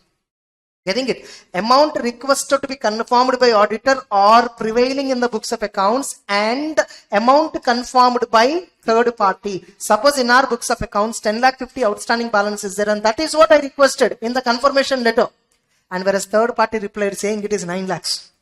The third party said it is 9 lakhs. This is not misstatement, understand. This is called exception. This is called exception. Now, whenever there is an exception, we need to investigate further. Is it a material misstatement in our books of accounts or is it a material misstatement in third party books of accounts? So, in a true or false question, they'll give you exception definition and ask you, is it a material misstatement? No. Material misstatement means when the amount is not presented as per applicable financial reporting framework, it is material misstatement. When the information requested by you and information confirmed by third party differs with each other, it is initially treated as exception. When it is treated as exception, you need to investigate further why there is a difference. Is it mistake in the third party accounting or is it a mistake in our company accounting? Where the mistake went? So you need to verify entire transactions happened in the past. Then you will discover, is it a material misstatement in our books of accounts or misstatement in the other party books of accounts? Able to understand. So exception is not misstatement. Don't confuse. Getting the point? If exception rate is low, for a particular party, the exception rate is low. Why? How can you say low exception rate? With that party, very recently, our organization communicated and settled the records. Getting it? And when I saw already communication is there, 1 week before the audit only communication was there. This is the outstanding balance from third party. Obviously, now once again, if I send a letter, I am not going to get a different balance. So exception rate is very low. Or low chances of non-response. Low chance of non-response means what? That the third party's nature is such that he will reply for every mail. He will reply for every communication. Definitely when I send a negative confirmation, if I did not get reply, I can confidently say that he has gone through the letter, saw the condition, that's why he didn't reply. Getting the point? So a low response rate, a very low non-response rate. Getting the point? The non-response rate is very, very less, which means high response rate from a third party. To all of them, you can send a negative format of confirmation. Remember, negative confirmation provides less persuasive evidence than positive confirmation. Accordingly, auditor shall not use negative confirmation as a sole substantive procedure. Sole substantive to address an assessed risk of MMS assertion unless all of the following are present. The risk is low, the items are small, the exception rate is less, and low chances of non-responses. This entire paragraph can be tested as an MCQ. It is end. It is end. All should be considered. Unless the following all present, don't use a negative confirmation request. The balance must be immaterial, risk must be low, the exception rate is low, the chances of non-response is very less. Only when all these characteristics present, we can use a negative confirmation. And remember, negative confirmation request provide less persuasive evidence. They'll give you a question like this. Negative confirmation request provides a less persuasive evidence than positive confirmation request. Comment. You need to write this answer. Are you all clear? Next. So what is exception? They have given definition here. Exception means what? It's a response from the third party. What it indicates? It indicates difference between what? Information requested to be confirmed by auditor, or this is contained in entity records, and information provided by confirming party. Whatever information confirming party provides, whatever auditor requested or contained in entity records, when there is a difference, we call it as exception, not misstatement. Are you all clear? That's it. The standard is over. SFI not 5. Now, here one more point that we need to understand is, what if management refuses? What if management refuses you to send a confirmation request? Why management is asking? Reason. Look at the implications. Okay, management is refusing. Okay, if I don't send confirmation, what is the implication on audit? What is the risk of fraud? What is the nature and timing and timing extent of alternative procedures? If I don't get evidence from one method, I'll try another method. So what is the additional time that it takes? Then, if alternative procedure is there, I'll perform alternative procedure. Suppose if management refusal is unreasonable and you're unable to get evidence alternatively, you communicate with top management and give a modified opinion as per SA 705. Getting it? Then suppose third party replied and I have a doubt on the reliability of the third party. If I have a doubt, if auditor identified that give rise to doubt about reliability of response, please do further audit work to resolve this doubt. If auditor determines response to a confirmation is not reliable, identify what is its implication and try to get evidence from alternative. If alternative is also not possible, ultimately you end up getting no evidence. Again, which opinion? Modified opinion. Getting it? Are you all clear? Now here, another question that may be asked. What are the factors that help in determining external confirmation procedure as substantive audit procedure? Which factors you will take into account while determining whether to use external confirmation or not? Here my question is, how to use external confirmation? No, that is not. Why should I use? Should I use this method or not? What factors I will consider? See, although external confirmation provide audit evidence, some assertions, they provide less relevant evidence. External confirmation provide less relevant evidence relating to recovery of account balances than they do for their existence. What do you mean by this? As on 31st March, what is outstanding amount? If third party confirms, I only get that money. I only get that evidence. But just because third party confirmed that as on 31st March 10 lakh 50 that is outstanding, does it mean that he will pay later? Do we get evidence about recoverability of a balance through external confirmation? No.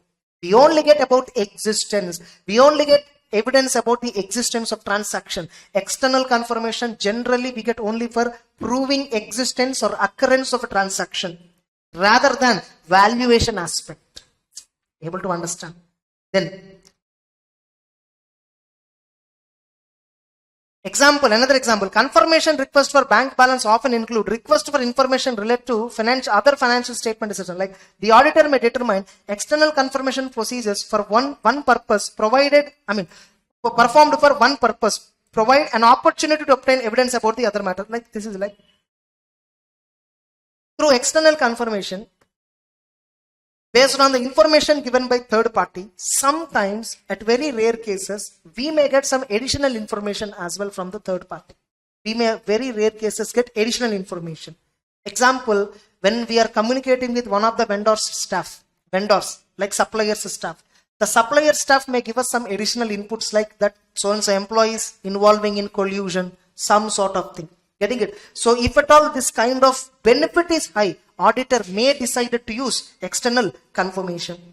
And confirming party's knowledge of the subject matter. Suppose to the third party whom I want to send confirmation, if I feel he is knowledgeable on the subject matter, what I am asking, okay, send a confirmation. Suppose the third party, whoever is about to confirm me, he doesn't have any idea on this, don't use this external confirmation because this is not an effective audit procedure. So when to use is also very important. The ability or willingness of the confirming party, that is another factor. How far the confirming party is willing to respond. Like generally, third parties, they will not respond to auditor directly. No sir, we are confidential, we have to maintain confidentiality.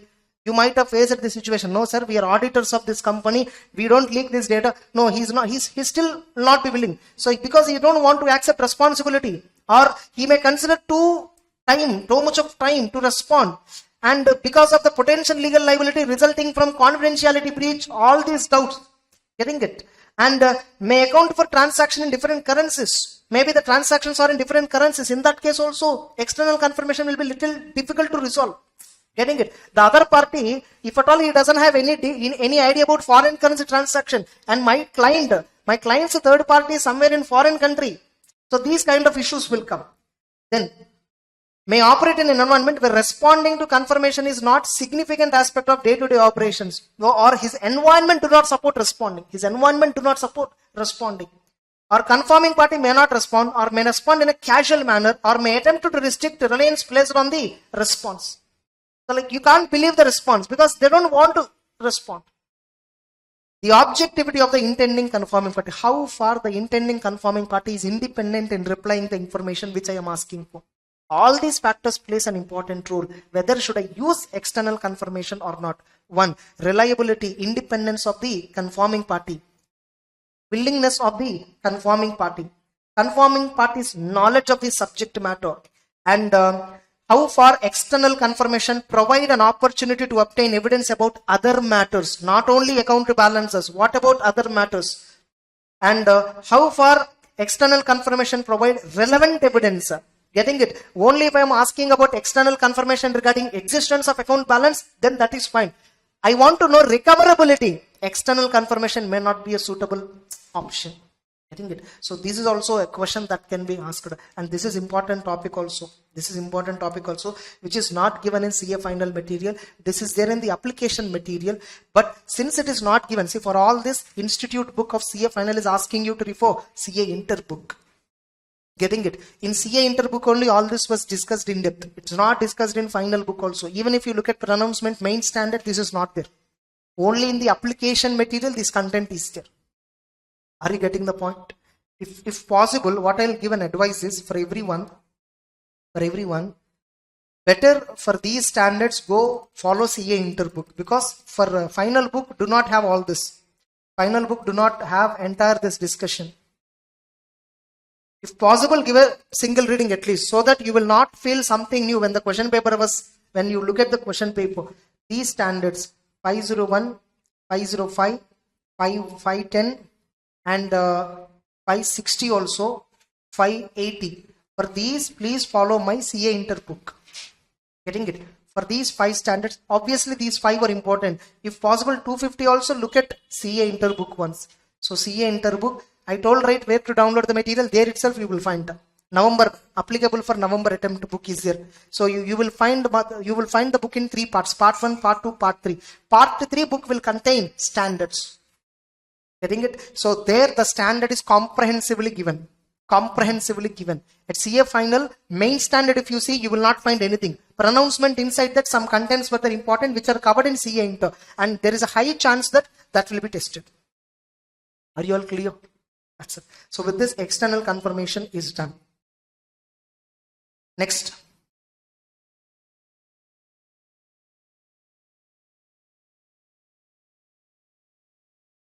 Then initial audit engagement and opening balances.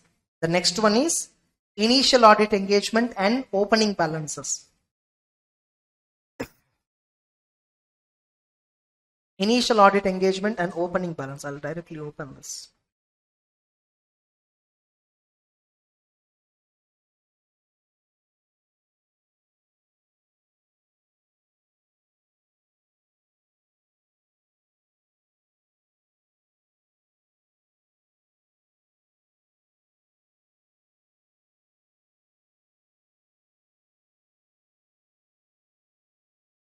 Now, SA 510, initial audit engagement and opening balances. There are 2 important aspects. Totally 3 aspects are covered.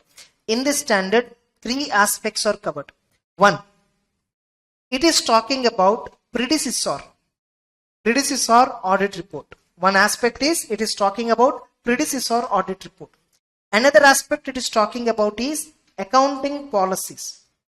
Another aspect it is talking about is opening balances. There are 3 aspects it is talking about. 1, predecessor auditor. What opinion predecessor auditor gave in the previous year? Getting it? Previously, who is a predecessor auditor? He is an auditor appointed for conducting audit of prior period whom you replaced in the current year. You have replaced him. Last year he did audit. This year you are doing audit. So we call him as predecessor auditor. Now what is your duty here? Predecessor auditor might have given some opinion, right? Suppose if predecessor auditor has given a modified opinion, look at the reason why he gave modified opinion. And check the circumstances because of which he gave modified opinion. Those circumstances present in the current period as well. They are present in the current period as well. If so, are they material in the current period? Are they relevant in the current period? Are they affecting the financial statements of the current period? If so, give modified opinion. What is it? Give modified opinion. Further, in other matter paragraph, mention that previous year audit was performed by predecessor auditor and he gave modified opinion. What is the date of audit report? Just to mention in the other matter paragraph. Clear? All of you. This is a requirement even as per SA 710. If previous year financials were audited by another auditor, we have to give that information in other matter paragraph. Are you all getting it? Next. Accounting policies. What auditor has to check? Auditor has to check only one thing. Whether the accounting policies reflecting in the opening balances, whether the accounting policies reflecting in the previous year, were they consistently applied in the current year? Check it out. If not, if there are changes, how the changes were accounted? Are they accounted as per applicable financial reporting framework or not? You have to check it out.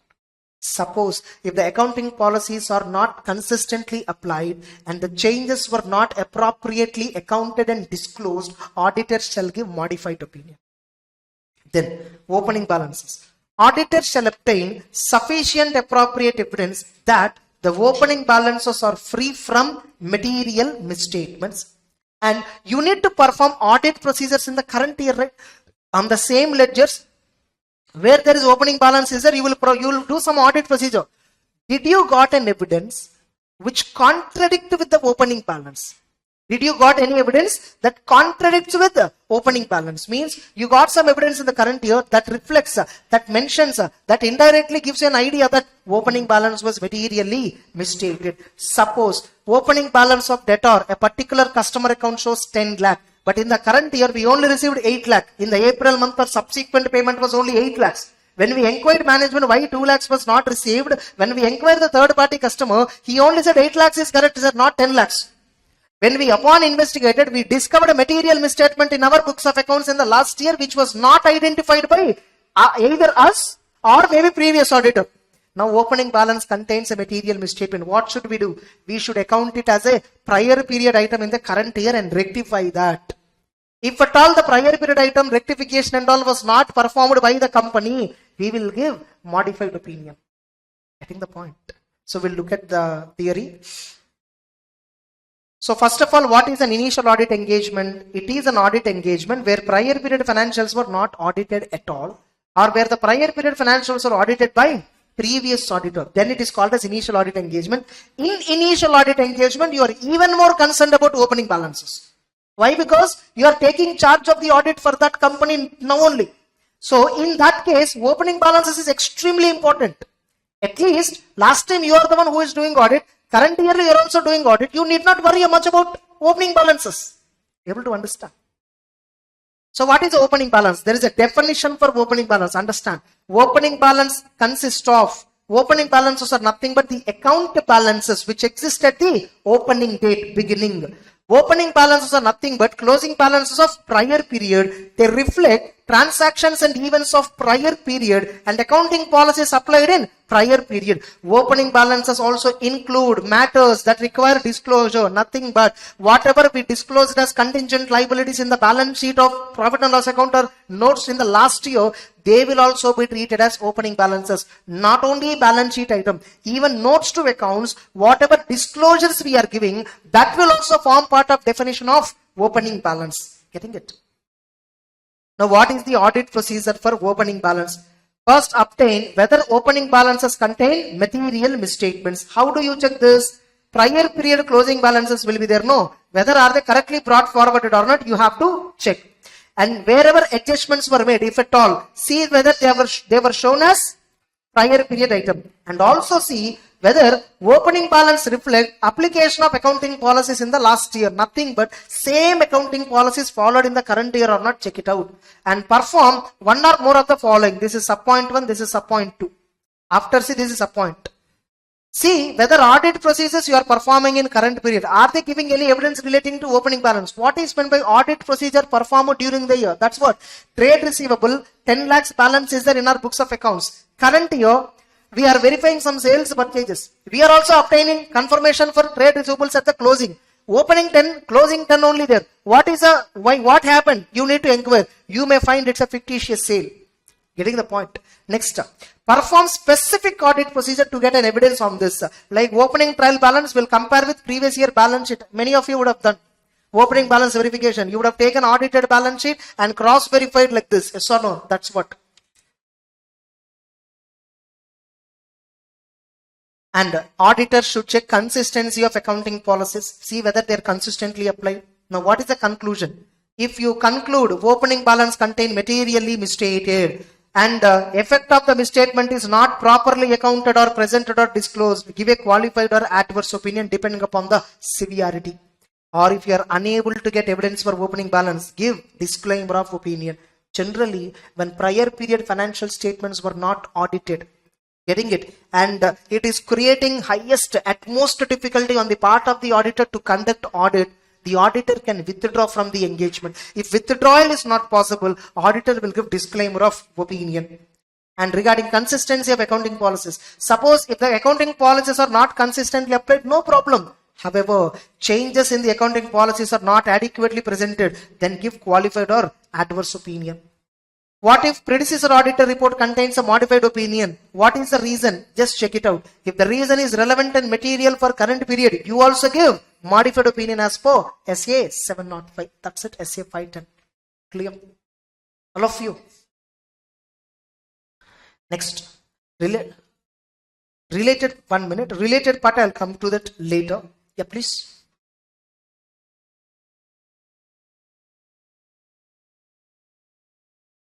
No, if it is pervasive, the balances, obviously, when opening balances evidence is not there, if previous year audit is not conducted and people are asking us to conduct audit, it is better not to go with qualified option. It is better to go with a disclaimer.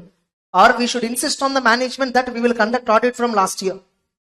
First, close the last year audit, ensure that the opening balances are free from material misstatements, then continue with the current period audit. Getting it?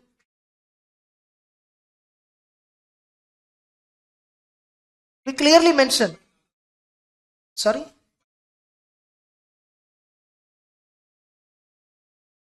Which one? See, that's what. If at all, opening balances were not audited, if prior period financials were not audited, if you decided to give a disclaimer of opinion, you directly give disclaimer, other matter paragraph and all will not come into picture.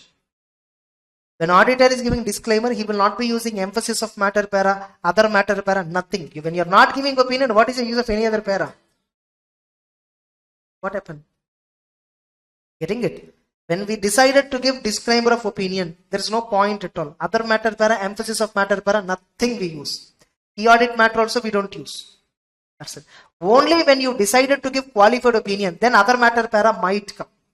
See, other matter paragraph is given for flexibility purpose. It is not driving force. Getting it? That's it. Understood. Next, 550, I'll come back to that later. We will use 550 and 402 from notes. We will discuss it from the notes. I have a handwritten notes that we will discuss. I simplified the content of 550 and 402 as much as possible without missing the terminology. Next, 560, which is subsequent events. Which is subsequent events.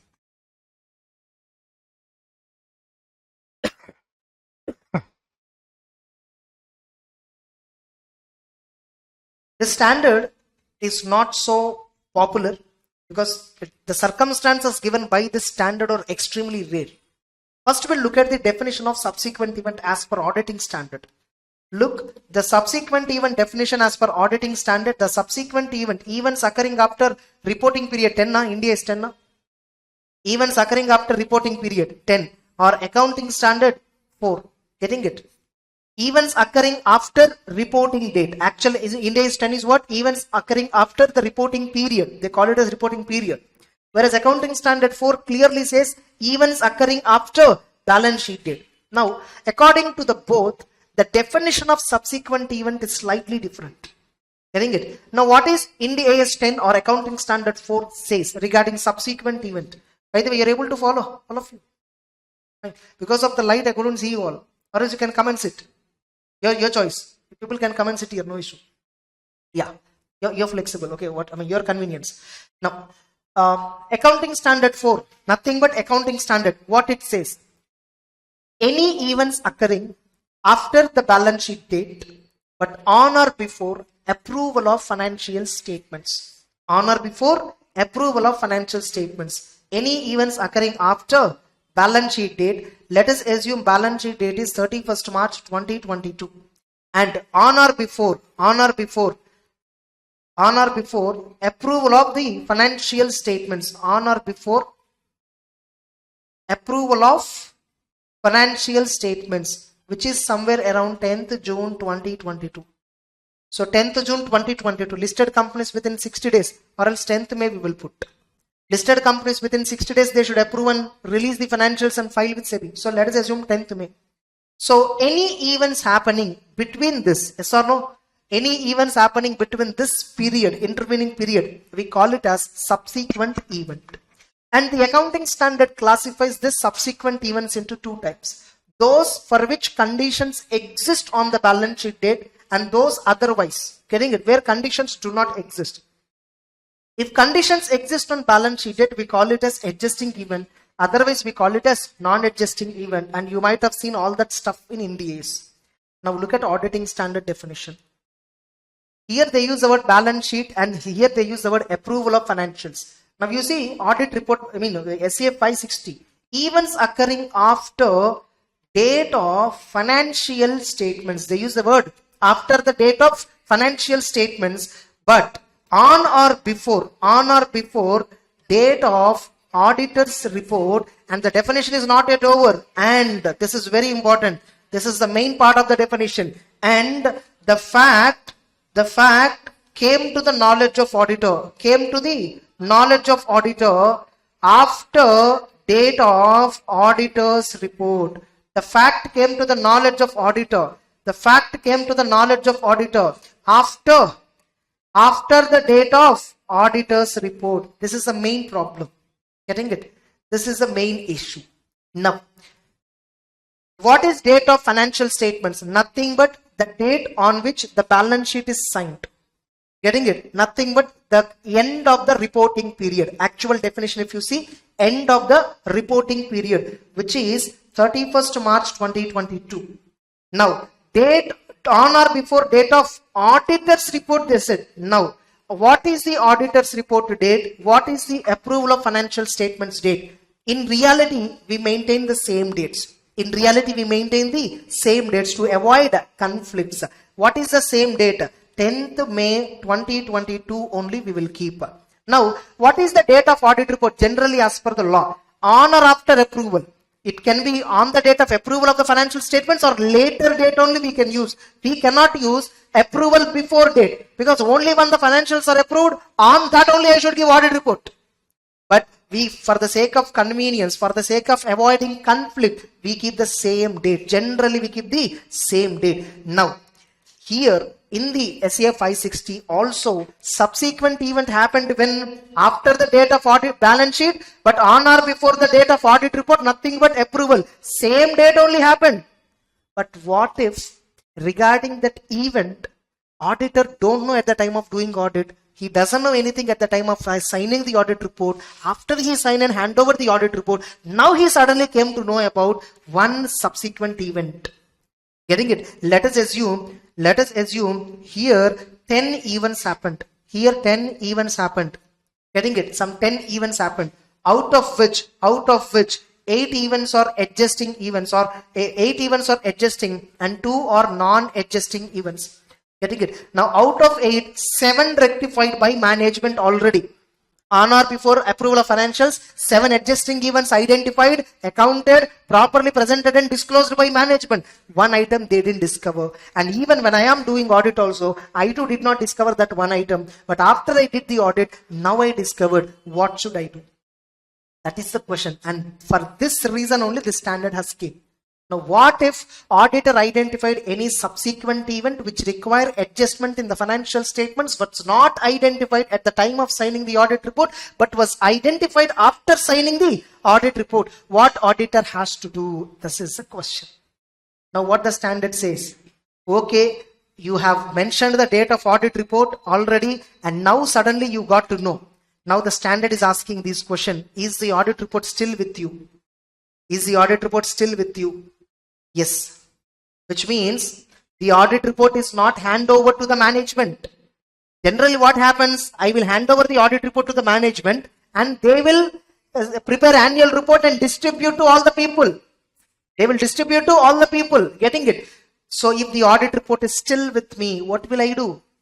First I'll go and ask management, dear management, there is an adjusting event I found. You adjust on only 7, not 8. This is the 8th event adjusting. You didn't adjust the financials. Kindly adjust now.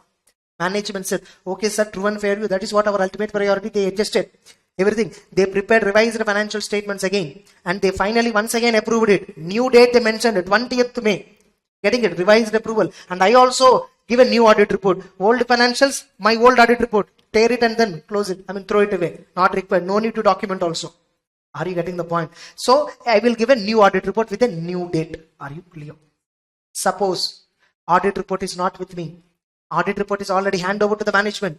And luckily, they have not distributed to public. They have not distributed to people. Date of issue of financial statements. What is it called as? Date of issue of financial statements. Suppose if I came to know about this subsequent event not adjusted after audit report, but before the financial statements are issued, then again I'll go to management. First I will explain the situation.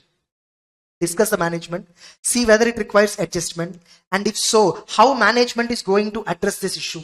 If management, again same, positively responded, let's rectify everything. Then take back your audit report, give a new audit report with a new date. Understood? Suppose the financial statements are already issued to the public. Suppose if the financial statements are already issued to the public, your audit report is also given to the public. You gave unmodified opinion. Financial statements contains a material misstatement because of ignoring a adjusting event. So because of that, financial statements contains a material misstatement. What you will do? First again, discuss with audit committee, discuss with those charged with governance, ask them how they are going to address this issue to all the people who are already received the existing financials and audit report which contains a material misstatement. Getting it? And see how are they are going to address. Are they giving supplementary financial statements or supplementary information? Ask them. If at all management is not responding anything, people come for AGM. You also come for AGM. Read out at the AGM what happened exactly, the mistake. Actually, the standard will not give guidance on this. Standard will say the auditor shall take appropriate action. The standard actually says what? The auditor will take appropriate action. Suppose if management do not cooperate you, getting it? Then also the standard says take appropriate action in the scenario. They don't actually give you the process. Maybe the application material might contain the process. In examination point of view, this much is not required. Are you clear? All of you, that's it. External event, this subsequent event definition is over. Now you see the definitions here. What is subsequent event? Whatever I have underlined here, that is most important in this.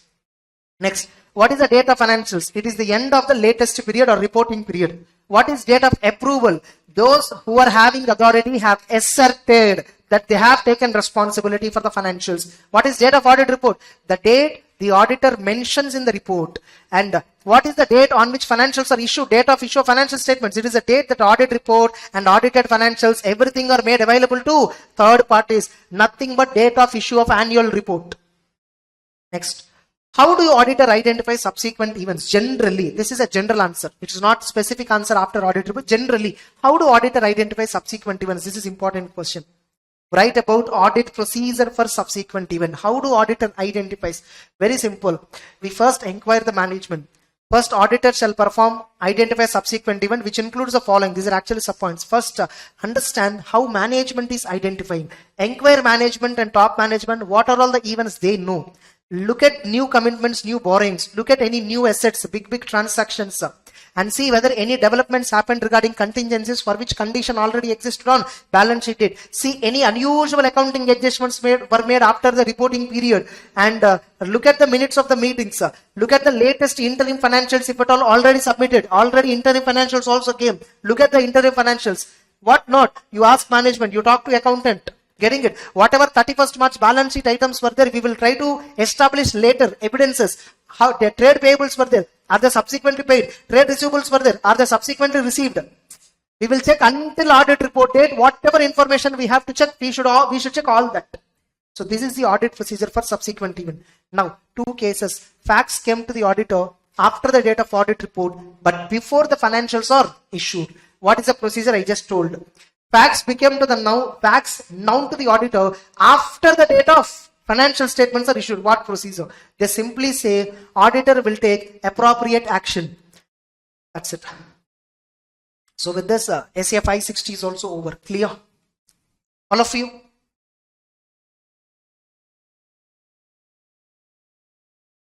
Next, written representation. Written representation. I think I told for all these standards, please refer CA Inter book only. Better refer CA Inter. You need not refer pronouncements for them. No need at all. Getting it? One or two additional concepts might be there beyond what you studied. But believe me, they are very structured. You can understand very clearly when you're reading it with an idea of whatever I'm giving it to you now. Now, written representation. So what is the written representation? So can I take just 5 minutes gap?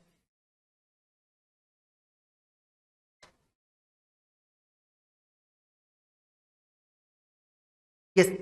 So let's continue with the next standard, that is written representation. What is this? Written representation. So first of all, what is a written representation?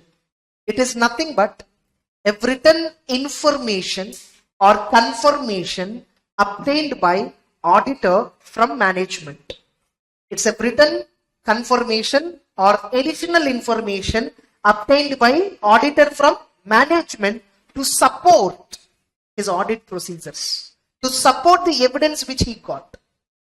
See, like suppose sales, whatever sales were made by the organization, are they accounted properly or not? I have gone through the entire selling process, billing process, accounting methodology, the controls, authorizations, some samples I have selected, vouchers I have verified, delivery challans I have seen, GST, e-way bills, everything I have gone through. And I conclude that, yeah, sales are reasonably accounted. Now I want a confirmation from the management explicitly that, generally, no, we will ask for some acknowledgement, no. Suppose I'm asking you while taking class, have you understood? And you are orally saying that yes. If I ask you to give me a written confirmation, then that's nothing but written representation. Getting it? Auditor, as part of audit, will naturally involve in so many discussions with management, will naturally discuss so many important things with management. Wherever you feel it is important, there get a written representation, because that is also acting as an audit evidence. That is also an audit evidence. But remember, that cannot be treated as sufficient appropriate evidence. That is not sufficient. Why? Management is the one which prepared financials. They are the one who prepared entire books of accounts. Getting it? If at all you get management declaration and says everything is true and fair because management said it, what is the point of audit? What you are doing? So written representation can never be a substitute for audit procedure. Written representation can never be a substitute for sufficient appropriate audit evidence. Written representation is only corroborative in nature. It is only supportive in nature. It cannot replace main evidence. Able to understand? And when do we should get written representation? What is the requirement? When some other standard requires to you to obtain representation, get it. Example, we have seen today itself, SA 501. Completeness of pending litigations. At the last point, obtain written representation that the management has disclosed all the known pending litigations. SA 501 is asking you to get a representation, so you are getting. SA 570 is asking you to get a representation regarding management future plan of action and feasibility of those plans. Yes or no? So there are many standards which is asking you to, SA 550 is asking you to get a written representation that all the related party relationships and transactions were appropriately accounted and disclosed by the management. So when a standard is requiring, you have to take a representation, or wherever you feel necessary, you feel significant, you feel it is required, take a written representation. Are you getting it? Now in exam, how they can ask as a question? Written representation is treated as sufficient appropriate audit evidence. They'll give you a correct or incorrect question. Written representation definitely gives necessary information which auditor wants. However, they do not provide sufficient appropriate evidence on their own. Getting it? They're only supportive in nature. Like how you get response when you inquire the management, when you're asking questions, when you're talking to them, same way written representations are also similar to response, similar to audit evidence.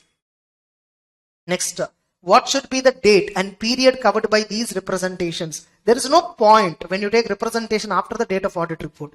You have to take representation, you have to get evidence before the date of audit report. We have seen written representation is also audit evidence, but it is not main evidence. It is only supportive. And we have seen in audit report SA 700, date of audit report concept. The auditor shall not date the report earlier than the date on which is obtaining sufficient appropriate evidence, which means written representation, which is also treated as audit evidence, shall be obtained on or before audit report date, but not later than that.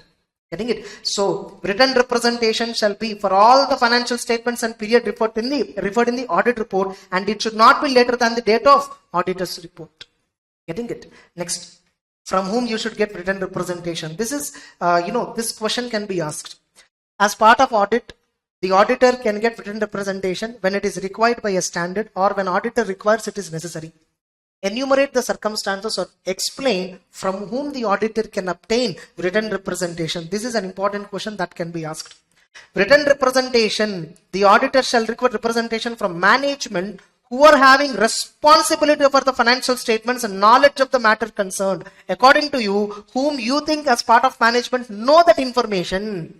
have that knowledge of the information, who is responsible for preparation of financial statements. From them only we generally get written representation.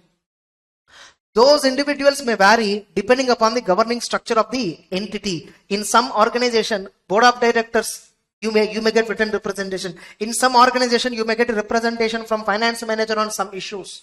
Getting it?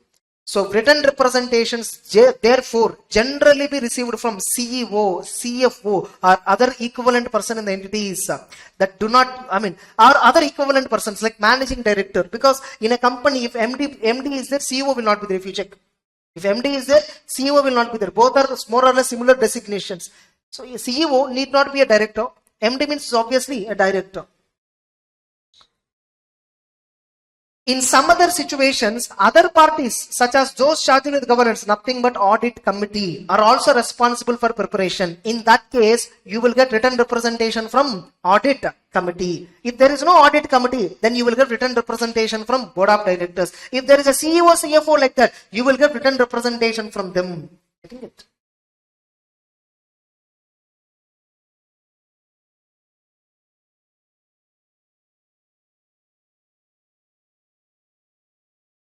This is little advanced, it's not required also. This is not required also. Suppose if you are having doubts about reliability of representation, if you are having doubts about reliability of written representation, like you are unable to trust, getting it, then auditor should try to get evidence alternatively. If at all, if auditor completely concludes there is no alternative evidence, and the representations given by management are not at all reliable and they are giving wrong information, false information, you can give a modified opinion as per SA 705. See, when written representation is not reliable means management is not giving you proper audit information, When they are not giving you required information, it's a limitation on audit evidence. Limitation on audit evidence means SA 705, non-availability of sufficient appropriate evidence. So, modified opinion. Suppose management is not providing the requested information. Check once again the integrity of the management. Discuss why they are not providing. If possible, discuss with next level higher authority and take appropriate action as per SA 705. We generally give disclaimer of opinion when written representations are not provided. Next. Here there is one question like the auditor could not conclude that management has provided the auditor with relevant information agreed in terms of audit engagement without asking it whether and receiving such information has been provided. Comment. The auditor could not conclude that management has provided the auditor with all relevant information agreed in terms of audit engagement without asking it whether and receiving confirmation that such information has been provided. Like probably the sentence is trying to communicate the requested information is not provided. The requested information is not provided, or it will come under requested information is provided, but it is doubtful. Let's look at the answer. The auditor shall request management to provide representation that it has fulfilled responsibility for preparation of financials. Audit evidence obtained during the audit that management had full responsibilities is not sufficient without obtaining confirmation from management about the same. Like what are they saying here is, SA 210 if you look at, there are something called responsibilities of management, or SA 200 is also talking about responsibilities of management. What are the management responsibilities? Management is responsible for preparation and presentation of financial statements. Management is responsible for design implementation of internal controls. Management is responsible to provide the auditor with whatever information asked for. Now, did they fulfill all these responsibilities? Only by asking them you can get it. Only by asking them, you can get it. Here, can auditor assume without asking for it that management fulfilled all the responsibilities? No, you can't assume like that. In order to know, in order to establish evidence that management has fulfilled their responsibilities, ask them whether they fulfilled responsibilities. Ask them to give written representation. So that is what this answer is. Getting it? Next.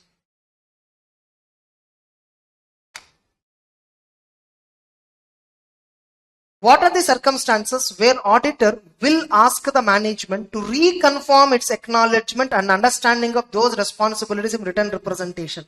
This is the important keyword. This is important question, not the first one. This is important. What is this like? Suppose they gave written representation. They gave representation. You have gone through it. You are asking to reconfirm once again. in which scenario you will ask them to reconfirm once again? Generally, when we are doubtful about it, we will ask them to reconfirm. Or in significant risky areas, we will ask them to reconfirm. Look at those who signed the terms of audit engagement no longer have relevant responsibilities. Originally, when I'm appointing as an auditor, the people who were part of audit committee were different. Later, by the time I am completing the audit, getting it, the people who are there as part of audit committee is different. So, in the entire financial reporting process, multiple people involved. Originally, I took a confirmation. Originally, I took a representation that audit committee fulfilled all the responsibility. Now, these are the new people who are there for the next 2 or 3 years. Now, whether do they fulfill all the responsibilities or not? Do they fulfill everything or not? Because people have changed. Once again, I will ask them to reconfirm. Getting it? Next, the terms of audit engagement were prepared in previous year. So, maybe terms of engagement were changed. I can say here, how can I interpret this? Terms of engagement were changed. Or there is any indication that management misunderstood their responsibilities, then once again I'll ask them to reconfirm. This is similar answer for SEA 210. SEA 210, able to recollect? In SEA 210, we have when and all engagement letter should be issued once again. Similar answer you can write. Similar answer was there in SEA 210. And changes in circumstances making it appropriate to do so. Here simultaneously you should also issue engagement letter once again so that management is not under confusion. Same situation were given in SEA 210. Yes or no? That's it. So with this, representation standard is over. So we have completed in the second session of this, like what all we completed? 510, 505, 510, 560 and 580. That's it. For these standards, please refer this CA interbook because this is covering comprehensively the discussion. Next, 550. Next, I'll discuss 550. Here, handwritten notes is given for you.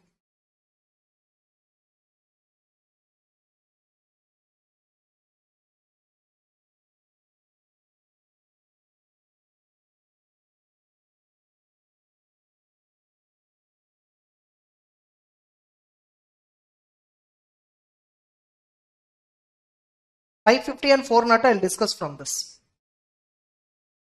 You can download this in same application. In the same application you can download. Okay, handwritten notes like that clearly mentioned. Now 550 you see, actually this 550 in our original class we discussed directly from pronouncement book. We directly discussed from pronouncement book. I have even given para numbers of the pronouncement book here for your reference. In these notes, I have even given para numbers for your reference.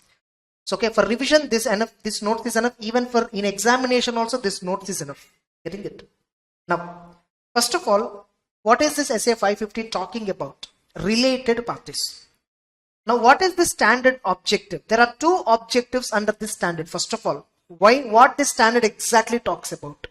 SA 550, what it is asking you to, what is the requirement of the standard from the auditor?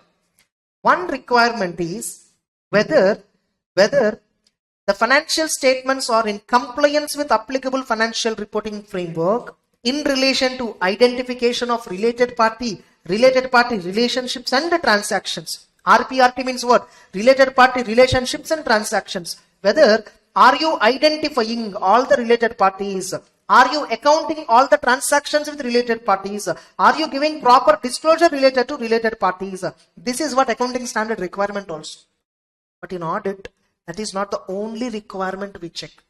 We need to mainly focus on fraud risk factors. What we need to mainly focus on? Fraud risk factors to recognize whether any fraud risk factors may cause a risk of material misstatement in related party relationships and transactions. In CA Into in 240, fraudulent financial reporting opportunities. In fraudulent financial reporting, what are the opportunities that are there for the organization to do manipulation of accounts? One of these sources is related party transactions. Related party transactions.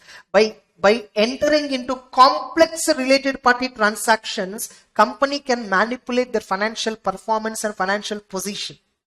That's how many companies are doing and obtaining loans. They are showing a manipulative figure. They are showing higher sales, but the sale is made to their allied entity, their associate or subsidiary company. Getting it? That company sells to somebody. This company sells to somebody.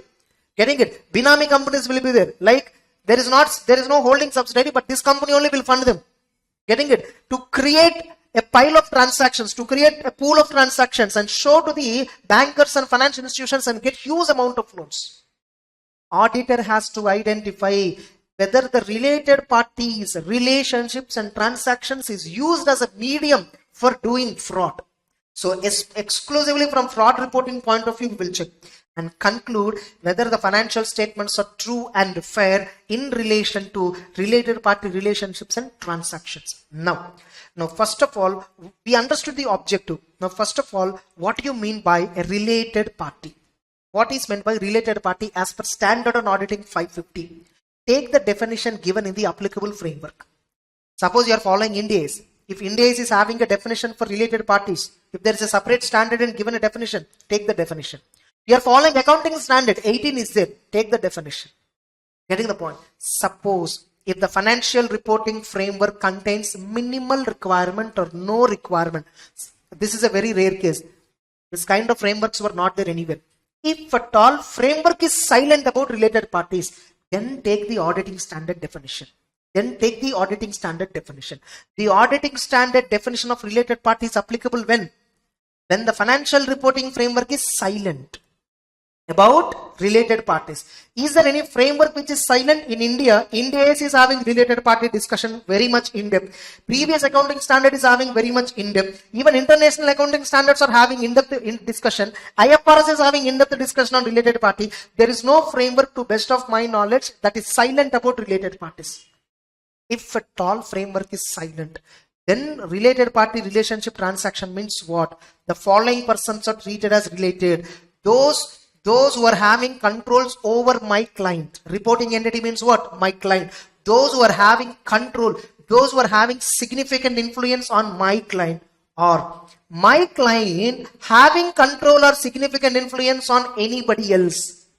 Which means nothing but somebody is investing in my company, they are related party. I am investing in another company, they are related party to me. Able to understand? And entities that are under common control, me and another company have common parent company, then we are treated as related party.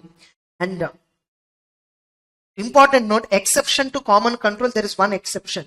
Entities which are under common control of state, they are not treated as related party unless significant transactions and resources are exchanged.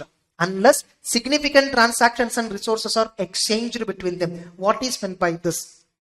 You see, Bharat Petroleum Corporation, Indian Oil Corporation, HPCL, ITC, ONGC, Coal India Limited, BHEL, BSNL, MTNL, many government companies, who is the owner? Central government. Now all these companies are under common control, right? Now, does every government company, we have seen in the previous compliance audit report, 680 central public sector enterprises. How many? 680 plus were there. Round figure 700. There are 700 central government owned public companies. Now, each public company should show about the remaining 699 companies as related party just because they are under common control of central government? No. That is what this point. This question has been asked as correct or incorrect. Entities that are under common control of a state are treated as related parties. Incorrect. Getting it? Generally, as per the related party, if applicable financial reporting framework establishes a very minimum framework on related party or no discussion on related party, then related party refers to the entities that are under common control. However, the entities which are under common control of a state, what do you mean by state? State refers to government, state government or union territory. If at all they are under common control of a state, getting it? They are not treated as related parties. This is a very important definition for true or false. Now, first of all, then, see, generally, why do we verify related party transactions? In order to check whether the transactions are happening at arm's length price. What is an arm's length price? A price at which transaction is conducted between willing seller, willing buyer who are unrelated, independent, both are aiming for their own personal interest. Getting it? Then that is called as arm's length price. Remember, arm's length price is different from MRP. Arm's length price is different from market price. Getting it? Arm's length price refers to if I buy one shampoo packet, I may get it at 2 rupees as per the MRP. If I buy 10 shampoo packets, 20 rupees is MRP, but I will be sold at 19 rupees. But if I buy 100 shampoo packets, MRP total is 200 rupees, but I will be sold at 180 rupees. If I buy 1000 shampoo packet, MRP is 2000 rupees, but I will be sold at 1500 only. In first case, when I buy one packet, the packet unit price is 2 rupees. Second time when I buy, 1 rupee 90 paise. Third time when I buy, 1 rupee 80 paise unit price. Fourth time when I buy for 1000 quantity, unit paise is 1 rupee 50 paise. Now which is right market price? All of them are right. They are at arm's length price. They are taking into account the commercial size of the transaction. Arm's length price is something that considers commercial size of the transaction. I hope you might have done transfer pricing works. In transfer pricing work, you will compare similar company means same size of operations. You will not compare a small company, you will not compare higher company. A higher company is offering selling at so and so price. Why you are selling at higher price? The price is different. Is there any such kind of thing? No. Next, what audit procedure? First, you have to understand who are all the related parties, what are all the transactions that the company did. Like first, who are the related parties identified by the organization? And what are the changes compared to the last year? What are the changes compared to the last year? Now, what is the nature of relationship? Holding, subsidiary, associate, what? And any transactions entered? If so, what is the type of the transaction? Loan given, purpose of them. What is the purpose of the transaction? All that. Next.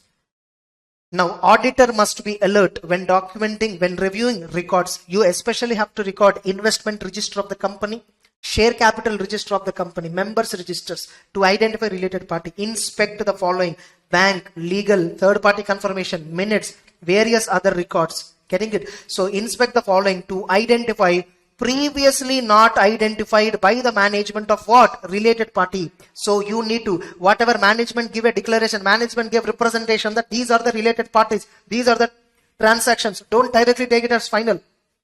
Maybe management has not identified some related parties. Management has not disclosed some transactions. Who knows? Management itself sometimes doesn't know. Are you getting it? Next. If auditor identified any transactions outside normal course, if at all there is a transaction that happened at a significantly higher price or significantly lower price, or the transaction happened at a significantly different quantity, then what is the nature of transaction? With whom? Is related party involved? Check it out. If any unusual, non-recurring, exceptional transactions was carried out, check whether related parties involved. This is the audit procedure, ma. This is audit procedure. They may ask you, write about audit procedures for understanding related party relationships and transactions. You see, I have given everywhere the paragraph reference. Objective is discussed in paragraph 9. Getting it? Now, whatever audit procedure is discussed in paragraph 13. Paragraph 13 of the standard. This is there in paragraph 15 and 16 of the standard. Then, suppose if you identify in the process of doing that audit procedure, you are going through bank statements, you are going through payments, you are going through confirmations, you suddenly identified some previously unidentified related parties, you identified some new relations, you identified some new transaction. What you have to do? Communicate to the other members of the engagement team. Request management to identify all. Dear management, your internal control is not proper. Your systems have not identified all the related parties. Once again, do an investigation of all the related parties and why management failed to identify the related party which I identified. And perform substantive procedures on newly identified related party, like what transactions happened with them, vouch it, and ask the management to disclose them in financials. Suppose if you find any related party transaction outside normal course of business, nothing but other than at arm's length price. If related party transaction was conducted at not at arm's length price, but unusually the transaction took place. Getting it? If what is the business rationale? What is the necessity to do the transaction? And what are the terms of the transaction? And have they disclosed them as per applicable framework? Finally, get a written representation. That's it. Getting it? So this is the entire standard. This is the entire standard. Entire 550 has been produced here. So almost we have 5 pages. Okay. The matter is very small. In each page, the content covered is very small. Getting it? You can easily refer. Clear? Only from this SA 550 question will come definitely for sure. Only from these 5 pages. Then let's go to SA 402.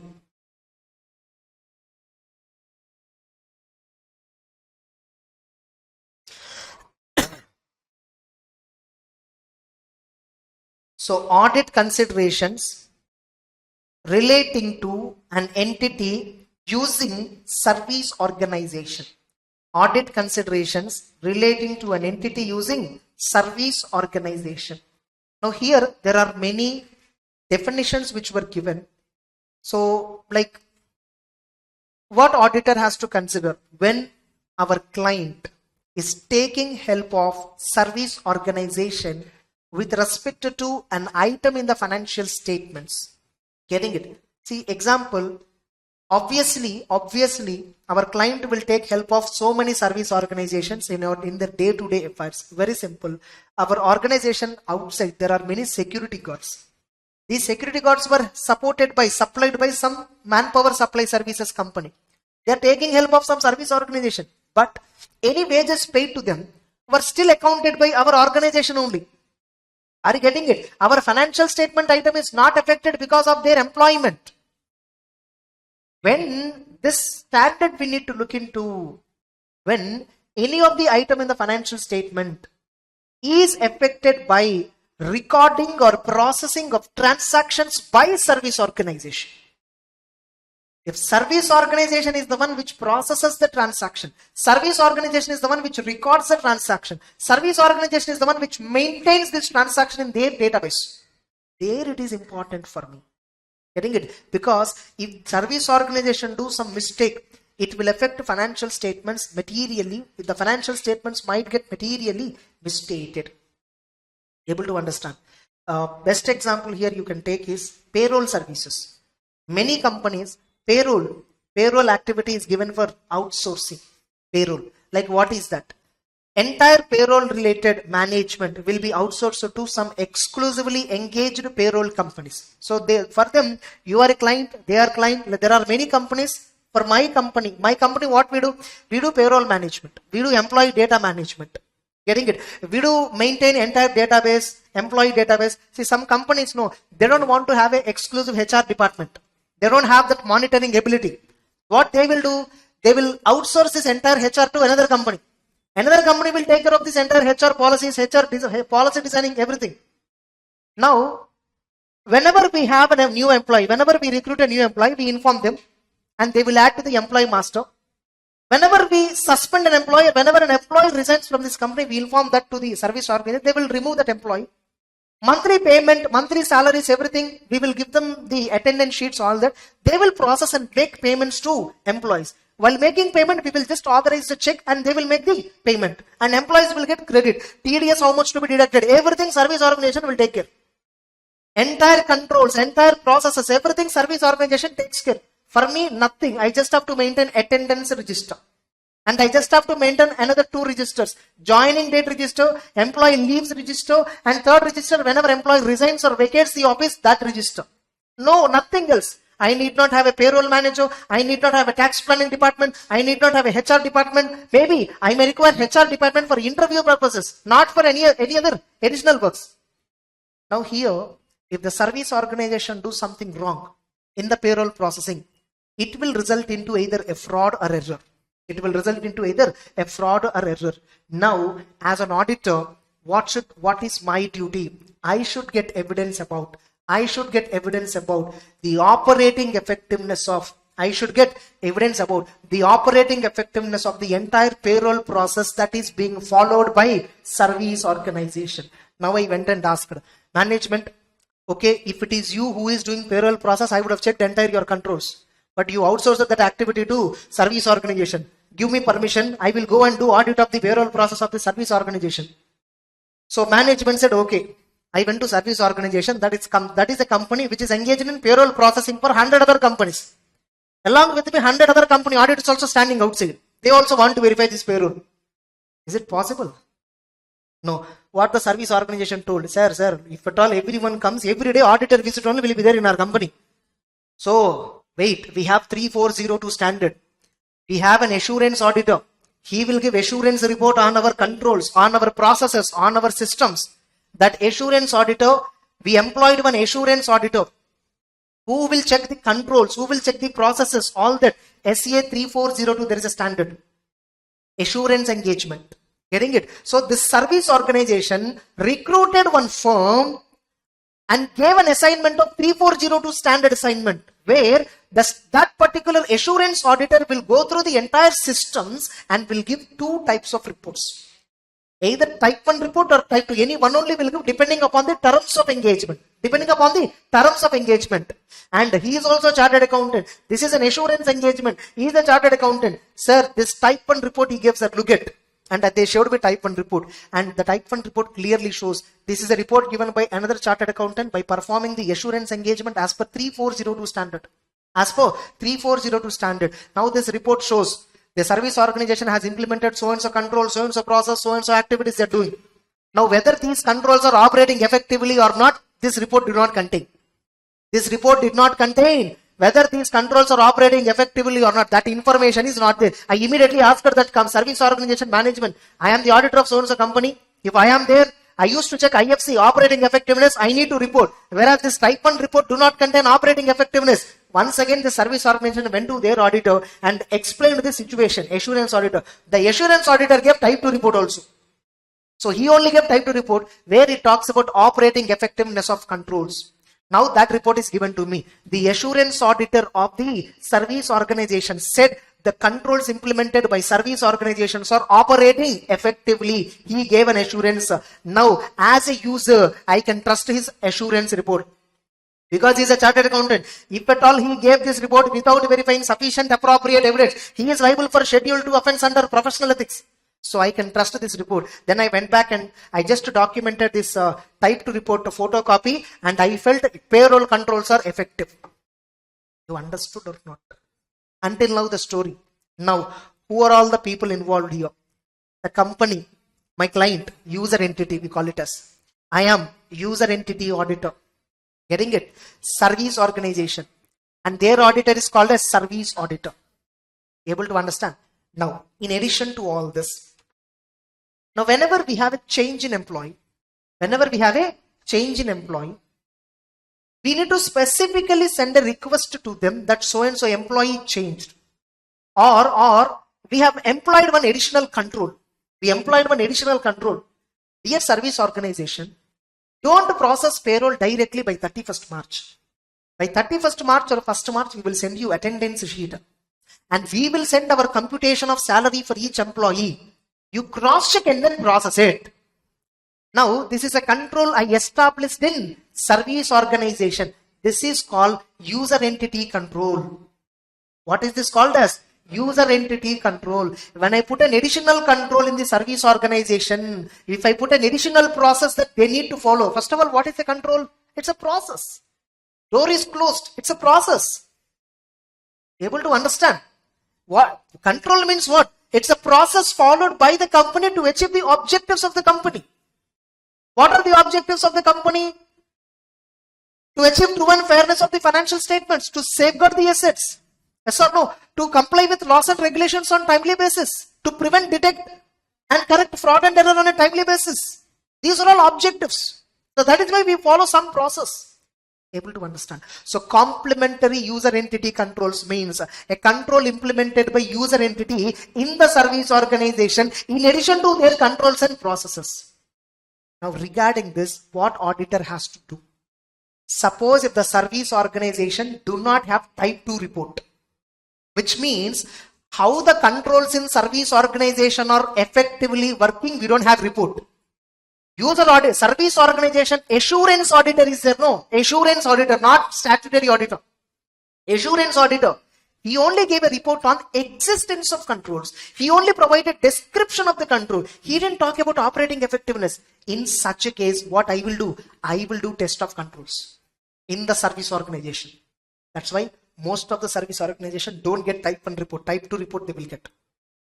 Getting it? If at all type 2 report is not there, service organization clients, their auditors, means me. Getting it? We will not accept the type 1 report. We want to test the control. Are you getting it? This is what the standard says. Now see, service organization means what? It's a third party organization which are providing services to our client, user entity, which are part of information systems relevant to financial reporting. What is service organization systems? These are the policies and procedures which are designed, implemented and maintained by service organization. These are the policies and procedures designed, implemented, maintained by service organization to provide user entity with whatever services that we are asking. Getting it? User entity. It is an entity that uses a service organization whose financials are being audited by user auditor.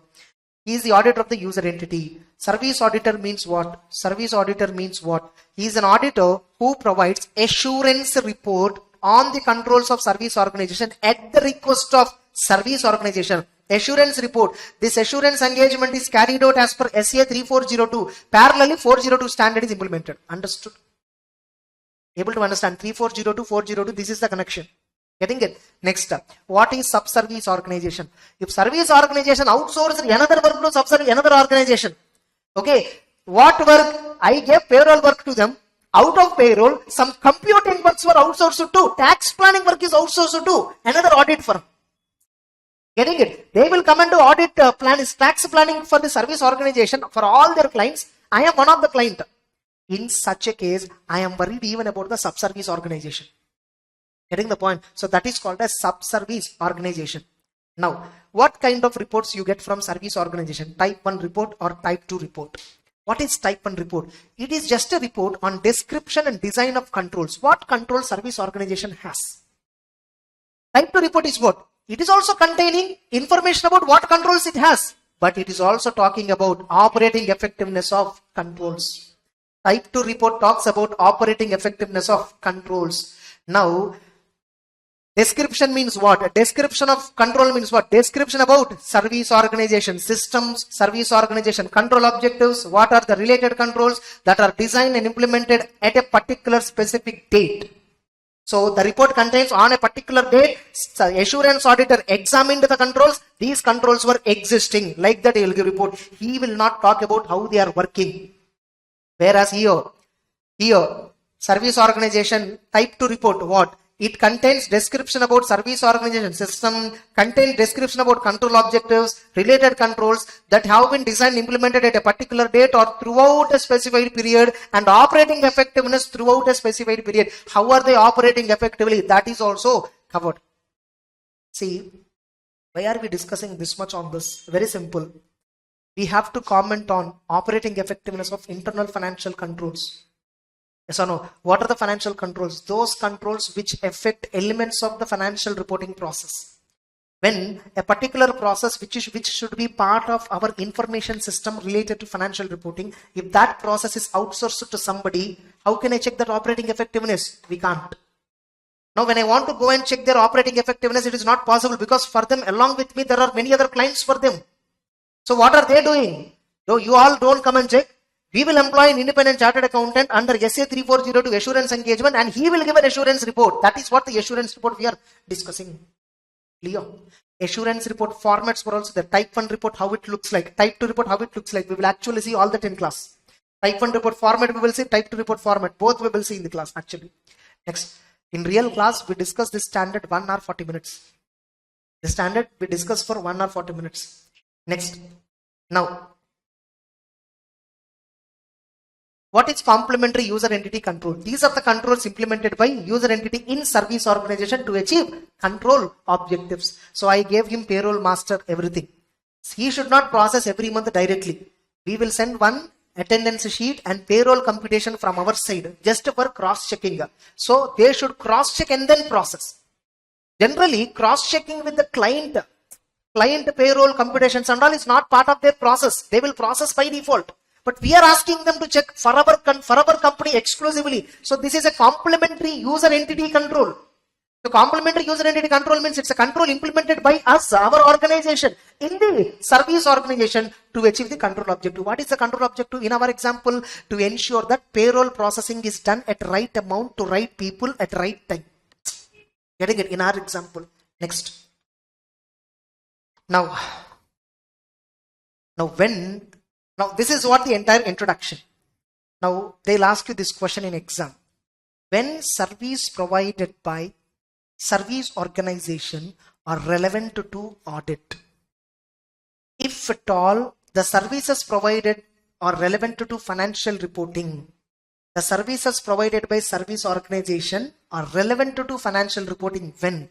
If they affect a significant class of transaction, they affect the process of transaction, they affect accounting records, they affect significant events and conditions, they affect the financial reporting process, including estimates, disclosures, provisions, like that.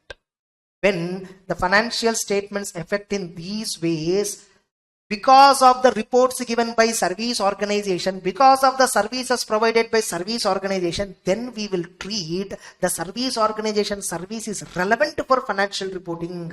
See, a company takes help of so many service organization in their day-to-day life for internal, operational, sweeping, cleaning and all. Some supplier of manpower companies coming and doing. But for them, we are paying wages. They are not processing.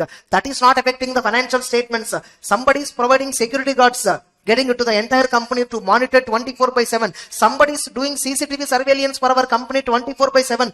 Because of them, significant class of transaction not affected, process of transaction did not change, accounting records did not affect, events and all conditions have no impact. There is no impact on financial reporting process, nothing. But our payroll process we are giving to somebody. That affects our financial statements. That affects significant class of transaction called salary. Getting it? Now, what is the objective of SAF 402? Objective is not required. So, the user auditor shall obtain when you think a particular service organization service is relevant. When you think a particular service organization service is relevant as per 402, what the auditor should check? The user auditor should understand services provided by service organization. What is the nature of service? What is their significance, importance to the entity, materiality of the transactions processed, degree of interaction between both of them, how far they are interacting. Getting it? Nature of relationship and the terms and conditions. This service organization, this company, related parties or unrelated parties are. Getting it? Suppose if the auditor is unable to obtain understanding from the user entity about the nature of service, everything, directly get type 1 report, type 2 report if available. Contact the service organization through the user entity. If possible, visit service organization or use some other auditor help and send them for obtaining an understanding about the controls. But generally, service organization don't let you do this. They will straight away give you type 1 or type 2 report. Using a type 1 or type 2 report to support understanding of service organization. Before using type 1 or type 2 report, first, professional competence and independence of the service organization. How far the service organization auditor, whoever is giving assurance report, don't directly believe. Who is he? Is he a chartered accountant? Is he governed by same relevant professional, technical, ethical standards like me? Check it out. The adequacy of standards under which this report was issued. If at all user auditor decided to use this report, he shall evaluate what is the date of the report, what period it covers. I am doing audit of 21-22. Service organization gave me type 1, type 2 report of 2021. How far it is useful for me? Getting the point. And what is the date and period covered? The sufficient appropriate evidence provided by the report for understanding of the user entity. Internal controls relevant to audit. How far this report is giving me evidence about operating effectiveness of control. Determine whether user entity has designed and implemented any complementary controls. And you should test the controls. Generally, we will test the controls if T2 report is not available. If T2 report is available, we don't. Obtain T2 report if available. Suppose if it is not available only, generally we perform test of controls at service organization. If type 2 report is available, if the assurance auditor is similar to me, governed by professional, technical, ethical standard, he is a practicing chartered accountant, he has all the liabilities like how I am having. In such a case, I may not test the control. I will look at the credibility of the auditor and finally take it reliable. Then, using type 2 report as an evidence for operating effectiveness. How far you can use type 2 report as an operating effectiveness? Whether the date and period covered by type 2 report, okay, is it appropriate for our audit purpose? And see, user entity, service auditor, he will do cover controls of service organization. Whatever controls that we implemented there, that he will not be covering. So we need to always test operating effectiveness of complementary user entity controls. In our example, what is complementary user entity controls? Monthly payroll amount at attendance registers, everything we will send to them. Correct? So see whether it has been sent on time, how it has been reconciled. You will have some communication correspondence. Check it out. Next. Evaluate service auditor's report on test of controls performed by him, because he is the one who actually tested all the controls in the service organization. If at all, type 1 and type 2 report excludes sub-service organization. Suppose sub-service organization related reports are not available, then all the services, all the above provisions, whatever we follow, we will have to apply for sub-service organization reporting. If you are unable to obtain sufficient appropriate evidence regarding services provided by, service organization, you have to modify. And you can refer about service auditor report in the audit report. Remember, here exactly same as SA 620. This is something like using the work of an expert. This is something like using the work of expert. Now here, it is also something like using the work of internal auditor. Now, in after you taking the help of service auditor's assurance report, you understood, you felt that there is a material misstatement happened in payroll, and you gave a modified opinion. In order to make the people understand the importance of the modified opinion, you referred about assurance report given by service auditor. You referred about assurance report given by service auditor. Now, you are referring about service auditor of the service organization, right? Does the reference makes any reduction in your responsibility? No, exactly. That point you have to report. This entire matter you can read from pronouncement under these paragraph. Only these paragraph if you read, you can understand. Only these paragraph in the pronouncement if you read, you can understand.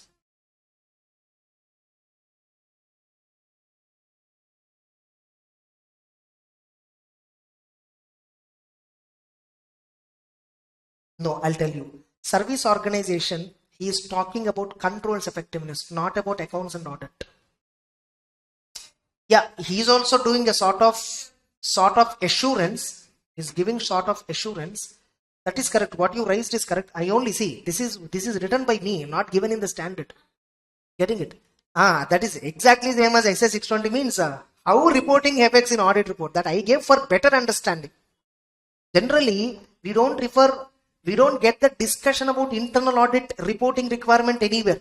Only in SA 620, you can refer about auditor expert in the opinion paragraph, basis for opinion paragraph, when that reference is important for understanding the nature of modification. So 620 wordings are similar, here wordings are similar. So only I referred 620 example. Not in the standard, they didn't use the word 620 at all. For your information, I need to put disclaimer. This information is not given in the standard. Exactly same as 620 means, so that you can easily relate to. In 620, when we talk about auditor expert, no, in the audit report. When do we talk about the expert in audit report? When I am modifying the opinion based on the expert report, in order to make the people understand why I modified. Because expert gave this value, I believe this expert, whereas financials are showing that value, so it is wrong. In order to explain the impact, I am using expert name. Just because I am using expert name, I am not blaming him. I am not putting responsibility on him. My responsibility is still same. Same way. When you are using service organizations type 1 or type 2 report, same reporting principle will apply here also. Generally, can you refer about service organizations auditors type 1, type 2 report in your audit report? No. Suppose service organization auditor did not talk about operating effectiveness of controls. And you have to check IFC, operating effectiveness of internal controls. You have to give IFC audit report. In the AFC audit report, service organization controls, are they operating effectively or not? You did not get sufficient appropriate evidence. Service organization did not let you to test the controls. You are giving modified opinion on IFC. You are giving modified opinion on IFC. During the year, the controls implemented by our organization are true and fair. Have except for the effect of the matter described in basis for opinion para. In the basis for opinion para, during the year, the company has allocated some works to service organization where the payroll payroll work, something that is related to financial reporting process. These controls, how are they operating effectively? We were not having access to the information. Able to understand. We were only given type 1 report of the service auditor. You can mention the name. And further, this reference will not reduce our responsibility in any way. So here he will give modified opinion. No, it is not an audit report. It is an IFC report. This entire standard, wherever audit report, opinion, all that, whenever it is talking about, it is generally talking about IFC report. IFC audit report. Unless if it is a material misstatement in the financial statements, we don't talk about this in audit report, but we talk about this in IFC report. Able to understand? I think I did not discuss this in original class. Able to understand all of?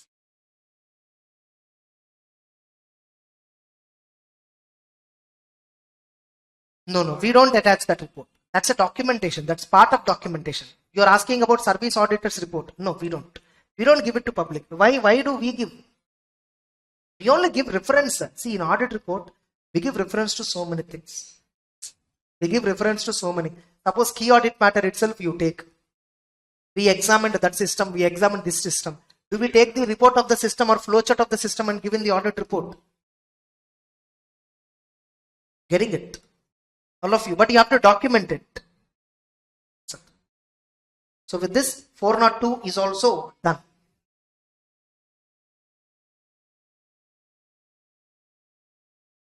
So we'll start with peer review and quality review. We'll start with peer review and quality review. See whether when a company has presented the financial statements, where outsiders are not involved in the management, when lakhs of people have invested money, when public is taking a decision based on the financial statements, there must be somebody who is independent of the company to evaluate whether the financial statements are honestly presented or not. And that's when the auditor's concept has a point. So there must be somebody to verify something which is done by others. So whether financial statements of a company are true and fair or not, you are there to verify. Whether are you doing duty correctly or not? Who are there to verify? Getting the point?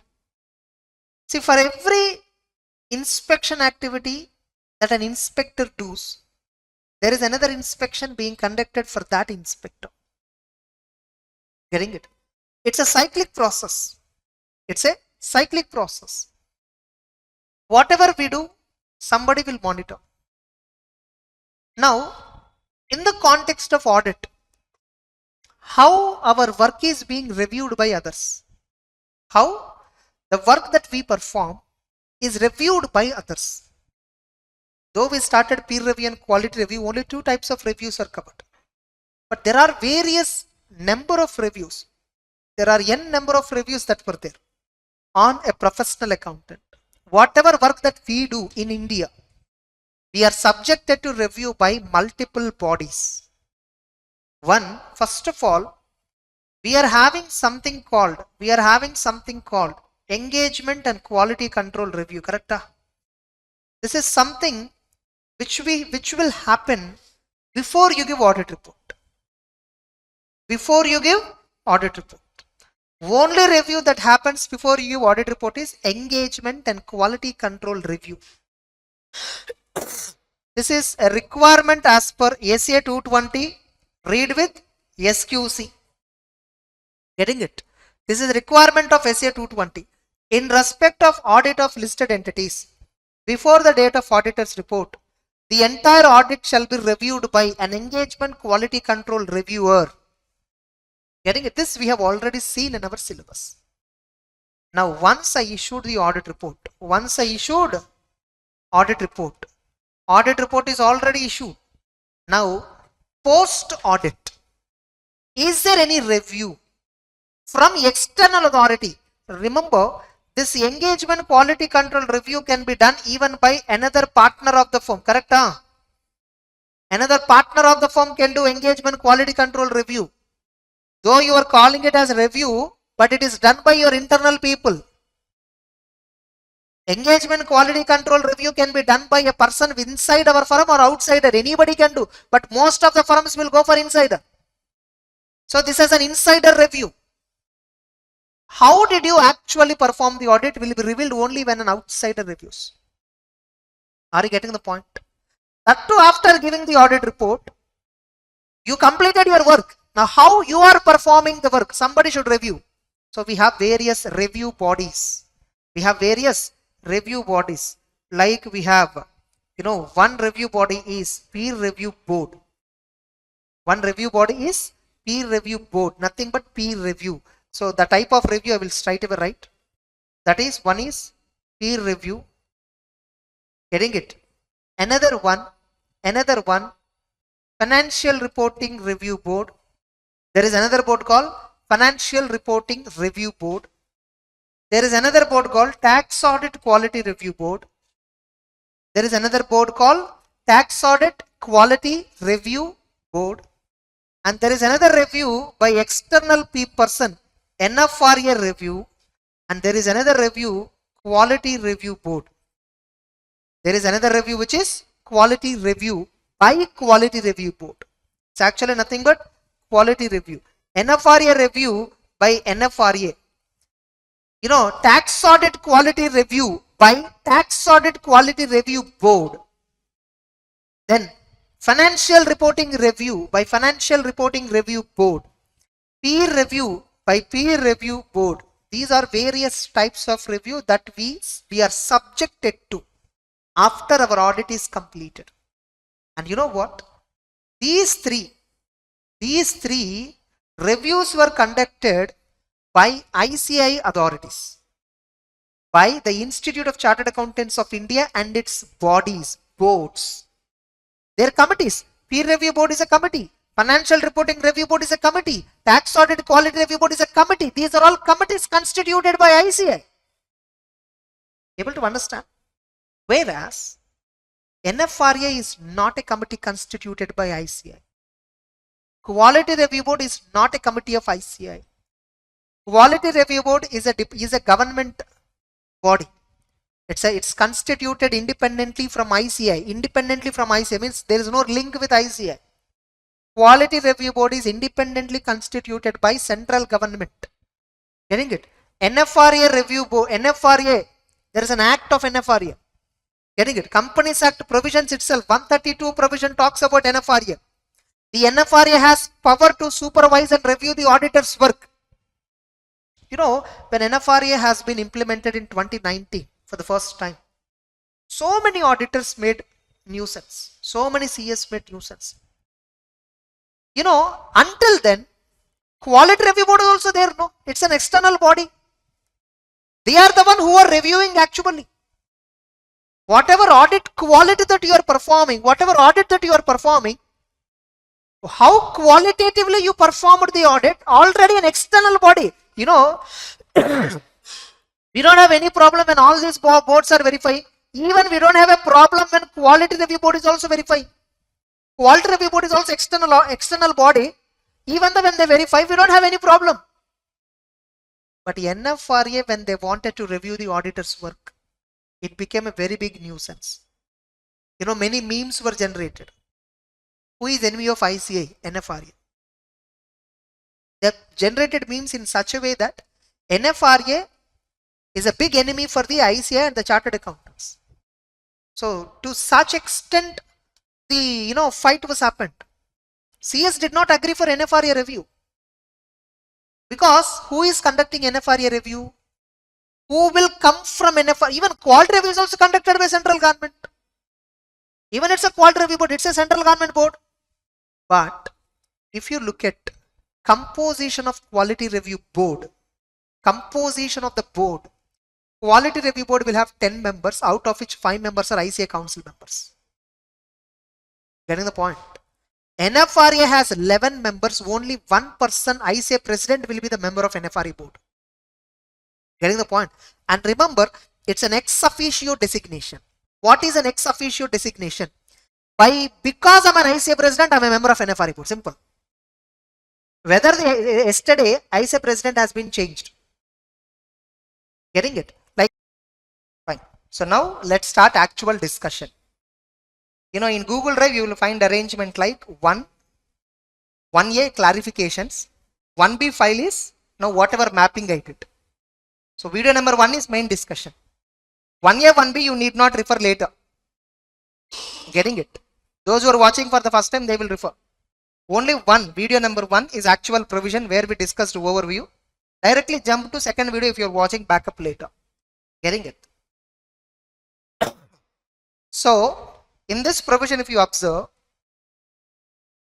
peer review guidelines tell me every CA has to comply, whoever is in practice. That is because of the guidelines which are covered under clause number 1, part 2 of the second schedule to the CA Act. If you recollect second schedule, part number 2, clause number 1, every member, whether in practice or not, shall comply with the CA Act. Yes or no? Its committee guidelines, CA Act and its regulations. That is a provision. Every member shall comply with CA Act and its provisions. If any member who failed to comply with this CA Act is liable for guilty of professional misconduct under second schedule.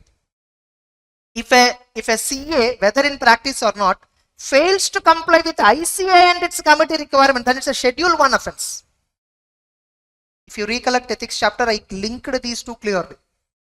If you fail to comply with requirements of ICI, its committees, disciplinary committee, disciplinary directorate, quality review board, if you fail to comply with them or if you don't give the information to them, it's part 3 Schedule 1 misconduct.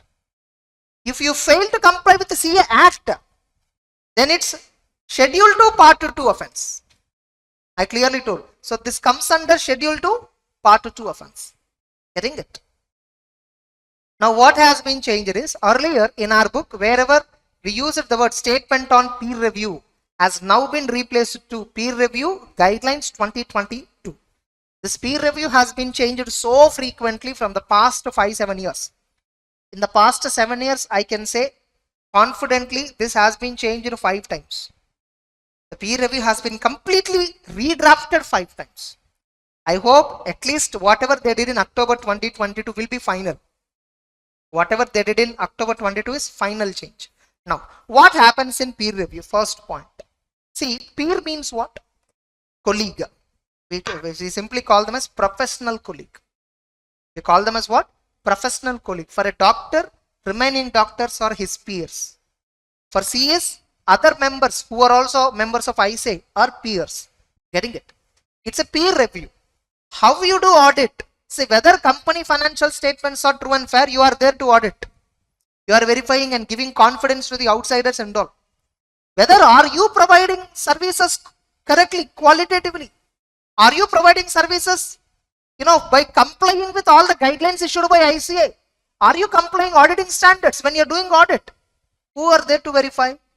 I told in the beginning class, there are multiple regulatory bodies who are reviewing your work. Where I told, before you sign audit report, inside the standard there is a review mechanism, engagement quality control review.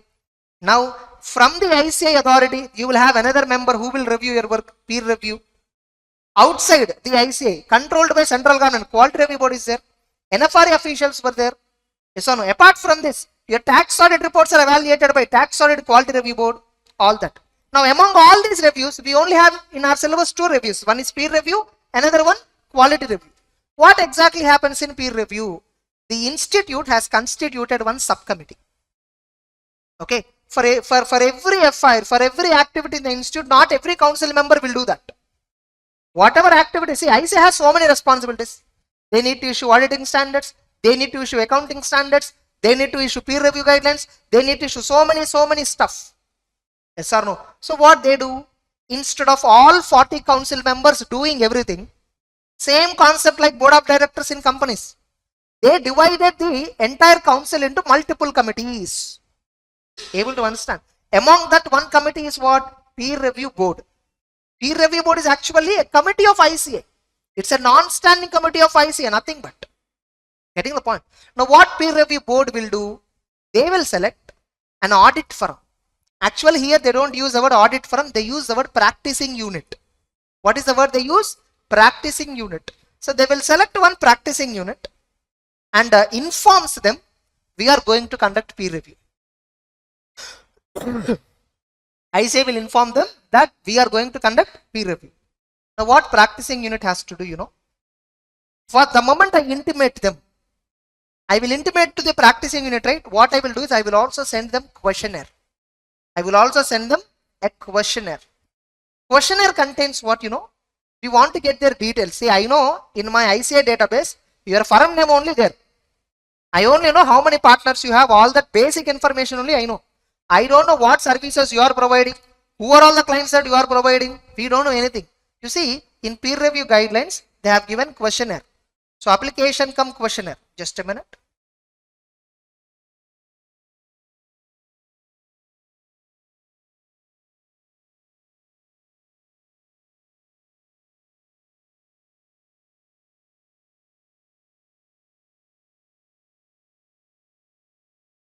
So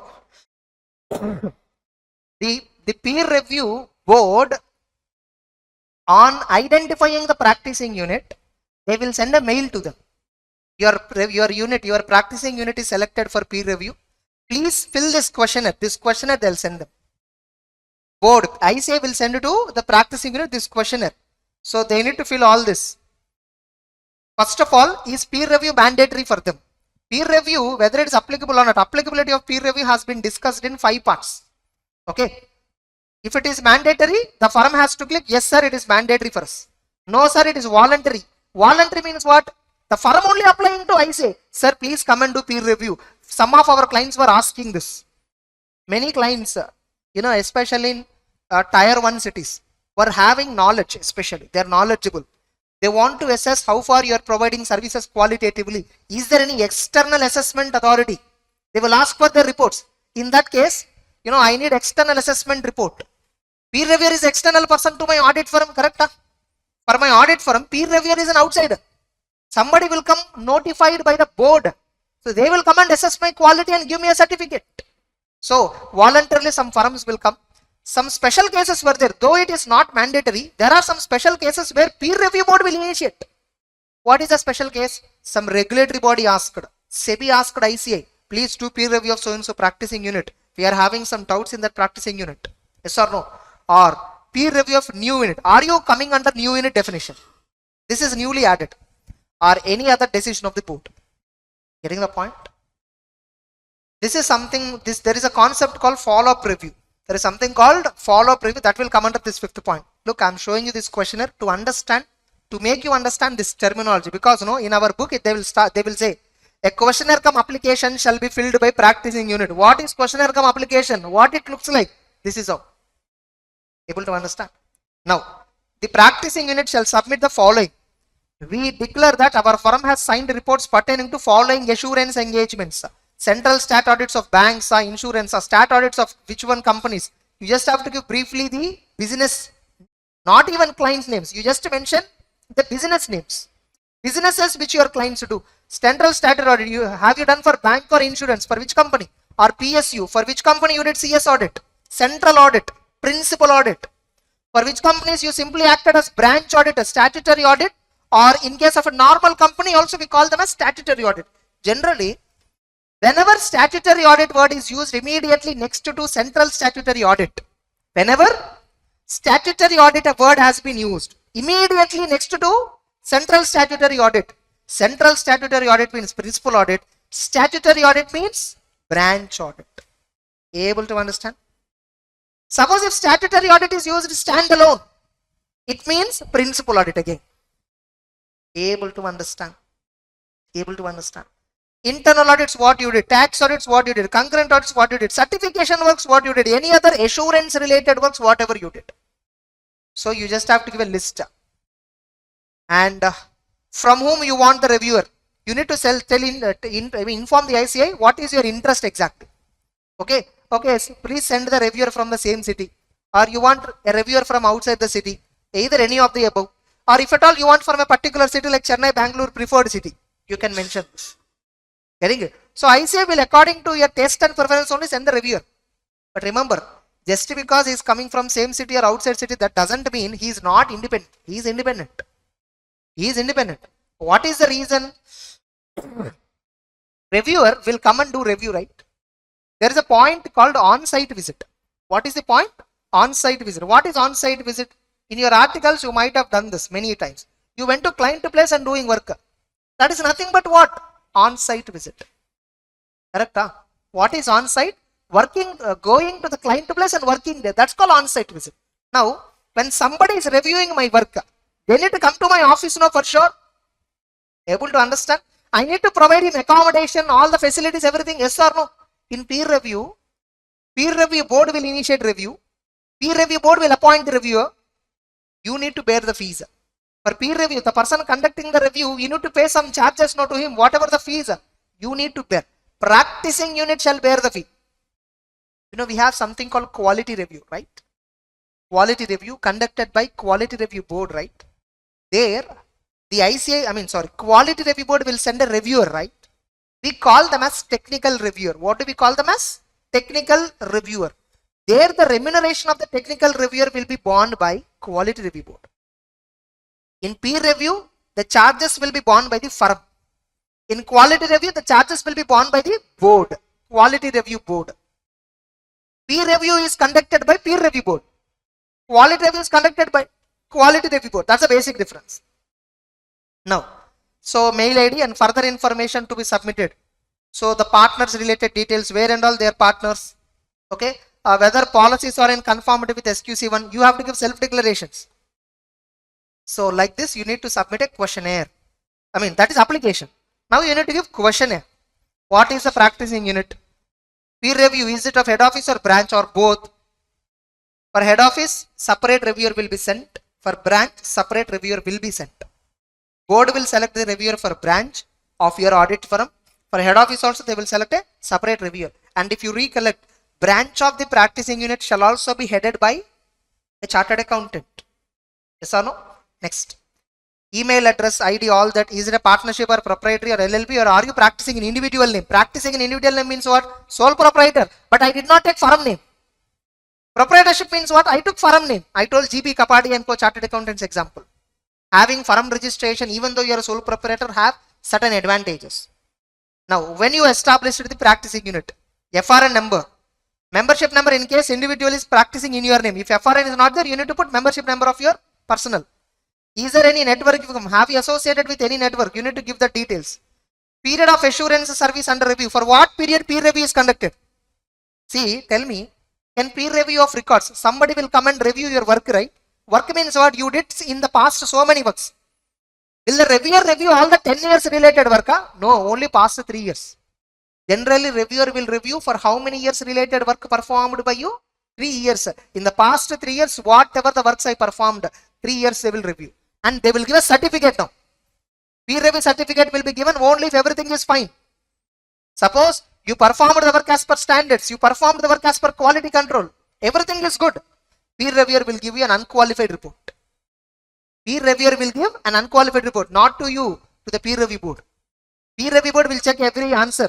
Peer reviewer is answering everything. Finally, peer review board will issue certificate.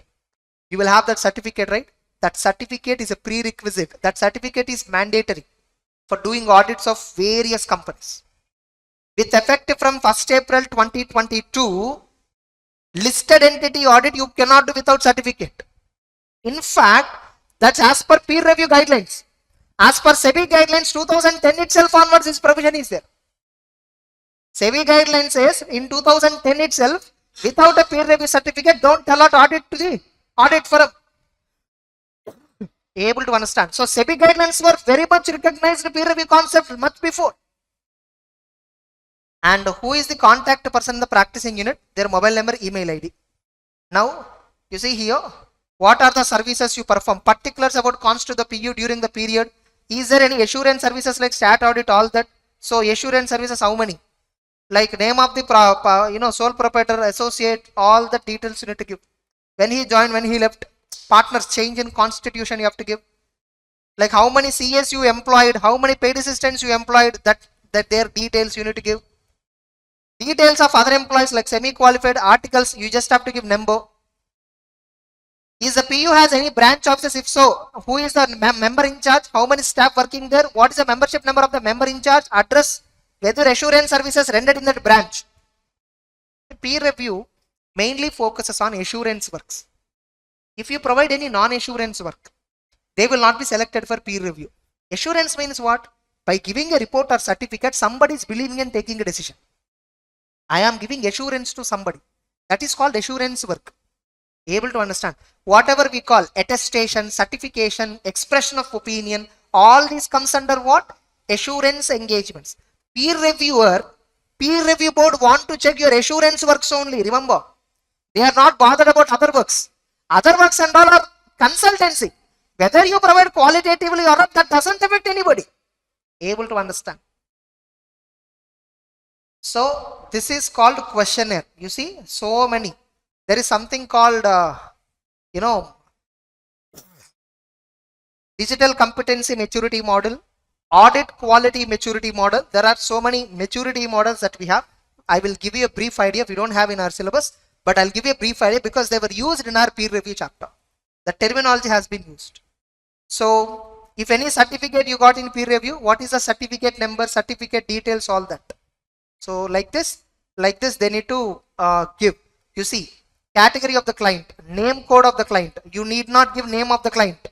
You just mention code. For every client we will give some code in our office.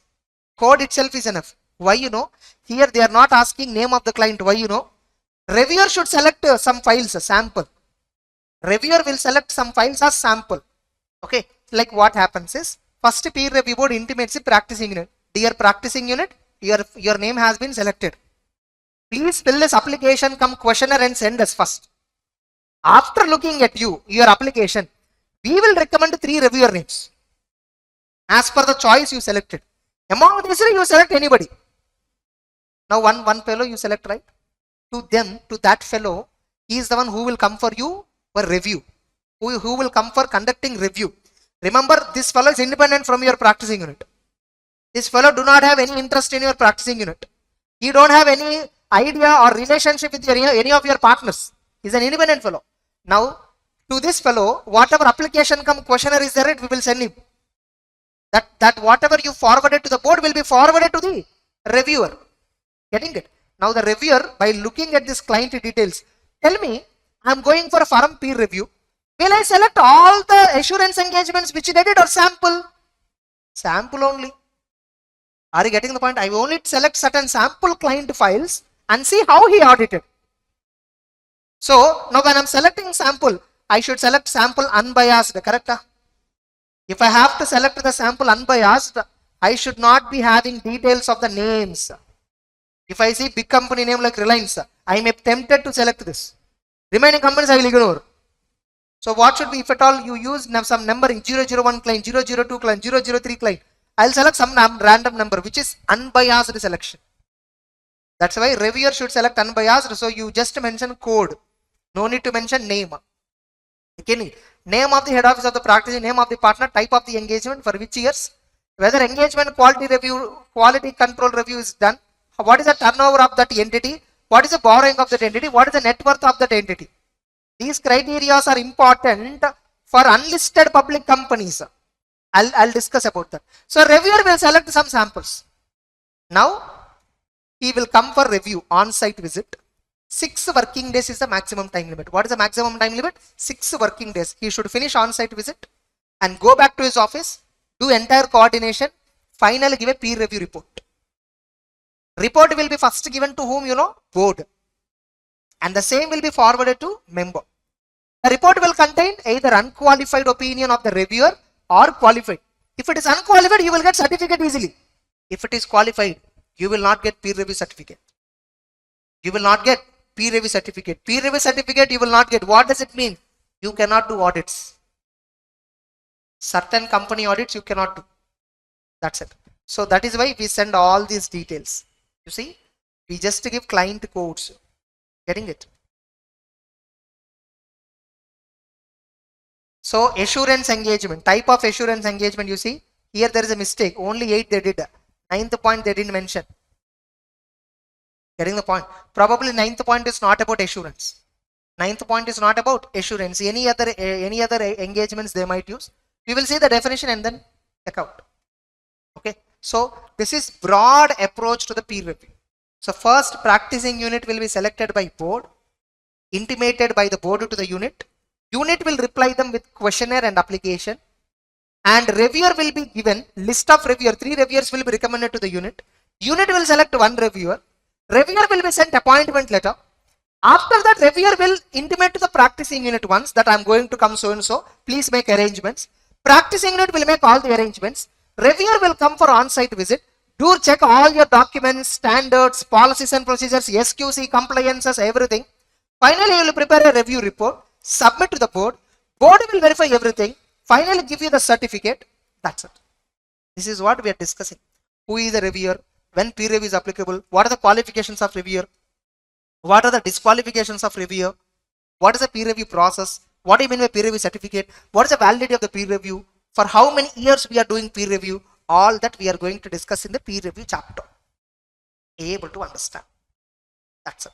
Okay. So in the next session, I will discuss the actual provision one by one. Getting it? In this video, I clearly explained you an overview about peer review clearly. So in the previous session, we have been discussing about assurance services engagement definition, right? Scope of peer review. So what we understood in scope of peer review is like scope of peer review has 7 elements. Scope of peer review has 7 elements. Like the peer review shall cover compliance with technical, professional, ethical standards, quality of reporting, systems and procedures for carrying out assurance services, and self-evaluation. And I told there is a possibility that a 4 marks question might come. Getting it? So in that, 4th point is important. 4th point is important. Now inside this question number 4, I think we have covered the scope of peer review. We even understood the definition of assurance engagement. Now what is left pending is we need to discuss technical, professional, ethical standards. What we need to discuss? What do you mean by technical, professional, ethical standards? Getting it? So we have to discuss now what do you mean by technical, professional, ethical standards. In this TPE definition, 7th point is newly added. Actually, we have totally 6 points. Now 7th point is newly added.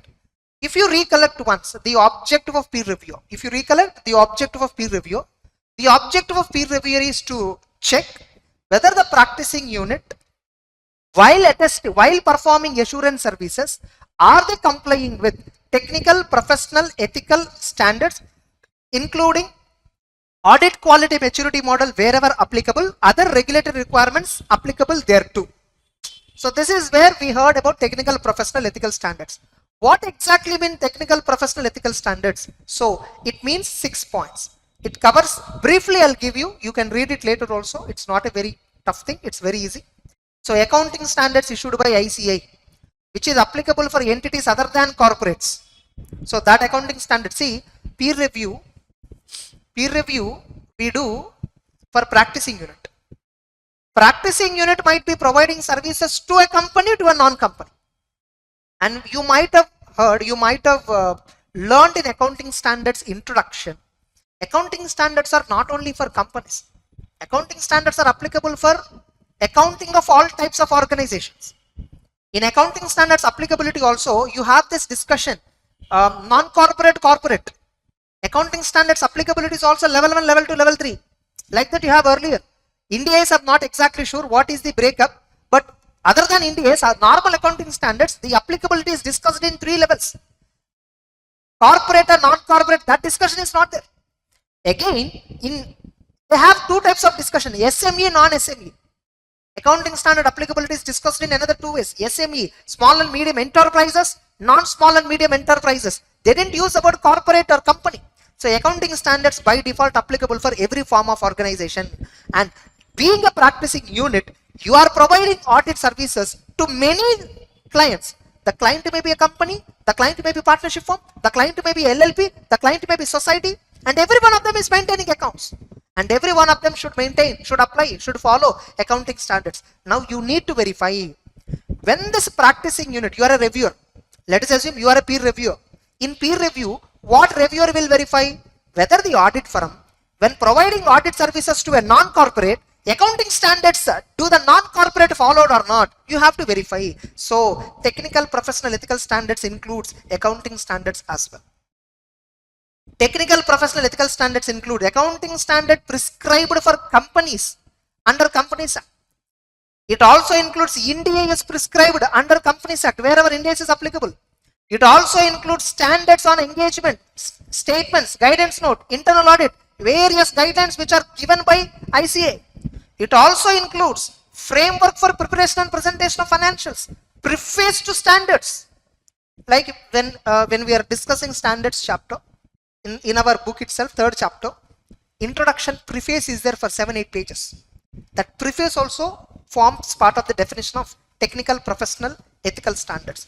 And not only that, in peer review we cover whether practicing unit is complying with relevant statutes when they are doing audits, relevant rules and regulations which are applicable in the context of a specific engagement being reviewed, including guidelines, notifications, directions issued by regulatory bodies as covered in the scope of assurance engagement. So this is technical, professional, ethical standard definition. In this, 7th point is also added. What is that 7th point? Any other technical, professional, ethical standards or other standards issued by any authority governing the profession of chartered accountancy. Whatever authority governing the profession of chartered accountancy, if they issue any technical, professional, ethical standards, guidelines, all that, so that will also be complied. So the practicing unit, while discharging audit services, assurance services, they have to comply with accounting standards, they have to verify NDAs, they have to verify auditing standards, they have to verify preface, they have to verify framework, they have to verify laws and regulations, they have to verify any other standards, guidelines issued by any authority governing the profession of chartered accountancy. Tomorrow, see, like MCA will issue some guidelines. It's a body governing chartered accountancy profession. SEBI is governing CA profession. IRDA is governing CA professionals. Of course, all these were covered in 6th point, regulatory bodies. In addition to this, if any other authority tomorrow in future constituted, example NFRA, getting it, if NFRA issued new guidelines, new standards, maybe 7th point might apply. 7th point is a residuary clause. If at all, by any technical definition in the above 6th points, if it not covers, by default it will cover under 7th point. 7th point, 7th clause is like a residuary clause. That's it. So since it's a residuary clause, technical, professional, ethical standards covers all rules, regulations, standards issued by anybody, whichever a chartered accountant has to follow. That's it. Getting it? So this is amendment, and with this I think we have completed question number 4. So in the previous session itself we have started like this peer review will apply for all assurance services. What is exactly scope of peer review? 3rd and 5th point, we have substituted with amendment 5. 7 points were there in scope of peer review. In that 4th point is newly added point. If you look at the amendments material, this 4th point is newly added point. That's it. So with this, question number 4 has been completed. Clear? Then we will discuss question number 5. Applicability of peer review. What is it? Applicability of peer review. For this, entire question is replaced. You have to see amendment number 7. Entire question is replaced. Question number 5 is entirely changed. Now, see, peer review means, first of all, some reviewer will be there. He will review a practicing unit, nothing but audit firms, how they are working. Getting it? Now, which practicing units are liable for peer review? Earlier we have something like level 1 practicing unit, and we have another thing like level 2 practicing unit. They have given some list. So if a audit firm is providing these services, if an audit firm is providing any audit of these services, any of these attestation assurance services, then they fall under level 1. And if an audit firm is providing these activities, they will fall under level 2. Earlier, all level 1 practicing units are liable for compulsory peer review once in 3 years. All level 2 practicing units are liable for peer review once in 4 years. Now that mandatory review has been changed. Now audit firms are nowhere classified under level 1, level 2. No, that. As per new peer review guidelines 2022, the audit firms were classified under 4 phases. The applicability of peer review for audit firms is going to be applied in 4 phases. Or in other words, peer review is going to be mandatory for various audit firms on 4 phases. Getting it? Like, so we'll see the entirely completely the amended provision. Now, to which practicing units peer review is compulsory? First of all, there is something called mandatory provision, where ICA has issued peer review mandate ICI has issued peer review mandate. Just a minute.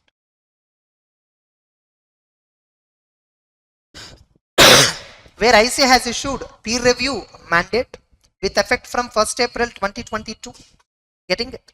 Now, as per this mandate, peer review is applicable compulsorily for various audit firms in India in 4 phases.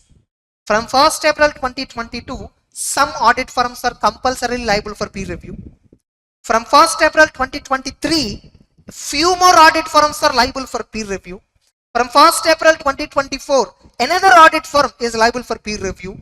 From 1st April 2025, I can say every audit firm in India, literally speaking, liable for peer review. Getting it? But not absolutely. I'm just telling you for an idea. Okay, let's discuss in depth. Now, first of all, when peer review board conducts peer review, if it is mandatory for the peer review, if it is mandatory as per peer review mandate, there is a peer review mandate given by the peer review board. Earlier how it is mandated? Level 1, level 2. Now how it is mandated? 4 phases. So as per mandate, if your practicing unit is covered, then peer review is compulsory for you. Or a practicing unit, no, firm can voluntarily apply for peer review. At that time, peer review will be conducted. Or there are some special cases like, ICI disciplinary director may refer, or regulatory body may refer, or the peer review board itself felt so firm we should go and select for peer review. In that time, under special scenarios, they will do peer review. Like in special cases, mandatory clause is not applicable, voluntary, you didn't select. Mandatory also, it's not there. It is not mandatory. Peer review board selected because of some complaint received, because of some regulatory authority guidelines, because of some peer review board members felt. Because of this, peer review can be selected. Getting it? Now, let's look at exactly mandatory peer review. What exactly mandatory peer review? As per peer review mandate, as per peer review mandate, just a minute. As per peer review mandate, which is operating, which is effective from 1st April 2022, phase 1, every CA firm in India, firms in India, which comes under phase 1, with effect from 1st April 2022, they compulsorily need peer review certificate. Every CA firm that falls in phase 1. Which CA firms falls in phase 1? If the practicing unit is proposed to undertake statutory audit of enterprise whose equity, whose debt are listed in India or abroad as defined in SEBI LODR regulations 2015.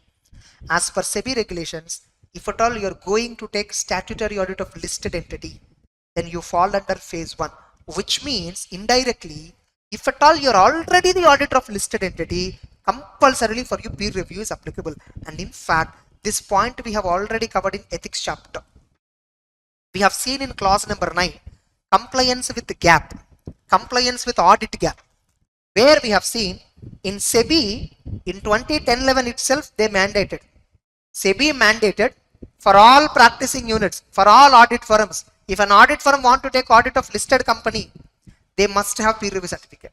If peer review certificate is not there, they cannot do the audit of listed entity. Now ICI officially announced through phase 1. The same point ICI is also announcing. Earlier SEBI announced it. ICI is also announcing through level 1 concept. Now amendment changed, no? As per peer review guidelines 2022, under phase 1 they made it mandatory. So under phase 1, with effect from 1st April 2022, if at all you are conducting audit of listed entity, you compulsorily require peer review certificate. In fact, having peer review certificate is a prerequisite. Here they have given. In all the above cases, it's a prerequisite for having peer review certificate before accepting the audit. Before you accept the listed company audit, you must have peer review certificate. If you do not have peer review certificate, you cannot accept listed company audit. Able to understand? Now, phase number 2. So, phase number 1, if at all a practicing unit is accepting any listed company audit, peer review certificate is compulsory for them.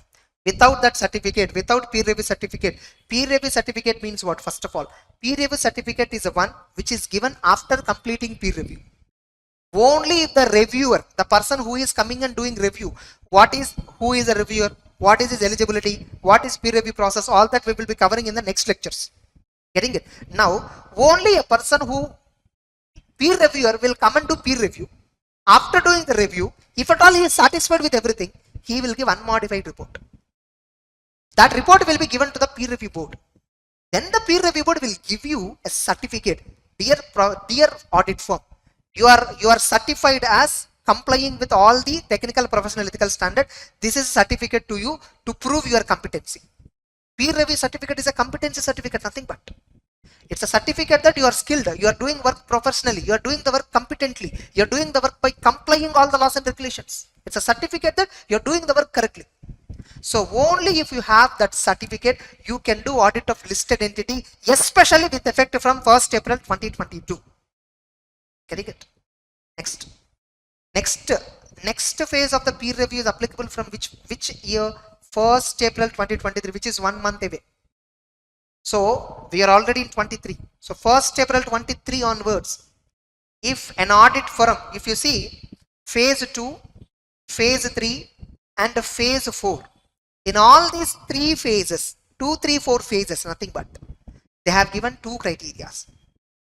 They have given two criteria. Getting it? Now, if you check phase number 2, second criteria, if you check, if at all your audit firm falls under this criteria, you fall under phase 2. If at all your audit firm is rendering attestation services and having 5 or more partners. If the firm is having 5 or more partners and rendering attestation services, your firm will come under phase 2. If at all your firm is coming under phase 2, what is the consequence?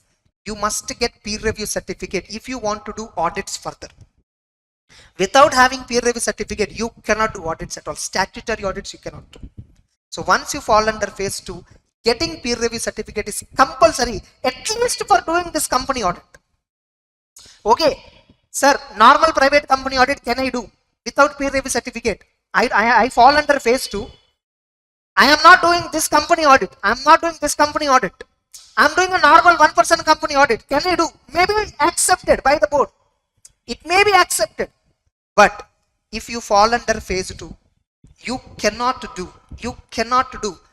You know, a public company whose paid up capital is 500 crore, whose turnover is 1000 crore or more, whose borrowings are 500 crore or more. A public company who has fulfilled these criteria. If you want to do audit of this public company, if you fall under phase 2, you must require peer review certificate. You must require peer review certificate. You see, once again, I'll tell you about phase number 2. Once again, what is phase number 2? It is applicable from 1st April 2023. So what are they saying here? Practicing units which propose to undertake statutory audit of unlisted public companies having any audit firm which is proposing to take unlisted public company audit which have paid up capital of minimum 500 crore, annual turnover of minimum 1000 crore, or aggregate outstanding loans, debentures, deposits of minimum 500 crore as on 31st March of the preceding financial year. If your client list has a public company, not listed. If it is listed, you come under phase 1. If it is unlisted, check phase 2. Whether are you falling under phase 2, check out. Okay, I am checking. I have public company client. I am checking 3 details. Turnover, paid up capital, borrowings. If turnover exceeds 1000 crore, 1000 or 1000 crore, if paid up capital 500 or more than 500, if borrowings 500 or more than 500 crore, that's it. I am falling under phase 2. Suppose, I don't have any public company client. I don't have any public company client. Can I say straight away phase 2 not applicable to me? No, you have another criteria. If you do not have any public company client, you are not doing audit of any public company, then check another criteria. Is your firm having 5 or more partners? Yes. Are you providing any attestation services? Attestation means tax audit, GST audit, normal audit, private company audit, internal audit, all that comes under attestation. Are you providing any attestation? Yes. Do your firm have 5 partners or more than 5 partners? Yes. That's it. You fall under phase 2. That's it. You will fall under phase 2, which means you need to obtain peer review certificate immediately. If you fall under phase 2, you need to get peer review certificate immediately. And once you fall under phase 2, Can you accept any unlisted public company audit?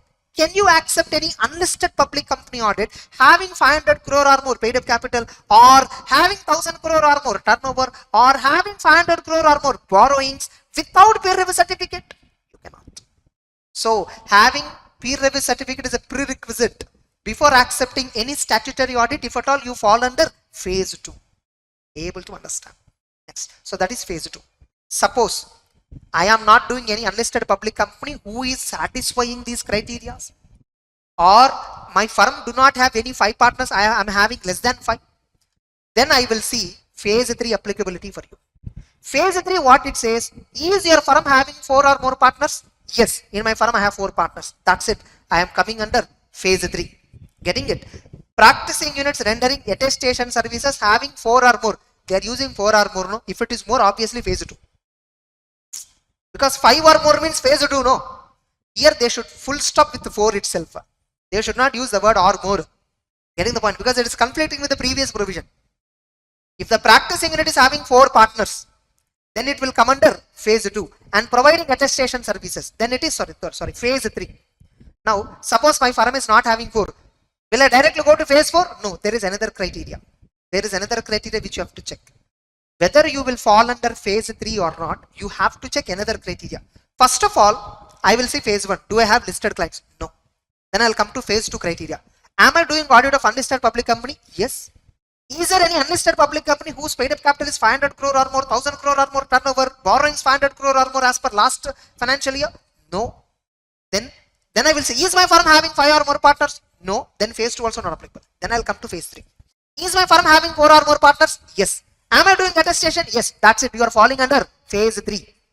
Able to understand? Now, suppose I am not having 4 or more partners. I am not having 4 partners. Then I need to check another criteria. What is another criteria?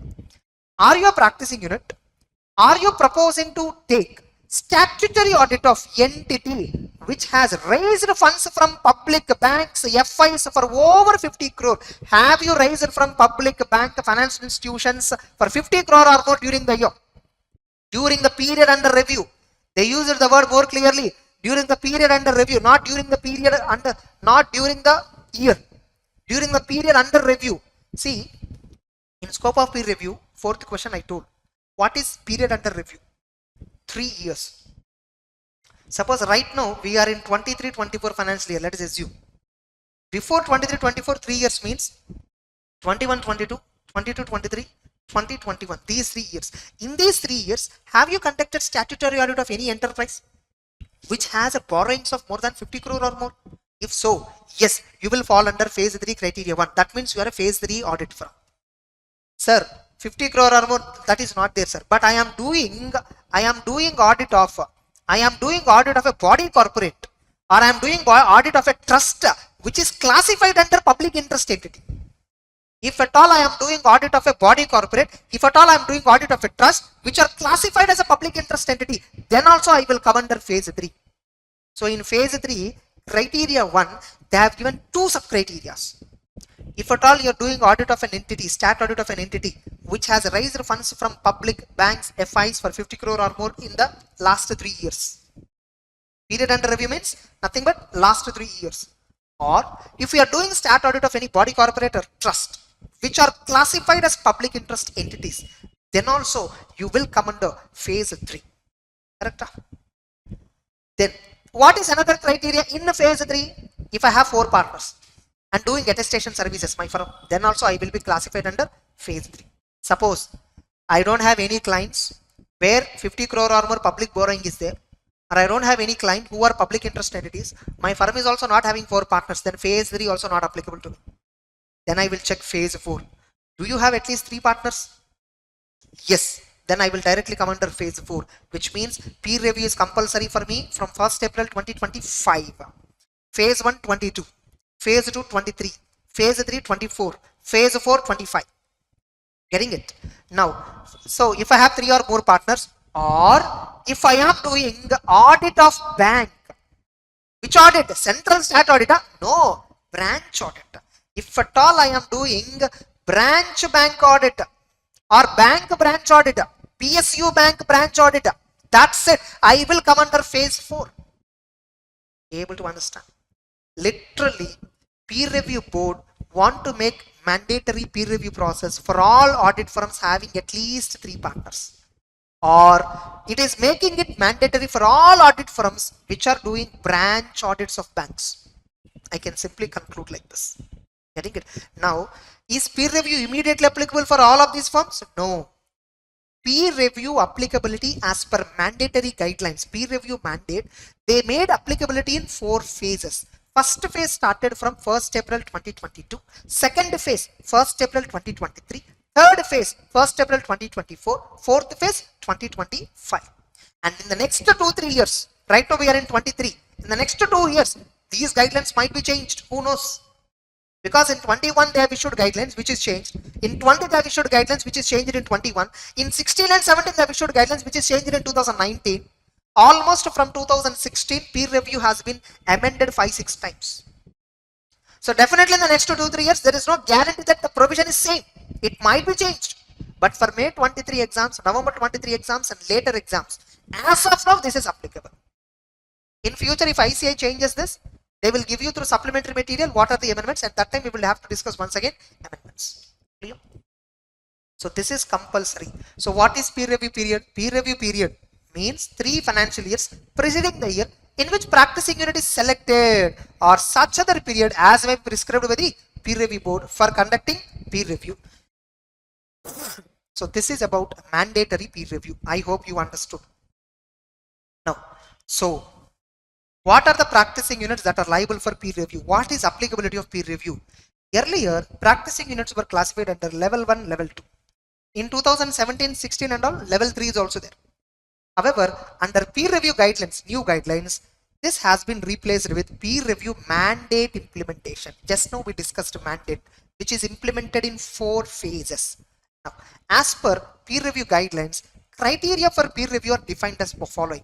Peer review can be mandated for those practicing unit as may be decided by the council. Council has decided with the peer review mandate, which is implemented in phase 1, phase 2, phase 3, phase 4.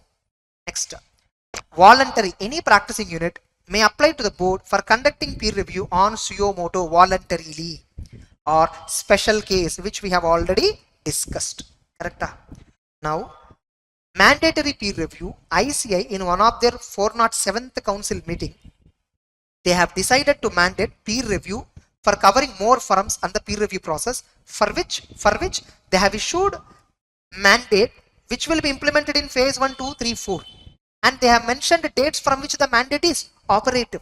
And it is clarified that if at all you are falling under any of those phases, having a certificate is compulsory. It's a prerequisite for undertaking audit of all entities. Under phase 1, we have seen listed entities. Phase 2, unlisted public company with criteria. Phase 3, you are doing audit of an entity with 50 crores or more borrowing or public interest entity. Phase 4, statutory audit of branch of a bank. These entities audit you can do only if you are having peer review certificate, only if you fall under that particular phase. Are you getting the point? That's it. So that is regarding applicability of peer review. The example is very simple. It's very simple. You can read on your own. But what is there in this bold letter, I will repeat. What it says is, see, earlier level 1, level 2 classification is there. Before that year, level 1, level 2, level 3 classification is there. Now, this peer review guidelines were released very recently in October. Before this, many audit firms have got peer review certificate. That certificate is valid for 3 years, 4 years, 5 years also. Yes or no? No peer review guidelines came. No. Should they once again go for peer review freshly? No need. Whatever certificates they already have, that is valid. Once certificate is expired, then they will have to check phase 1, phase 2, phase 3, phase 4. This is prospective, not retrospective. Whatever audit firms that are there in India, where they have already got peer review certificates, where there is a validity period, even after implementing 2022 peer review guidelines, no need to go for once again peer review if at all they have a valid certificate. If certificate is expired, then they will have to check, do I fall under phase 1, phase 2, phase 3, phase 4, then accordingly go for certification. Are you clear? That's it. So that is what this point is saying. So on the date, peer review becoming mandatory for a practicing unit, if it is in possession of peer review certificate, there is no need of once again subjecting of that practicing unit to peer review till conclusion of validity period of the said certificate. It is necessary for such a unit to possess new peer review certificate on conclusion of validity of the existing certificate that was available at the time of becoming this peer review mandatory. That's it. So with this applicability of peer review, we have clearly completed. Are you confident? That's it. So in the next session, what we will be focusing is on eligibility of a peer review. Who will do the review? When a reviewer will be eligible to do the peer review. That's it. Okay. So we'll continue in the next session. Let's continue with the next one. Eligibility to be a peer reviewer. Okay. So in the previous session, what we have seen is we have understood to which practicing units peer review is applicable. Correct? So what are the practicing units? Peer review is applicable based on 3 criteria mainly. Earlier we have 5. Even now also you can consider it as 5. Not a big thing. So 1, mandatory peer review, where peer review board has issued peer review mandate, which is applicable in 4 phases. The other one, voluntary peer review and special case peer review. So accordingly, any practicing unit that falls under these criteria, they will have to go for peer review, getting it, and get a peer review certificate. Now, who will conduct peer review? First of all, the authority for ordering peer review is peer review board. And the peer review will be conducted by a person who will be called as a reviewer. And inside this reviewer, we have 2 concepts. Normal reviewer concept, branch peer reviewer, if you recollect. Branch peer reviewer is a newly added definition. If a peer reviewer is appointed for conducting review of branch of a practicing unit, then we call him as branch peer reviewer. For him also, the qualifications, disqualifications, eligibility, everything is same as the reviewer. Getting it? Now, whether you are a reviewer or branch peer reviewer, for both of you, the qualification is same. The eligibility. When I will get eligibility for conducting peer review. So that is, given here. If at all you want to conduct peer review, he shall be, first of all, he shall be a member in practice. He shall be a member in practice with at least 7 years of assurance practice experience. This is the word which is substituted. Earlier we have this word 7 years of audit experience, which created lots of confusion. Now it is very clear, only if you are in practice, getting it, in the past 7 years, only in the 8th year, you become eligible for becoming a reviewer. Getting it? 7 years of assurance practice experience is compulsory in order for you to become a reviewer. Suppose I am not in the practice in the past 7 years. I'm actually a CA. Okay, I am there in the industry for so many years. Now I moved into practice. For this, no.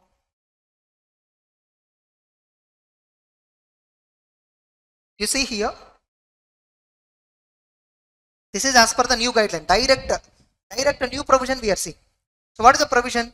A member in practice shall be eligible to be enrolled. A member in practice shall be eligible to be enrolled as a reviewer only if he is a member in practice having at least 7 years of assurance practice experience. So this we discussed as an amendment.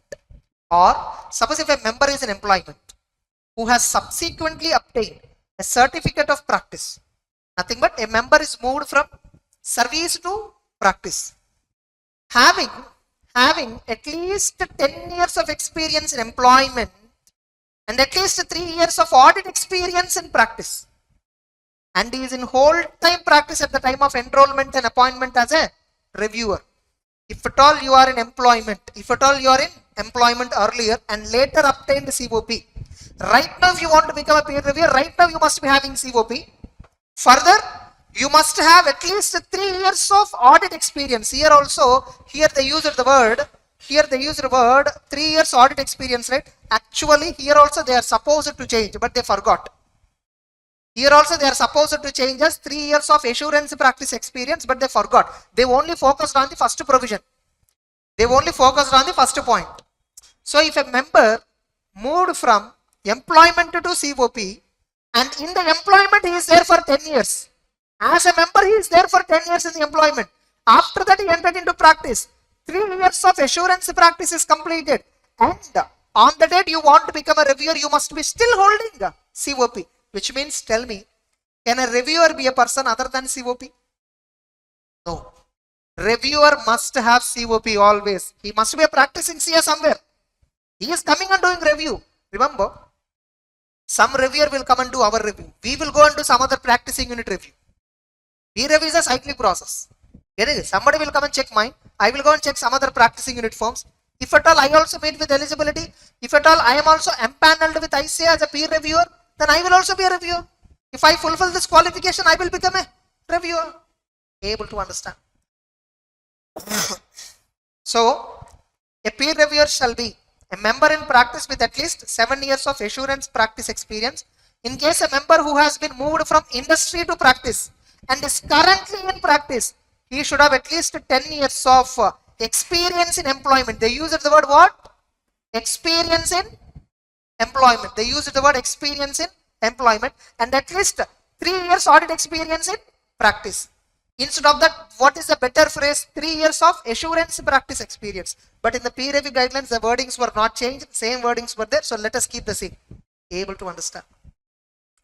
And should have undergone requisite training and cleared the test for peer review as prescribed by peer review board. Whatever peer review board is testing, no, conducting a test, conducting training program for reviewers, you must undergo the training program, you must execute, you must attempt that test, get a qualification under that test, then you will become a reviewer. Are you getting it? Now, I'll tell you, just because you qualified the just because you are completed with the training, you are completed the test, just because you are empaneled on the peer review board as a reviewer, there is no guarantee that you will be getting a peer review. Are you getting the point? There is no guarantee that you will be getting a peer review. Remember, peer review is also a scope of revenue for CSS, or no? Through peer review, it's a scope of revenue, because who will pay the fees? Practicing unit will pay the fees to the peer reviewer. And you know, the ICA put a new guideline here. Only if the peer reviewer acknowledges the board. Sir, I have conducted peer review, final report is submitted, practicing unit also paid me the fee. Only if I acknowledge the receipt of the fee, peer review board will issue certificate to them. So that condition also added. As per reset, I'll show you that also. Now, this reviewer shall sign a declaration prescribed by the board at the time of accepting peer review appointment. So whenever you are accepting peer review appointment for practicing unit, no, you need to sign a declaration. There are some declarations which are given. Declaration of confidentiality, declaration of eligibility, declaration of non-disqualification, like that. So there are some declarations which you have to sign. Sign a declaration of confidentiality as given in the statement. Instead of statement, we use the word what? Guidelines. Able to understand? Now, though you are an eligible reviewer, you are a reviewer, you are on the panel. You are on the panel of reviewers. But for some practicing units, you cannot do peer review. What are the disqualifications?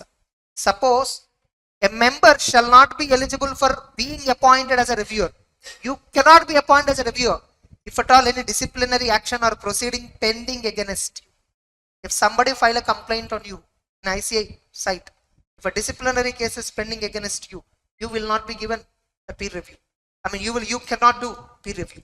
Or if you are found guilty of professional or other misconduct by the council or the board of discipline or disciplinary committee at any time, whenever earlier if you are found disqualified, or whenever you are found earlier guilty of professional or other misconduct, whatever, if any schedule 1, schedule 2 offense is attracted, if punishment is given to you earlier, you are permanently disqualified to become a reviewer.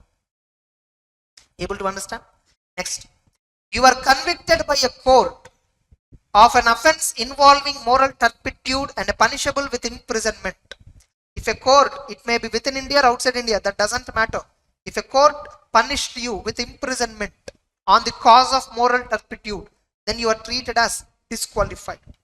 Or you or your partners or your staff, any obligation or conflict of interest in the practicing unit. Suppose your article assistant, his parent only, that CA, practicing unit. Getting it? Suppose when XYZ and Co is selected for peer review, you are appointed as peer reviewer. In that XYZ and Co, one of the partner, his relative is working in your audit firm. In my peer review office, now I'm also practicing unit, right? In my office, their relative is working. So there is a conflict of interest. What is it?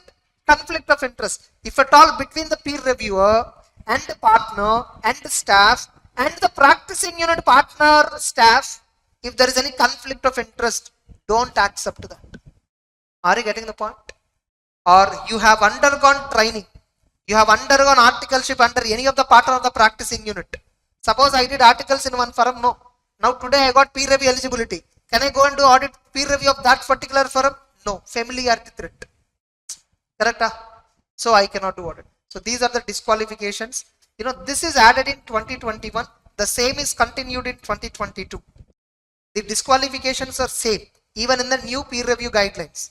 So important, this disqualifications is important. Directly a 4 marks question can come. Eligibility to become a reviewer. Eligibility to become a reviewer is also important. Qualifications of peer reviewer is important. Disqualifications is also important. Both are important. Be able to understand, all of you. Now, prohibited assignments. What is that? A reviewer. We have seen a similar point in ethics chapter. If at all I work as a director in a company and I quit from the director position, next 2 years I cannot accept stat audit of the same company. You remember? Similar. A reviewer shall not accept any professional work, any professional assignment from the practicing unit where you conducted peer review. Getting it? For a period of 2 years from the date of appointment. Not only that. Further, he should not have accepted any professional assignment from the practice unit for a period of 2 years before the date of appointment. Suppose, you know, I am from Ram & Co Chartered Accountants. There is a firm called XYZ & Co Chartered Accountants. I am appointed as peer reviewer for XYZ & Co. Getting it? The date on which ICI peer review board is proposing me, at the time they will ask me, in the last 2 years have you done any work for them? Have you collaborated in any work? If the answer is no, yes, you are eligible. Okay, now you did peer review, right? A final report, right? From that date, next 2 years also don't involve with them. Don't collaborate with them. Which means, if I have to do peer review of a practicing unit, as a reviewer, what is my eligibility? Before 2 years, after 2 years of the peer review. Before peer review 2 years, after peer review 2 years, I must not have any collaboration with them. Able to understand? Only then I am eligible. Are you getting the point? Indirectly, this is okay. You know, after peer review 2 years is a restriction. Before peer review 2 years is a no. That is a disqualification, right? Nothing but. It is also one more method of disqualification. If at all you have rendered any professional assignment, if you have any worked on any professional assignment with that practicing unit in the before 2 years, you are disqualified. Are you getting it? So with this, question number 7, eligibility to be a peer reviewer is also completed. And we even have discussed amendment, corresponding amendment. Getting it? So that's it. With this, peer reviewer eligibility is completed. All of you understood? That's it. So we will also discuss peer review board concept slightly and then we'll take a break. Now, question number 6. Write about concept of the peer review board. Peer review board. I'll show you ICI peer review board. Here it is there already. You see peer review board right here. So members. Okay, what happened here? Members was not given. Members details not given, no? This is the objective. I think members details have not given. They have not given here. Okay, about the board. They only give theoretically. I think they are changing it now. Probably they are changing it.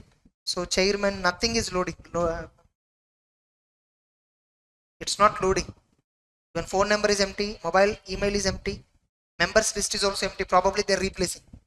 Okay. We'll see here any other committee. We'll see here. Suppose auditing and assurance standards board.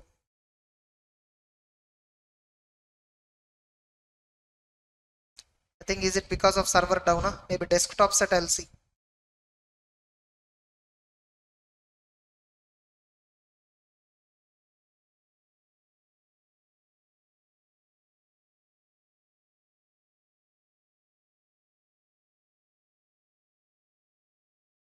Okay, anyhow, we'll see that later also, not an issue. Peer review board shall have maximum 12 members. Now as per peer review guidelines, minimum number is also prescribed. Minimum 6 members. The peer review board shall consist of minimum 6 members, maximum 12. Earlier, no, we have between peer review board, peer review board, below him reviewer will work. Now the structure is peer review board, peer review secretariat. Getting it? And below that, reviewer is there. Peer review board will appoint reviewer. Reviewer will report to periodically to secretariat. Secretariat, whatever reviewer is informing, he will observe all that. He will check everything, guide reviewer again further. Final report everything whatever he got. If at all anything is material, he will forward it to peer review board. Getting it? Earlier we have only 2 layers. Peer reviewer and directly review board. He will directly communicate with review board. But now secretariat point has been added. Okay, that is one change. So this is something similar to quality review board. There is quality review board. There is something called quality review group. Then there is something called technical reviewer. In quality review also we have 3 layers. Review board will be there, review group will be there, technical reviewer. So this fellow will go and do review. This fellow will go and do review. Able to understand? Now communication with the board is not direct now. In between, quality review group is there. Here secretariat is there. Secretariat is also an office. For this peer review secretariat, who is the head? Peer review secretary will be the head. Peer review secretary will be the head. He will have some staff. All that entire office put together, we call them as what? Secretariat. The concept of secretariat we will discuss in question number 12. Peer review process. We have a question called peer review process. What is the process of peer review? Exactly what happens? Okay, so that we'll discuss in question number 12. So now we have here amendment number 8. The board shall consist of minimum 6, maximum 12. Out of them, minimum 50% shall be council members. Whoever 40 members of council is there, right, in ICI? Peer review board shall consist of minimum 6, maximum 12. Out of these entire members, suppose peer review board constituted with 8, 4 members must be from council of the ICI. Getting it?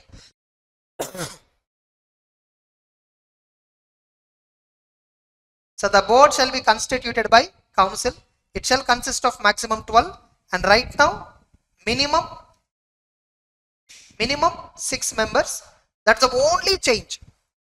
Of whom not less than 50% shall be amongst the members of the council. The council may additionally nominate members to the board from outside bodies, regulatory bodies like SEBI, MCA, from anybody. The council shall appoint chairman and vice chairman from their council members, who will be rotated every year, whatever their choice. Term. What is the term of these members? Term of 2/3 members shall be for 3 years or end of the term of the member, whichever is earlier. Suppose if at all peer review board member is a council member, until his council membership ends, or 3 years, whichever is earlier. What is it? Whichever is earlier. 2/3 of the members of the peer review board shall be changed every 3 years. Every 3 years, 2/3 of the members of the board shall be changed. Suppose if the board is constituted with 12, 2/3 of the members means what? 8. These 8 members must be changed every 3 years. Suppose if at all out of these 8 members, there are some council members. Their council members' term is coming to end as per council. Then also we need to change. Able to understand? All of you. It's like director's rotation, similar to director's rotation. What procedure they follow in company law for director's rotation? Same. Suppose today I have established peer review board with 12 members. 3 years I will continue. Within this 3 years, some 3 members of my board, their council membership expired. I will replace them with new member. 3 years over. Out of these 12, I will ignore who were replaced freshly recently. Remaining I will replace, ensuring total replacement is 2/3. Ensuring that overall replacement happened within this 3 years is 2/3. So that formula we need to follow. Getting it? Anyhow, we don't have this responsibility. Even if you're a reviewer, even if you're a practice, you don't have responsibility to change all this. This ICA board will take care. Okay, next. And the chairman and vice chairman shall be rotated every year. Even to the ICA, president and vice president were rotated every year. Casual vacancies shall be filled by the council. A member of disciplinary committee, disciplinary board shall not be a member of the peer review board. The member of, say, disciplinary committee, disciplinary board, is there no board of discipline? In that also council members will be there, some other members will be there. They should not participate in peer review board. Getting it? Now what is a meeting? What are the requirements of the meeting of the peer review board? Logically speaking, peer review board concept is not relevant for us. This is internal matter to ICA. You and me chartered accountants cannot deal with this. Quorum. No business shall be transacted at any meeting unless there are present at least 1/3 members of the board and minimum 3 members. In order to conduct a meeting, minimum 3 members are required and at least 1/3 of the board, including chairman. In his absence, the vice chairman. Chairman must be present. If at all chairman is not there, vice chairman must be present. If any of these two are not there, meeting cannot be conducted. In the absence of quorum, within half an hour of the fixed time, meeting shall stand adjourned to date, time, place fixed by chairman or in the absence, vice chairman. At least one meeting must be conducted within 3 months. The board shall meet as and when required for transactions of the business. However, at least one meeting shall be held in every calendar quarter. Reporting. The board shall submit a report to the council prior to the date of every meeting to the council. Getting it? Every meeting related report shall be submitted to the council.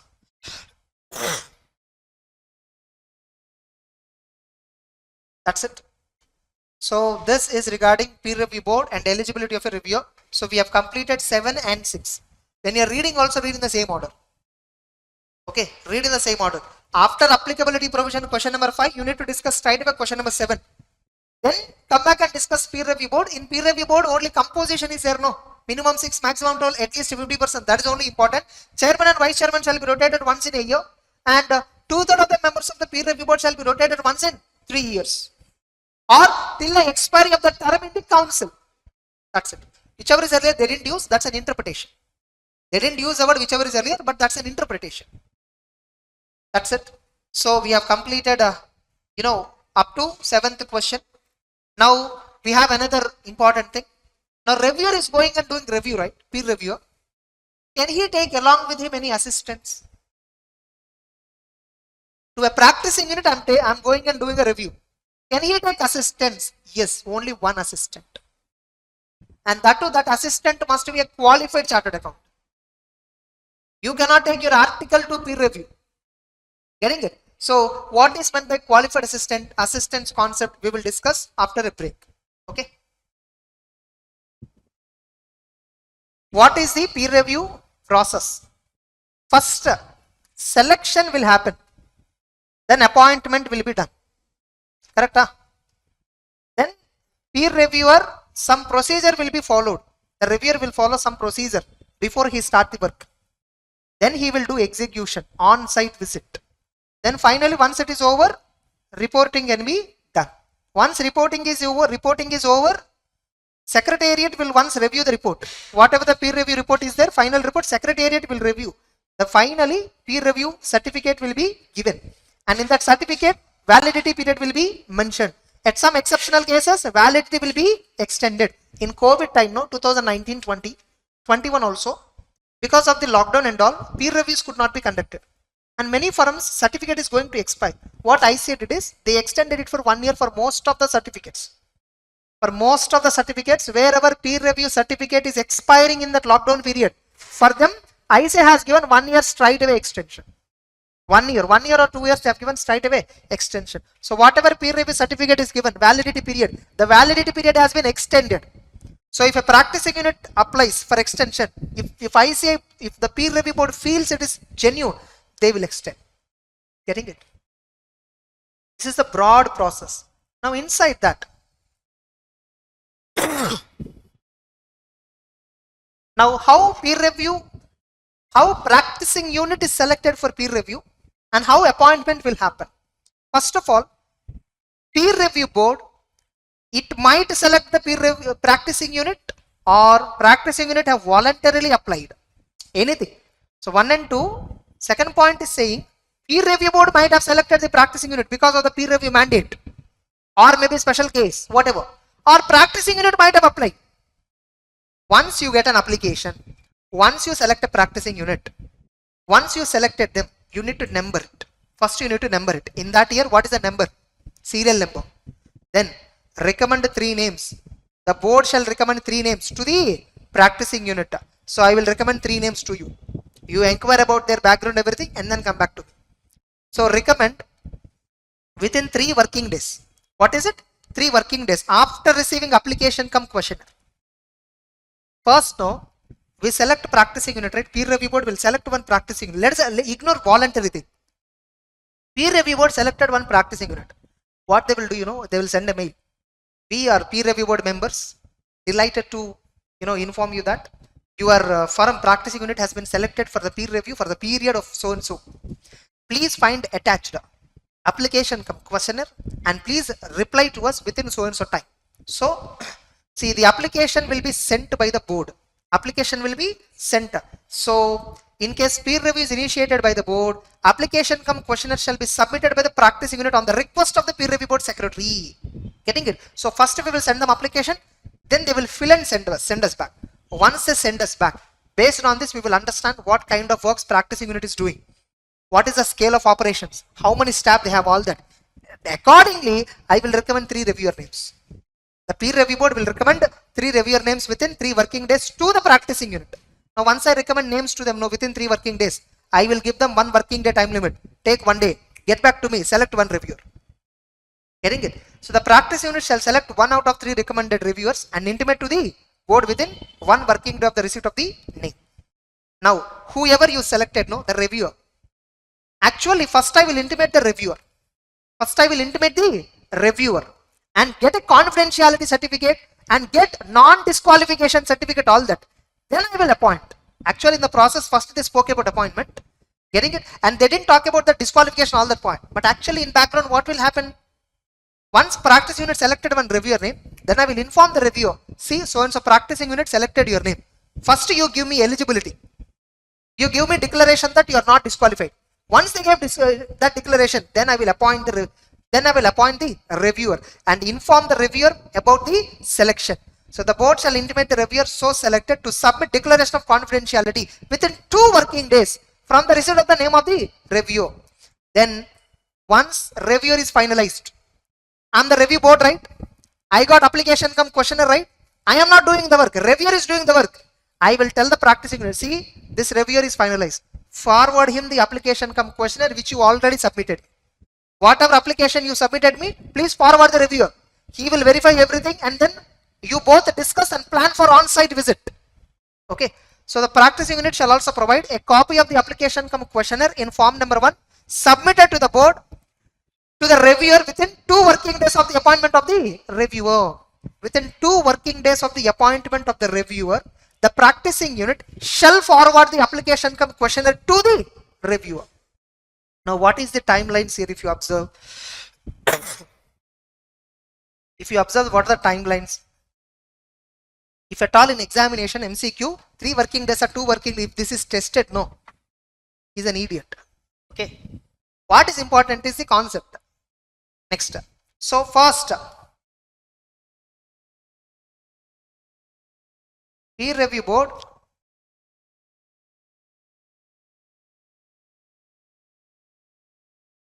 peer review board will select practicing unit first, and the practicing unit will send questionnaire application, correct?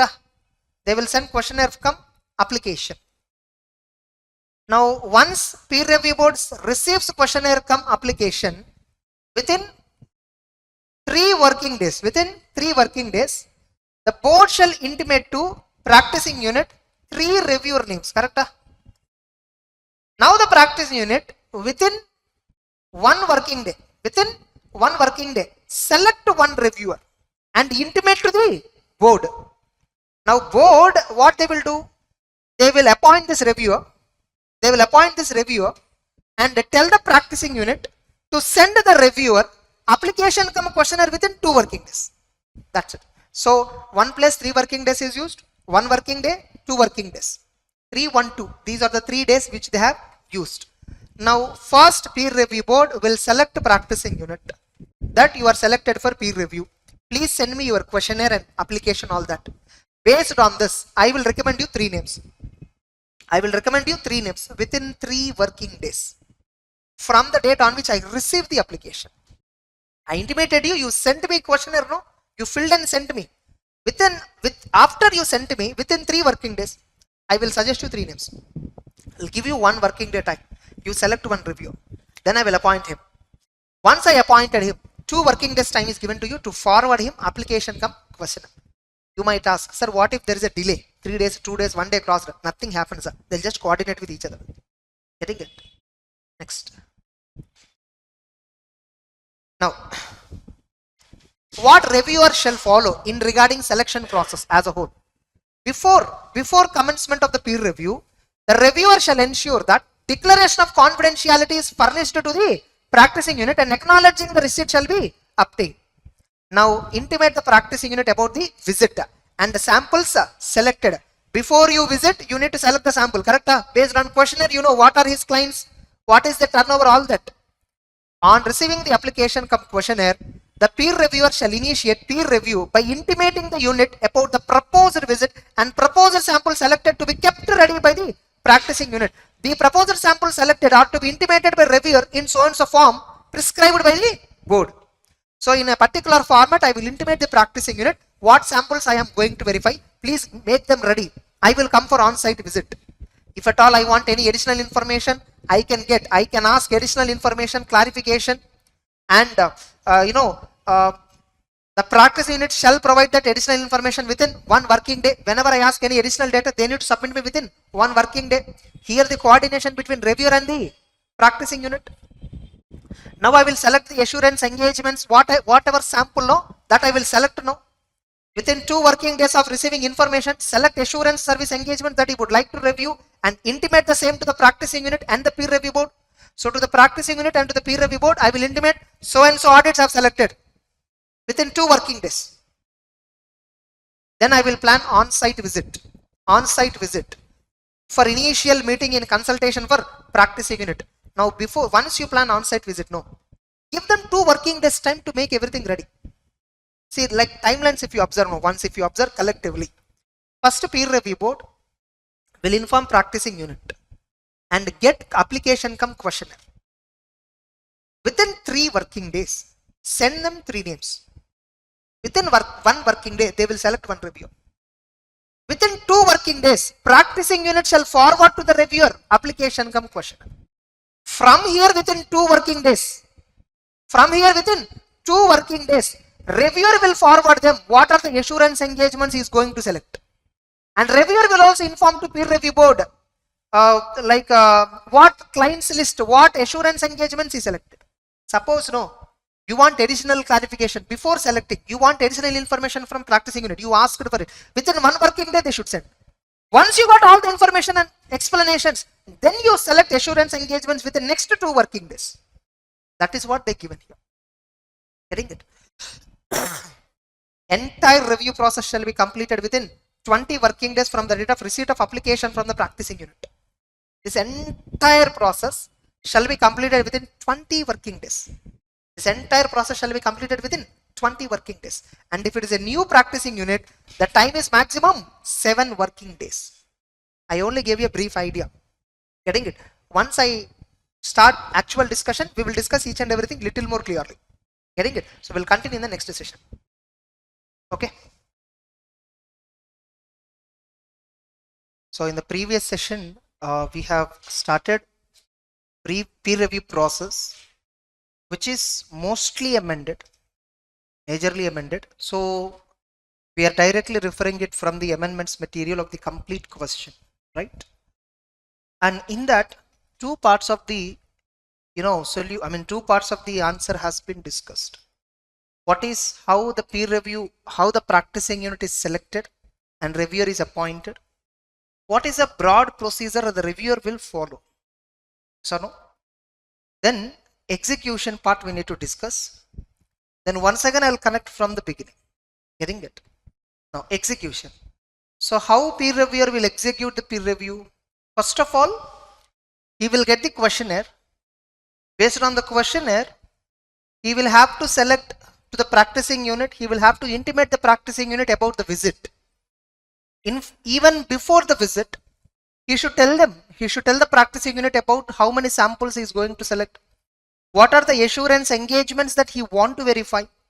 Inform the practicing unit that they have to make it ready at least 2 working days prior to the visit. Getting it? Prior you visit the practicing unit, at least 2 working days before that, you inform them that you are coming on so and so date, so that in the meantime they make arrangements. They keep all the files related to those 3 years related working papers of selected assurance engagements, all that. Getting it? Then the peer reviewer will conduct the on-site visit. And what is the on-site visit maximum duration? Not extending beyond 6 working days, depending upon the size of the practicing unit. Maximum is 6 working days. If at all practicing unit is very small, maybe 1 or 2 working days is enough. In case of a new unit, what is new unit? We have already seen 2 criteria were given. The new unit means where the establishment is not even crossing 12 months. From the date when the practicing unit was established till the date on which peer review was ordered. If the gap is not exceeding 12 months, if it is less than 12 months, then it's a new practicing unit, whether or not providing attestation services, or a practicing unit which is in existence for more than 12 months, but not rendering any assurance services. They are not rendering assurance, but they are existing for more than 12 months. So non-assurance based practicing units are also treated as new units. For them, the on-site visit is restricted to only 1 working day. Getting it? For normal practicing units, on-site execution, on-site visit is restricted to 6 working days. For a new unit, it is restricted to 1 working day. That we will get it below. Now, in this, whatever I highlighted in background is not that important in exam, except selection of assurance engagements. So this is important from exam point of view. But anyhow, this time you have amendments in this chapter. So there is a high possibility that amendments will be tested mainly. Question number 5, 7 and 6, which contains amendment, and 12 and 13 is completely amended. In 12 and 13 also, they will not be focusing on these points. They'll be focusing on that selection process. They'll be focusing on new unit. I think they might be focusing on new unit. Procedure for peer review of a new unit. They may be asking a 3 marks question. A peer review of a new unit shall be conducted based on past history of the partners. They use the word antecedents, which is nothing but past history. Getting it? Of the partners and policy parameters announced by the practicing units for conduct of attest functions. So what are the policies they established for conducting assurance services, for conducting attestation services? And what are the history of the partners earlier? Where and all they acted as partners? Are there any pending proceedings against them? We will just do a background verification and then we will conduct a peer review. The reviewer has to verify the same from the application cum questionnaire submitted by the practicing unit, as well as on-site visit shall be restricted to 1 day. And the reviewer shall thereafter submit a report to the board in the format prescribed by it. That's it. So the new unit, which is a practicing unit, their peer review is conducted based on antecedents of the partners and policy parameters adopted by them for attestation services, attestation functions. So what policy parameter means? Nothing but what? SQC implementation. SQC is talking about policies only. It's talking about various parameters. Leadership responsibility, ethical requirements, independence, human resource, documentation, all that. Finally, the peer reviewer has to submit a report after on-site visit is completed. First, what is happening? Peer review board will appoint the peer reviewer. Peer review board will intimate the practicing unit that the practicing unit is selected for review, either because of mandatory review or special case, whatever. The practicing unit now has to submit. They have to submit application cum questionnaire to the peer review board, for which there is no time limit which is given. Considering the provisions reasonable time limit, because you need to complete within 20 days, no? Correct? So they need to give application come questionnaire to the ICI, peer review board. Once peer review board receives application come questionnaire duly filled from the practicing unit, I need to recommend them 3 reviewer names within 3 working days. Correct? Within 1 working day, they need to select 1 reviewer. Then I will send an appointment letter to the reviewer after taking consent from him, after taking declarations from him. I will send an appointment letter, and I will also tell the practicing unit, please forward to the reviewer the application come questionnaire within 2 working days. Correct? Now the reviewer will go through the entire that questionnaire and intimate the practicing unit the samples to be selected. When the on-site visit is planning, entire review planning has to be discussed by the reviewer with the practicing unit. Able to understand? Then he will make an on-site visit by at least giving them 2 working days prior intimation, and make sure that the on-site visit do not exceed 6 working days. Make sure the on-site visit do not exceed 6 working days. You see here, the review process shall be completed within how many days? 20 working days from the date of receipt of application from practicing unit for being peer reviewed. ICA sends notification, right, that you are selected for review. Practicing unit will reply to ICA with application come questionnaire, right, from the date on which ICA received this application and questionnaire. Entire this review process, reporting, everything shall be done within 20 working days. Within this 20 working days only, suggesting 3 reviewers, 3 working days. Practicing unit will reply within 1 working day. They will forward the report once again questionnaire to the reviewer, and the reviewer will reply back to the practicing unit, give 2 working days time. Then on-site visit shall not exceed 6 working days. All this will fit within this 20 working days itself. Able to understand? Getting it? So the reviewer will get the questionnaire and he will intimate the sampling, all that. Then he will plan for on-site visit, making sure it is not exceeding 6 working days. And in case of new unit, making sure it is not exceeding 1 working day. Once he do on-site visit, he will follow a compliance approach and substantive approach.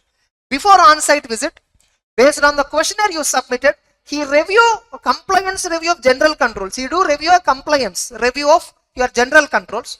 Then he selects some number of assurance engagements. Then he comes to your on-site visit. Then he will there again follow compliance approach and substantive. Compliance approach means while reviewing records, he check whether record is complying technically. Whether you have planning, you have documentation, substantive procedures performed or not. Whether have you reached conclusions or not. Have you done reporting properly or not. Basically, technically we will verify. Then we will verify standard application. How the standard is applied, that is substantive test. Able to understand? See, inside substantive procedure, general topic again. Inside substantive procedure, there is again compliance approach. Inside substantive procedure, there is a compliance approach. First, I'll tell you a clear example here. We see in audit, risk assessment, compliance and substantive. What are broad audit procedures means? Risk assessment procedure and further audit procedure. This is what given under SA 330. That SA 330 videos I gave you CA Inter recording completely. Actually in CA Inter SA 330 is not there. But it is entire 330 discussion is there in the documentation and evidence chapter. Institute is cheating the students.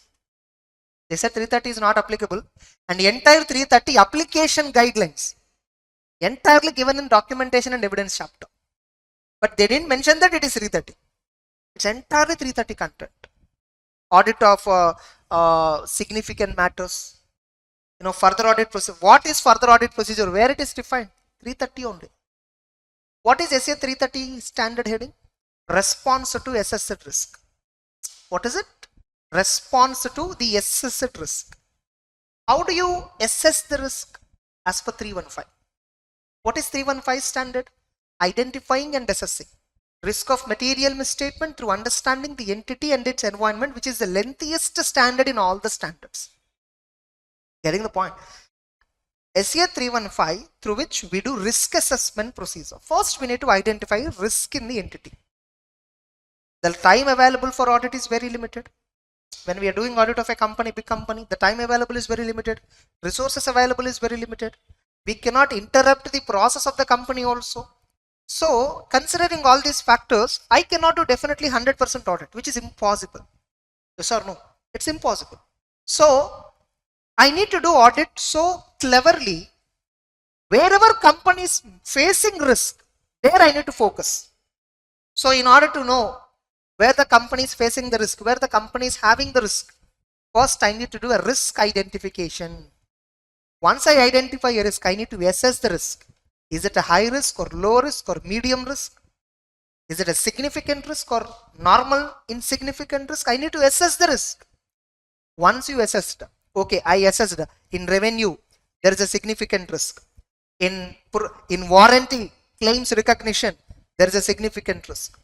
In procurements, purchases, at payments process especially, there is a risk involved. I identified various risks. Now I will have to come back and plan my response to it. How will I respond?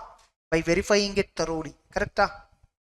By conducting further audit procedures, I will respond to the risk. Why I do risk identification? To reduce my audit risk.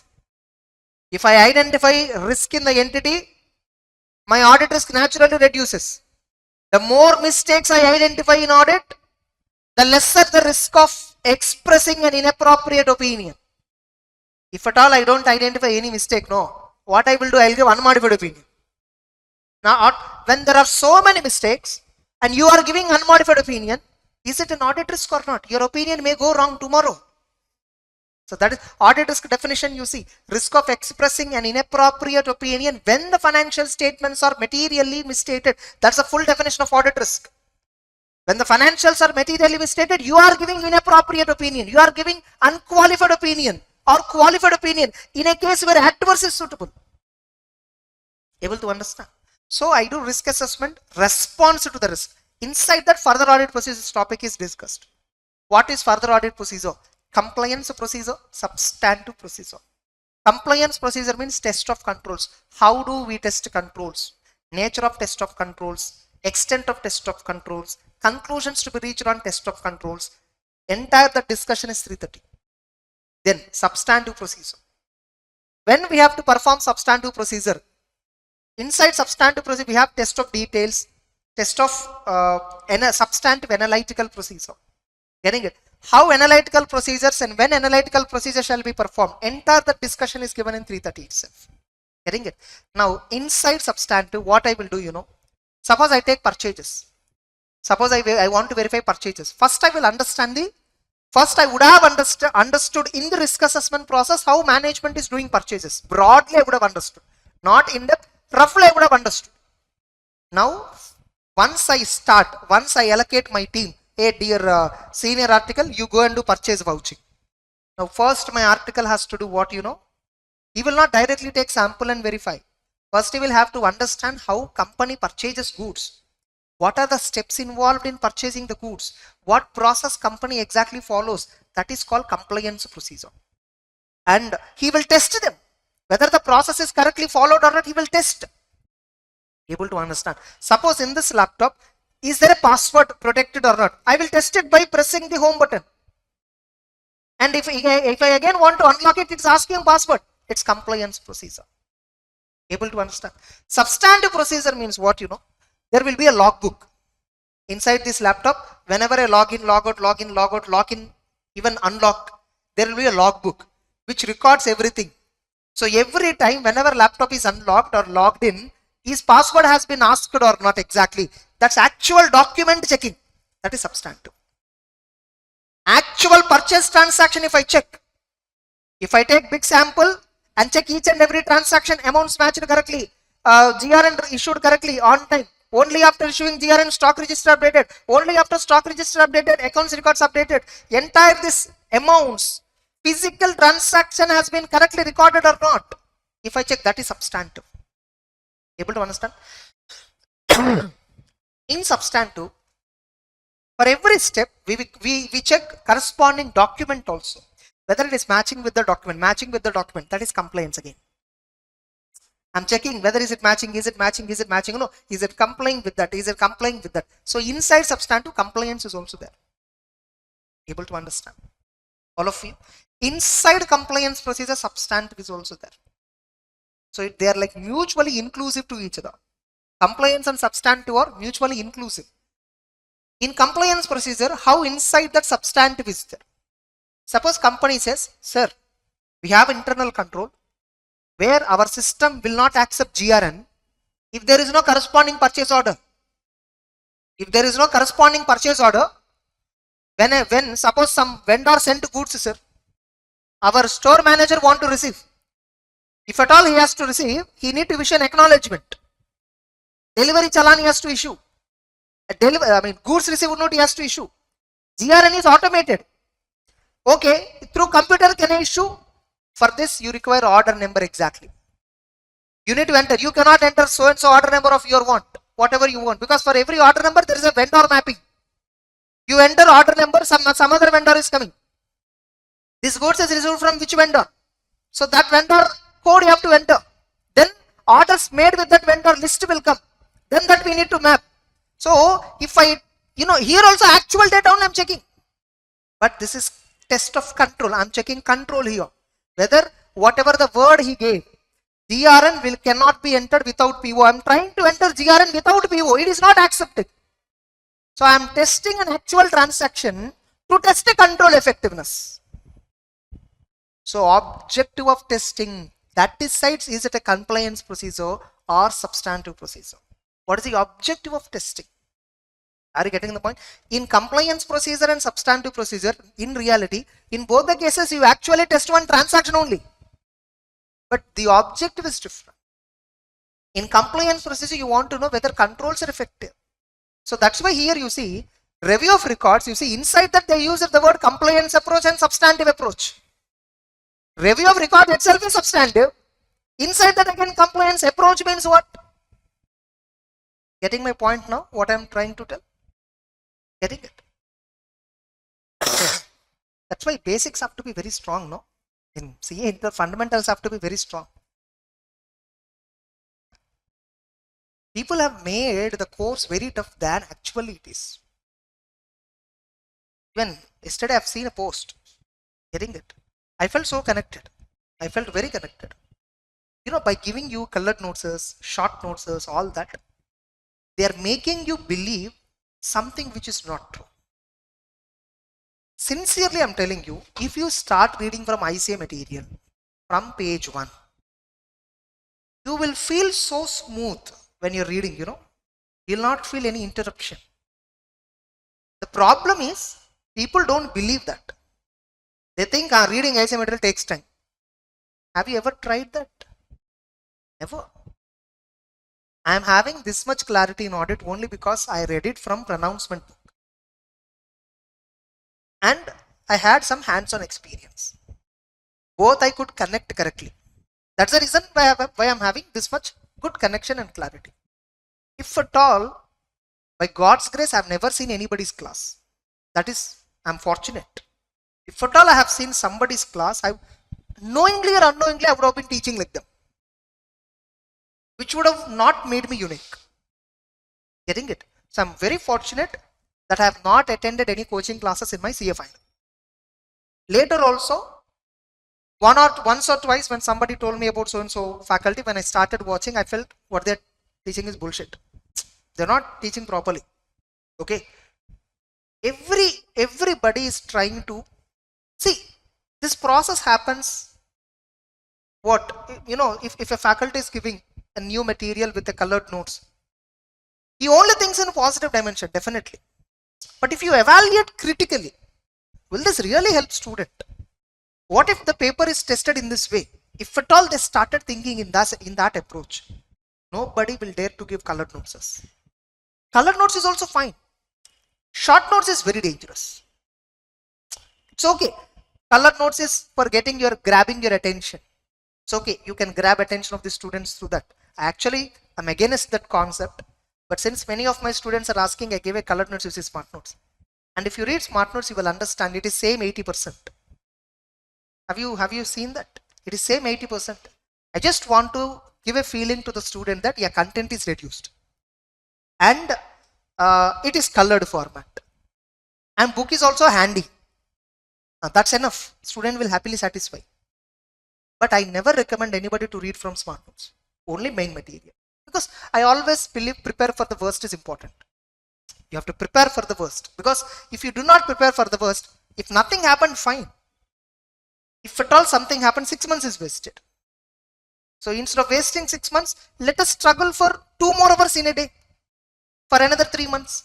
So that is what my approach is. I always think pessimistically. In Telugu we have no keedenchi melanchalan. Yes or no? So that's what I exactly first predict that something bad is going to happen and prepare for that. And obviously you can handle any kind of worse situation. So many faculties, 3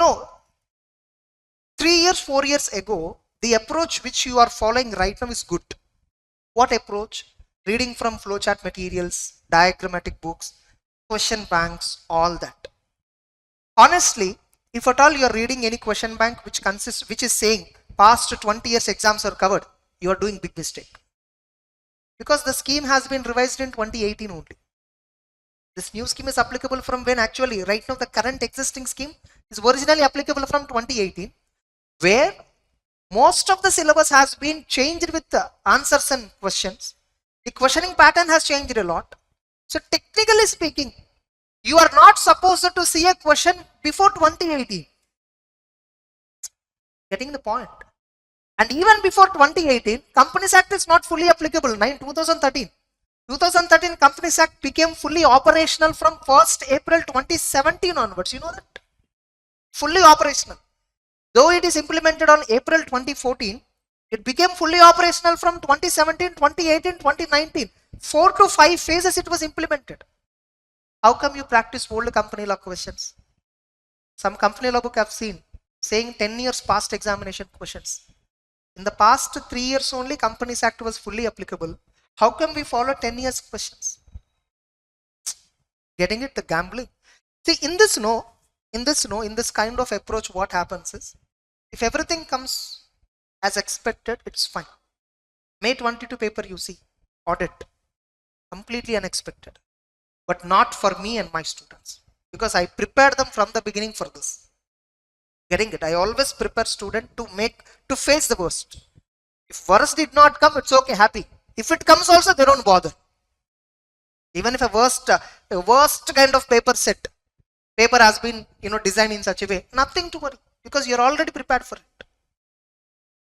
So reduce as much as possible dependence on them. If possible, take any subject of your choice. Try to read 2 chapters from ICE statement. Don't conclude by reading 3 pages.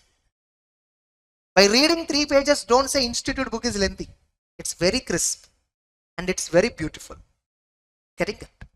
Even if I teach from ICA book, you will not believe me. So what I did, honestly I'm telling you, it's recording also.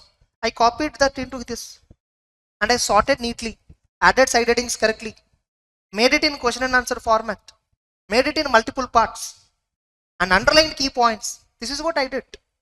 If you read this material, you are reading as if you are reading ICA material. That's it. No difference at all between ICA material and my material, except this formatting work. Except the formatting work, there is no much difference. If I reduce the entire content and give, what happens is, gap point is there, no? Last time, May 22, gap point they tested. Clause number 9 of ethics. That is there only in my book. In many books, it is not there.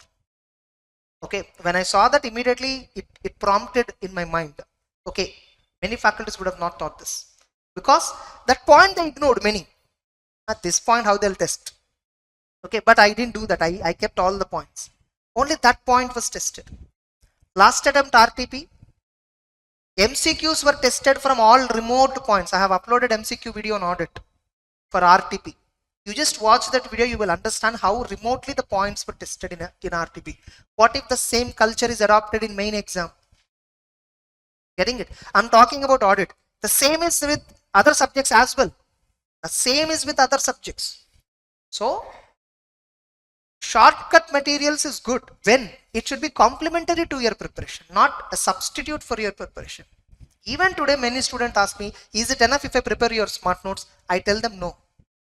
No, that's only complementary. Main material is only the correct thing. Getting it? Many students have came back and told me, by reading smart notes, I qualified and got exemption. Still, I don't take it. Still, I don't consider that. I always recommend students to read main material. I know you will pass. If the paper is normal, any book you read, you will pass.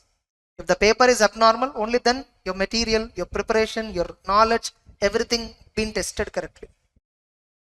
Next. So reporting by peer review. Now, how the peer reviewer will report ultimately? So once you do on-site visit, and after executing that execution process, he will have a conclusion whether the practicing unit is complying with all the requirements of technical, professional, ethical standards. This is what the peer reviewer checks, no? Whether the practicing unit is complying with technical, professional, ethical standards. That is what main scope of peer review. Yes or no? Quality of reporting. In case of audit quality maturity model, some practicing unit has to self-evaluate themselves and how far they are complying with regulatory requirements. Scope of peer review, if you observe, 7 points we have. All the 7 points peer reviewer will test. All the 7 points will be tested by peer reviewer. System of quality control, all this will be tested. Now, if at all peer reviewer has got a satisfactory answer in all the cases, obviously he will also give which opinion? Unmodified report. He will give an unmodified report. Peer review report format is given here. Peer review format is given. We'll see if at all it is there, we will see.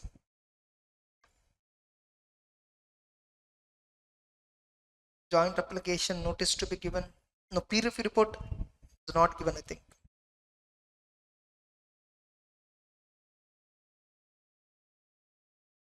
Letter for submission of report by peer review to the peer review board. I think this might contain, we'll see. Form number 9.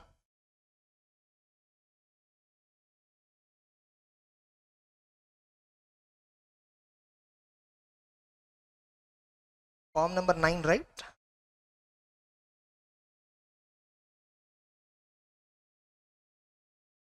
Yeah, you see here. So how peer reviewer will report to the secretary peer review board. So peer review report of so and so, firm name having FRN number. Dear sir, I have carried out peer review of so and so in terms of peer review guidelines issued by the council. The peer review process has been completed and I am submitting the peer review report along with the following: Annexure 1, 2, 3, AQMM if applicable, list of samples selected along with what is the basis for selection, preliminary report along with practicing unit, and my verification on the same, questionnaire copy. I also confirm to have received the peer review fees and conducted by me. Only then the peer review board will issue certificate to the practicing unit. So here preliminary report will be there. See, sometimes no, preliminary report may not be there. Directly peer reviewer will give final report. That is what we are discussing here now.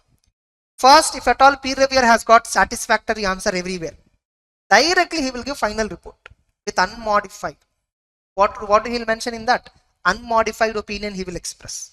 Getting it? He will give an unmodified report on the peer reviewer's practicing unit systems. Getting it?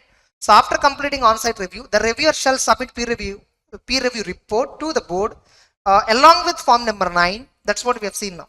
If in his opinion, the practicing unit has adequate systems and procedures in compliance with the PPE standards, a copy of the report shall also be forwarded to practicing units. Suppose if peer reviewer want to give a modified report, if peer reviewer has some remarks, has found some observations, has found certain qualifications, then he will not directly give final report.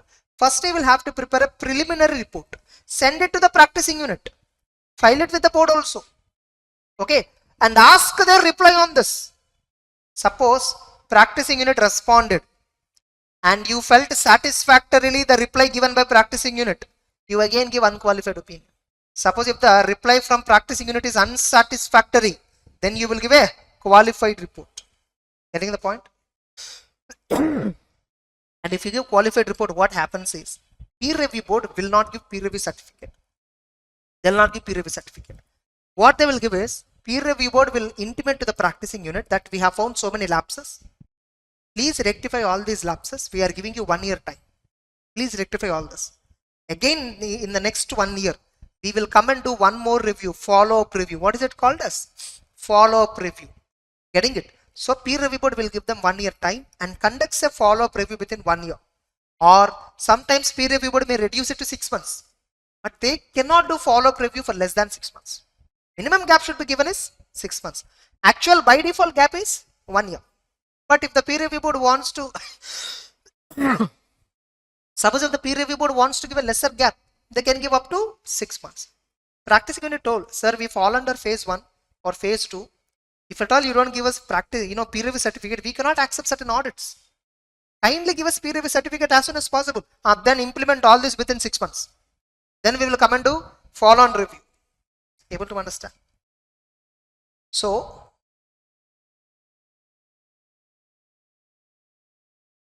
in case, in the opinion of the reviewer,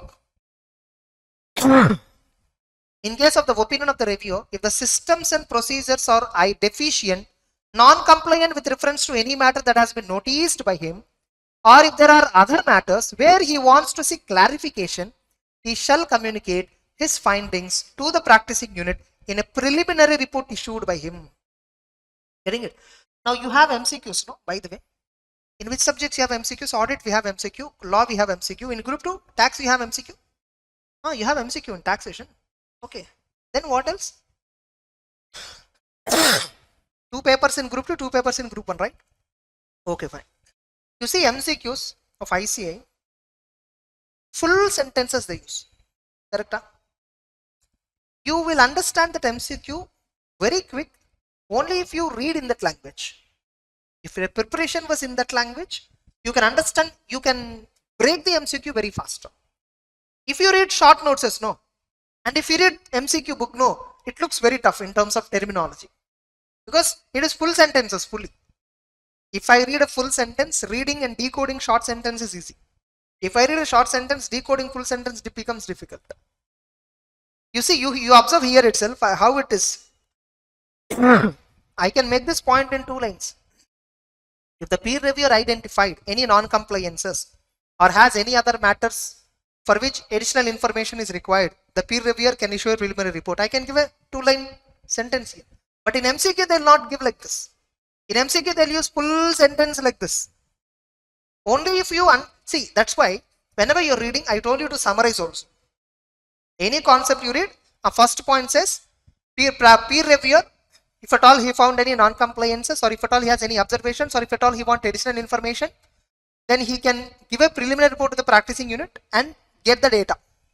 This is summarized point of this. So this you have to do internally, summary. But if at all you read like this, if this sentence comes in an MCQ, which of the following is correct, like that will come. And this option will be given, same paragraph will be modified into multiple ways and given you as 3 more options.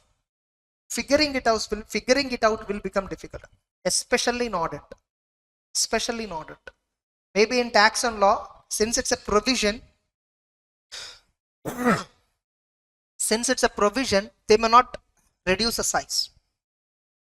Anyhow, so the practicing unit shall, within 2 working days of receiving the findings, make its submissions or representations in writing. So whatever findings were there, first you have to submit to practicing unit in a preliminary report. And the practicing unit has to reply to your preliminary report within 2 working days. What is your response? What are you submitting and representing for? Qualifications or remarks he pointed out in the preliminary report. Suppose if the reviewer satisfied with the reply received from the practicing unit, finally submit an unqualified peer review report to the board, and the same shall be forwarded to practicing unit. Suppose if the reviewer is of the opinion that the response submitted by practicing unit is not satisfactory, the reviewer shall submit a qualified report to the board mentioning the reasons for the same along with form number 9. A copy of the report shall also be forwarded to the practicing unit. What is form number 9? We have seen, no? It's a letter submitted to the peer review board while submitting the peer review report. First we will give the letter. To that letter we will attach the peer review report and observations on that. The peer review report should also state that system of quality control for the assurance for the period under review has been designed so as to carry out the assurance in a manner this point is not see, this is what you mentioned in peer review report, whether system of quality control is it designed in such a way to provide qualitative assurance services or not. This is what the subject matter of the peer review. This is what you are verifying. So it's not required. It's not required. It's a general point. And peer reviewer, while submitting report, shall also submit additional documents like annexures he has to submit to the board, copy of questionnaire he has to submit, list of samples selected by him and criteria. We have seen in form number 1 just. Yes or no? And preliminary report if issued along with the practicing unit reply. So when you are submitting final report to the board, you should also submit preliminary report and reply received from them.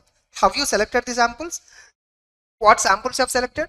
Questionnaire and various annexures prescribed by the board. Annexures means confidential declarations, all that. And all the documents, reviewer must mention date, must sign them. The practicing unit as well as reviewer shall ensure that all documents submitted to the board are duly dated, signed and complete in all aspects. And the reviewer and practicing unit shall mutually cooperate and ensure that the entire review process is completed within 20 working days from the date of receiving the application from practicing unit.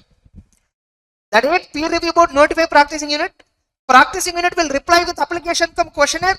From the date of receiving, 20 working days is the maximum time within which peer reviewer, practicing unit both should coordinate with each other and complete the entire review process and submit the report. Or from the date notifying the practicing unit about the selection, either from the date of selection or from the date on which application is received. Probably here if you observe, if at all we have to give a clear-cut breakup for this, Suppose from the date application received, it is voluntary review. In case of mandatory review, from the date of selecting the practicing unit. In case of mandatory peer review, from the date of selecting the practicing unit. Able to understand? In case of voluntary review, in voluntary review what happens? Practicing unit directly downloads application and questionnaire. First they will fill everything, submit to the peer review board that we are looking for a peer review. Please find attached questionnaire cum application. In that case, receiving the letter. Whereas in mandatory peer review or special case peer review board will intimate practicing unit, right? You are selected, right? From the date 20 working days. Able to understand? So in case of voluntary peer review, the date of receiving the application for peer review from the practicing unit, from that date 20 working days. In case of mandatory peer review, 20 working days shall be calculated. 20 working days shall be calculated from the date of notifying the practicing unit that it was selected for peer review, from selection date. And the entire review process, in case of peer review of a new unit, entire review process shall be completed within 7 working days from the date of receiving application cum questionnaire from the practicing unit. Getting it? From when the application cum questionnaire is received from practicing unit, from that date 7 working days time in case of new unit. Able to understand? For a normal peer review, 20 working days. New unit, 7 working days. Normal practicing unit, 6 working days on-site visit. New unit, 1 working day on-site visit. Clear? Examples of qualifications in peer review report we have given in question number 12, and we have already seen how peer reviewer give qualifications in his report. We have seen italics letters, we have seen it. Now whatever final report peer reviewer submits to the peer review board, that report will be first reviewed by secretariat. First who will review? Secretariat. This is a newly added concept. This was not there in the earlier peer review statement. It is not there. As per peer review guidelines 2022, the concept of secretariat is added. Like peer review board cannot review each and every review report. So they have a subordinate. Secretariat is there. So he will do all the review and then forward the final report to peer review board. Then peer review board will issue, peer review certificate. Getting it? So the secretariat concept and issuance of certificate we will discuss after a small break. Okay. So we'll take a break and then get back.